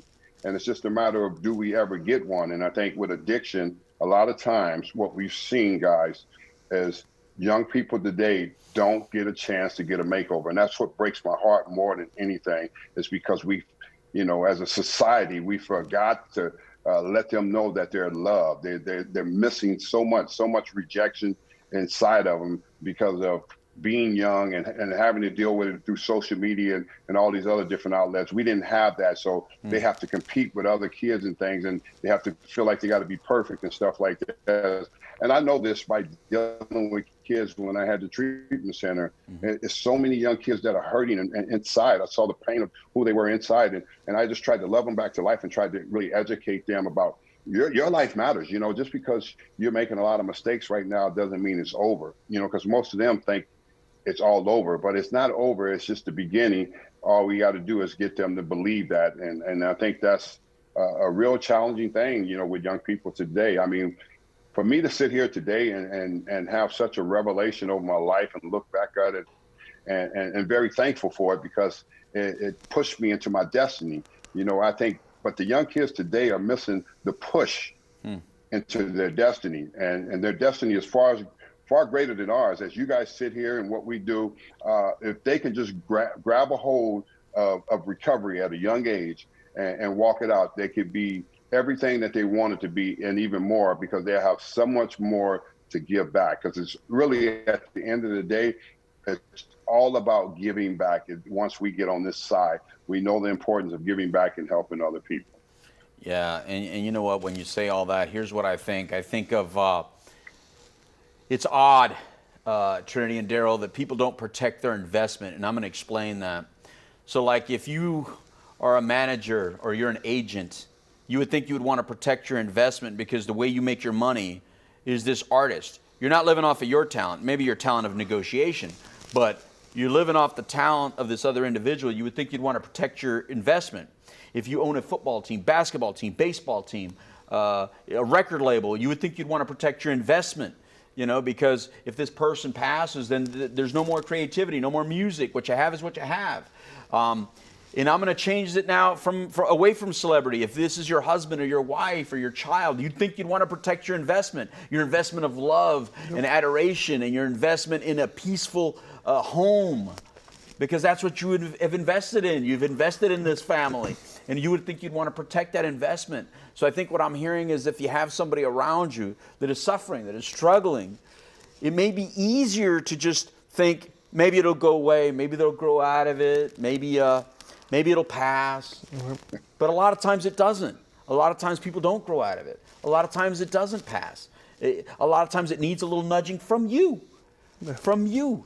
And I like that you guys both said, by saying no. By just saying no, I don't tolerate this anymore. And maybe we need to do something about it. Maybe something like that can be started today, Daryl. Maybe somebody watching today is a family member, a mom, a dad, a friend, a loved one, saying, you know what, I watched this Hope-A-Thon, last night or tonight, and I saw Daryl Strawberry talk, and they were talking about this. And you know what? I'm going to start saying no to you. You know, I always loan you money. I always bail you out, but I will gladly loan you money if that money was for treatment. I'll pay the treatment center directly. How about that? I'm no longer paying your mortgage. I'm no longer paying your car bill or bailing you out of jail, but I will pay for that treatment. I will pay for the help. So if you want to go to counseling, you want to see a doctor, if you want to get on medication-assisted treatment, if you want to go see a therapist, I'll pay for that. But I'm not going to pay to bail you out. Well, and the reason why, like, just to piggyback off of that, the reason why I, at least from my perspective, look at that as actual true love for somebody is because if I'm telling you no, right, I'm going to probably get nastiness from you. I'm going to get negative emotions from you, but it's not about me. Yeah. It's about you. So if I love you and it's about you, then it doesn't matter how I feel about it. What matters is what's best for you. Right. So I'm going to love you enough to tell you no. Well, the problem is we make it about ourselves, right? We do. It's almost like, you know what I akin it to is like when my kids didn't want to eat vegetables. It's easier for me to just give them mac and cheese. You know what I mean? You don't want vegetables? Fine. You know, it's easier. Yeah. Sometimes some things are just easier. But unfortunately, when we're talking about substance use disorder, are you doing what you can live with? Yeah. Because in this day and age, some of the drugs that are out there, especially when fentanyl is out there, with fentanyl being out there, you may not have the luxury of having a tomorrow. No. The shot you put in your arm today could be it. That could be it. The pill you take today could be it. That's it. Yep. So you don't really have the luxury of thinking, maybe tomorrow. Maybe tomorrow. Maybe one more night. and then tomorrow something's going to be. Mañana nunca viene. That's something that we say on the border. Mañana nunca viene. That means tomorrow never comes. You have to treat, today like tomorrow never comes. And I don't do that in a YOLO way. I do that in a embrace it and take advantage of the day, seize the day. Yeah. But not in a negative way, in a positive way. Embrace the day, admire the day, appreciate the day, be grateful for the day. Pray today, like we heard so much today about. Just hit those knees. I used to hear Daryl so often, you got to hit your knees, you got to hit your knees, you got to hit your knees. And I think what I want to encourage everybody, after all day long hearing so many people share their personal faith and how it's helped them, is I don't really care how you hit your knees, but the act of hitting your knees is simply giving it to something greater than yourself. Giving it to something greater than yourself, because the way life is going for you may not be working. Yeah. It may be hurting you in such a way that you may not get tomorrow. And you can make a phone call today, 833 Now Matters, and you could change your life right now. Right, Daryl? You can call 833 Now Matters right now. You can get help. We have people standing by. They're willing to take your phone call, 833-669-6288. They can help you right now. But like Daryl said, you can go to the best facilities on earth, but you still have to invest yourself. You still have to invest in yourself. You got to be teachable. You have to allow yourself to be teachable. You're going to get some moments of clarity in recovery, whether it be in detox, whether it be in the first 30 days of treatment, whether it be an outpatient, whatever it is. You're going to get these moments of clarity. And like Daryl had to do, Daryl had to go outside of just the treatment arena and embrace his faith much stronger, because since he was such a superpower on earth, because you are, when you're such a superpower, when you're taller than everybody else, stronger than everybody else, badder than everybody else, he needed to go all the way to the top, right? You need to go all the way to the top. I say that, Daryl, because you're on The Simpsons. Once you're on The Simpsons, you can't go higher than that, Daryl. Well, I think, I think we all have this place inside of us that we have to deal with. Right. And the place is you. Yes. You have to deal with you. You have to deal with the broken pieces of who you are. Yeah. Drug addiction is really poured upon the life of a person that is empty and just want to be a part of. Well, I wanted to hear what happened there. I don't know. It was so good. He was speaking so good, and then all of a sudden it froze up. There he's back. I think. Broken on the inside, and I've never dealt with the inside of who I am. Now I can't be well. I can't go out and be this normal person without using drugs. And it's not until I deal with those core issues, which is inside of me, that are deep inside of me, that has kept me wounded for so long. And I need to get healed from that, and then I can move forward. Then the process of moving forward, then I'm able to let God in. I'm able to let prayer in. I'm able to seek something greater than myself, because if one is never over himself, he will always seek after himself. But when you get over yourself and it's no longer about you, now you have the freedom to allow the Spirit of God to come into you and help and control you and challenge you. At the same time, it controls your life in such a great way, but it challenges you. It makes a great challenge for you to make the changes you need to make, because there's some necessary changes that we have to make if we want to be a better person. I can't be the same person doing the same thing, looking for new results. I have to do something different to be able to look for new results. Right. Daryl, does it ever bother you that, because you love people. It's very clear. You've done so much for people. You speak, like you said, over 200-something days out of the year, you're speaking. You travel more now than you did playing baseball.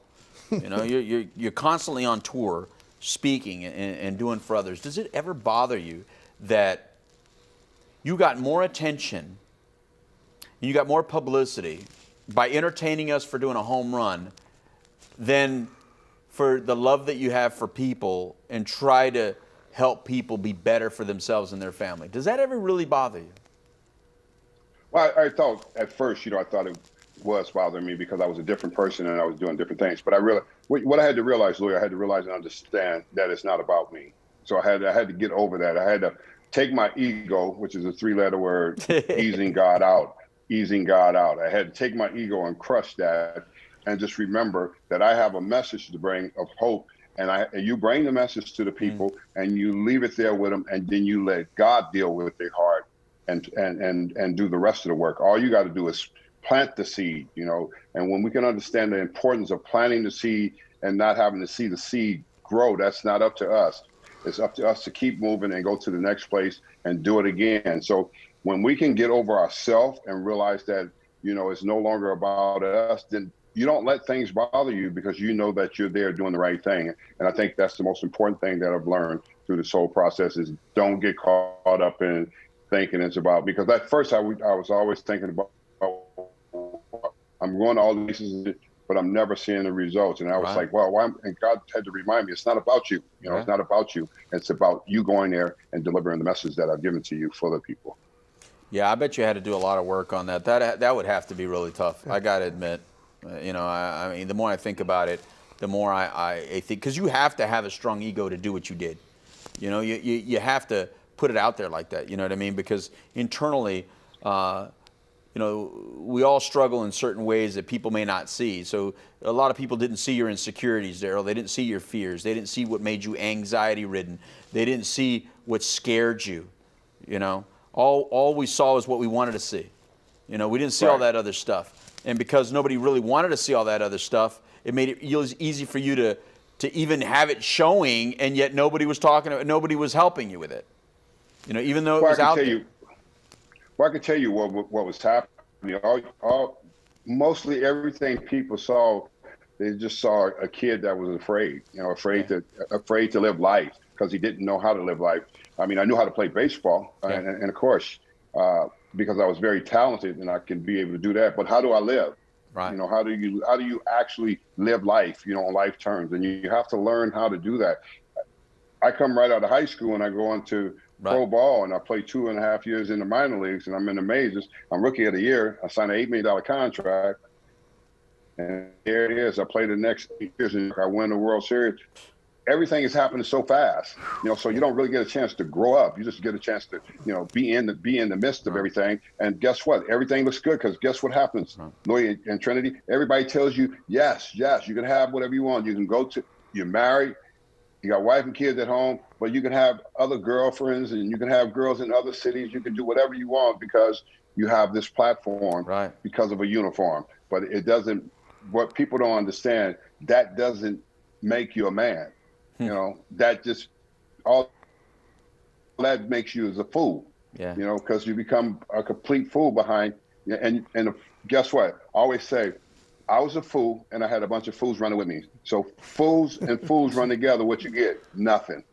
Right. Absolutely, man. Well, you know, when I think, you know, everything you just said just makes me laugh because when you post those old pictures of you way back then. Yeah. That's when I really noticed how young you really were. Oh my gosh, yes. When I look at those pictures and I see how young you were. Yeah. I think, oh, this poor kid. Well, he just posted one literally a couple days ago where it looked like he was like 17 or That's something. That's what I'm saying. He was just so. Yeah. I was in high school. God, it's crazy to me. And you don't even know who you are. No. At 17, 18, no, 19, 20. No. 21, 23, 24, 25. You know, you go through those years of your 20s trying to figure out, well, who am I really? You know, I'm good. I played, but at the same time, life was still in the fast lane. You know, I was driving fast cars. I was living behind community gates. I was snorting cocaine. I was drinking alcohol. I was, you know, had all kind of women around me and stuff like that. Who are you? That doesn't really show who you are. Yeah. Right. Well, you know, we had a guy on earlier, Daryl. He was an 18-year-old kid, Colangelo. We're going to have him on again at the end because he really impacted us, you know what I mean? And I didn't expect that. Here's this 18-year-old, just turned 18, just celebrated 1 year clean and sober, Daryl.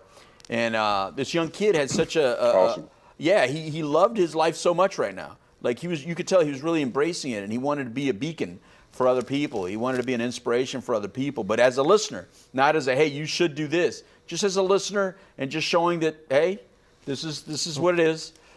This is what my experience, you know. And then he's this guitarist and he plays this beautiful music. You should have seen this kid's talent, Daryl. You know, I know you probably didn't see it, but if you watch any of the rest of the show, he's going to be on later.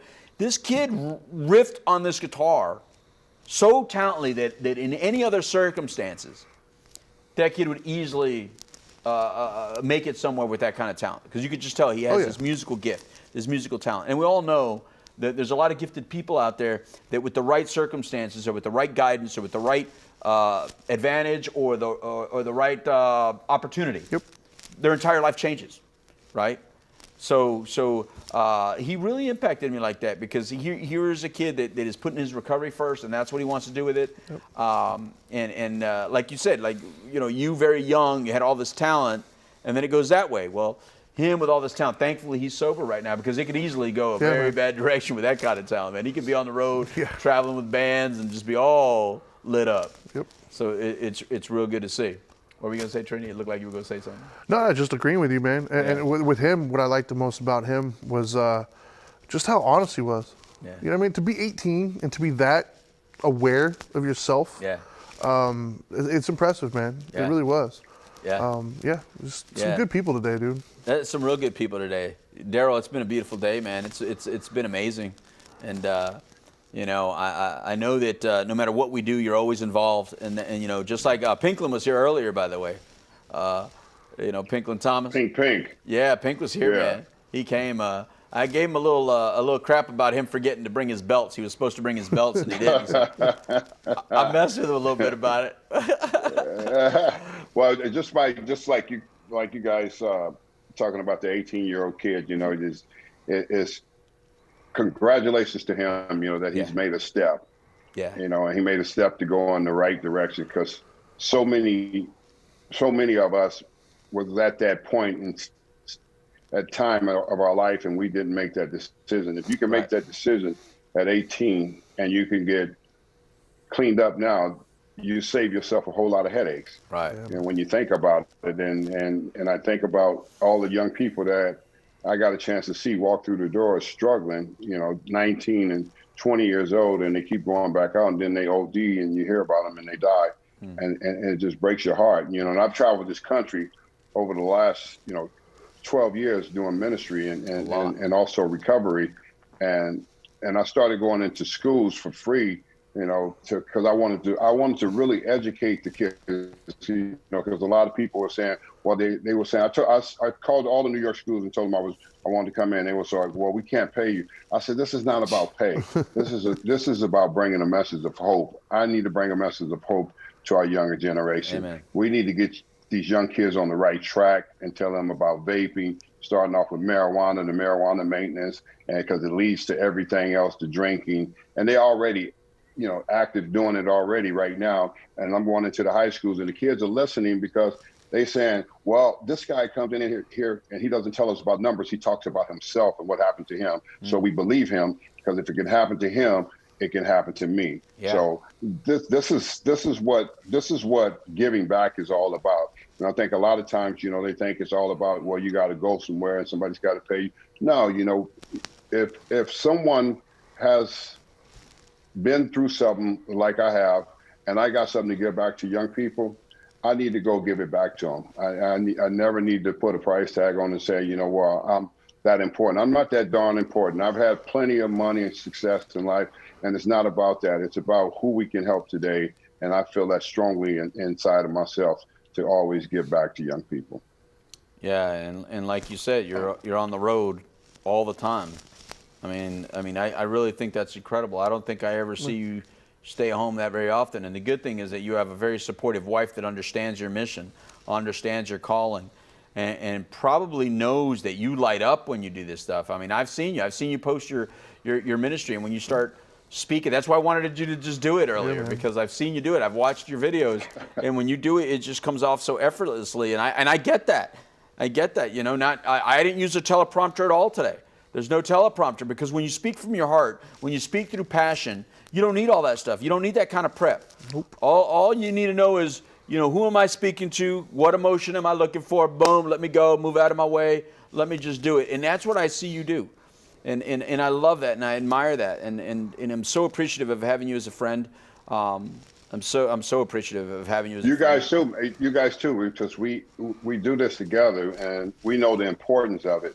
You know, we know who we are. We know where we came from. Yeah. So we know it's no longer about us. If I can go back and help somebody else and educate somebody else, that may save them that I've been through, that they don't have to go now. So, and that's at the end of the day, that's really what it's all about. You know, awesome. I wasn't always a speaker, you know, but now, you know, God's put me on the platform to speak and preach, you know, so I'm going to utilize what I have, the gift that I have, because the gift doesn't belong to me, it belongs to him. And if I use it the right way, it's going to encourage somebody else, and it's going to change someone, help someone else change. It's not pointing at anyone else. It's saying that your life matters. You can be better. You know, I went through all this hell, and here it is. I have had a transformation. You don't have to go through this. You can end it right now at a young age, or even at a middle age, or even at an older age right now, if you have to, whoever's listening. You can stop the madness and the hell that's going on in your life and have a transformation and move forward and become everything that you need to become. Well, that's the thing, right? Don't compare your now to my now. Don't worry about when my now occurred.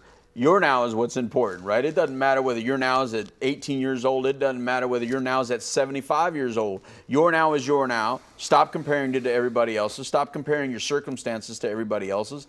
The key point is that what you're experiencing right now in your life isn't working for you. It's not making you feel good. It's not benefiting you or your family at all. You feel stuck. You feel unable to push it forward. You're giving up on life. You're starting to think that this is the way life is always going to be, that it's never going to get better. That means your now may be right now. And for that reason, you should call 833-NOW-MATTERS. That's 833-NOW-MATTERS. That's 669-6288. And the reason it's called the Now Matters More Foundation is exactly for what you just said, Daryl. The reason it's called that is because everybody has their now. And whatever your now is, you got to take advantage of that now. And now for us stands for needs over wants. It's what you need, not what you want. It's what you need. But if you focus on what you want all the time, you're never going to be satisfied because you always want more, right, Trinity? I mean, have you ever just like wanted something and then go, oh, that's enough? You know, no. Because I promise you, there's a lot of people out there that goes, oh, man, I want that new, what is that, that new Tesla truck. Let me tell you something. The person that just bought the new Tesla truck probably wants the new Lamborghini or the new Corvette. So it doesn't matter what you get. You know, want. That's why it sounds like that. Want. You know? You're so crazy, man. Yeah. But it's what you need. But you're so right. You know? You're so right. It's what you need. If you could just drill that down to what you need. And maybe sometimes you need somebody else to help you understand what you need. Yeah. Maybe you need to sit with somebody, just like when your car's broken. You don't, if you're not a mechanic, you don't try to diagnose it. You take it to somebody else and go, what does it need? You don't go to the mechanic and say, no, you don't understand. This is what I want to fix that car. No, they go, well, you may want that, but this is what your car needs or else it's not going to drive anywhere.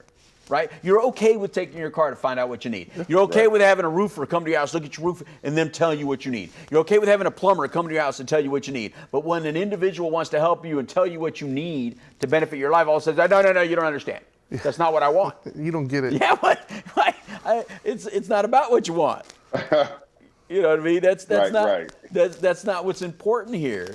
You know, and so all these kinds of messages we need to keep on sharing. We need to keep being open. Like you say, I don't mind going where they're at, as long as I'm allowed to give them a nudge in a different direction. Say, you may be here, but that doesn't mean we have to stay here. I'll get in here with you. I'll get in the hole with you. I'll get in the trench with you. But I brought a rope. I brought a ladder. So I didn't jump in this hole and just try to figure it out once I'm in the hole. I jumped down in the hole with you, but I came with a ladder. You want to follow me out? Let's go. You know, you ready to go? It's more like that. Well, you know, Lloyd, just like you said, is you got the other person has to fight too. You got to fight for yourself. Yeah. You know, we'll stand with you. I'll be in the fight with you. But if you don't quit, I won't quit. There you go. You know, and that's the name of the game right there. If you really want this and you really want some help, You know, I'll go all the way with you and send you to a place to get the help that you need. But you can't get there and all of a sudden you can say, well, this is not for me. Then I'm walking out. Amen. You know, that serves no purpose. That's like wasting time. You know, and we all been there and we've done that. So just come back when you're ready. You know, when you're really ready to get well and realize that. This is a process, right? And it works. It doesn't work overnight. The miracle is not overnight, but the miracle do come for those that stick around, right? And walk the walk. So you know, hopefully some people can understand that's probably watching this, they're struggling. And right, I'm not an overnight miracle. It was a process. Right. I had to walk the walk. I had to learn how to crawl again. I had to learn how to crawl. I had to learn how to take a bottle again before I can get up and walk. And that's the same for you. Is to do the same thing. You know, just start take the baby bottle and pacify whatever you need, and start crawling again before you start walking. And if you start crawling before you walk, then you'll learn how to walk again, and then you'll learn how to live again. Right, and yeah, I completely agree with that. Yep. And you know what? People like us, we get lied to for a living, so don't worry that you lied to us or that you let us down. You didn't let us down. You let yourself down. You can call me again, and I'll help you again today like I tried to help you yesterday. Just because you didn't follow through yesterday doesn't mean I'm not going to answer the phone today and try to help you today. That happens all the time, actually. People, you know, I'll set up a whole treatment admission somewhere and then find out they never showed up. So sometimes I can see that they're probably sitting at home going, oh, I let them down. No, you didn't let me down, man. Call me tomorrow. We'll try it all over again. I mean, it's just, look, you let yourself down. You didn't let me down. I get lied to for a living. But I don't want you to keep lying to yourself for a living, but I want you to know that you know, there's small little windows of opportunity. So when you're ready to engage yourself in that small little window, I'll be here for you. So don't worry about it. I'm not going to hold it against you. I mean, this is just part of the deal. It's a disease of the brain. And because it's a disease of the brain, it's a disease of decision. I don't expect you to make great decisions all the time. You're going to make bad decisions when the disease is inside the brain. It has the inside track. You can't see that part of your brain. So it has advantage. It knows where it's going. It knows how it's interacting with all your little inner workings. Pretty much. You're out here. You're busy. You're busy out here doing other stuff. So you're not in there working with your brain cells like that. So it's all right. So we definitely appreciate everything you do for us and everything you do for the Now Matters More Foundation. Here's what we need to do, Daryl. We need to raise a lot, brother. We need to raise a lot. We need to bring in some help so that we can help more people. We get so many phone calls. We get so many people that need help. We get, and it's expensive. It's not cheap to help people, man. Even if you're just doling out a little tiny bit at a time. Even if you're just doling out just a little bit at a time, it adds up. Because there's a lot of people that are hurting out there. And this whole thing that we're doing today, this Hope-A-Thon, it's like 9 different organizations that we're helping out, right? 10 total, I believe. 10 total. And we're trying to help all these organizations. And so if anyone is listening and watching this today and you can help us, go to nowmattersmore.org. Go to nowmattersmore.org and help us. We need all the help we can get. I don't care if it's just a little bit or if it's a lot of bit. Whatever you can do, we need it. Because the people that call us, when they call us, we want to be able to respond. We want to be able to help them right now. We don't want to say, oh, there's no bed for you. We don't want to say, oh, we don't have any for you. Oh, no, we can't help you with that. We don't want to have to say that because we know how hard it is to make that phone call. We know how long their family's been waiting to say, I want help. I'll get a phone call and say, oh, my God, he's never asked for help, and he's asking for help today. Do you have something? And it's like 1 o'clock in the morning. And I'm saying, well, okay. Just drive him to this place, and I'll send him to a state-funded facility that I know will accept him at 1 o'clock in the morning. I have to have those resources because if we don't have those resources, then we know how we are. We'll eat a bowl of Fruit Loops and go, oh, I feel good now. Never mind, I'm good. I thought I needed help, but I don't. You know how we are, Daryl. You have to act when they're ready to act. Yeah. You know what I mean? We can't have these delays. We can't have all these things happen. That's why when we were doing that interview earlier, we don't have the tent cities for people. We have not built tent cities for this crisis. We would build a tent city for a crisis if Zika or if Corona were doing, what addiction is doing. Oh, we'd really be hurting. Yeah, we would. Corona has killed a lot of people, but addiction kills a lot more, and we hardly ever talk about it. You know what I mean? So thanks to Orange TV for allowing us to do this on the air. Thank you, Daryl, for being out there and helping us do this the way we do it. You're always available. You know, we joke all the time, but man, I still wish you were a Phillies or a Pittsburgh Pirate, but you weren't. Not happening, brother. Yeah. but you know, even more than that, you know what? I may not watch baseball anymore, but I listen to Darryl Strawberry. I may not watch baseball like I used to anymore, but I love Darryl Strawberry. I may not read the sports section about baseball anymore, but you know what I read? I read Darryl Strawberry books. You know, Darryl, you have been such a great friend to me personally. I know to Trinity, to this foundation, to all the people you interact with. Never do you come off pompous. You have really worked on that ego to the degree where if anyone meets you, they know you're genuine. You're the real deal, brother. You're the real deal, and I appreciate you for that. So whatever vehicle, whatever pain you had to go through to become the man you are today, I personally want to let you know that I'm grateful that you were able to take whatever pain you had to endure, whatever skepticism and whatever criticism you had to endure. Man, was it worth it to be this man that you are today, because you are touching millions and millions of lives. And I think you have impacted more people the way you are now than you were then. It's just that when you impact people this way, it's more hush. It's more unspoken, but it's more genuine and it's more real. And so thank you for that. Thank you for everything. Well, thank you guys too, man. It's just, you know, it's such an honor to be around real people and do real things, you know, and really not want any notoriety for it, because it's not really about that. It's because we do it from the bottom of our heart, because we know the depth of where we come from and what life could have been and what life is today. Life not should have been, is what life's supposed to be today. We are in the right place doing the right thing. So I would encourage anyone who is online watching this who see what we're talking about and understand what we're talking about and understand this foundation, that you would sow into this foundation like never before. Everything that you give could save someone else's life.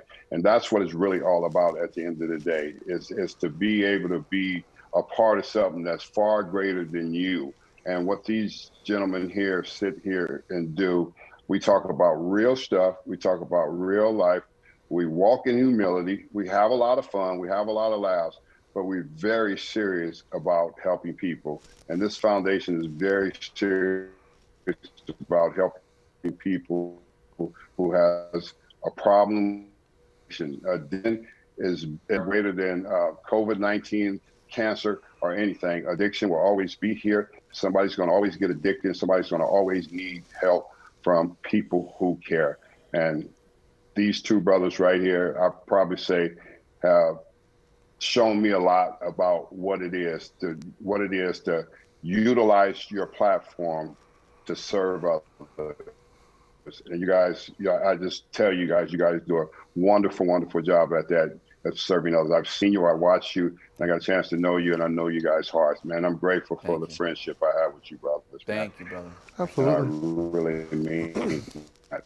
Thank you. And I want to close out with this, Darryl. I've never asked you to do this on any show that we've ever done together, but here's my ask. You ready for my ask? Mm-hmm. I want you to go ahead and do a prayer for all the people out there still suffering. I want you to go right ahead and speak directly to all those people that may be watching this that are contemplating making that phone call and reaching out for help. Can you please do a prayer your way, however you wish to do it? Please. Yes. For all of you that are out there that are watching and you're on the edge, you're straddling the fence. You don't have to straddle the fence anymore. All you have to do is make a decision. Make a decision to say yes. Yes is a 3-letter word, Y-E-S. You enjoy salvation. You will enjoy the freedom of your life being transformed, and you never have to be the same again. All you got to do is get to the point of saying, yes, I want help. I want to be different. I want to surrender myself. I want salvation. So we're going to go in prayer, and I'm going to pray over you that you will be ready to make that decision, and don't let anything hold you back. Father, we come to you right now in the name of Jesus. Father, I pray for every soul that's out there right now who is struggling, straddling the fence in addiction right now. I rebuke the devourer over their life right now. in the name of Jesus. Father, I call their life out to be supernaturally touched by you in a way that no one can touch. Only you can reach them where they're at. Only you know the depth of the darkness that they're in. But Father, you pull people like me and others out of a pit and put me in a pulpit for you, to glorify you, to honor you in everything we do. Father, we thank you for their life right now.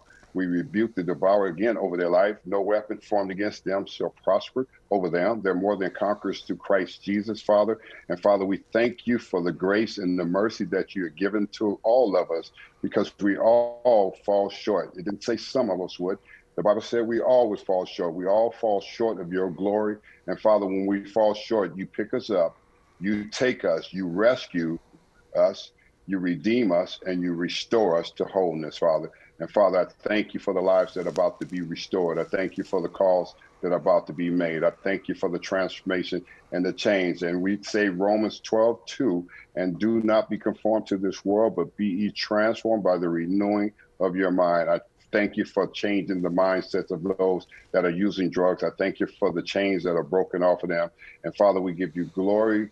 We send this petition up to you over their life, Father, and we ask that you will cover it and seal it over them right now in Jesus' wonderful name. And we give you honor and praise and glory. In Jesus' name, amen. Amen. Right on. And with that, thank you very much, Daryl. Have a blessed night. Amen. Thank you for all you did for us here at the Hope-A-Thon, and we'll talk again. We're going to take a break now. All right, we'll brothers. Love y'all.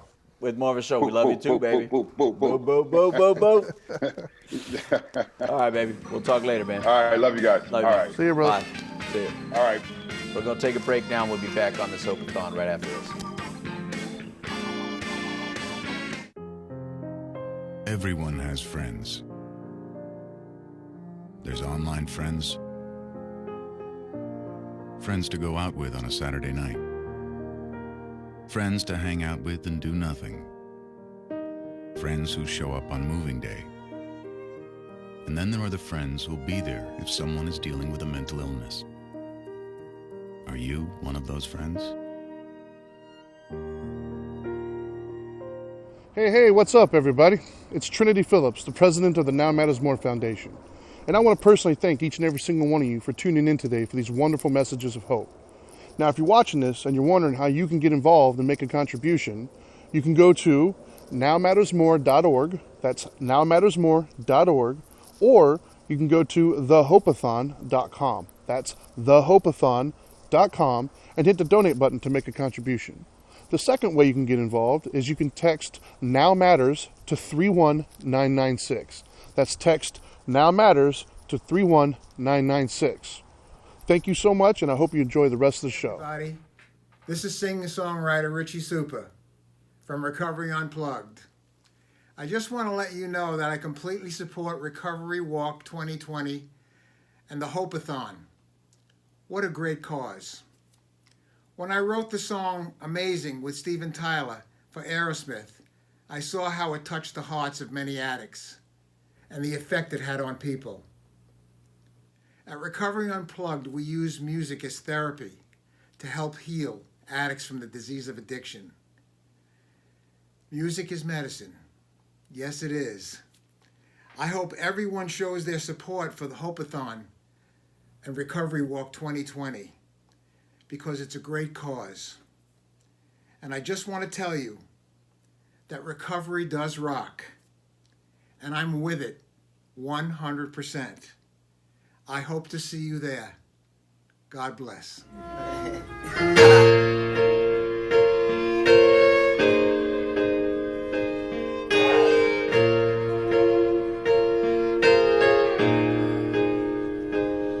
I kept the right ones out and let the wrong ones in. Had an angel of mercy to see me through all my sins. There were times in my life when I was going insane, trying to walk through the pain. When I lost my grip and I hit the floor, yeah, I thought I could leave but couldn't get out. sick and tired of living a lie. I was wishing that I would get. It's amazing. Well, Leo and I finally see the light. Yeah, it's amazing. When the moment arrives, you know you'll be alright. Yeah, it's amazing. And I'm saying a prayer for desperate hearts tonight.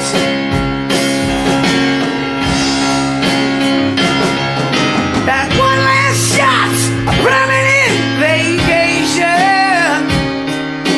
And how high can you fly with broken wings? Life's a journey, not a destination. And I just can't say what tomorrow brings.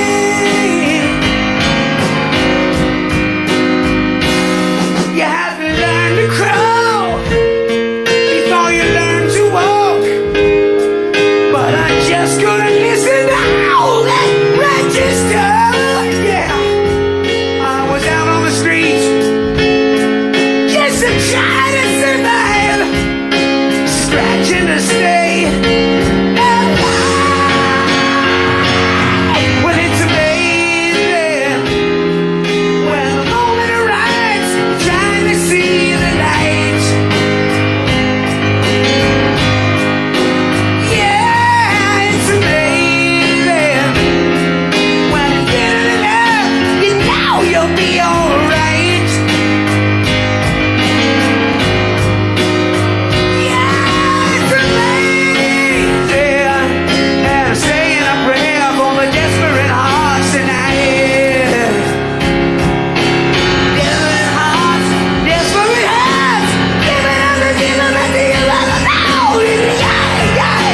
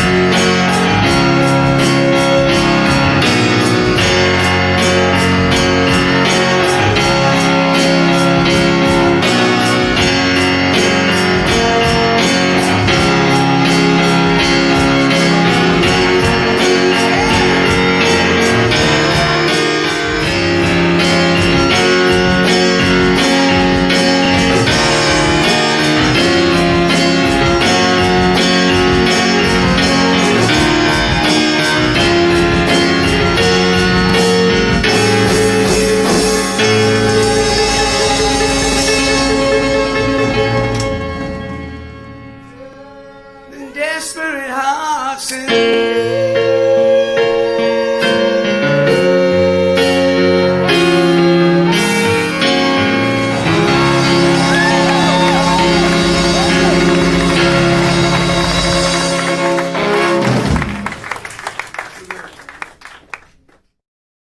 Hey Louie and everyone watching, it's Marissa Molesky coming to you live from Long Island, New York. Much colder up here than it is down there. I wish I was there with you guys. I'm honored to be a part of the Hope-A-Thon and the 2020 Virtual Recovery Walk. I want to start off by saying happy Independence Day to everyone, and thank you to Louie, Trinity, and everybody at the Now Matters More Foundation for inviting me to be a part of this event. I'd like to dedicate my segment to my brother Nick, who we lost in August of 2015 after a long-fought battle of addiction and ultimate suicide. Also to my father, who we lost to cancer and pneumonia in 2009, but he was 27 years sober at the time of his death. Also, most recently, to my brother's friend Alex Mills, who we lost to the disease of addiction. We are all addicts. Whether it's a substance, a relationship, an activity, we're all addicts. I'm a recovering codependent. I'm addicted to helping people, and I often don't feel okay if they're not. But what I've also learned about codependence is that we love stronger than anybody I've met otherwise. And you know why that is? Because we never give up hope on the people that we love. And I personally believe, especially through my own life journey, that every life has a purpose. I was born 33 years ago with a disability called spina bifida.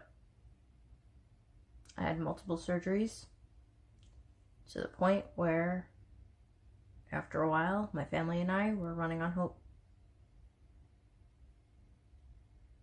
Did it turn out the way that any of us wanted? Maybe not at the time, but now, I wouldn't change a thing. Looking back, it's allowed me to reflect and focus on what's truly important. I don't mind wheeling around for the rest of my life, because what I have inside me is persistence, perseverance, and purpose, and a lot of positivity. Even our hardest times serve a purpose. Maybe we've gone through the motions. Maybe we've become numb. Sometimes we need the hard times to jolt us back into reality, to try something new, try something different. Maybe it's to show you the strength you wouldn't see inside yourself otherwise. The best thing that I could say to the person watching this right now, for a loved one. Maybe you're watching this for some hope. Maybe you want some answers. The first one, I can almost guarantee you're gonna find. The second one, maybe I won't have the answers, but I'm sure somebody will. And all I can really tell you is that despite what it might seem like, your loved one is suffering.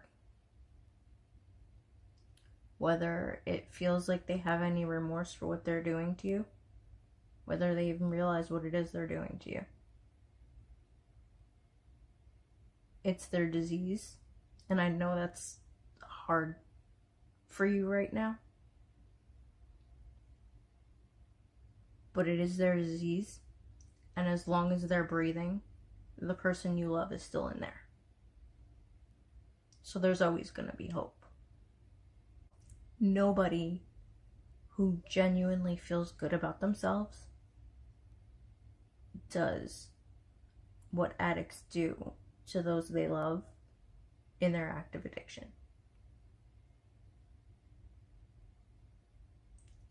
Ross Rosenberg said it. Codependency is self-love deficit disorder. I think so is addiction. You need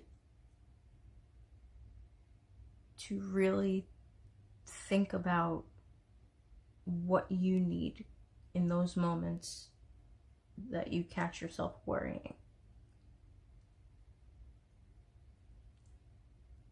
Because without you being at your best, you're no good when your loved one is ready for help. You can't take their pain away, and it might seem like the boundaries that you need to set are harsh and are hurting them, but chances are what they're fighting you on in their active addiction is exactly what they need. Thankfully, my brother and I were on speaking terms before he passed away, but I'll tell you right now, I would take decades of him not speaking to me because I set a boundary and he got clean over what we're living now. I remember 2 days after losing my brother, the phone rang, and it was Louie. And I'm pretty sure I lost it that morning. And I told him how guilty I felt because I got mad at my brother a lot over the years.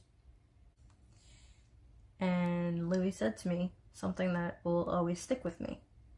He said, "You're still sick with his addiction." I was. Every time I catch myself trying to fix something for somebody, I think, okay, take a step back.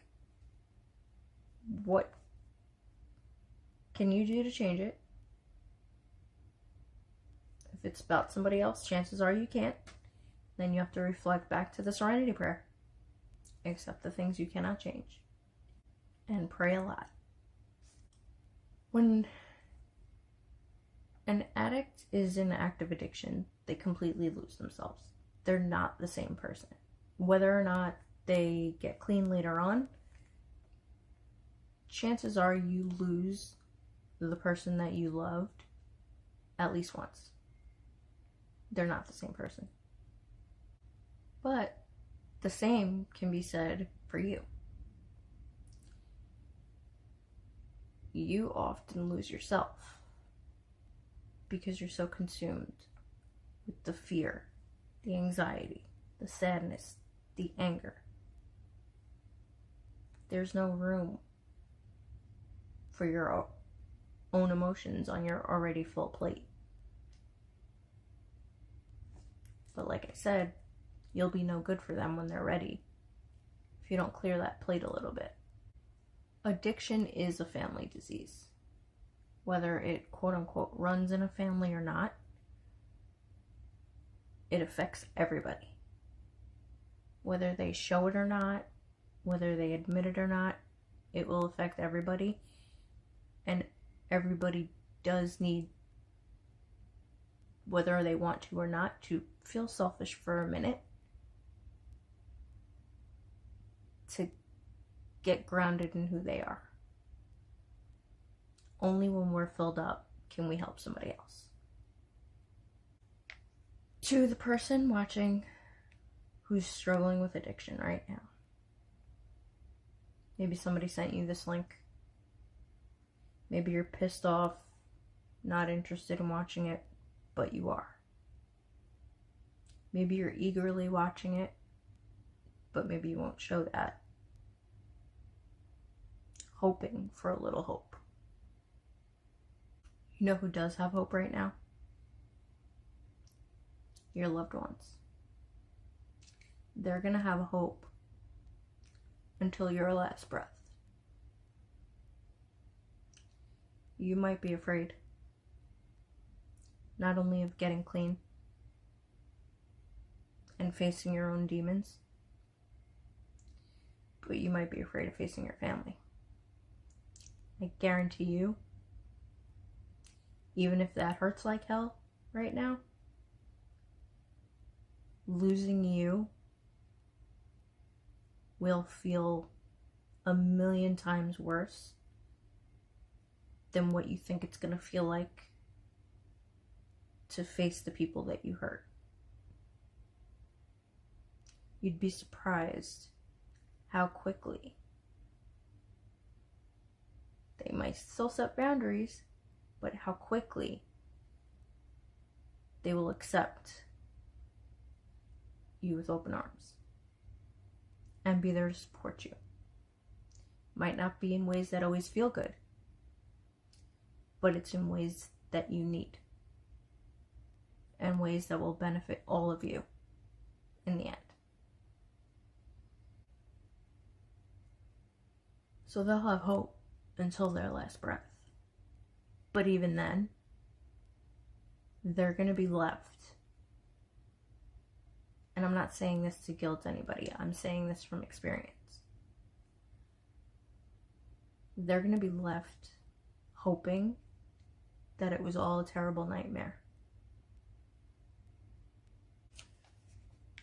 And I'm definitely not telling anybody to get sober for the people that love you. But I am saying there's hope. The feelings that you're feeling right now might seem like they're never going to go away, but they are temporary. They will go away. And I think it's really worth it to remember that and not throw everything away. Hang on and have hope. And do your damnedest to get out of that hole. No matter how far and how deep the trauma goes, it doesn't have to last forever.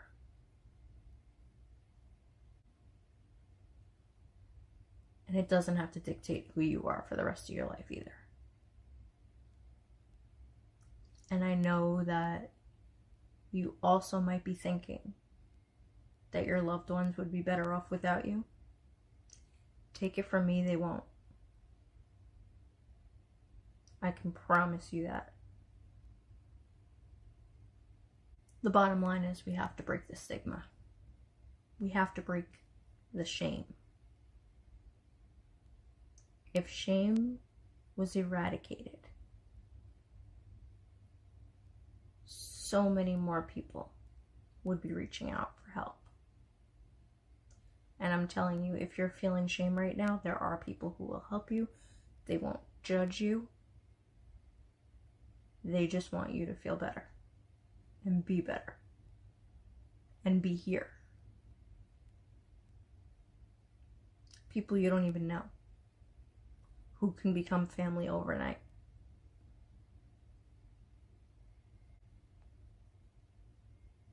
To the families who might feel that shame, who might feel that embarrassment of that stigma, our loved ones are sick. They have a disease, a treatable disease in many different ways. Please don't be the reason your loved one is afraid to seek some help. If your loved one passes from this disease, I bet you they fought it as hard as any stage 4 cancer patient on their deathbed. So say their name. Tell their story. You can still recover out loud. And I hope to God there's many people out there right now struggling with the disease of addiction who are ready to recover out loud. And we need to start saving lives in memory of all of those lost to the disease of addiction. Please remember to share this stream with everyone you know, because everyone knows someone who's suffering.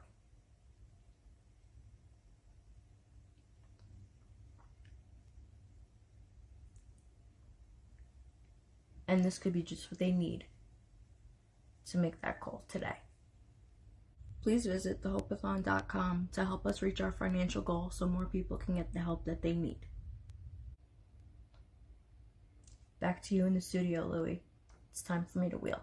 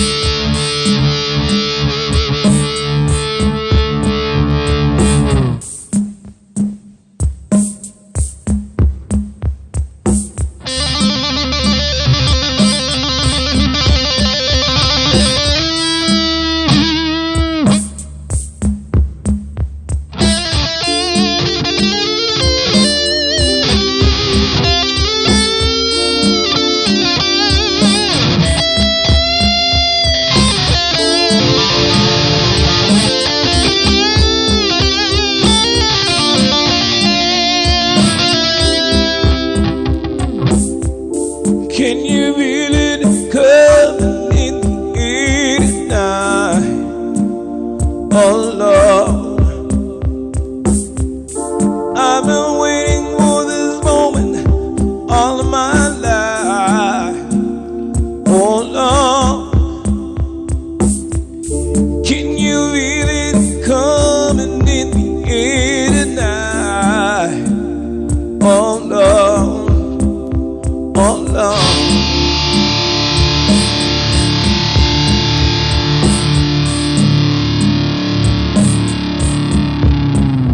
Well, if you knew me, you would drown it. I would not lend a hand. I've seen your face before, my friend. Well, I don't know if you know who I am. I was there and I saw what you did. I saw it with my own two eyes.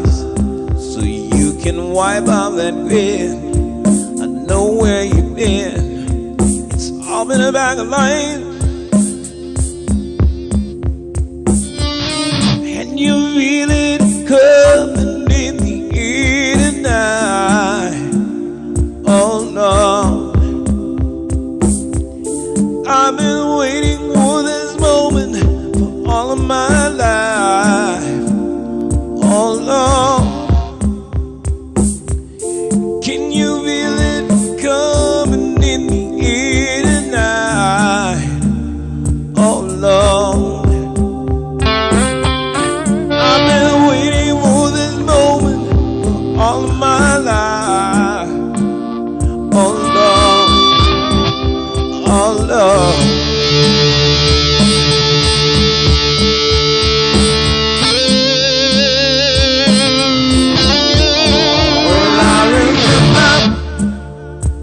I remember, don't worry. Now that I ever forget, it was the first time, baby. The last time we ever met. But I know the reason why you keep your silence going. No, you don't fool me, 'cause the hurt doesn't show and the pain still grows. Some stranger, you and me. I can feel it coming in the air tonight. Oh Lord, I've been waiting for this moment for all of my life. Oh Lord, coming in the air tonight. Oh Lord, I've been waiting for this moment for all my life. Oh Lord, oh Lord, oh Lord.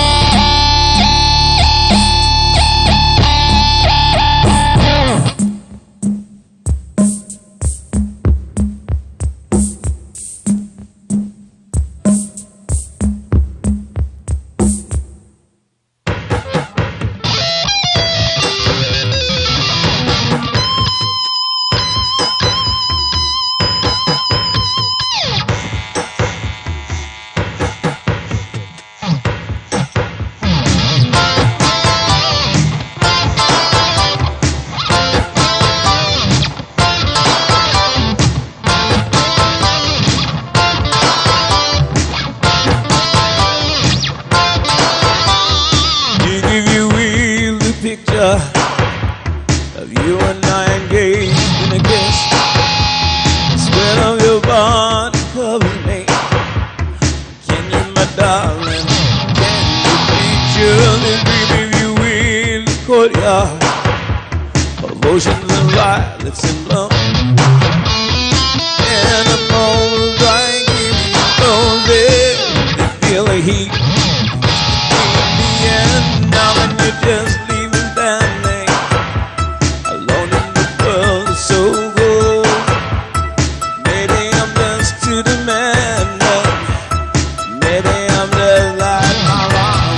You go, maybe I'm just like my mother. She never started, she never started. We met each other. Why?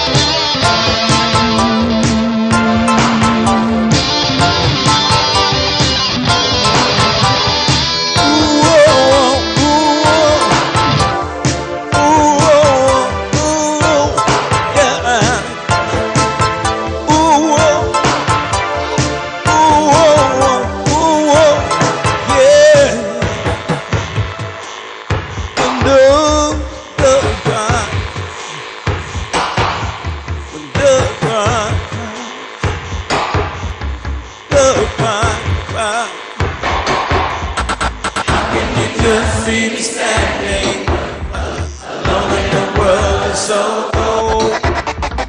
Maybe I'm just too demanding.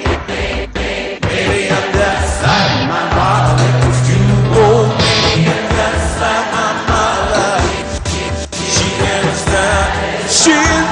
satisfied. We scream at each other. This is what it sounds like. Blues cry.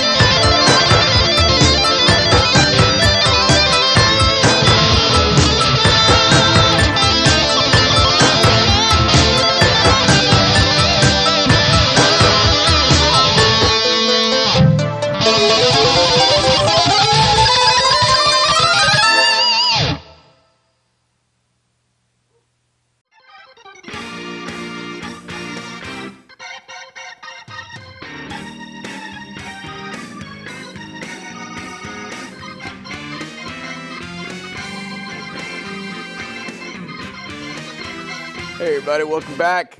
We're here still in the Hope-A-Thon. I'm the Street Certified Dope Dr. Louis Delgado here with you. And it's still Independence Day. We're coming to the end.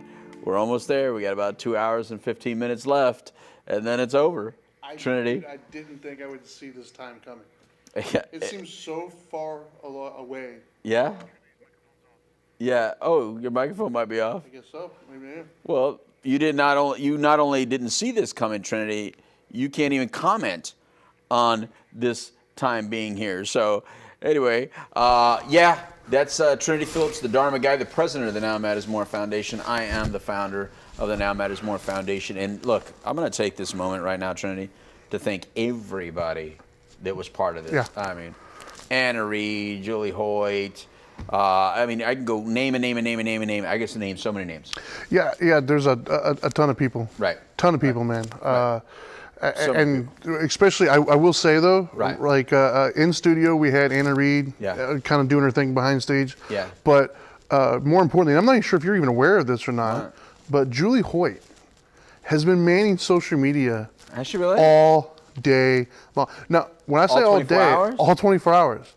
She has not. I talked to her last night when she was tuning in, and she wanted to make sure she stayed on to support everybody. She's been commenting. She's been liking. Wow.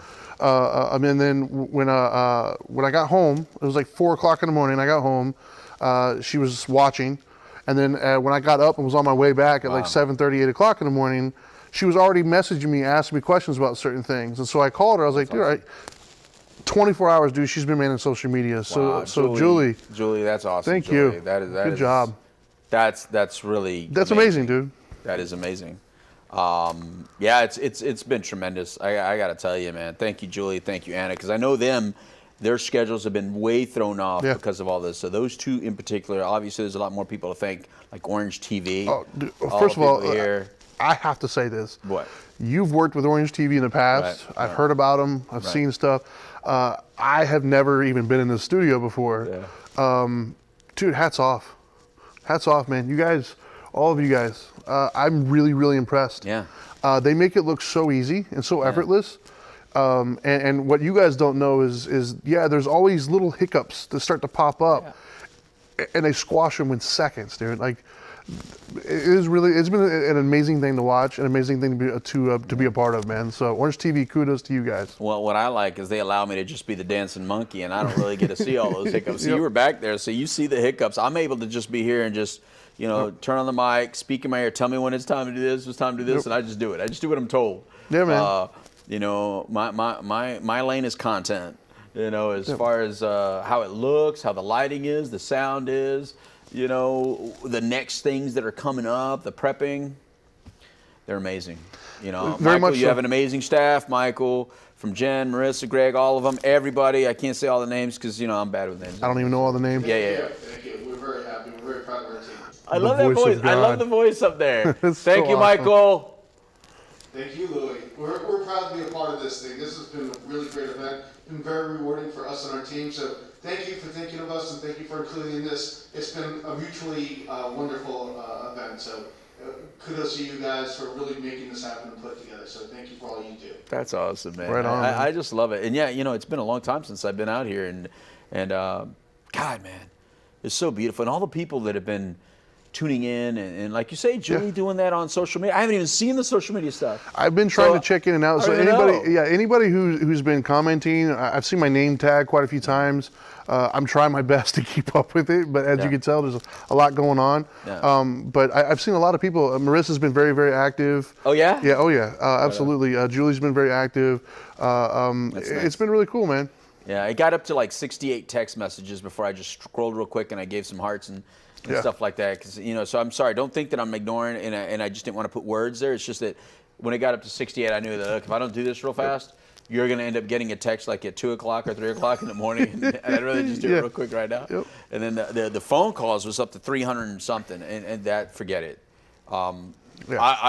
I know that my voicemail is full if y'all left messages, so forget that one. Yeah, man. So if you really want to get in touch with me later, just call back because I am not listening to all those messages. For sure. Yeah, man. We gave that number out if you want help. So I know these messages are more like, hey, man, just want to say I saw you on TV or something. Yeah. But if it's for help, call 833-669-6288. That's 833-NOW-MATTERS if you're looking for help. Don't call my personal cell phone number right now. Not tonight, man. That's not going to work. So here's the thing, Trinity. All right, so we've been doing this, and look, we're on Orange TV, right? Orange County government. And we know that when you're on Orange TV, there's a fine line to walk when you're having to do some of the things that we're having to do as far as like what we need to do. Like one thing is supporting one of our major sponsors that allowed us to stay up for 24 hours is Celsius, man. I really appreciate that. And, I do. And Celsius, by the way, I hope you stay involved with WPSN99.com. Absolutely. And our shows, because we really do like your product. And I think you have a bunch of new people. I've been trying my best to convert, man. They're all new Celsius. I love it. Drinkers. I love it. Yes. You know? Yes. I saw, what was your name, brother, behind that camera? Watch, I'm going to speak to that. Yeah. Jake? Jay. Jay was drinking. I saw Jay reading the can. Yeah. You know, you don't read the can unless you like what's in the can. Exactly. Because if you don't like what's in the can, who gives a dang what Exactly. the words say? So, Jay, are you a no Celsius drinker? I am. There you go. I like it. What was man. your favorite flavor? Fuji apple. Fuji apple. Fuji apple peach? Yeah, Fuji apple pear. Fuji apple pear. It's been a long day. It's been a long day. It's good stuff, man. Take another one. Right. Have another drink. You know, so that's the beautiful thing, though, right? Is that everybody's been really involved. Everybody's been so supportive. So, Trinity, I think what I'd like to do right now is number one, thank you very much, because I know at first you weren't really fully into this, but you stepped up, man. You've been here with me the entire time. Yeah. You know, I really appreciate that. Full disclosure, it wasn't make sure everybody understands who doesn't know us personally. You know, the Hope-A-Thon, it just, when I was younger, when I saw telethons, I just kind of skipped over them. It just didn't really speak to me the same way. But make no mistake, anybody watching, not once do I not support our vision and what we do. Amen. And so at the end of the day, I buy into what we do. And so I have my full commitment. And I had even more commitment when I saw some of the videos, because that's the other thing, is I didn't see some of the videos. Yeah, and I saw them all. I was working on more of the promotional content and the graphics and stuff. Right. And so I didn't see the hard work people were putting into it until we started airing clips of it on our shows. And when I started seeing those, I started to kind of catch the fire a little bit. And I got to say, the fire is burning hot today, man.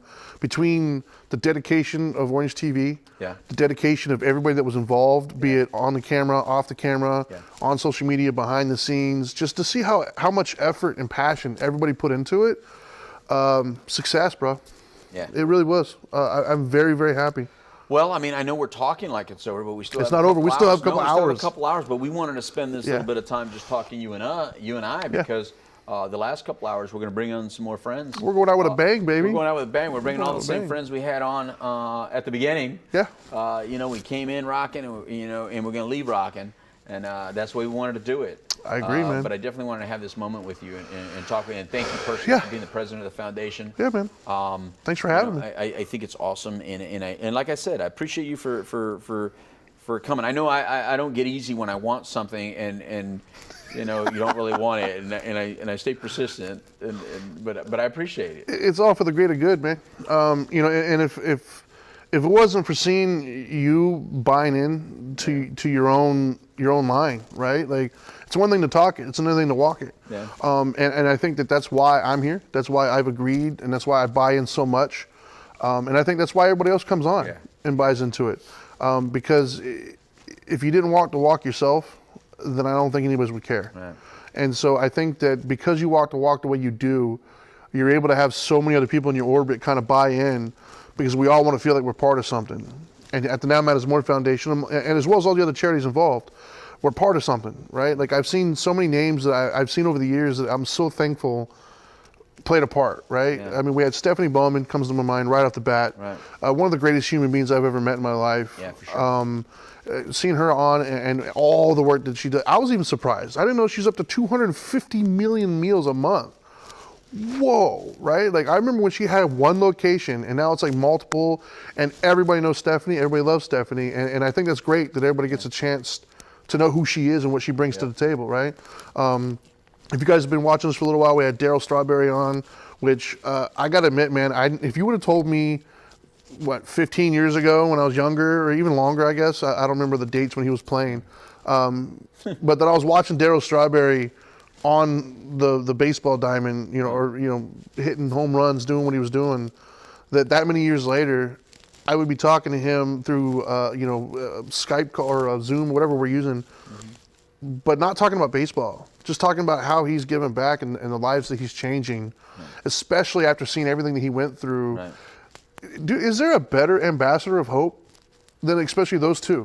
Not to me. Not to me. You know what I mean? At all, because and we've had many. That's not to take away from all the hope from everybody exactly. we've had. I just know their stories just that so he's well. always consistent. He's been there, right along my side for a lot of years. So I really appreciate that, from him. But it's almost time to do that last 2-hour thing. Yeah, so man. before we do that last 2 hours, here's what I want to do, Trinity. We have that express feedback for Yes, good. sir. And so I know that there's probably some things that got played all throughout the whole 24 hours. Yes, I think Explain everybody it to saw people. my ugly mug telling them to text a number or something like that. Yeah, I think it's. So can you do it live for me? Can you do it I'll live? do my best. I'll do my best. Let me I've already watch said it this. like a million times at this point. Yeah, but when you did it one time, you did it with a sourpuss on it. No, So now whatever. can you do it like out of love? And I'll can you do it with all the love I have inside Thank of me. you at very the much. I moment. want to see that.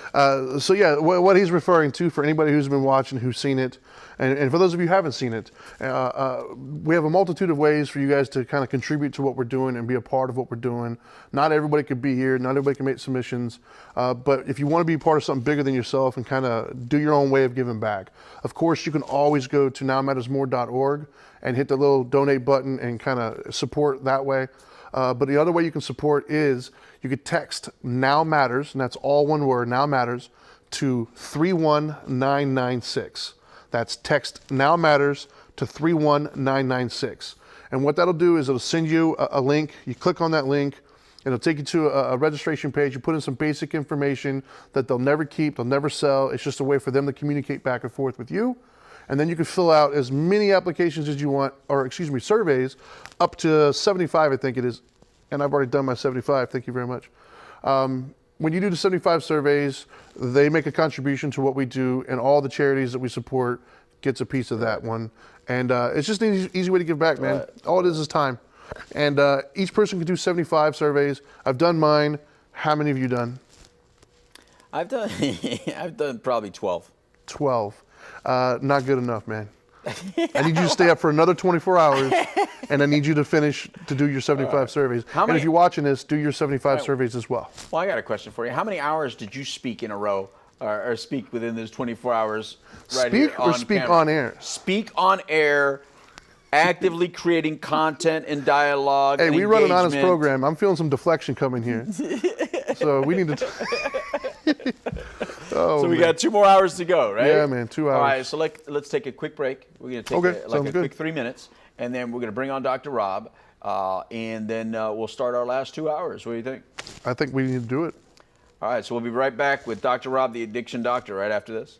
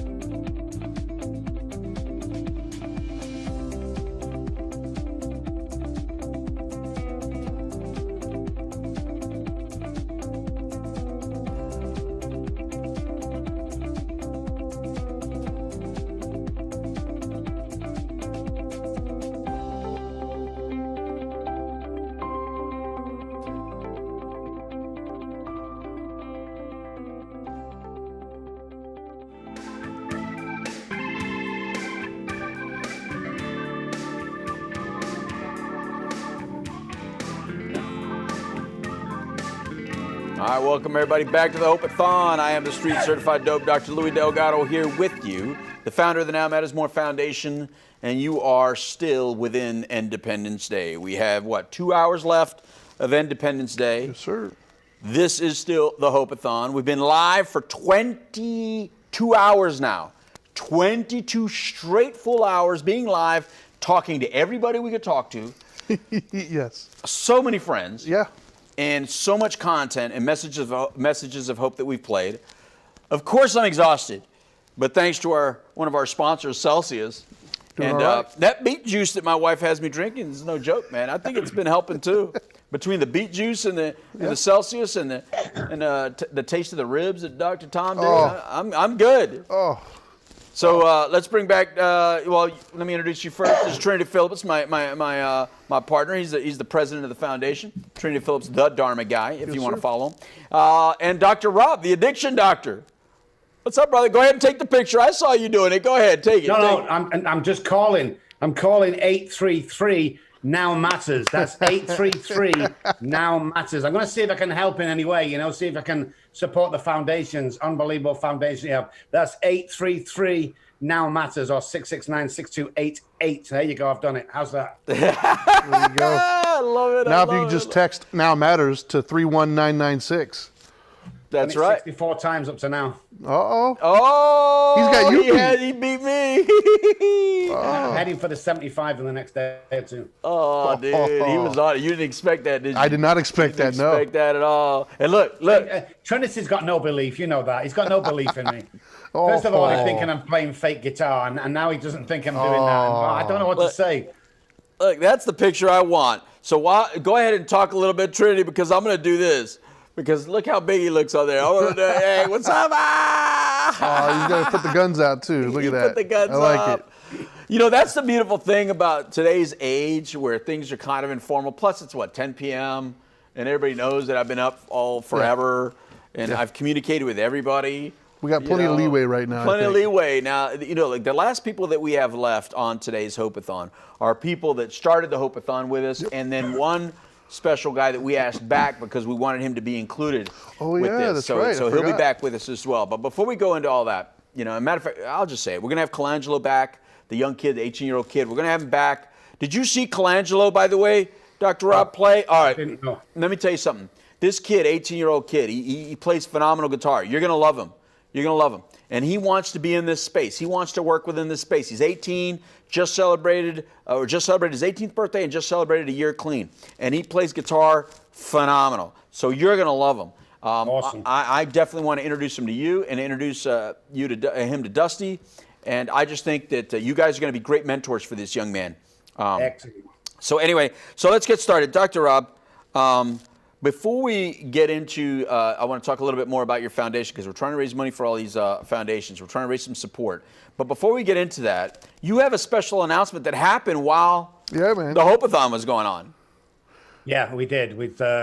As you can see by the background, I can use the background because 2021, I'm not a regular, but I went on about 5-6 times a year.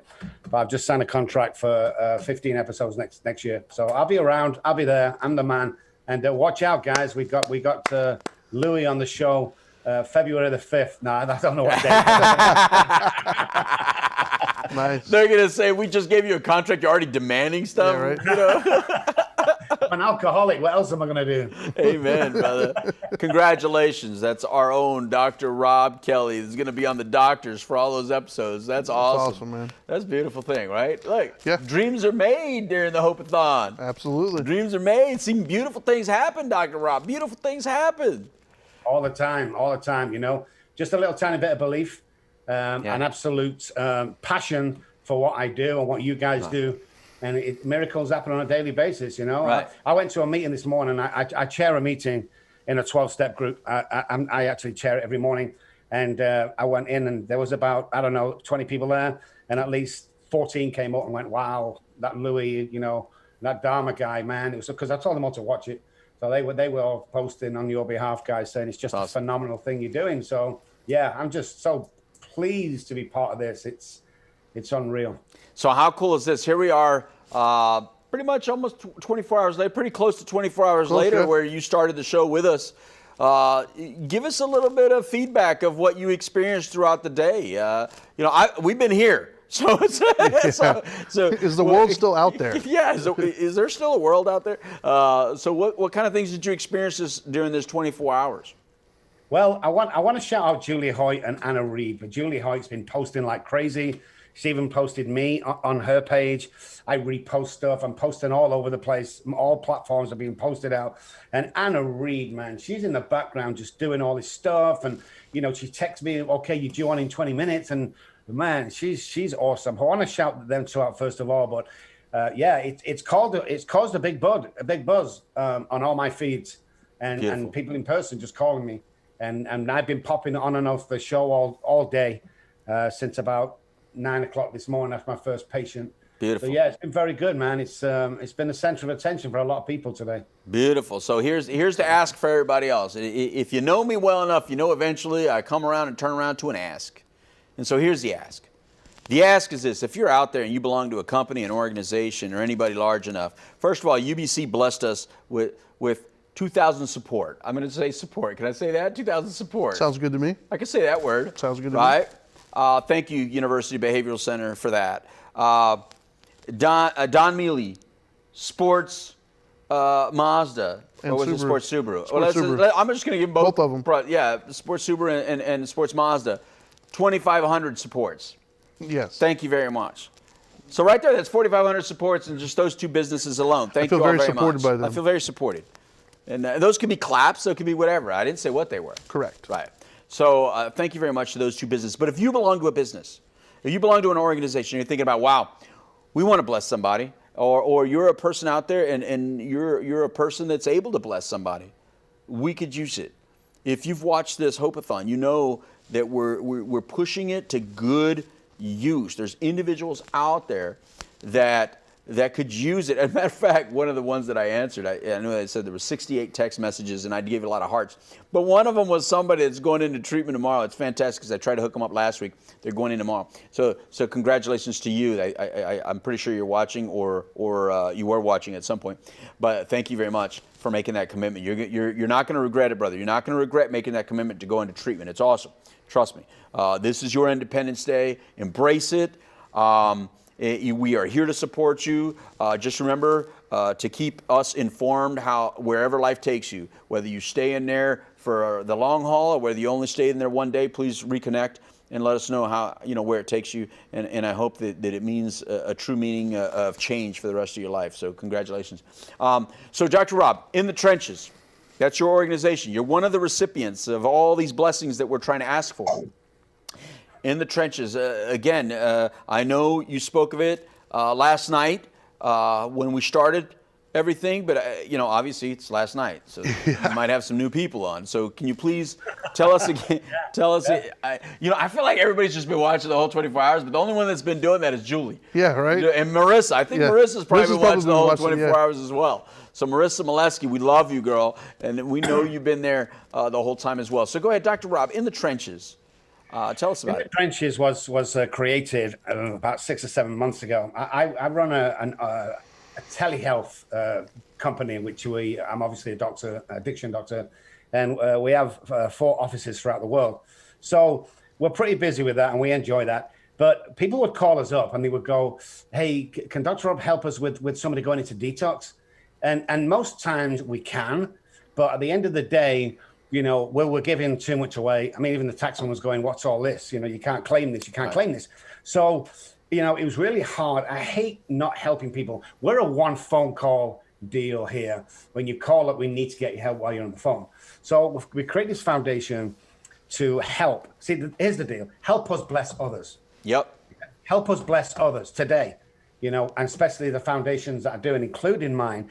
Because what we do is we a small little tiny thing, guys, a small little tiny things. Like I shared yesterday, I bought a bus pass for somebody, $12, $18, I don't know how much it was. She was in a halfway house and she'd got a job. And that made me think. I mean, when I gave it to her, I give her a 20. I didn't even think to get changed. I'm like, no, I'll just keep it. But I found her crying in the corner. And I thought, oh my God, something must have happened. So I walked over and said, "What's going on?" And she said, "I can't believe you've done that for me." So we want to do that. We want to be able to buy things that you can't really get money for, or you can't really cover insurance. We want to put somebody in detox and pay for that if we can. We want to, buy your new school uniform for your kid that's going to school. We want to buy you a kettle and maybe a small TV if you just moved into your apartment. Right. We want to pick you up from A and take you to B. So there's no excuse that you got to go. Well, insurance pays for this, but how do I get there? Call us. Call In the Trenches Foundation. If you qualify, we'll come and pick you up. Hey, listen, if you qualify, I'll bring my plane and pick you up. How's that? No, Louis, you are not ill again. You can't. It's like anything, guys. Anything goes, All of us on the screen and loads more that I've spoke to, especially Dusty and me and the two girls behind, Julie and Anna. We're in this for one reason. That's to help others. And yeah, I'm a very busy guy, as most of you know. Over it's 9:15. I've been going since 7 this morning. I got to bed at 3 o'clock. Why would I come on here and just take part? Why would I do that? For one reason. One reason why Louis has been up all night. One reason why Trinity does what he does and starts to believe. One reason that's helped somebody else. Because, guys, let me tell you something, and it might surprise people who haven't tuned into me before. I was homeless. Addiction took my kids, my wife, my houses, my medical life. It took everything. I was sleeping in park benches. I was sleeping under bus shelters and in bushes to survive. 14 months I was on the streets. The comeback from that is phenomenal. But I ain't finished yet. With this foundation, I want to be amazing. I want the foundation to come into your foundation, Louis and Trinity. Be part of that and just, whatever I've got to do. I'm the kind of make it happen guy. Yeah. If someone's suffering, I will give you the shirt off my back. I will walk to your house if need be. I will be there. I'll fight toe to toe with your disease until you're strong enough to fight for yourself. Same. And that's it, and that's what brings us all together. I don't gravitate to a lot of people, but you, Louis, and Trinity. And now, oh my God, I've just friended Julia and Anna on friend. It's like you're my best friends, man. And I get excited about that stuff. And I get excited about what we're doing with the foundations. And I get excited that, with God's blessings, help us bless others. We can help others when they make that phone call, because I know what it's like when you make that phone call and go, I just want a ride, or I've got a kettle, or I've got my school. We went into a school not 3 or 4 months ago. I heard somebody one child got turned back from the lunch queue. And I was absolutely aghast. I'm like, how does that happen in America? And we called one school near us, a random school, and we said, how much is your lunch bill? And she told us, or your lunch debt. It was 6 figures. Wow. Can you believe that? Wow. Can you believe? So I said, what happens? Well, the children over the last 4 or 5 years that can't afford it, they have to bring sandwiches or they just don't get fed. Let me write you a check for that. That's what we want the foundation for. I wrote it out of my own pocket, but when we build a foundation, that's what we want it for. Help us, help others. So listen, guys, if you're looking in and go, oh man, that Dr. Rob is awesome. He's a crazy guy. He's absolutely crazy. Let me put my hat on. Okay, listen, Now Matters, 833 Now Matters. Help us bless others. Yes. 833-669-6288. That's what it's all about, guys. That's right. What's the hat say? I don't. What does it say? Can you read it? I can't read it from here. We can't read it. I mean, which far? Well, I can look at. Rob Kelly Addiction Services. That's right. That's awesome. Thanks. Yeah, but on the back it says Louis and Trinity are awesome. I did see. It looks like it has the American flag on there. And those of you that saw the beginning and saw it somewhere in the middle, you saw Dr. Rob Kelly play the guitar. He played the national anthem for us. He's awesome. He is. He's just awesome. So thank you very much for that. And we're happy to include your organization in this Hope-A-Thon. And hopefully we can help you bless some others as well. So that's really cool. Thank you for that. Well, and I just want to add, Dr. Rob, man, I want to send a personal thank you also. Louie and I have been doing our show for quite some time now. I don't even remember how many years we've been doing it together. I know you've been doing it for 21 years. But I remember him giving me a call and told me to go look up this Dr. Rob Kelly guy. He's like, this guy reached out to us, man. I don't know if it's real. I don't know if it's legit. Just what are your thoughts? And I looked it up and I was like, I don't know. I mean, let's give it a shot. Let's see what he's about. And I'm glad we did, man. I think we've welcomed you into the fold, and you seem like you're really about it. And I love every single time. I get excited every time he says, "Hey, Rob's going to be on the show today." I'm like, "All right, I know it's going to be a good show." You got a lot of energy, you got a lot of hype, and you believe in what you're doing. And thank you for being who you are and doing what you do, man. Right. Yeah, I remember getting a phone. I remember either me calling Trinity or Trinity calling me for something. And I'm like, Trinity, I can't, because it was on, it's going on the show again. It was like my third time. Like, Trinity, I can't believe it. And this is what he said to me, and I'll never forget this. He said, "You're part of the circle now, man." That's right. And I'm like, "What?" Yeah. Said, "You're part of the inner circle." Man, I'm going to tell you something. I shouldn't tell you this because I'm a big, hard, tough guy. But I cried when I put that phone down, Trinity. Oh, wow. Yeah. I admit it, though. You're in the circle, man. Yeah, that's how much it meant to me. That's awesome. Well, here's the thing. So the full story goes like this. Dr. Rob, tell me if I'm wrong. You reached out to me a very long time ago. If it wasn't a year ago, it's 6 months ago or longer. And I never responded. That's true, right? Yes. First of all, I did not respond on purpose. I did not respond. It's just who you are. It's just who I am. You weren't asking for help. You were just trying to connect. And I unfortunately have a bad habit of when people just want to connect, it slips by. I admit it. I have a flaw. I did it to Trinity for a year, and now I think he has your same story. Probably. Because I didn't know that I did that until you had a staff person call me, and she said, "My boss loves you. He loves you, wants to be on the show, blah, blah, blah, blah, blah." And I'm thinking, who's your boss? Yeah. There's an ask here, right? I know because I have asks. So I'm like, all right, what's the ask? And then she goes on to say, he's been on Oprah, been on Dr. Phil, been on the doctors. Now I'm really going, all right, BS meter. Why? Yeah. If he's been on all those shows, what does he care about being on this show, right? Yep. But then she started quoting things that we say. Yeah. She's quoting things I say, quoting things you say, quoting things that we say as a team. And that's when I called Trinity. I said, "Trinity, if this person is lying, she's the best liar I've ever seen." Yep. Because she did her homework at least. This is all 100% true, by the way. At least she did her homework to know enough about us to insert things that were personal about us that kind of sells the story. Yeah. So here's my formal here on the Hope-A-Thon on Independence Day 2020. Dr. Rob Kelly, I apologize for delaying and reaching out to you. It wasn't personal. I had no idea who you were. I apologize. I just thought it was somebody else trying to sell a book or something, because there's a lot of those individuals out there. You get it. You get that. But I want to apologize for that, because since we've connected, since we talked, just like since Trinity and I have connected, he's been on the show. We've been great friends ever since we connected, and that's how I feel with you. Since we connected, boom. It's like we've known each other our entire life. So thank you very much for being persistent and having her reach out like that. And I really do apologize, because that really, how many people do I miss that are really cool by not reaching back out? And that's the thing is, like you said, we get a lot of them, Yeah. like people reaching out. So you never know who's serious and who isn't. Yeah, I probably missed out on a lot of cool people now Maybe, that I think about it. Hey, if you're out there, you're a really great person, and you've reached out and I've Reach back ignored out. you, wait till like it's a year, and then that means it's probably going to be really special when we connect. That's right. But don't give up.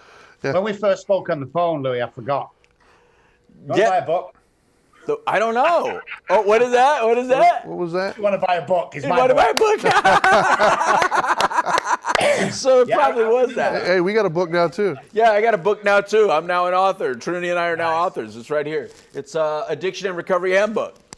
Love it. We were here on the show, and Jack Levine Yep. comes in, and the book is done. I wrote a chapter. Trinity wrote a chapter. There it is. So it'll be coming out shortly. So look, the positive thing is this.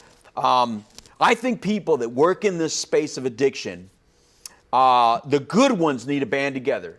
Yeah, because agreed. there's some bad ones out there that I think the reason we all get along, we agree that there's some clowns out there that just don't need to be in this space. Yes. And I know, Rob, you haven't seen me talk in front of a bunch of therapists, but one of the first things I like to do when I get up in front of a lot of therapists, that I said, if you're burnt out and if you think clients are like this or like that, and I go on a whole little thing, right? And then I say, if you think like that, get out of this business. You're done. You're burnt.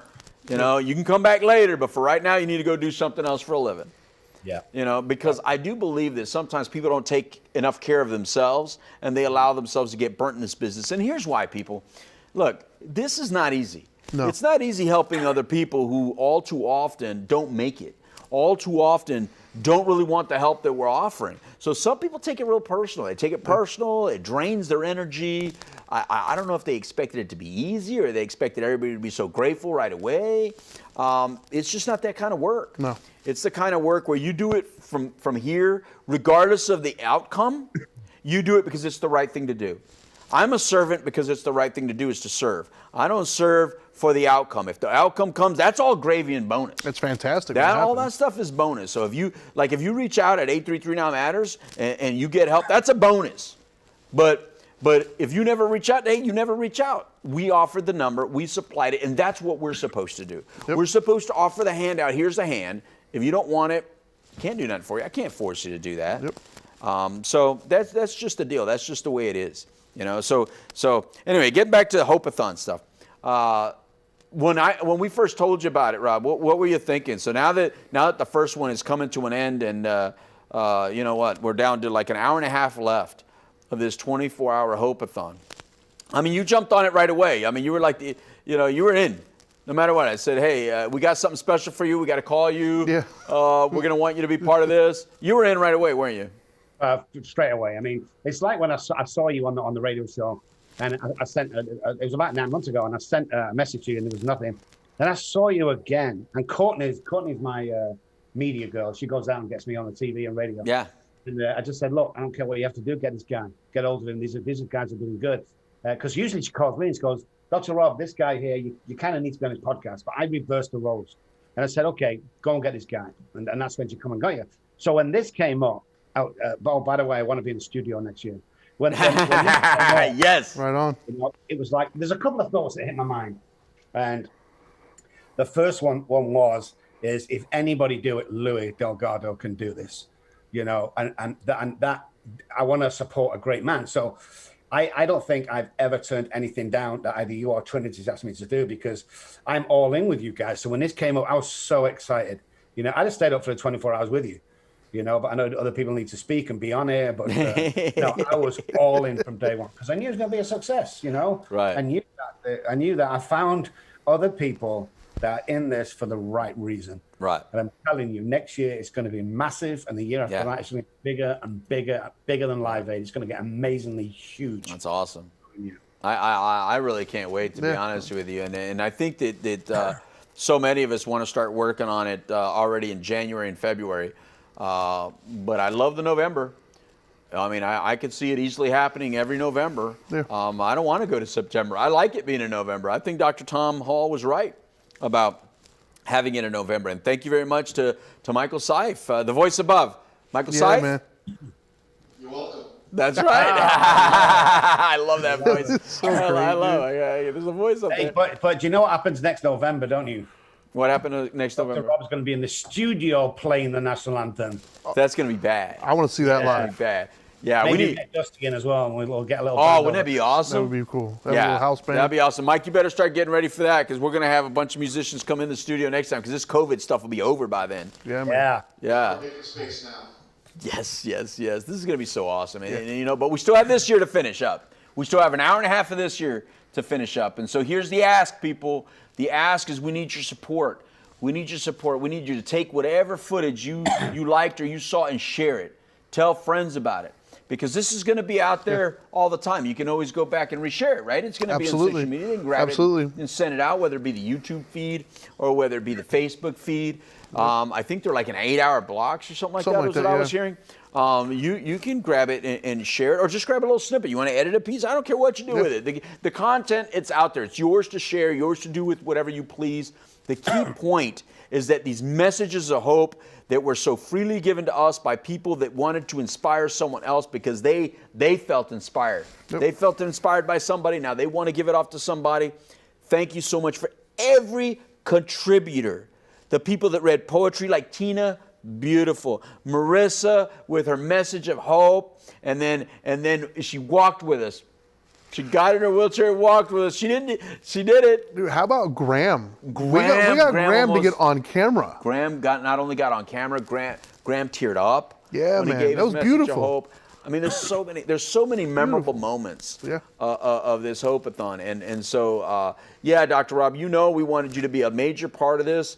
You know, it's just it gets a little complicated doing the Zoom and become a major part. You know what I mean? Because you know, when you do the Zoom and people hear, it's different. But yeah, when you're in the studio, boom, boom, boom, we're going to be able to have more chairs here. You know what Look I'm how looking forward separated we to? are right now because of COVID. I'm looking forward to experiencing the energy that he brings to the table in person. Oh yeah. Because I get hyped up just listening to him here, but when he gets in person, I bet you it's going to be something to be seen. It's going to be something else, man. I'm liking it, man. It's going to be something else. Yeah, I'm going to love it. I love everything they did. And Orange TV did a phenomenal job. How about this set? Oh, this is beautiful. How about this set? Yeah, I didn't know what I was expecting, but when I came in, I was blown away. I wasn't expecting this. No, I didn't know what to expect. I really wasn't. But I was just like, wow. Yeah. Wow. And yeah, I can't tell you what I was expecting either, but I was expecting a lot more plain. The graphics and the TVs, it was wow. I mean, if you could see over there, there's TVs over there, graphics over there, there's TVs over there, graphics over there. You got Picard staring at us? Got Robert Picard standing up over there. Jean-Luc Picard, man. What is it? Jean-Luc Picard. Oh, well, I don't know his name then. And then, but we have our Shaq. We need to bring our Shaq. He's taller than Picard. He is. But the point is that this all begins with a vision. So here's where I'm going to go with this. This is what I'm going to parlay into this. Everything begins with a vision. Everything. You can't just sit there and have an idea and not see it through when it's such a beautiful thing. And some of you are thinking about a beautiful life that you want. You're thinking about a beautiful outcome that you would like to pursue. You're thinking about some dreams that you might have about what would life be if I could only never use again. I mean, if I could put this drink down, or if I can never put another shot in my arm, what would life be like? Those are all visions. Those are all dreams, and they're beautiful to have. But you got to take that vision and you got to do something with it. That's what we did. That's what we did. But we didn't do it alone. I didn't do it alone. And thank you for all the accolades. And I'm glad that people say Louis Delgado, Louis Delgado. That's great. But I didn't do this alone. All these other names that you heard, like the Trinity, you know, the Michael, the voice above Michael, the Julie, the Anna Reed, the Dr. Tom Hall, the Wendy, I can go Robin from Zebra Coalition, the Yasmin, the Lindsay. There's so many names. Yeah. So many names. I could just go on and on and on. And I don't want to keep doing it because then I'm going to leave somebody out. And We're both going to feel horribly and guilty. Yeah, I already went too far, I think. I already gave so many names that it's like, ooh, my name was next and he didn't do it. But, you know, thank you to everybody. And, you know, and when you have so many good people around you, they can see the vision that you have, you know, and they're able to listen to the vision. And I know I'm not always easy. I know, you know, my timelines aren't always easy. I know my editor for the magazine, I mean, is texting me and saying, you know, tomorrow is the deadline for the magazine article. Heike, I'll get that article to you by tomorrow after I sleep for a little bit. But I'll get that article for you for Brevard Live magazine. Might as well give them a shot because I'm, you know, I do and by the way, Brevard Live magazine put a Hope-A-Thon thing in the last magazine. Thank you very much, Heike, for that. So all of that. But what I'm saying is it takes a team. And so if you're out there and you're suffering and you're struggling and you think, you know, I got to do this on my own, Louis, you don't understand. Maybe you have a team, Louis, but I'm surrounded by idiots. There's nobody around me that can help me. I'm all alone. You know, my family sucks. My friends, they're all users. I don't have anybody like you. You know, you're lucky. Maybe that's your life, Louis, but that's not my life. Well, you know what? A lot of us start off that way, but we don't end up that way. There's a team out there. All that means is that you don't know your team yet. All that means is you got a bunch of teammates out there that you just don't know yet. That means you need to meet another person, just one other person. And it multiplies like that because they're like gremlins, man. You meet one, and that's all you really need is one, by the way. All you need is one good person in your life, and then it starts rolling. Like my first person I met was Dana. Dana is my one person, my wife, 27 years married. I love you, Dana. Thank God for you. I swear to God you saved my life.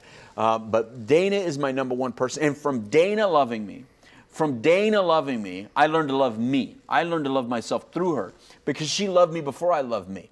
I didn't love myself, man. It was all ego, all attitude, all machismo, all aggression.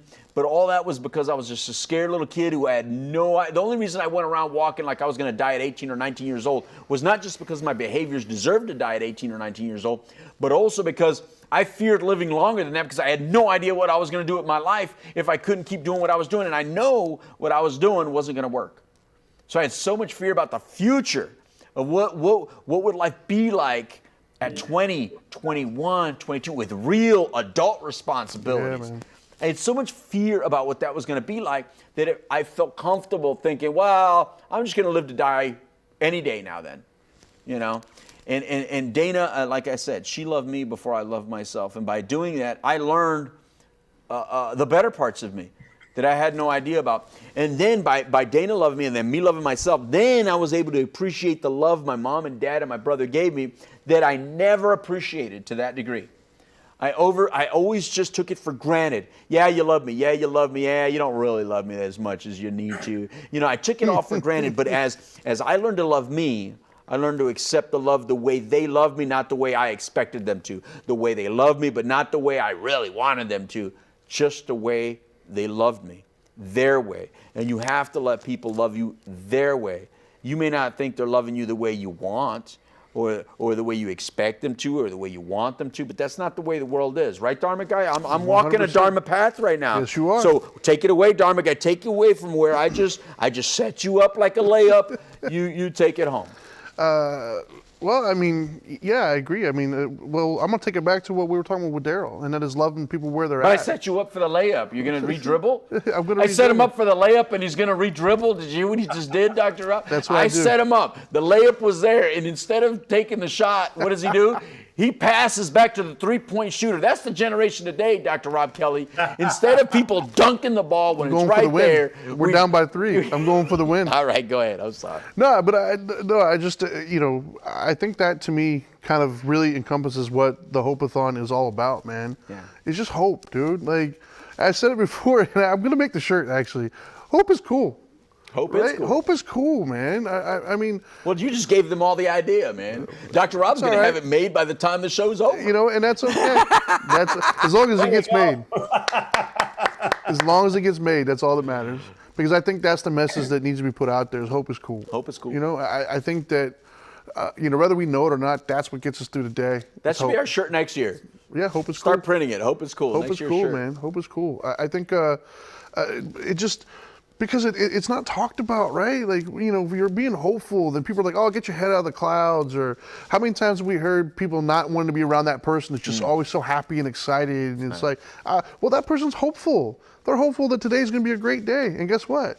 If you're alive at the end of the day, it was a great day. I don't care what happened throughout the day because it could have been worse. You know, you could not be here anymore. Right. And we're talking about a lot of people who have loved ones that aren't here anymore. So their hope ended.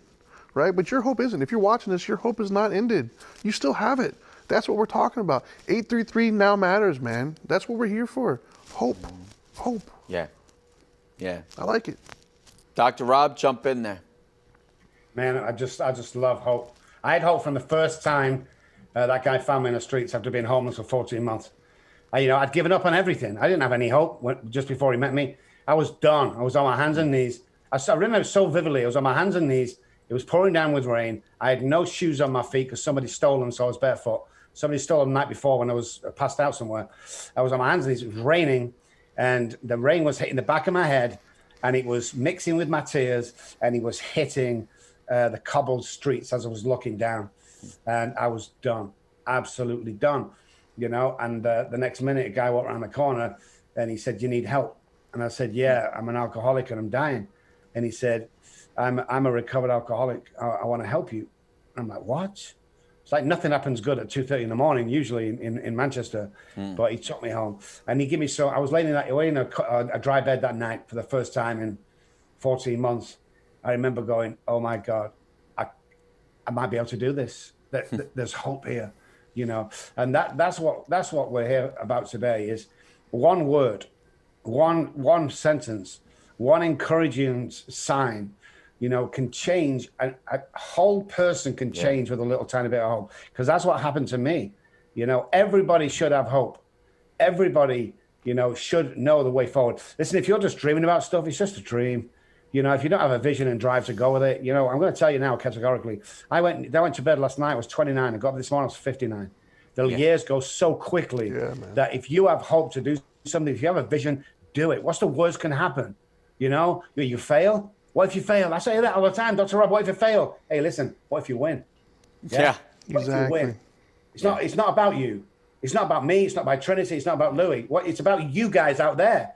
It's the reason we do it. That's the hope. We've got hope. I've got hope today. Right. Let me pass that hope on to you. Right. You know, let me give you hope. I want to be that one guy that found me on the street, Louis. Yeah. That one guy who didn't give up on me. They used to spit on the street and throw stuff at me when I was drunk on the street. They used to step over me. Friends and parents used to step over me when they was in city centers shopping, man. I had no hope then. One guy gave me an inch of hope, and look where I am now. Yeah. You know, I'm 4,500 miles away from home, becoming one of the best minds in the modern addiction world. Why? Because somebody gave me hope. So, guys, if you're listening out there, I want you to do two things, and watching out there, I want you to do two things. I want you to give someone hope tomorrow. Just say something, kind words, say anything, give them hope. And the other thing I want you to do is 833 now matters. You know, help us, bless these guys. Because if you don't think you can help, or your little contribution is not enough, or whatever it may be, it's not right. It's like this tiny word. It doesn't have to be a sentence. A tiny word can change your life. Yeah, it can be simple. All you have to do is go to nowmattersmore.org and hit the button. Nowmattersmore.org, then hit that little red button. It's red, right? I think so, yes. The donate button? Yes, Nowmattersmore.org, and there, you can contribute right there.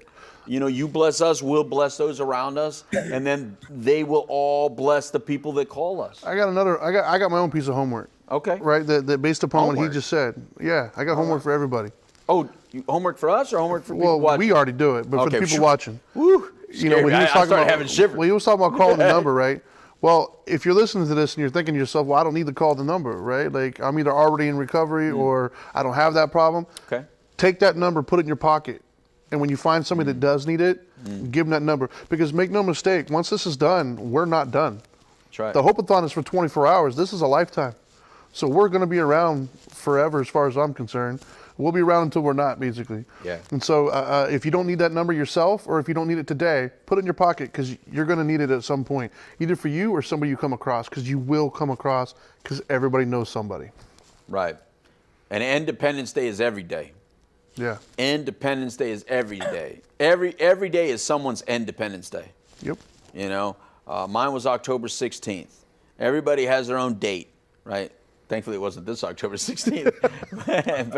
but you know, the years don't matter. The years don't matter. I don't always like giving the years. I just like saying the date. Sure. You know, I mean, you know what I mean? Whether it's 1 year, whether it's 50 years, who cares, man? The point is, there's a date that was my Independence Day, and everybody has their Independence Day. Because what do you do with 4th of July? You celebrate 4th of July. You don't say, hey, I celebrate 4th of July, 1776. Who cares, 1776? 4th of July is what you celebrate.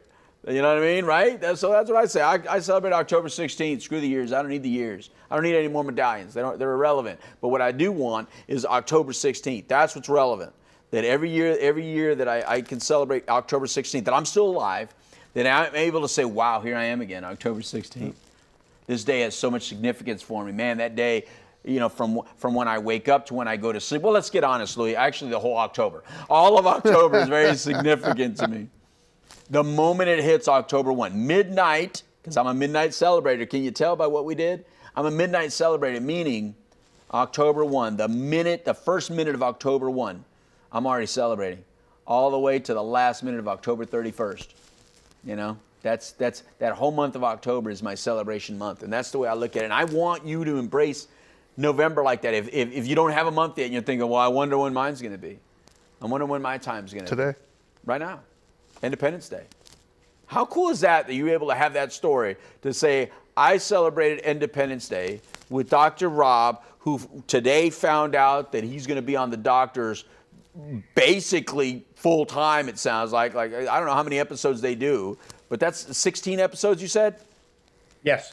That's a lot of episodes. I found out the day Trinity Phillips shared with me some Dharma guy wisdom. I celebrated my Independence Day the day Louis Delgado spoke, probably for about, 20 hours out of 24. Yeah. You know, that's the day I celebrated my Independence Day. That's the kind of story you can have. Yep. You know, and I want you to find us, by the way. I want you to find us. Out. Yeah, reach out. I want to hear that. And I want to hear that story because I'm telling you, somebody watching this, that's exactly what they're going to do. But I want to know who you are. Yep. I want to know who you are. And you know what? I want you on this stage next year too. Oh, I that would be want awesome. you that are celebrating your Independence Day today to be here next year on stage with us, right? Because that, my friend. That would be cool. I just got chills now. That just That would gave be me cool. chills. That is what I want. That's my ask. My ask is that you start taking care of yourself right now. You do for you what you have never done for you. You know, because let me tell you something. You've lied to yourself more than anybody has ever lied to yourself. You have put yourself down more than anybody has ever put yourself down. You have doubted things about yourself more than anybody has ever doubted you. You have hated people for life for less than what you did to yourself. You got to start embracing yourself, man. You got to start loving yourself, man. Because until you start embracing yourself and doing all that, we can't get anywhere. We can't get anywhere. But I promise you, if you hug yourself, I'm going to hug you with you. Then I'm going to have this bear hug over here, hug you with you. And then another bear hug over there, hug you with it. And then I'm going to bring that 7-foot man that was in here, Matt Morgan, to hug you with you. And we're all going to hug you because you're going to be on this stage next year celebrating your Independence Day. That's what I want. Is that too much to ask, Dr. Rob? No, it's not too much to ask. Okay. You know, we can get hope from hopeless. Yeah. We get hope from hopelessness. Yeah. You know, these are the things that happen every day. Yeah. You know, when foundations like this, and shows like this are going out, you know, we can make them have more. You know, when I used to hear in the past, it was like 1 or 2 every month or something. Mm-hmm. You hear somebody beating alcoholism or getting off the streets. Right. This could be a daily occurrence. Let's make it a daily occurrence. You know, if you're out there, guys, and mums and dads and everything, let me tell you something. There's an epidemic on our hands. Amen. It's about time we realize it. Yep. And instead of watching our kids die, you know, why don't we start getting them help? Why don't we start getting them with people who are in this business for the right reason? Right. You know, and that's all it takes. It takes a few people together with a drive, with a passion, you know, with an idea that we could change this 1 or 2% success rate around. Yeah. We could change it around big time. And let's not even take a no. Let's make it a yes. Right. You know? And if you really believe it, if you really sat there at home and going, wow, that Dr. Robbie gets really hyped up about it. I do get hyped up, guys. 833 now matters. Call us. You know, help us bless everybody else that's suffering. I'm not going to rest till everybody we come into contact has the chance to recover. That's what it's all about. I'm not resting on my laurels. I'm in your face 24 hours a day because let me tell you something, guys. If you're sat there and I'm going, they're doing a really good job, something. Let me tell you, when you've seen the hope in parents' eyes, when you've seen hope in the guy that's getting help because his wife can't take it anymore, when you see that in their eyes, you'll realize when you helped us to bless them, it was a good cause. In fact, it's probably going to be the best cause you've ever done in your life. Because what happens when we help one people, it has a knock-on effect. Yep. And that's what we're looking for. Let's save our kids, guys. Save our generation. You know, and when we got loads of people on this Hope-A-Thon with absolute miracles. I spoke to Dusty yesterday night. He brought all it back for me. It's like, every single one of us are miracles. Please help us bless other miracles that could be sat on here next year telling the same stories as we. 833 now matters, guys. Come on, let's do this deal. Let's finish real strong, guys. Come on, finish real strong, and let's get a passion for this. Awesome, and I'm going to match it with one last thing, then we're going to take a break, and then we're going to come in and finish our last hour. I'm going to finish it like this. Have you ever wanted to change the world? Have you ever thought, man, this world sucks. I wish I could just change the world. Yes. You absolutely can, because that's what people like me did. I changed the world because the only world that really mattered, the only world that hurt me or that made me feel any better was my world. Not the world that anybody else gave me. My world mattered because when you're living it, that's all that really matters. Pretty much. I couldn't change what politician was in office. I couldn't change what girls, what guys, what family, but I could change my world. You could absolutely change the world. The power is there. Go to nowmattersmore.org. Help us help someone else change the world, or call 833 Now Matters and change your world. We're going to take a quick break. We're going to be back with Dusty. We're going to bring Dusty back on, Dusty Watson from California. And we're going to bring Colangelo back. Where's Colangelo back? Where did he say he was living? I think Myrtle Beach, South Carolina. Myrtle Beach, South Carolina. We're going to bring him on. And, of course, we're still going to have Dr. Rob on with us. Join us right after a few more messages of hope. We'll be right back right after this.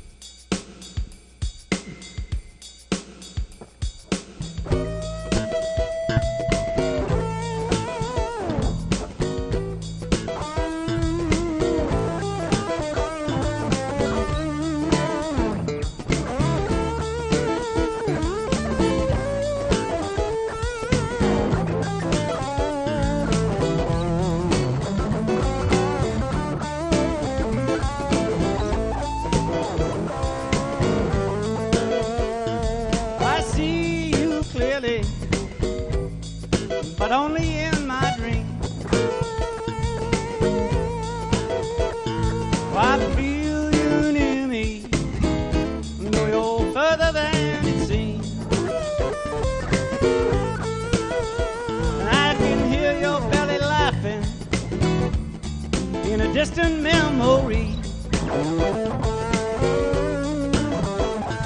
I remember the crossroads where I signed that dotted line. Made a great deal of trouble for the promise you'd be mine. But somewhere in that tiny writing, it wasn't till the end of time.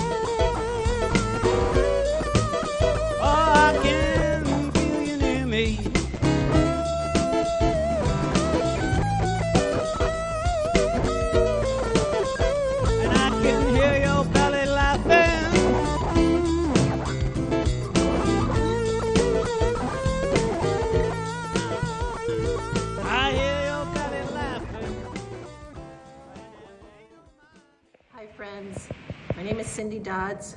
That's my son Kyle Dodds, and I'm here to encourage you today to end Dependence Day. I love that. End dependence. Not an easy fate, but so doable. As I tell people all the time in recovery, you're the strongest people I've ever met in my whole life. I would put my money on you over somebody who hasn't been tested and come out the other side. Our Kyle died actually 4 years ago today of the Hope-A-Thon. 9/26/16. He was 24. He lost his battle because he sunk in shame.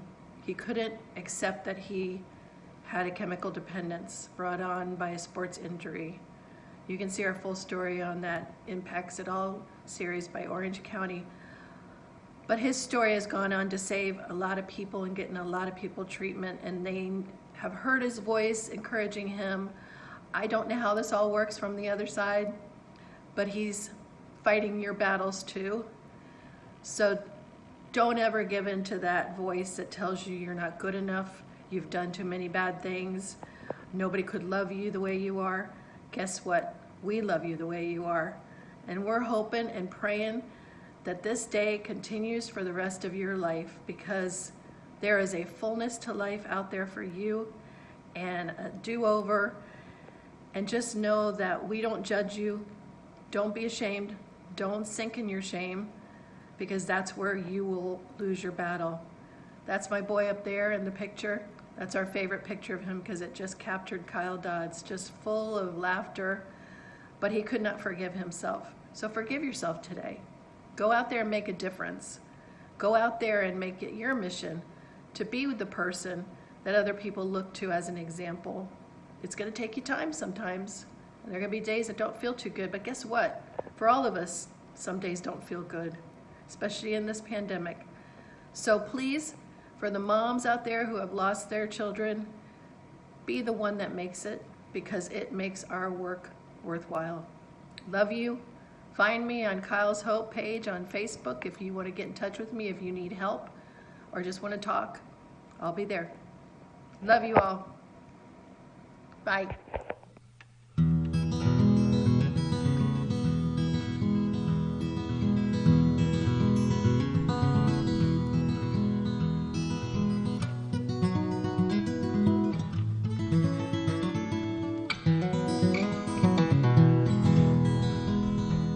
I need a friend to walk along with me as I stumble on dark ground. Shine down, shine down, shine down. I need help to walk along as me, even if there's nothing wrong to see. Shine down, shine down, shine down. Reflect on what is weighing me on this journey I did not foresee. Shine down, shine down, shine down. Answers don't come easily. I don't know what hell is for me, so please shine down, shine down, shine down. Light the darkness underneath my way, see me to that brighter day. Let me see and hear and feel the way, and see me to that brighter day.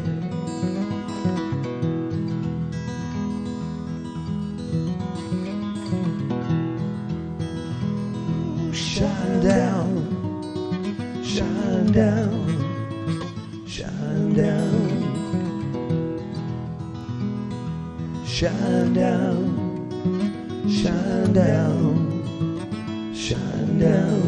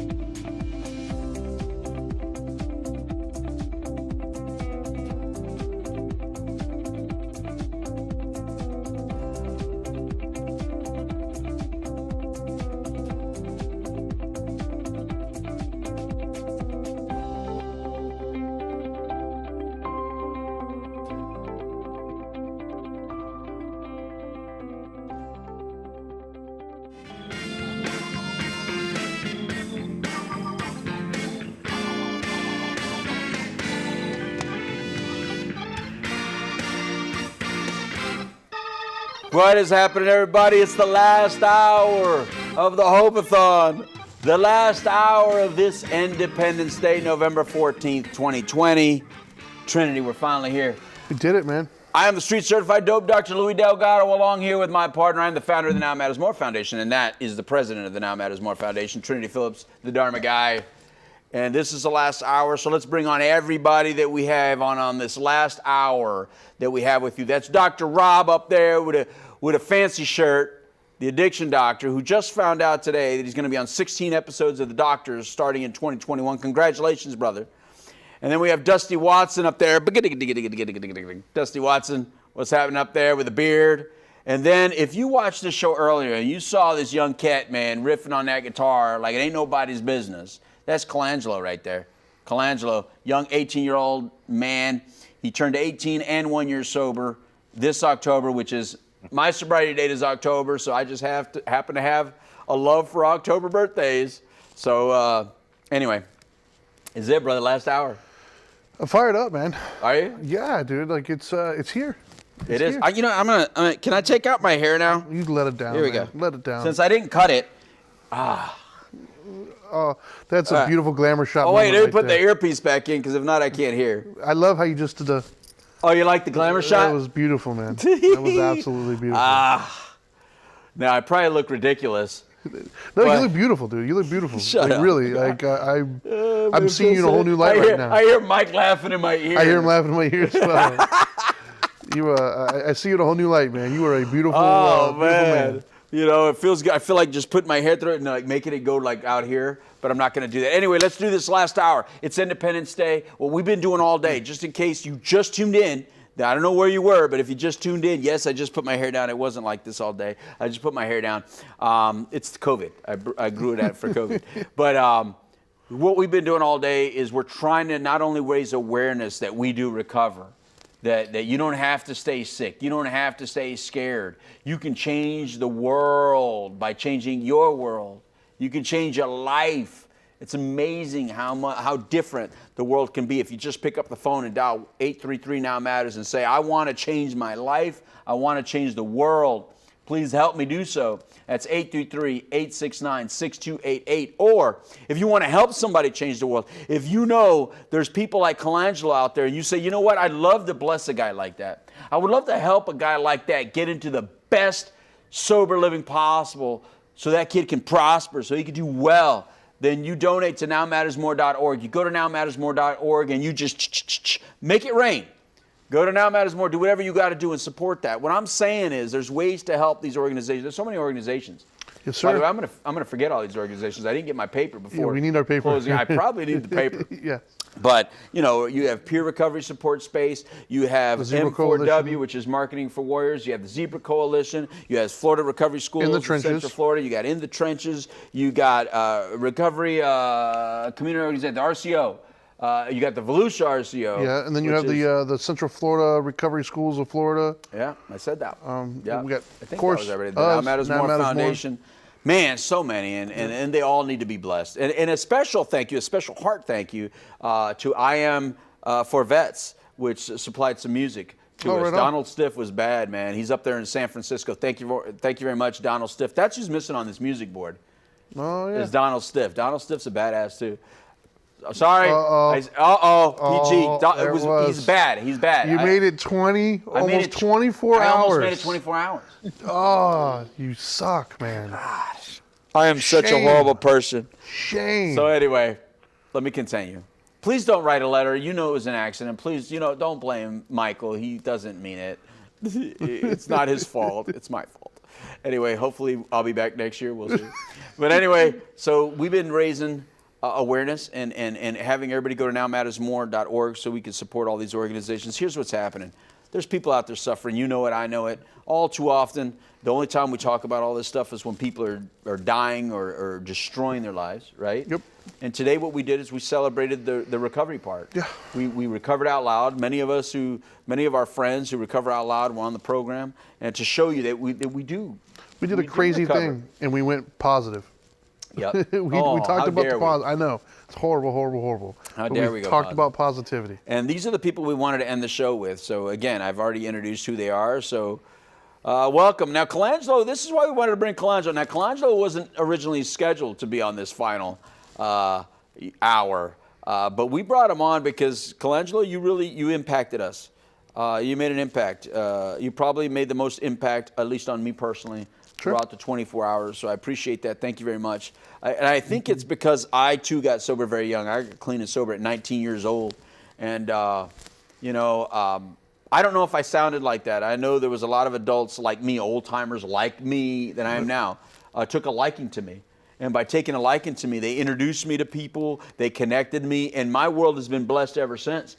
It's like I had every opportunity offered to me very young in this business of addiction recovery and treatment, and I've been able to help a lot of people because people like me, like what I'm hoping to do for you right now, is introduce you to people, give you a push forward, bring you out into the limelight, and that's what my guy was Dr. Pete Butkins. Dr. Pete Butkins did it for me way back early on. I ended up buying his business, 5 years in. You know, he brought me into private practice. I bought him out 5 years later, and you know, the rest is history. So thank you very much for that, Dr. Pete Butkins. I'll forever love you for that. For anyone that knows him, he's an amazing man, and thank you. So anyway, let's go on. We're at the last hour of the Hope-A-Thon. Yeah, man. Well, as the president of the foundation, I do have to kind of make sure I stay a little bit on track. Okay, so I want to remind one more time, one last time. All right. Another way you guys can show your support, and this doesn't end just today. So you have until, I think it's December 8th to do this. But you can text Now Matters, that's all one word. You could text Now Matters to 31996. And that's going to give you the opportunity to fill out some surveys that support us directly. So that's another way you can support what we're doing. And you have up until December, I think it's 8th, to do that. And you can go up to 75 surveys. I've done my 75. Dr. Rob has done his 75. No, he did 64, he said. Oh, 60. Oh, he'll get his 75. That's a lot, I got faith. I got faith. Oh, he's going to do all 75. You, on the other hand, I need you to get a busy tonight. 74. I'm at 14. Sorry, guys, 75. There you go. I'm at 14 or something like that. Dusty, did Dusty do it? I don't know. No, I'm going to play the end game. I'm going to come up behind. Okay. Make sure I'm you gonna text. nail it down. Text Now Matters nail it down. to 31996, man. That's right. That's all. right. At the very least, everybody watching can do that. Look, yeah, and he it'll can help do it out. right now, at least get it started. That's right. Look, Text Now Matters, all one word, Now Matters 31996. Did you do it, Colangelo? Oh, I can't hear him. All I hear is a point. He knows it's a no. Can you hear me? All right. No, now we can hear you. Yeah, you're using my phone right now. All right. Oh, okay. That's cool. That's cool. All right. So let's get into it. So that's the final hour. I want to rock it out. I want some inspiration from you guys. I want to hear from you guys. This is the final hour. I've already talked way too much in one 24-hour period. I want to hear a lot more from you guys. So Dusty, any changes, any thoughts? Did you have any feedback throughout this 24-hour period? Tell us a good story about your Independence Day that you've celebrated today. Man, it was a beautiful day today. And this is just a little snapshot of my world now. During the pandemic, when I'm not on tour, usually I'd be out somewhere playing drums, right? Right. So I just kind of have to reinvent myself again. You know, that's what we do, right? Right. And so I hung out with one of my sponsees who just happens to be my best friend too. You know how that happens, right? You start off kind of working together and you become friends and you learn everything about each other. And so we ride motorcycles together and we have a lot of great times. We do sober runs and toy runs. There's a couple toy runs coming up, even in the pandemic. So we're kind of jamming on that. And my father-in-law's in town. Another non-drinker, and we worked on motorcycles today. We had so much fun, and and we went for a little ride tonight, and we stopped and got tacos. And motorcycles and tacos, two beautiful things, dude. I mean, it was just a beautiful day, and that's the independence. I'm not dependent upon anything today, you know. Wow, and that's just the most raddest thing. I mean, I like stuff. I'm not saying that I don't like certain things. I mean, speaking of tacos, you know, but I'm just saying I don't have to do anything today. And there was a long period in my life where I had to do stuff, right? Like I had to get up and I had to get down, and I had to figure out how to do that again. And I had to figure out, how do I make my move over here so that they don't know what I'm doing while I'm doing this other thing, and all these scams all day, even if it was just in my head. You know, I mean, I was spinning out, right? Just spun and spinning. And I don't operate like that today, you know. I mean, it truly was a beautiful, beautiful day. I mean, it was a perfect day in California. You know, we got like 70-degree weather, and I was able to do my prayers in the morning. I just do my normal thing. And then I got into hanging out with a buddy and my father-in-law. And then my wife joined in when she got done with her thing. And all four of us went for a little night ride on the bikes, you know, when we were done messing around. And, you know, we could have run a light. There was one particular moment where we could have run a red light. And you know how the group rides in 4 guys, and you kind of all stick together as one bike, right? Yeah. So you don't get stuck at a light. And so he was back, and he didn't go, you know? And he looked over, and there was a cop right next to him, right? And he says later, you know, we pulled over and waited for him. Of course, it's no big deal. We waited for him. We took off. And this is a simple little story, but this is how we live our life today, right? Yeah, yeah. And so we do the right thing, you know? And so the cop looks over at him, and he goes like he said, he points at him and nods. And Terry goes, yep. Nice. Yes, sir. Yep. That's awesome. And, you know, pulled out, and you know, it wasn't a deal. It wasn't you know, we weren't dependent upon being reckless and mischievous and, you know, taking unnecessary risks and all the things that I used to do when I was dependent upon drugs, you know. And now, like, Independence Day, come on, man. I mean, that's just like, that's the best title ever, you know. I was tripping on that all day while you guys were talking and talking and talking. I will admit I went to sleep last night. I'm sorry, but I did. You're supposed to. I'm being honest. And, you know, and I'm grateful that I got some sleep in. And, you know, I just had a wonderful day, man. I just felt so good after talking to you guys last night, you know. Right on. And I just felt like being part of something that's cool, and openings and some avenues for some new people. Right on. Or somebody that's having a little struggle maybe now, right? Right. Because I know some buddies they're kind of hitting a little bit of a wall. They can't go to real meeting, you know, in-person meetings, and just having kind of a tough time, you know, and the money situation's a little tight or sketchy, and so everybody's under a little bit of you know, stress we're not used to. And so I hope that whoever was struggling was able to tune in and get a little hope, you know, and get some direction during the Hope-A-Thon. I mean, I believe it's a wonderful thing, and I'm sure you guys touch a lot of folks, man. You certainly touch me, you know. And I got to meet Dr. Rob, and now why did I miss the guitar? Why did I miss the guitar? Is there a live guitar going on, or what's happening? That's what he did. Yeah. He played it live, man. And he played it well. And he played it well. Yeah, I don't know why I wasn't engaged. I should have been plugged in on that. I don't know what I was doing. I really messed up. Nah, you didn't mess up, because you're going to know the kid, and he's going to play a lot more. So yeah, man, it's awesome. And like we were talking earlier, maybe everybody should be in studio next year. Come on down to Florida. Let's go. I think Dr. Rob's going to fly around in his plane and pick everybody up. That's right. Colangelo, what about you, man? How did you celebrate Independence Day? Hello? Okay, good. So, you know, I didn't celebrate much differently. I got my daily reprieve. I woke up, I prayed and meditated. I went to work for a little while, took a little bit time off of work, off my shift, so I could do this today. And man, doing this, you know, I guess you could call it service commitment in one way. That's my celebration, dude. That's an opportunity for me, you know. And it's funny, you know, I didn't really think of why I really wanted to do it live, but I'm so glad that I was stubborn about it, because, you know, when I do stuff like this, I have the character defect of like being a perfectionist. Like if you guys had said you're doing a video and that's that.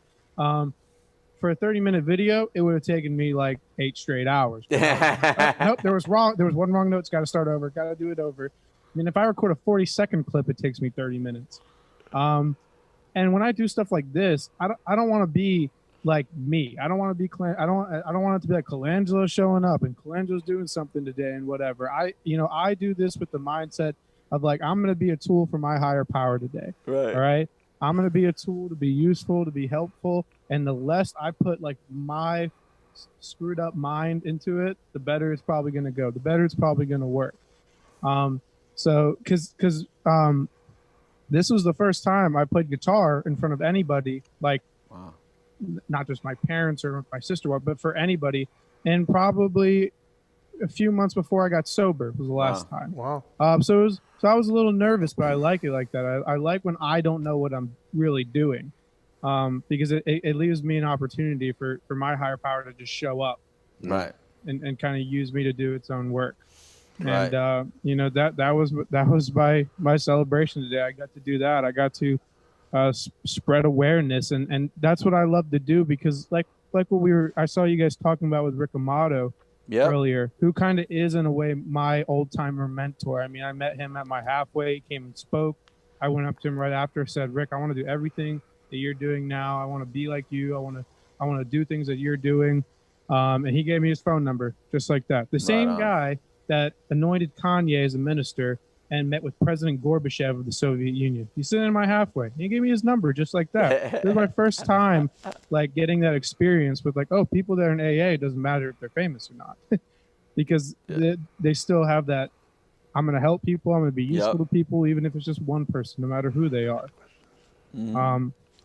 I lost my train of thought. I've been up for a while too. Actually, I have a question for you, Colangelo.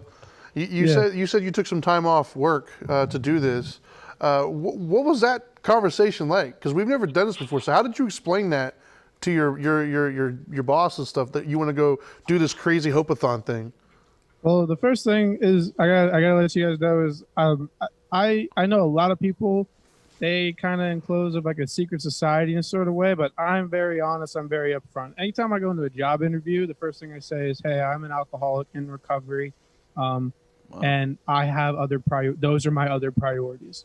Those are my only other priorities, So because I need to be employed somewhere where they understand that, where like that, hey, like I'm here for you, I'm your employee, but at the same time, like when I have a chance to be of service, I want to be of service. And I'm lucky because my employer is an ex-drinker, very understanding, very cool dude.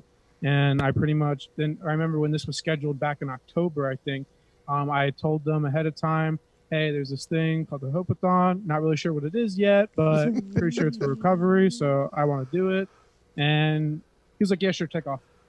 Wow. That's awesome. So I just let them know. Hopefully he tuned in, man. Hopefully he tuned in. Yeah. Probably not. He was working. He's a workhorse. Yeah. Somebody has to work. Right? Yeah. You can always watch it later. Yeah. Yeah. Exactly. Well, that's pretty awesome, man. Thank you for that. He's a workaholic. Yeah. Look, I really appreciate that, man. You guys, being with us and talking about all this and sharing your stories. I mean, this is the very first Independence Day, so hopefully you'll remember it for always, and embrace it and do whatever you want to do. And I love the way Dusty put a twist on it, right? He says, I went out and did things that I'm no longer dependent. I'm not dependent on this. I'm not dependent. So I celebrated Independence Day by not being dependent on something. Yeah. I thought that was really cool the way Dusty just explained that, by the way. Yeah. I mean, this whole thing has been real amazing. I think you hit it right on the head, Colangelo, about connecting with people, right? We were able to connect with new people. I think Dusty said that as well. Dr. Rob said that as well earlier. We were able to connect with different people, new people, and I think we did as well. I did. I didn't know Rick Amato. I didn't know Colangelo. So we connected with some new people. Yeah, I know I did. A lot of the sheriffs and things of that nature that I've worked around, but I just haven't directly met yet. Right. I finally got a chance to meet a lot of them and interact. So I know I've met some people for sure. Yeah. I mean, it's just an incredible day. And I got to reconnect with some people too, because I haven't talked to Dusty since we saw him in California. So Dusty, man, love reconnecting with you as well, man. Northbound. And fellow motorcyclists too, by the way. Yeah, I used to ride, brother. I'm gonna tag you in something on Facebook. Different kind of motorcycle. Oh, what do you ride, Rusty? Different kind of motorcycle. Dusty, what do you ride? I ride an 04 Dyna, and I've had a bunch of Sportsters. Told you. I have a Triumph I have a Triumph Bonneville and a dirt bike, and I don't know. I just kind of ride everything. Right on, man. Hey, two wheels is two wheels. It is two wheels. Yep. Well, there are some people trying the three wheels, but I don't know about that one now. But Dusty, I'm gonna tag you on some stuff on my Facebook so you see my riding days. Right on, Dusty. No, I love it all. And look, here's the, at the end of the day, hopefully, you know, with the help of you guys, we were able to touch somebody's life. Hopefully, we were able to inspire somebody to come out. Yeah. And I'm going to say it like that because I think there's a lot of people. First, you're in the closet with your using, right? You're in the closet with your using. You don't tell anybody that it's a problem. Or you tell them half the story. Like, yeah, I drink a few beers, but you don't tell them that you also do pills or that you also do cocaine. Or, yeah, I do pills, but you don't tell them that you're smoking pot and that you're doing other stuff. You know, there's always some sort of little game. There's like a shell game with our honesty. And I like the way Colangelo just said that, hey, the way I'm going into this is brutal honesty right from the beginning with everybody and with anything. You have nothing to lose that way. Yeah, and to get that kind of rawness at 18, yeah, bro, you got a bright future. Yeah. You really do, man. Well, to be in all fairness, I was the biggest liar, the biggest pathological. I mean, sometimes I was just sometimes I'd be like sitting in the bathroom at the end of the night, and I'm just thinking in my head, like, what have I gotten myself into? Like, I cannot keep up with all of this. Like, I can't remember what I told this person. Or they're like, but you said this. And I'm like, no, I didn't. And they're like, yeah, you did. Yeah, and everyone's like, yeah, you did. You said that. I don't even remember. So when I got sober, I like made like a vow to myself. I'm like, I'm done. I'm never going to say another lie again. I'm done with it. I'm sick of it. It's so exhausting to run my brain so hot to remember all this stuff. Yeah, you know when Dusty, when you just reacted right there, I just pictured a Beavis and Butthead episode where you go, yeah, lie. Exactly. Fire, lie, smart, lie. Because that's what we do when we're in our addiction, right? Well, you have to. I mean, it's just that, you know. It goes with it. You know? It was bad. It was bad. My parents would go, "You been smoking?" I mean, and I got it I could have it in my hand. Yeah. No. Not mine. No. Nope. The look on their faces will never leave. The look on my dad's face will never leave me when he would just when it was so blatant of a lie where it was just a bad idea. It didn't even make sense. No. And he just couldn't even believe I went there. But the opposite is just as cool because that brutal honesty once you get really good at it. And it becomes part of who you are. Instinctual, some might say. Instinctual sobriety, instinctual honesty. It is liberating because I can't remember anything either, Colangelo. But when you're a good liar, you don't care about remembering your lie. You'll lie about you never said it, like you said. But when you start being brutally honest, your relationships are just different. You know, it's like, look, if you like it, you like it. If you don't, you don't. But it's not out of like, well, I don't care. I'm just being me. It's not that kind of stuff. I don't never bought into that. I don't like it. I'm just being real or I'm just being me. I don't like that stuff. But brutal honesty, meaning that hurt me or I apologize. I didn't mean to hurt you. Or like my old mentor, Dr. Pete Budkins used to actually, he would correct his lies so fast. It would be something like this. It'd be like, hey man, where were you? He'd be like, I was at 7-Eleven. No, I lied. I was at McDonald's. It was like really weird. He would like autocorrect. You know, have you ever did an autocorrect typing? Like you type the wrong word so often, or you spell it wrong so often. You autocorrect it so fast that the word "the" becomes a 17. Yes. You know. So he would lie like that, and it was like, and he would tell me, he goes, you know, I just do it. I don't know why I do it. And he would just autocorrect so fast. So that's a cool thing to get used to doing. And when you get used to doing it young. It's just you're gonna allow yourself to make real deep relationships much earlier, with many more people that are meaningful to you, and hopefully you find those relationships so young that by the time you're my age, they're going to be like 30 or 40, 50-year-old relationships, and that's going to be really cool. You know what I mean? Because I feel like I have some of those. You know, that I started so young in my recovery that some of those relationships have gone on for so long, and it's like, wow, I can't believe it's been that long. Of a cool relationship. I completely relate to that. So I need Dr. Rob to talk because is he still here? Like, Dr. Rob, I've never heard him so quiet for so long. It's a record. It's a record. But yeah, I was listening to it all day. I was on and off, and then Were you doing the rest of your surveys? Oh yeah, they're done, man. It's all done. Don't worry about it. It's good. But yeah, I had a great day, man. Just coming on and off. And one of my patients graduated today, and then I took the Beast out. The Beast was out today. It was sunny, so I dropped the top and took her out for a nice ride. So yeah, man, good day. Good day. Yeah. So just want to finish off and make it good, man. Just finish strong. Yeah. Finish strong, man. We got to finish strong, you know. So here's how I want to finish it. I want to hear just a little something, whatever it is. Like, I know you guys all have instruments close to you, and I know this is going to probably drive Mike crazy because it might not sound good. But since it sounded good earlier, I want to chance session? it. No, not a jam session because they'd all be playing and it'd be crazy. But Colangelo, how close is your guitar to you right now? See? See? So give me 30 seconds of something, Colangelo. 30 seconds. This is the way I want to end it. I want to embrace some of this. And I just want to, this is the way I like to soak in moments, and I just want to soak this moment in.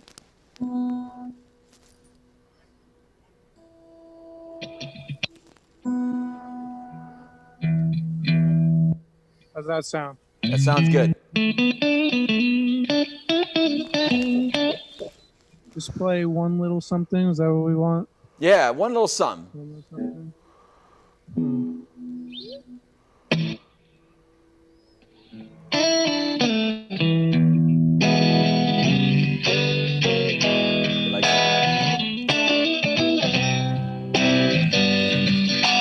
I wish I could sing right now.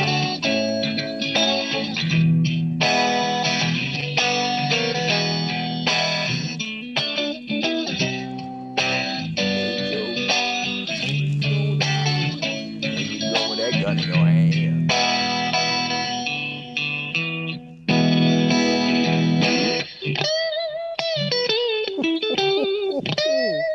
The kid's got talent. Wow. He's a beast.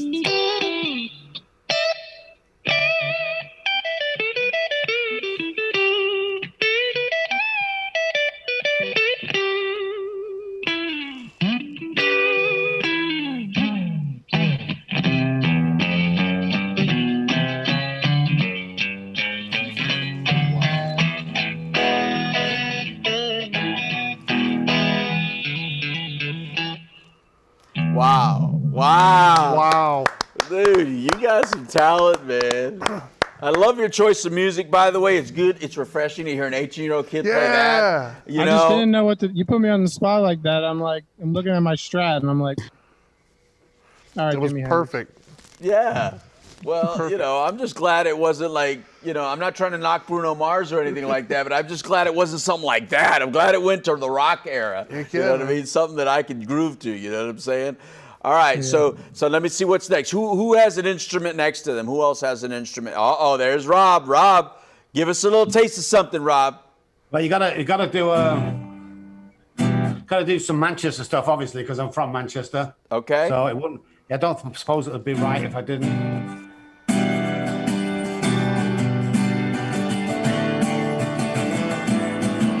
Today is gonna be the day that they're gonna throw it back to you. By now, you should have somehow realized what you gotta do. But I don't believe that anybody feels the way I do about you now. And all the roads that lead you there are winding, and all the lights of light the way you're blinding.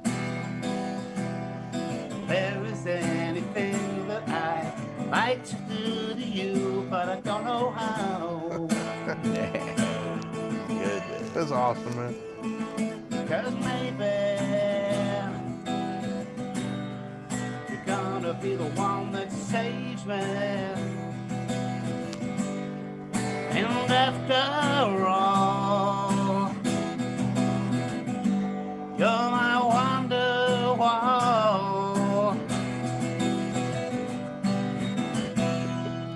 Yeah. Awesome. All right, Dusty. You know, it might be a little harder with a drummer, man. I don't know. You have drums like next to you. I bet he's got like a bongo or something. You think he has like a bongo?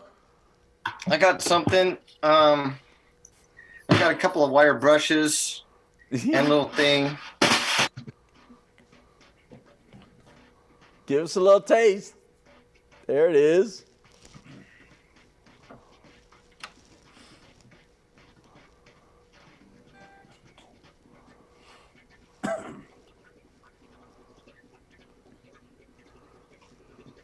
You hear that? You hear how fast that is?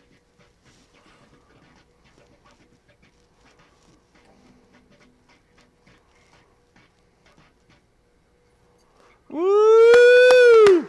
Wow. Awesome, now here's what I think is funny about the whole thing. So I'm watching you guys, right? And look, I know musicians pretty well. I'm watching you guys, and each time each one of you play, the other one is like eager to jump in. Tell me I'm wrong. Yeah. No, that's right. I'll tell you what we should do just to finish, because I got Dusty over there, and I've got Colangelo there, and we're in America, you know. So what about some Johnny Cash before we all finish, you know? So surely we got to do that. All right, let's do it. Yeah, my name's Johnny Cash, and the lead is going to come in with Colangelo. Hear a train a-coming, rolling down the track. I ain't seen the sunshine since don't know when, but I'm stuck in Folsom Prison. Time keeps dragging on. Yeah! And I hear the train moving. I gotta Come here, everyone, let's go, man, let's go. Woo! Go!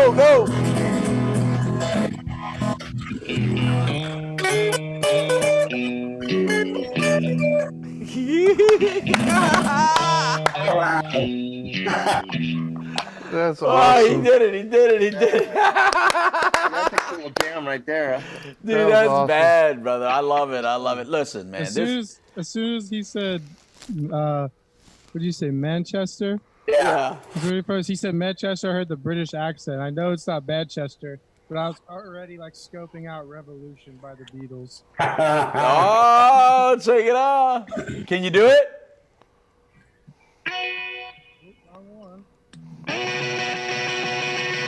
Jump in.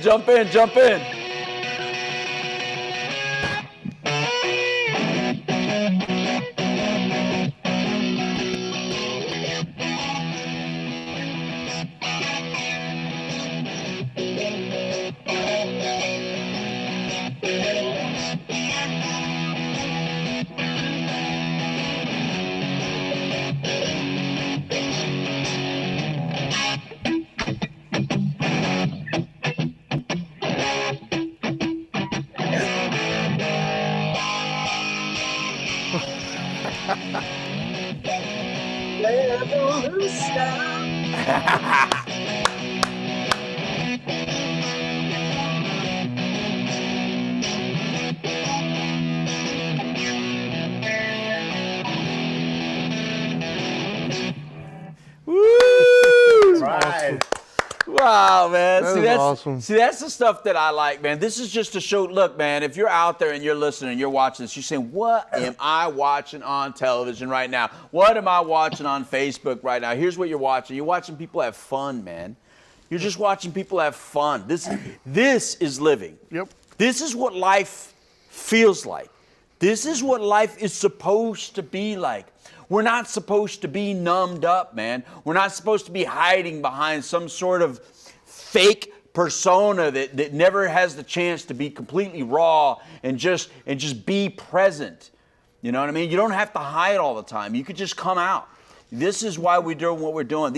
All these people up here are sober and they're having fun, and you can do it. Don't think just, I can only have fun like this when I'm stoned or when I'm drunk or when I'm on something. I don't know if, people don't have fun like that when they're clean and sober. They sing Kumbaya. Yeah, they may sing Kumbaya, but they play it like that. That's the kind of Kumbaya. How about this, though? How about this for Hope, right? Right. We're sitting here listening to a guy playing drums in California. Right. Another dude singing and playing guitar in Texas. Yeah. While another guy is playing guitar amazing in Myrtle Beach. And we're sitting here listening to it simulcasting in Florida on a government station. Yeah. Does it get better than that? That's so awesome, man. And you know, when I hear it all, here's where I take it back to. You know, there was a time I would have never thought that any of this was possible. I'm telling you, man, that, you know, I'm not going to get too deep in my story. I'm not asking you guys to get too deep in your story right now. But what I'm saying is there was a time where all I could think of was all the pain that I had caused myself, you know, and I would have never thought this was possible. Just like you said, Trini, that the government would open up 24 hours of time to say, Louis, you can have it. We're going to trust you for 24 hours. I didn't have to submit some long proposal or some 16-page document that had everybody, you know, cleared and passed and explained. And I didn't have to have a script that showed every word that was going to be said so that they can okay it in advance and have it signed off on. This is the world, people. This really is the world. This is the world that you may not think exists, but it does exist. You know, this is the relationship you can have with the world where people start trusting you again. People start opening up their hearts and souls to you again. People start turning on microphones and television shows, and they start inviting you to things like this, and you can just have fun out of the blue. You can meet new friends, new connections with people. You know, there was a time where I thought the best value of me was just serving people the best stuff that was out there. I thought that was the best value I had in the world, was that I can provide you the best stuff that was out there. And that's all that it was. And no, man, this is much more. This is opportunity. You know, we have offered everyone that is shared on this Hope-A-Thon an opportunity today, Trinity. We offer them an opportunity to showcase their talent, to showcase their messages of hope, to showcase anything they wanted to showcase about themselves and share it with the world and say, hey, I may not be that person anymore that I used to define myself by, but I'm not that person. I'm this person. And this is the person that I am, and I am recovering out loud, just to show you that we do recover. We do recover. We are not defined by our past. We are defined by the moment that I'm in right now, and the moment that I am right now, this is just the groove that I'm playing. This is just the tune that I'm singing right now. And every day you might wake up and you sing a different song. Like today, we felt like some Johnny Cash and stuff like that. But tomorrow you may wake up and who knows what, you're playing some Rolling Stones or something like that, right? You may wake up and you're playing something different. I guarantee you right now, here's what's happening in Rob's mind right now. Rob right now is thinking, I want to burst out in this next song right now. I got a song in my head I want to just play. Right, Rob? Always. Always, right? I mean, that's a beautiful thing. You said Rolling Stones. I did say Rolling Stones. As soon as you said Rolling Stones. Oh yeah, I said an English band, so you know when as soon as I said an English band, he's thinking, oh. Give me a Rolling Stones, Rob. Give me a Rolling Stones song. We got 15 more minutes. What? I don't know any Rolling Stones songs. What? Wow. No, yeah.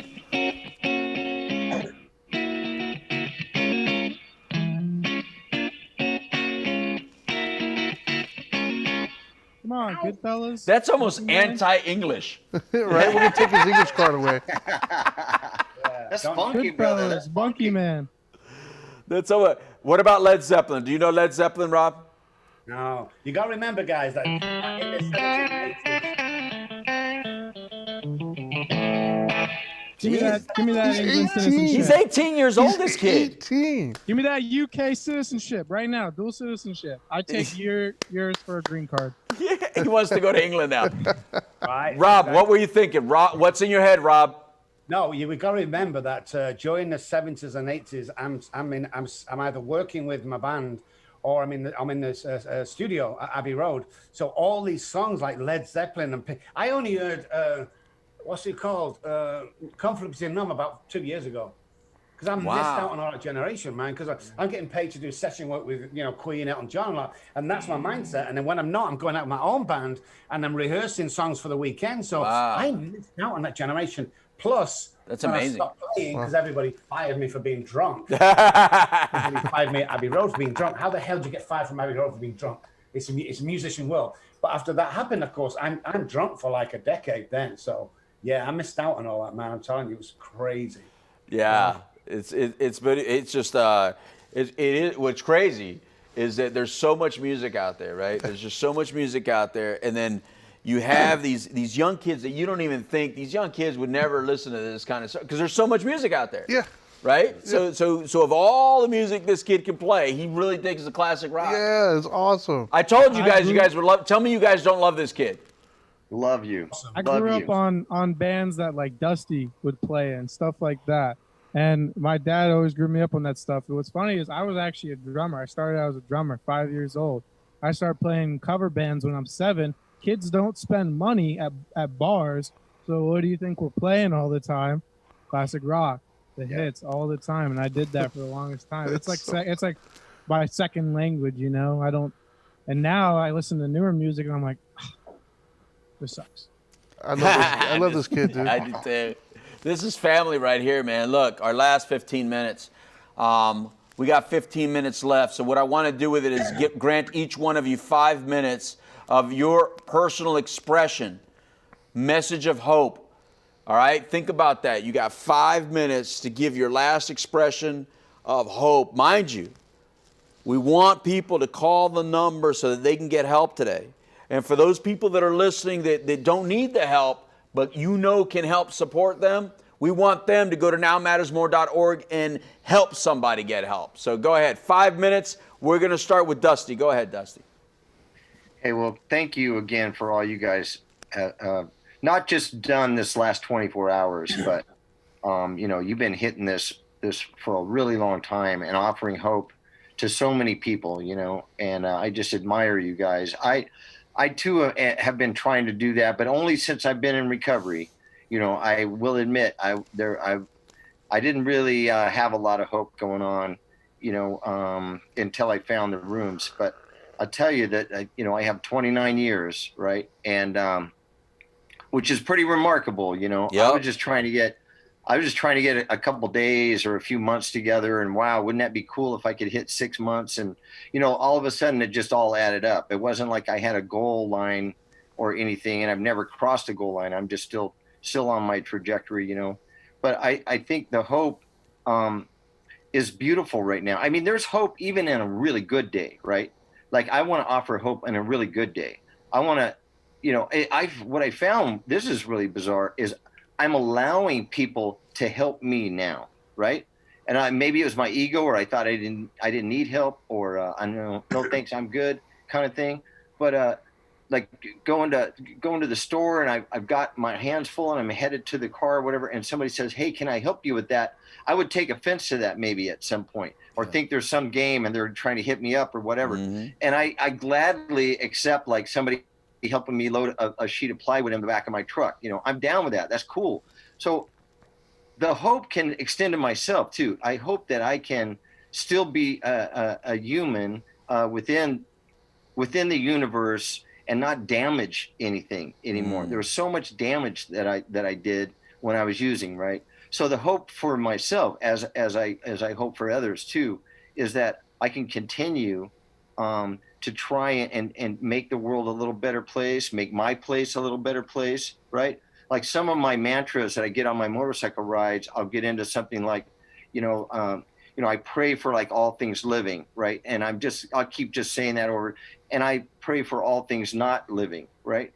Because I mean, I'm throwing cigarette butts on the ground when I'm using, right? I don't even think about it. But now I pick up cigarette butts and I haven't smoked in 13 years, right? That's awesome. So I mean, I'm hopeful for myself too, not just everyone else out there that needs help. I'm still hopeful for myself, you know.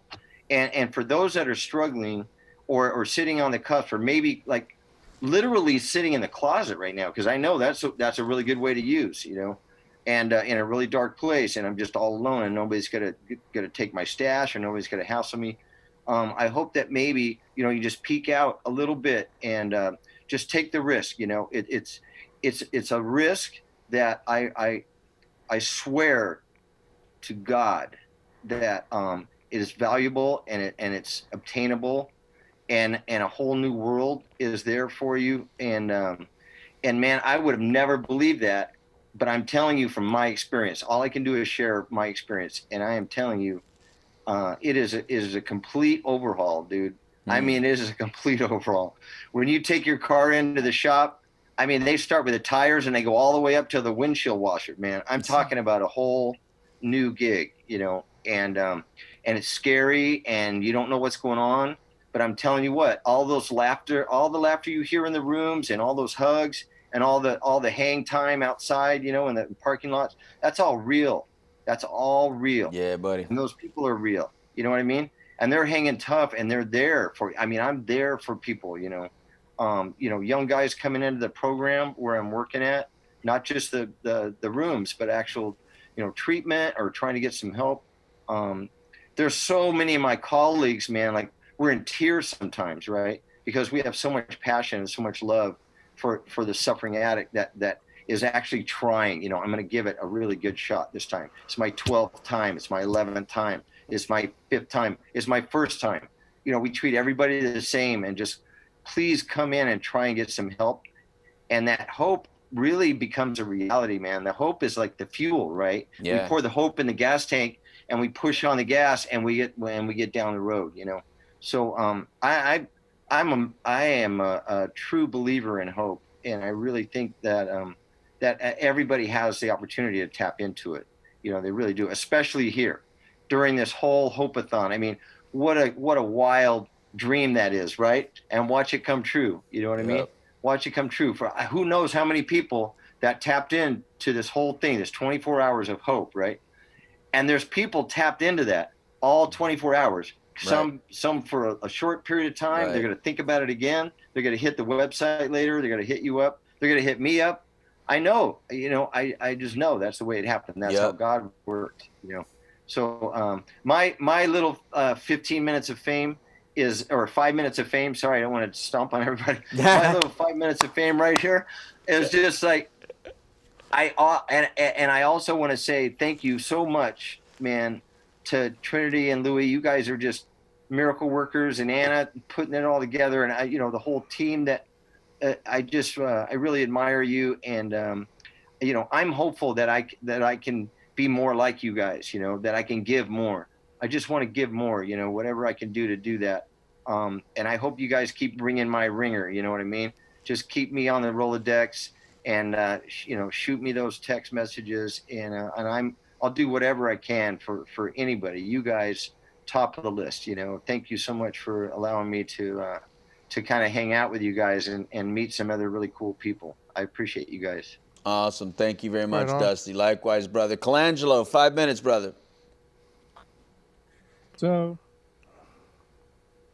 you know, what you guys are doing here, it's so profound in the sense that it's inspiring hope, but hopefully it's also inspiring integrity. Integrity to be aware, integrity to help end this stigma around this disease. You know, I stopped asking myself the question a little while ago, right before hitting 1 year of sobriety, of why did my higher power choose me to beat the disease over somebody else? I knew plenty of kids that I think should have been able to beat this disease, that deserve the life that I have today. This life that I'm in total awe of sometimes when looking back on how my life used to be. And I'm convinced that the only reason I was allowed to beat it is because my higher power is trusting me to help somebody else out with it. And it's hard to do that when we have this stigma in society about what addiction is. About, I mean, I hear probably twice a day, every day, from somebody that addiction is not even a disease. I mean, we ended that argument in the 1950s. Like, we got to move on from that. We got to make progress, because it's not getting better out here. It's not getting better. I see it every day.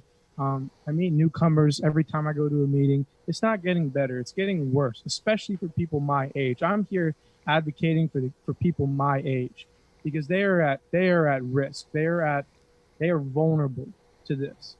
But at the same time, I picked up drugs and alcohol when I was 11 years old. I've recovered for a year now. If I don't slip up again, my brain can heal itself before I'm 25. It can undo what I did to it. You're 45 years old and you got a year sober. That's not happening. You're looking over your shoulder the rest of your life. You got that thing tapping you on the back of the shoulder that you're constantly having to do something to remedy. So to me, it is of the utmost importance that not only can I inspire hope to people that already have this condition that I also have, but for everybody else around them, to inspire integrity of let's end this stigma around this disease. Let's stop shaming people. Let's stop blaming people. Let's start implementing things that could help, because it's kind of getting, it's starting to be in bad taste to say that, well, it's just 50,000 people every year. Yep. Most of them on the lower side of age. It's just getting old, and we've got to do something about it. And you guys are doing something about it, and you're supporting programs that are doing something about it. And that's what we need more of. And we need more understanding of why those programs are necessary, that they do work. They work because we're sitting here right now. I know I wouldn't be sitting here right now if I didn't have a program like that, you know? And it makes it really hard, because I'm 18 years old. Most of the times when a younger newcomer comes in, I'm right there. Yep. Hey man, I'm your age. I'm here for you. I'm here to help you out. But it's not even that they have the same problem we all had coming into recovery. It's that they're just completely misinformed what it even is. I'm not this, I'm not that. You're right, you're not, because those things are not addiction. Right. We're completely misinformed. We completely meet the mark. It becomes like a whiteboard history lesson first before we can even talk about the solution, because nobody even knows what the problem is. You know, and Rick, I watched Rick and you talk about it earlier, you know, donating money when they've already passed away. Yeah. I mean, I've gone and talked to school administrators around here, you know, caught up with them coming back home, and it's the same way. I tell them about kids. Hey, look out for this kid. He's struggling. I know he is. Look out for this kid. Nothing at all. But when he passes away, they got memorials and pictures up. And Yep. But you could have done something about that. Yep. We all could have done something about that. Where were we then? Do you even have the right to put, and I got to slow down because I got character defect. This arouses some anger from me. But how do you even have the right to put up this picture of this kid after you said, he'll be all right, when the facts say it's not going to be all right? It's not going to be all right. It says intervention right now, help, support.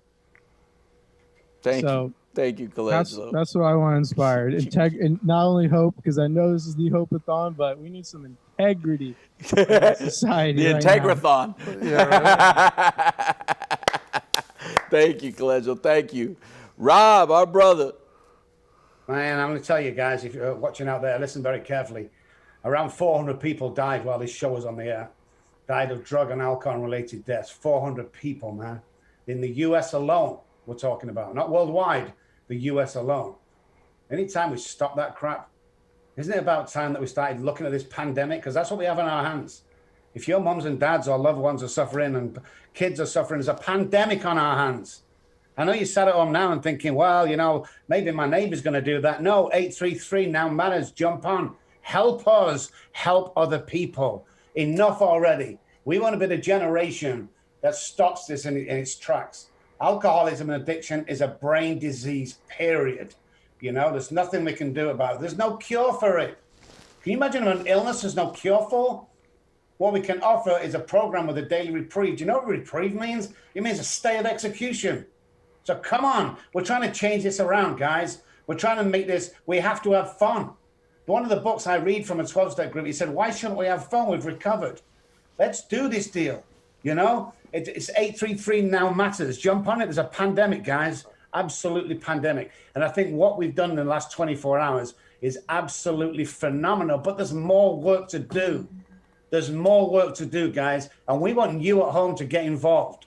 We want you to jump on the phone in the next 10 minutes before we all leave. We want you to jump on and text. We want you to make that action. Don't leave it to anybody else. Don't leave it to anybody else, guys. You be the one that changes somebody. You be the one tonight that gets on the phone or text. You be the one. You make the change. Because I'm telling you something now, man. I've worked with about 6,000 patients. It's not very good. And we have to look at parents in the eye and say, your son just died. Yeah. He just took an overdose. And that happened to me once. A guy who committed suicide. He couldn't take it anymore. It doesn't have to be like that. There's a solution out there. You know, let us help others. Love yourself so you can love others. I never loved myself for years and years. It's a beautiful thing when you get into recovery. It's a beautiful thing when the mind changes about recovery. Help somebody in to do that. 833 Now Matters. Help somebody to have that change, to have that hope. And let's do it now.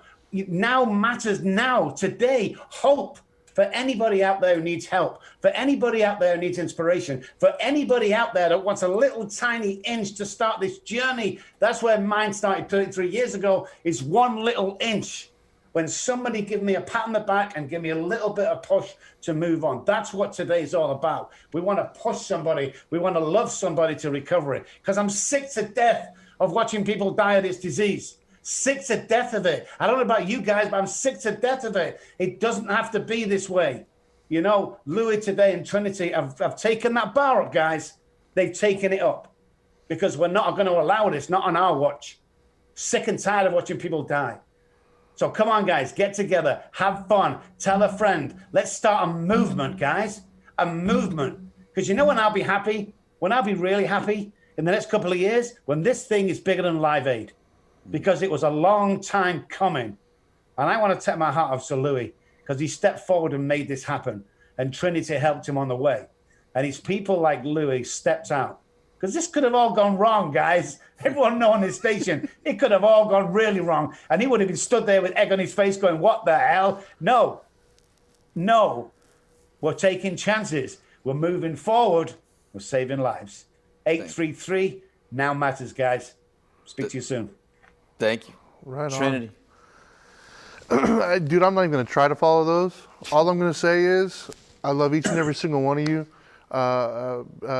Dusty, Colangelo, Rob, Louis, everybody here on Orange TV. I love every single one of you guys, and let's just keep hope cool, man. Thank you. Well, I'm gonna end like this. It's over. We did the entire 24 hours. There's so many people to thank, man. Orange TV, like you said.